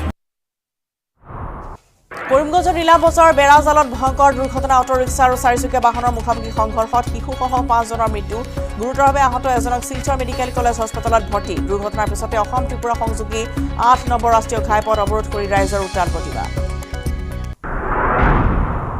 Modi চৰকাৰ 3.0 প্ৰথমখন পূৰ্ণাংগ বাজেট দাখিল কেন্দ্ৰীয় বিত্ত মন্ত্ৰী নিৰ্মলা সীতাৰমণে দাখিল কৰা বাজেটত মুঠ 9টা ক্ষেত্ৰত বিশেষ গুৰুত্ব নিয়োগ আৰু দক্ষতা বিকাশৰ বাবে প্ৰধানমন্ত্ৰীৰ 5খন আঁচনি 5 বছৰৰ 4.1 কোটি যুৱ নিয়োগৰ বাবে 2 লাখ কোটি টকা ধাৰ্য বান বিধ্বস্ত অসমলৈ কেন্দ্ৰীয় চৰকাৰৰ আৰ্থিক সহায় অসমৰ বান খহনীয়া নিয়ন্ত্ৰণৰ বাবে কেন্দ্ৰৰ বিশেষ পুঁজি ঘোষণা অসমৰ বান প্ৰতিৰোধ ব্যৱস্থাপনাৰ বাবে 2024-25 বৰ্ষৰ কেন্দ্ৰীয় বাজেটত বিশেষ গুৰুত্ব হ্ৰাস পাব কৰ্কট ৰোগৰ 3বিধ ঔষধৰ দাম কমিব সোণ ৰূপ প্লেটিনাম কাপোৰ জোতা চেণ্ডেল চামৰাৰ সামগ্ৰীৰ হ্ৰাস পাব দেশীয় মোবাইল ফোন আৰু পাৰ্টছৰ দাম প্লাষ্টিকৰ সামগ্ৰীত 25% দাম বৃদ্ধি আয়কৰ ষ্টেণ্ডাৰ্ড ডিডাকশ্যন 50,000 পৰা 75,000 টকালৈ বৃদ্ধি আয়কৰৰ নিউ টেক্স ৰিজিউমৰ অধীনত বিশেষ ৰেহাই বাজেটত 3 লাখ টকালৈ সম্পূৰ্ণ ৰেহাই হ'ব আয়কৰ 3 পৰা 7 লাখ টকালৈ 5%, 7 পৰা 10 লাখ টকালৈ 10%, 10 পৰা 12 লাখ টকালৈ 15% আৰু 15 লাখ টকাৰ ওপৰত 30% আয়কৰ আৰোপ বাজেট দাখিলৰ পিছতে ভাৰতীয় শ্বেয়াৰ বজাৰৰ 1% পতন নিফটি 50 সূচাংকৰ 1% হ্ৰাসেৰে 24,225 পইণ্ট স্পৰ্শ সেন্সেক্সৰ 80,024 পইণ্ট স্পৰ্শৰে 1% হ্ৰাস বাজেট দাখিলৰ পিছতে মাৰ্কিন ডলাৰ তুলনাত ভাৰতীয় টকাৰ মূল্য অভিলেখ ৰচি 83.69% হ্ৰাস বানৰ পিছতে ৰাজ্যৰ জাপানীজ এনকেফেলাইটিছৰ প্ৰাদুৰ্ভাৱ জাপানীজ এনকেফেলাইটিছ তথা জাপানীজ এনকেফেলাইটিছ সদৃশ ৰোগত আক্ৰান্ত হৈ অৰ্ধশতাধিক লোকৰ মৃত্যু তিতাবৰত এগৰাকী কিশোৰীৰ বিপৰীতে কলিয়াবৰত এগৰাকী বৃদ্ধাৰ মৃত্যু বৰ্তমানো বিভিন্ন জিলাত হস্পিতালে চিকিৎসাধীন শতাধিক জাপানীজ এনকেফেলাইটিছ ৰোধৰ বাবে স্বাস্থ্য বিভাগৰ বিশেষ পদক্ষেপ গুৱাহাটী মহানগৰী পুনৰ মৃতদেহ উদ্ধাৰক লৈ চাঞ্চল্য ৰূপনগৰৰ শংকৰদেৱ পথৰ ভাড়াঘৰৰ শোৱাপাতিত উদ্ধাৰ নলবাৰী পংকজ বৈশ্যৰ মৃতদেহ ভাড়াঘৰৰ মালিকে 4 মাহ পূৰ্বে বিবাহপাশত আবদ্ধ হোৱা পংকজক হত্যা কৰাৰ অভিযোগ পৰিয়ালৰ 24 ঘণ্টাৰ পিছতো নিখোজ বিশিষ্ট সংগীত শিল্পী ৰমেন বৰুৱা বিশিষ্ট সংগীত পৰিচালকগৰাকীৰ সন্ধানত ব্ৰহ্মপুত্ৰৰ বুকুত NDRF SDFৰ অভিযান ব্ৰহ্মপুত্ৰৰ দিশে খোজকাঢ়ি যোৱাৰ দৃশ্য বন্দী হৈছিল CC কেমেৰাত আজি ঘোষণা হ'ব APSCৰ এডিঅ নিযুক্তি কেলেংকাৰীত দোষী সাব্যস্তৰ শাস্তিৰ পৰিমাণ APSCৰ অধীনৰ কৃষি উন্নয়ন বিষয়া নিযুক্তি কেলেংকাৰীত 32 জন অভিযুক্ত সোমবাৰে দোষী সাব্যস্ত কৰিছিল আদালতে মাজুলীৰ দুহিত খাবলুৰ গড়মূৰ নগৰ গাঁৱত চাঞ্চল্যকৰ ঘটনা নিজ গৃহতে পত্নীক জীৱনতে জ্বলাই হত্যাৰ চেষ্টা পাখান স্বামী যাদৱ দাসৰ গুৰুতৰভাৱে অগ্নিদগ্ধ মহিলাক সংকটজনক অৱস্থাত যোৰহাট চিকিৎসা মহাবিদ্যালয়লৈ প্ৰেৰণ টপ হেডলাইন্স আগবঢ়াইছে Kingston educational institute imagine innovate inspire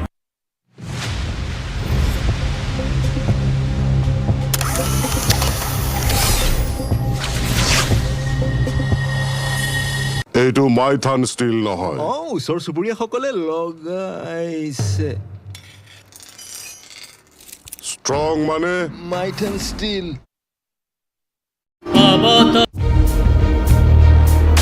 Kumar ইঞ্জিনিয়াৰিঙৰ স্বত্বাধিকাৰী কুমাৰ গৌৰৱৰ ৰহস্যজনক মৃত্যু 17টা কোম্পানীৰ মালিক কুমাৰ গৌৰৱৰ চাঞ্চল্যকৰ মৃত্যু চতুৰ্থ পত্নীৰ মানসিক হেঁচাৰ বাবে মৃত্যুৰ অভিযোগ তৃতীয় পত্নীৰ ঘটনাক লৈ তদন্ত আৰম্ভ কৰিছে নুনমাটি আৰক্ষীয়ে কুমাৰ ইঞ্জিনিয়াৰিঙৰ স্বত্বাধিকাৰী কুমাৰ গৌৰৱৰ ৰহস্যজনক মৃত্যুৱে জোকাৰণি তুলিছে মহানগৰী গুৱাহাটীৰ প্ৰতিষ্ঠিত ব্যৱসায়িক প্ৰতিষ্ঠানৰ স্বত্বাধিকাৰীগৰাকীয়ে কি কাৰণত এনে এটা চৰম সিদ্ধান্ত ললে তাৰ উৱাদিহ পোৱা নাই কোনেও আৰক্ষীয়েও ঘটনাৰ তদন্ত আৰম্ভ কৰিছে যদিও কোনো এক সিদ্ধান্তত উপনীত হ'ব পৰা নাই কিন্তু ইয়াৰ মাজতে গৌৰৱৰ তৃতীয় পত্নীৰ বিস্ফোৰক অভিযোগ বৰ্তমানৰ পত্নীৰ মানসিক হেঁচাই মৃত্যুমুখলৈ ঠেলি দিলে কুমাৰ গৌৰৱক লগতে তৃতীয় পত্নীয়ে ক'লে যে ফোনত গৌৰৱৰ সৈতে হোৱা শেষ বাৰ্তালাপত বাৰে বাৰে কৈছিল এইজনীয়ে মোৰ মাথা খাই দিছে মানে প্ৰেছাৰাইজটো কৰা হৈছে কাৰণ মানুহ এটাৰ লগত যদি এনি টাইম বকি থকা হয়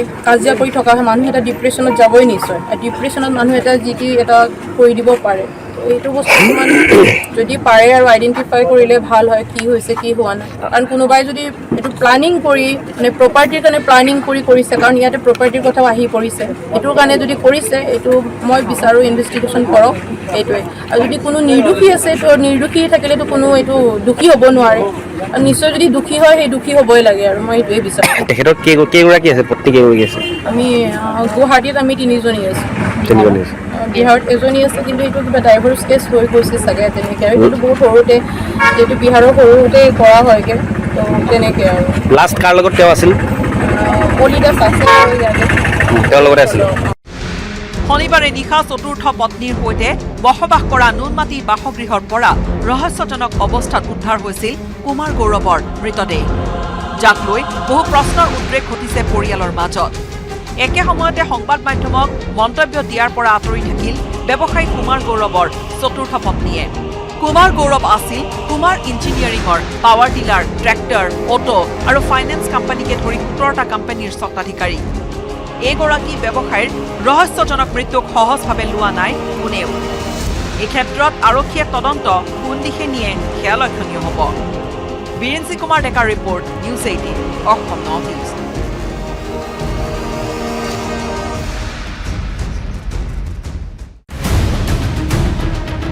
মূল্যবৃদ্ধি নিয়ন্ত্ৰণৰ নাটক অভিনয় সামৰি ঘৰাঘৰি যায় অভিনেতা নাটকৰ দৰে কেতিয়াও যেন ৰাজ্যত নিয়ন্ত্ৰণ নহ'ব অত্যাৱশ্যকীয় সামগ্ৰীৰ মূল্যবৃদ্ধি হাজাৰ টকাৰ বজাৰ কৰিলেও কেতিয়াও নভৰিব মোনাখন খাদ্য সামগ্ৰীৰ দাম শুনিলে এতিয়া খং উঠে সৰ্বসাধাৰণ গ্ৰাহকৰ মূল্যবৃদ্ধিয়ে 12 মাহে দহে সৰ্বসাধাৰণ ৰাইজক এয়াই এতিয়া ৰাজ্যৰ বাস্তৱ ছবি মূল্যবৃদ্ধিয়ে কেঁকুৰা চেপা দিয়া জনতাৰ কাষত নাই চৰকাৰ নতুনকৈ আকৌ এবাৰ শুনক বিভাগীয় মন্ত্ৰীৰ সেই একেই অভয়বাণী আমাৰ জিলাসমূহত আলুই হওক বা পিঁয়াজেই হওক বা নিত্য সামগ্ৰী নিত্য ব্যৱহাৰ সামগ্ৰীসকল আমি ইতিমধ্যে মজুত আছে প্ৰচুৰ পৰিমাণে গতিকে মই ব্যৱসায়ীসকলক পুনৰবাৰ আহ্বান জনাইছোঁ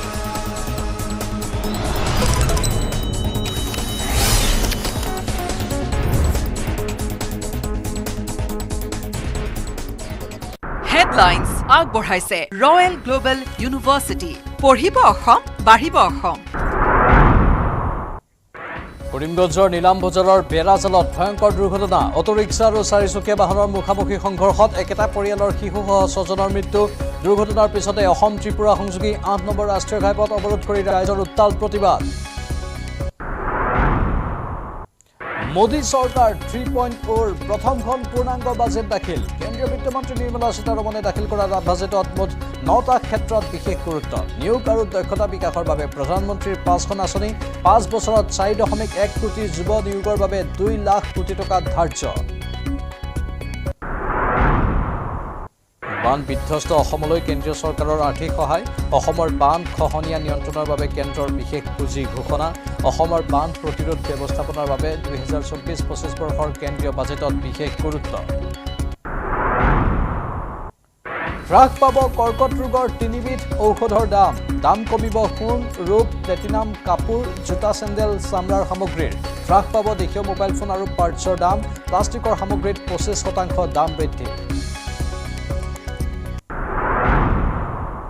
আয়কৰ ষ্টেণ্ডাৰ্ড ডিডাকশ্যন 50,000ৰ পৰা 75,000 টকালৈ বৃদ্ধি আয়কৰৰ নিউ টেক্স ৰিজিমৰ অধীনত বিশেষ ৰেহাই বাজেটত 3 লাখ টকালৈ সম্পূৰ্ণ ৰেহাই হ'ব আয়কৰ 3ৰ পৰা 7 লাখ টকালৈ 5%, 7ৰ পৰা 10 লাখ টকালৈ 10%, 10ৰ পৰা 12 লাখ টকালৈ 15% আৰু 15 লাখ টকাৰ ওপৰত 30% আয়কৰ আৰু বাজেট দাখিলৰ পাছতে ভাৰতীয় শ্বেয়াৰ বজাৰৰ 1% পতন নিফটি 50 সূচাংকৰ 1% হ্ৰাসেৰে 24,225 পইণ্ট স্পৰ্শ সেন্সেক্সৰো 80,024 পইণ্ট স্পৰ্শৰে 1% হ্ৰাস বাজেট দাখিলৰ পাছতে মাৰ্কিন ডলাৰৰ তুলনাত ভাৰতীয় টকাৰ মূল্য অভিলেখ ৰচি 83.69 লৈ হ্ৰাস বানৰ পিছতে ৰাজ্যত জাপানিজ এনকেফেলাইটিছৰ প্ৰাদুৰ্ভাৱ জাপানিজ এনকেফেলাইটিছ তথা জাপানিজ এনকেফেলাইটিছ সদৃশ ৰোগত আক্ৰান্ত হৈ অৰ্ধশতাধিক লোকৰ মৃত্যু তিতাবৰত এগৰাকী কিশোৰীৰ বিপৰীতে কলিয়াবৰত এগৰাকী বৃদ্ধাৰ মৃত্যু বৰ্তমানে বিভিন্ন জিলাত হস্পিটেলে চিকিৎসাধীন শতাধিক জাপানিজ এনকেফেলাইটিছ ৰোধৰ বাবে স্বাস্থ্য বিভাগৰ বিশেষ পদক্ষেপ গুৱাহাটী মহানগৰীত পুনৰ মৃতদেহ উদ্ধাৰক লৈ তীব্ৰ চাঞ্চল্য ৰূপনগৰৰ শংকৰদেৱ পথৰ ভাড়াঘৰৰ শোৱাপাতিত উদ্ধাৰ নলবাৰীৰ পংকজ বৈশ্যৰ মৃতদেহ ভাড়াঘৰৰ মালিকে 4 মাহ পূৰ্বে বিবাহপাশত আবদ্ধ হোৱা পংকজক হত্যা কৰাৰ অভিযোগ পৰিয়ালৰ পংকজৰ পৰা ঘৰৰ মালিক গোকুল দৈমাৰীয়ে সুদত লৈছিল 40,000 টকা 24 ঘণ্টাৰ পিছতো নিখোজ বিশিষ্ট সংগীত শিল্পী ৰমেন বৰুৱাৰ এতিয়ালৈকে কোনো সন্ধান নাই বিশিষ্ট সংগীত পৰিচালকগৰাকীৰ সন্ধানত ব্ৰহ্মপুত্ৰৰ বুকুত NDRF SDRFৰ অভিযান ব্ৰহ্মপুত্ৰৰ দিশে খোজকাঢ়ি যোৱাৰ দৃশ্য বন্দী হৈছিল CCTVত দিল্লীৰ পৰাই ৰমেন বৰুৱাৰ উদ্ধাৰ অভিযানৰ তদাৰক মুখ্যমন্ত্ৰীৰ আজি ঘোষণা হ'ব APSCৰ ADO নিযুক্তি কেলেংকাৰীত দোষী সাব্যস্তৰ শাস্তিৰ পৰিমাণ APSCৰ অধীনৰ কৃষি উন্নয়ন বিষয়া নিযুক্তি কেলেংকাৰীত 32 জন অভিযুক্তক সোমবাৰে দোষী সাব্যস্তৰ ৰায় দিছিল আদালতে মূল খলনায়ক ৰাকেশ পালসহ 32 জনক জেললৈ প্ৰেৰণ 11 জনক দোষমুক্ত ঘোষণা আদালতৰ মাজুলীৰ লোহিত খাবলৰ গড়মূৰ নগৰ গাঁৱত চাঞ্চল্যকৰ ঘটনা নিজ গৃহতে পত্নীক জীৱন্তে জ্বলাই হত্যাৰ চেষ্টা পাখাল স্বামী যাদৱ দাসৰ গুৰুতৰভাৱে অগ্নিদগ্ধ মহিলাক সংকটজনক অৱস্থাত যোৰহাট চিকিৎসা মহাবিদ্যালয় হস্পিটেললৈ প্ৰেৰণ অভিযুক্ত যাদৱ দাসক আটক গড়মূৰ আৰক্ষীৰ হেডলাইন্স আগবঢ়াইছে ৰয়েল গ্লোবেল ইউনিভাৰ্চিটি পঢ়িব অসম বাঢ়িব অসম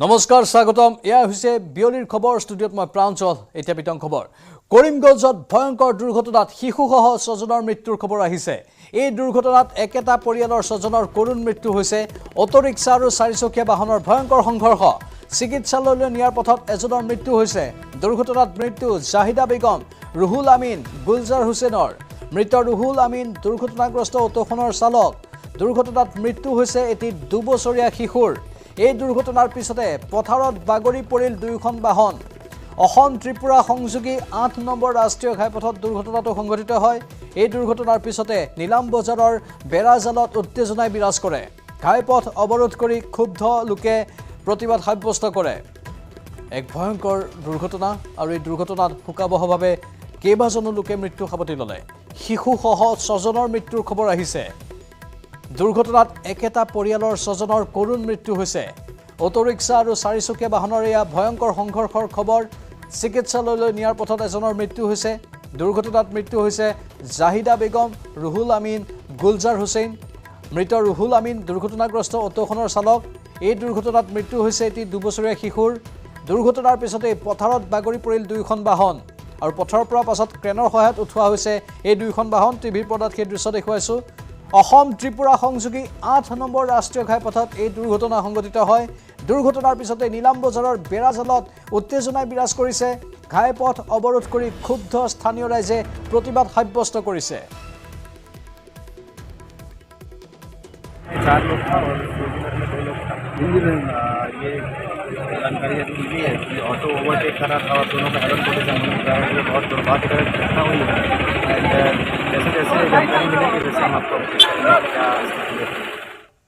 আমাৰ সতীৰ্থ সাংবাদিক গৌৰীশ নন্দী আছে ফোন লাইনত গৌৰীশ অধিক তথ্য বিচাৰিছো এই মুহূৰ্তত উত্তেজনা হাম কাটিছে নে উত্তেজনা অব্যাহত আছে হয় প্ৰাঞ্জল যদি দেখা যায় ভয়াবহ আৰু হুকাবহ ঘটনা আৰু যে ঘটনাৰ পাছত কিন্তু ৰাইজ উত্তেজিত হৈছিলে আৰু যে ৰাষ্ট্ৰীয় ঘাইপথ অৱৰোধ কৰিছিলে কিন্তু পৰ মুহূৰ্ততেই কিন্তু কৰিমগঞ্জৰ আৰু জিলা আয়ুক্ত সকলোকৈ উপস্থিত হৈছিলে গতিকে সেই উত্তেজনা হাম কাটে কিন্তু এই যে ঘটনা এই ভয়াবহ ঘটনা কিন্তু কিছু সময়ৰ পাছতে এটা আপডেট হৈ আছে কেতিয়াবা দেখে প্ৰথমত জানিব পৰা গৈছিল 4 জন পাছত আৰু এজন বৃদ্ধি হয় এই মুহূৰ্তত ক'ব লাগিব যে 6 গৰাকীৰ মৃত্যু হৈছে গতিকে এই যে দুৰ্ঘটনাত এতিয়া 1 গৰাকী শিশু সহ মহিলা সহ ইয়াতে মুঠ 6 গৰাকীৰ মৃত্যু হৈছে আৰু এই 6 গৰাকী যাৰ মৃত্যু হৈছে ইয়াৰ নাম আমাৰ হাতত আহি পৰিছে জাহিদা বেগম বেদানা বেগম ৰুহুল আলম গুলজাৰ হুছেইন সাজিদুল হুছেইন আৰু হাসনা বেগম ইয়াতে ক'ব লাগিব যে হাসনা বেগম আৰু যে বেদানা বেগম এই সকল 2 মহিলা এই 2 মহিলা কিন্তু 50ৰ ঊৰ্ধৰ বয়সৰ মহিলা গতিকে ইয়াতে শিশু আছে আৰু যে যুৱক আছে আৰু বৃদ্ধ মহিলাও আছে গতিকে এটা পৰিয়ালৰ যেটো জানিব পাৰিছো যিমান লোকে এটা পৰিয়ালৰে এই সকলো আত্মীয় স্বজনৰ মাজত আছে আৰু যিগৰাকী চালক আছে চালকগৰাকীও একে পৰিয়ালৰে আছিল বুলি আমি জানিব পাৰিছো কিন্তু যে বাহনখন যে হুন্ডাই ভেনু বাহনখন এই ভেনু বাহনখনৰ কিন্তু কিমানজন যাত্ৰী আছিলে বা কি আছিলে কলৈ গৈ আছিলে এয়া কিন্তু এতিয়ালৈকে জানিব পৰা হোৱা নাই আৰু কি বাহন দুটা উদ্ধাৰ কৰি থানালৈ লৈ গৈ আছে ভালদৰে তন্নতন্নকৈ পৰীক্ষা কৰি আছে কোনো কাৰণ থাকিব পাৰে নেকি নে এয়া সকলো চালিজাৰি চাই আছে কিন্তু অতি কৰুণ ঘটনা একে পৰিয়ালৰ 6 গৰাকীৰ মৃত্যু ঘটিল আৰু এয়া কিন্তু তীব্ৰ বেগৰ কাৰণেই সংঘটিত হৈছে বুলি আমি জানিব পাৰিছো কিনকিনাই বৰষুণ দি আছিলে এটা বাহনে আৰু এটা বাহনক যেতিয়া ওভাৰটেক কৰিব যায় ওভাৰটেক কৰাৰ সময়তে এটা বাহন পিছলকাই এটা বাহনৰ ফালে সম্পূৰ্ণৰূপে ঘূৰি যায় আৰু সেই সময়তে মুখামুখি সংঘৰ্ষ হয় সংঘৰ্ষৰ ফলত সকলো কিন্তু অটোৰ যাত্ৰী আছিলে যেখন অটো ৰিক্সা আছিলে অটো ৰিক্সা যাত্ৰী আছিলে ক'ব গ'লে সকলোৱে প্ৰায় ঠিকাতে নিহত হৈছে আৰু এগৰাকী প্ৰত্যক্ষদৰ্শীও জনাইছিলে যে কেনেদৰে তেওঁলোকে তীব্ৰ গতিত আছিলে আৰু যাৰ ফলত এনে দুৰ্ঘটনা সংঘটিত হৈছে প্ৰাঞ্জল নিশ্চয় গৌৰীশ ধন্যবাদ জনাইছো এইখিনি তথ্যৰ বাবে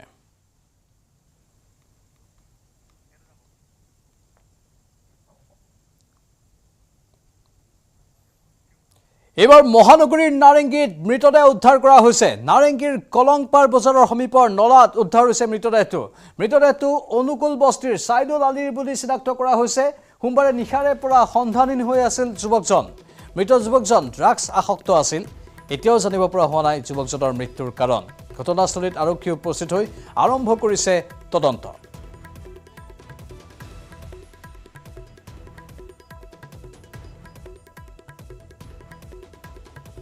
কালি মানে 11টা 11:30টাৰ পৰা মই বিচাৰি আছোঁ সি ল'ৰাটো নাই তাৰপিছত আজি ৰাতি মই ভাবিছোঁ নাই ক'ৰবাত যদি আছে তে আহি যাব আগে পিছে মানে ক'ৰবাত আছিল এনেকুৱা মানে আছিল তাৰপিছত এতিয়া মই ভাবিলোঁ আহিব তাৰপিছত ৰাতিপুৱা বিচাৰিলোঁ বিচাৰি হৰেণ ইফালৰ পৰা চবত বিচাৰি আহিলোঁ নাই তাৰপিছত এতিয়া আহি কিনে মানে ইফালে মই যাই আছিলোঁ মানুহ দুটা লৈ কিনে বিচাৰি আছিলোঁ ইফালে যাওঁতে একজনে মানে ইয়াতে জমা হৈ থাকোঁতে মই দৌৰি আহোঁতে চালোঁ মোৰ ভাইটি হয় কি নাম তেওঁ তাৰ নাম চৈদুল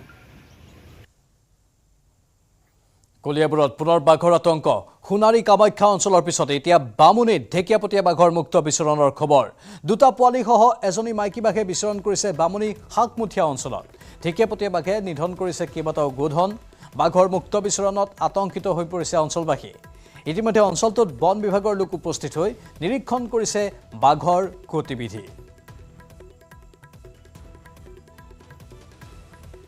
বাঘটো ক'ব নোৱাৰো কেইটা এটা ধৰিছে এটা মানুহে চাইছে 3টা বোলে গৰু আক্ৰমণ কৰিছে নেকি আমাৰ গৰু সেইটো পোৱালিটো আক্ৰমণ কৰিছে দৌৰি আহিছে দৌৰি অহাৰ কাৰণে গম পাইছো কি হ'ল বোলে দাঁতত কামুৰি দিলে তাৰপিছত আৰু এটা মাৰি পেলালে তাৰ চবেই চালে যে আমাৰ গৰু অহা নাই গৈছে বাটত গৈ পেলাই চাইছে গৰু মাৰি পেলাই দিছে তো সেইকাৰণে গম পালোঁ বাঘতে ধৰিছে যদিও আমি একো প্ৰত্যক্ষ কৰিব নোৱাৰিলোঁ বাট গৰু মাৰা বুলি আমি ইয়াত হেৰি পাইছোঁ প্ৰমাণ পাইছোঁ চ' সেইটো কাৰণে আমাৰ ষ্টাফ টহল দি আছে আৰু এইটো যিহেতু আমাৰ এইটো কাজিৰঙাৰ লগতে লাগি আছে বাক্সা ৰিজাৰ্ভ ফৰেষ্ট এইটো কাজিৰঙাৰ ভিতৰতে পৰে এতিয়া তাৰ পৰা ওলাই অহা বুলি আমি সন্দেহ কৰা হৈছে আৰু আমি গধূলি আমি এটা অপাৰেশ্যন কৰিম ড্ৰাইভ অপাৰেশ্যন এইটো আকৌ ভিতৰলৈকে আকৌ পঠাই দিয়াৰ কাৰণে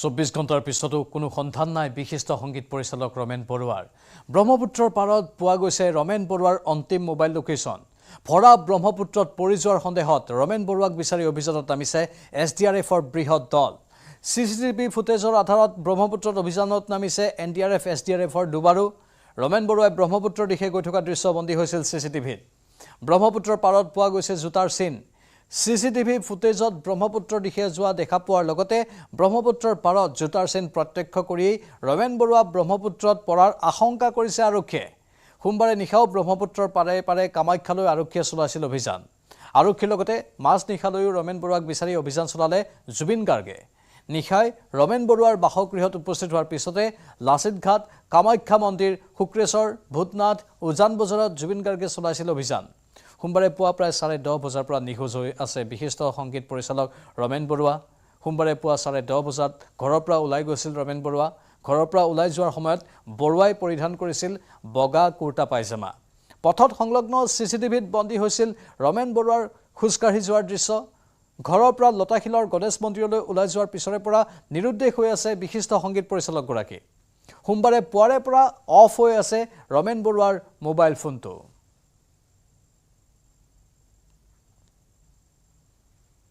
24 ঘণ্টা অতিক্ৰম কৰি গ'ল কিন্তু এতিয়াও কোনো সন্ধান নাই বিশিষ্ট সংগীত পৰিচালক ৰমেন বৰুৱাৰ ব্ৰহ্মপুত্ৰৰ পাৰত পোৱা গৈছে ৰমেন বৰুৱাৰ অন্তিম মোবাইল লোকেশ্যন ভৰা ব্ৰহ্মপুত্ৰত পৰি যোৱাৰ সন্দেহত ৰমেন বৰুৱাক বিচাৰি অভিযানত নামিছে SDRFৰ বৃহৎ দল এই মুহূৰ্ততো অভিযান চলি আছে কিছু দৃশ্য আপোনালোকক দেখুৱাইছোঁ কেনেধৰণে SDRF আৰু NDRFে অভিযান চলাইছে মুখ্যমন্ত্ৰী বৰ্তমান দেশৰ ৰাজধানী দিল্লীত আছে তাৰ পৰাই মুখ্যমন্ত্ৰীয়ে তদাৰক কৰি আছে আৰক্ষীৰ ঊৰ্ধ্বতন কৰ্তৃপক্ষই সমগ্ৰ এই ঘটনাটোৰ তদন্ত তন্নতন্নকৈ কৰা বুলি উল্লেখ কৰিছে কোনো ধৰণৰ খুঁটি তেওঁলোকে এৰিব বিচৰা নাই কোনো ধৰণৰ বেমেজালি এৰিব বিচৰা নাই এই তদন্ত প্ৰক্ৰিয়াত সেয়েহে প্ৰত্যেকটো দিশ তেওঁলোকে চালি জাৰি চাইছে বহুকেইগৰাকী লোক কালি নিশাৰ ভাগতেই ৰমেন বৰুৱাৰ বাসগৃহত গৈ উপস্থিত হৈছিল আৰু লতাশিলৰ বাসগৃহত জুবিন গাৰ্গ যেতিয়া উপস্থিত হৈছিল সেই মুহূৰ্তৰ দৃশ্য দেখুৱাইছোঁ কালি নিশা প্ৰায় 2 বজালৈকে জুবিন গাৰ্গেও ঠায়ে ঠায়ে অভিযান চলাইছিলগৈ আৰু গুৱাহাটী আৰক্ষী আয়ুক্তৰ কিছু ভাষ্য আহিছে শুনাব বিচাৰিছোঁ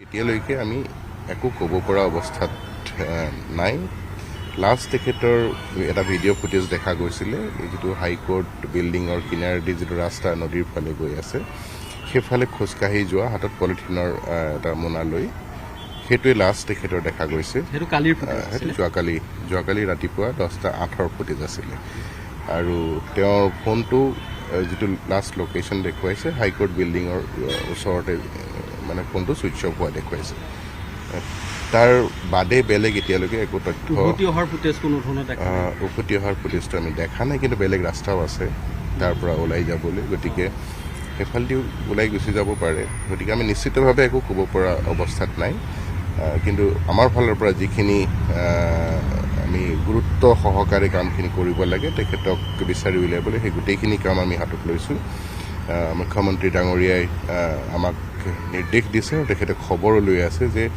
কি ব্যৱস্থা লোৱা হৈছে কাৰণ তেখেত আমাৰ সাংস্কৃতিক জগতৰ এজন পুৰোধা ব্যক্তি গতিকে তেখেত হঠাৎ নোহোৱা হোৱাটো আমাৰ কাৰণে এটা ডাঙৰ মানে চেলেঞ্জ কি হৈছে ঘটনাটো বা ক'ত গ'ল সেইটো বিচাৰি উলিয়াবলৈ আমি যৎপৰোনাস্তি চেষ্টা কৰিম আৰক্ষীয়ে যৎপৰোনাস্তিৰ চেষ্টা চলাবলৈ উল্লেখ কৰিছে আৰু আমি সেই CCTV ভিজুৱেলটো আপোনালোকক দেখুৱাইছোঁ এই ভিজুৱেলটোত বগা কুৰ্তা পায়জামা পিন্ধি ৰমেন বৰুৱা গৈ থকাৰ দৃশ্য দেখুৱাইছোঁ এইখিনি দৃশ্য CCTVত বন্দী হৈছিল এই পথেৰে তেওঁ আগবাঢ়ি গৈ আছিল আৰু তাৰ পাছত উভতি অহাৰ কোনো তাত ফুটেজ নাই হয়তো বেলেগ পথেৰে যাব পাৰে বুলি আৰক্ষী আয়ুক্তগৰাকীয়ে কৈছে কাৰণ বিকল্প পথো আছে ওলাই যোৱাৰ কিন্তু এই বাটেদি পুনৰ উভতি অহা নাছিল এতিয়া সকলো ৰহস্যৰ আৱৰ্তত ৰমেন বৰুৱা ক'ত গ'ল ক'ত সন্ধানহীন হ'ল কি হ'ল আচলতে সকলোখিনি কথা জানিবলৈ যৎপৰোনাস্তিৰে চেষ্টা চলাই থকা হৈছে অভিযান বৰ্তমান চলি আছে আমাৰ সাংবাদিক প্ৰিয়ব্ৰত গগৈ বৰ্তমান লাইভত আছে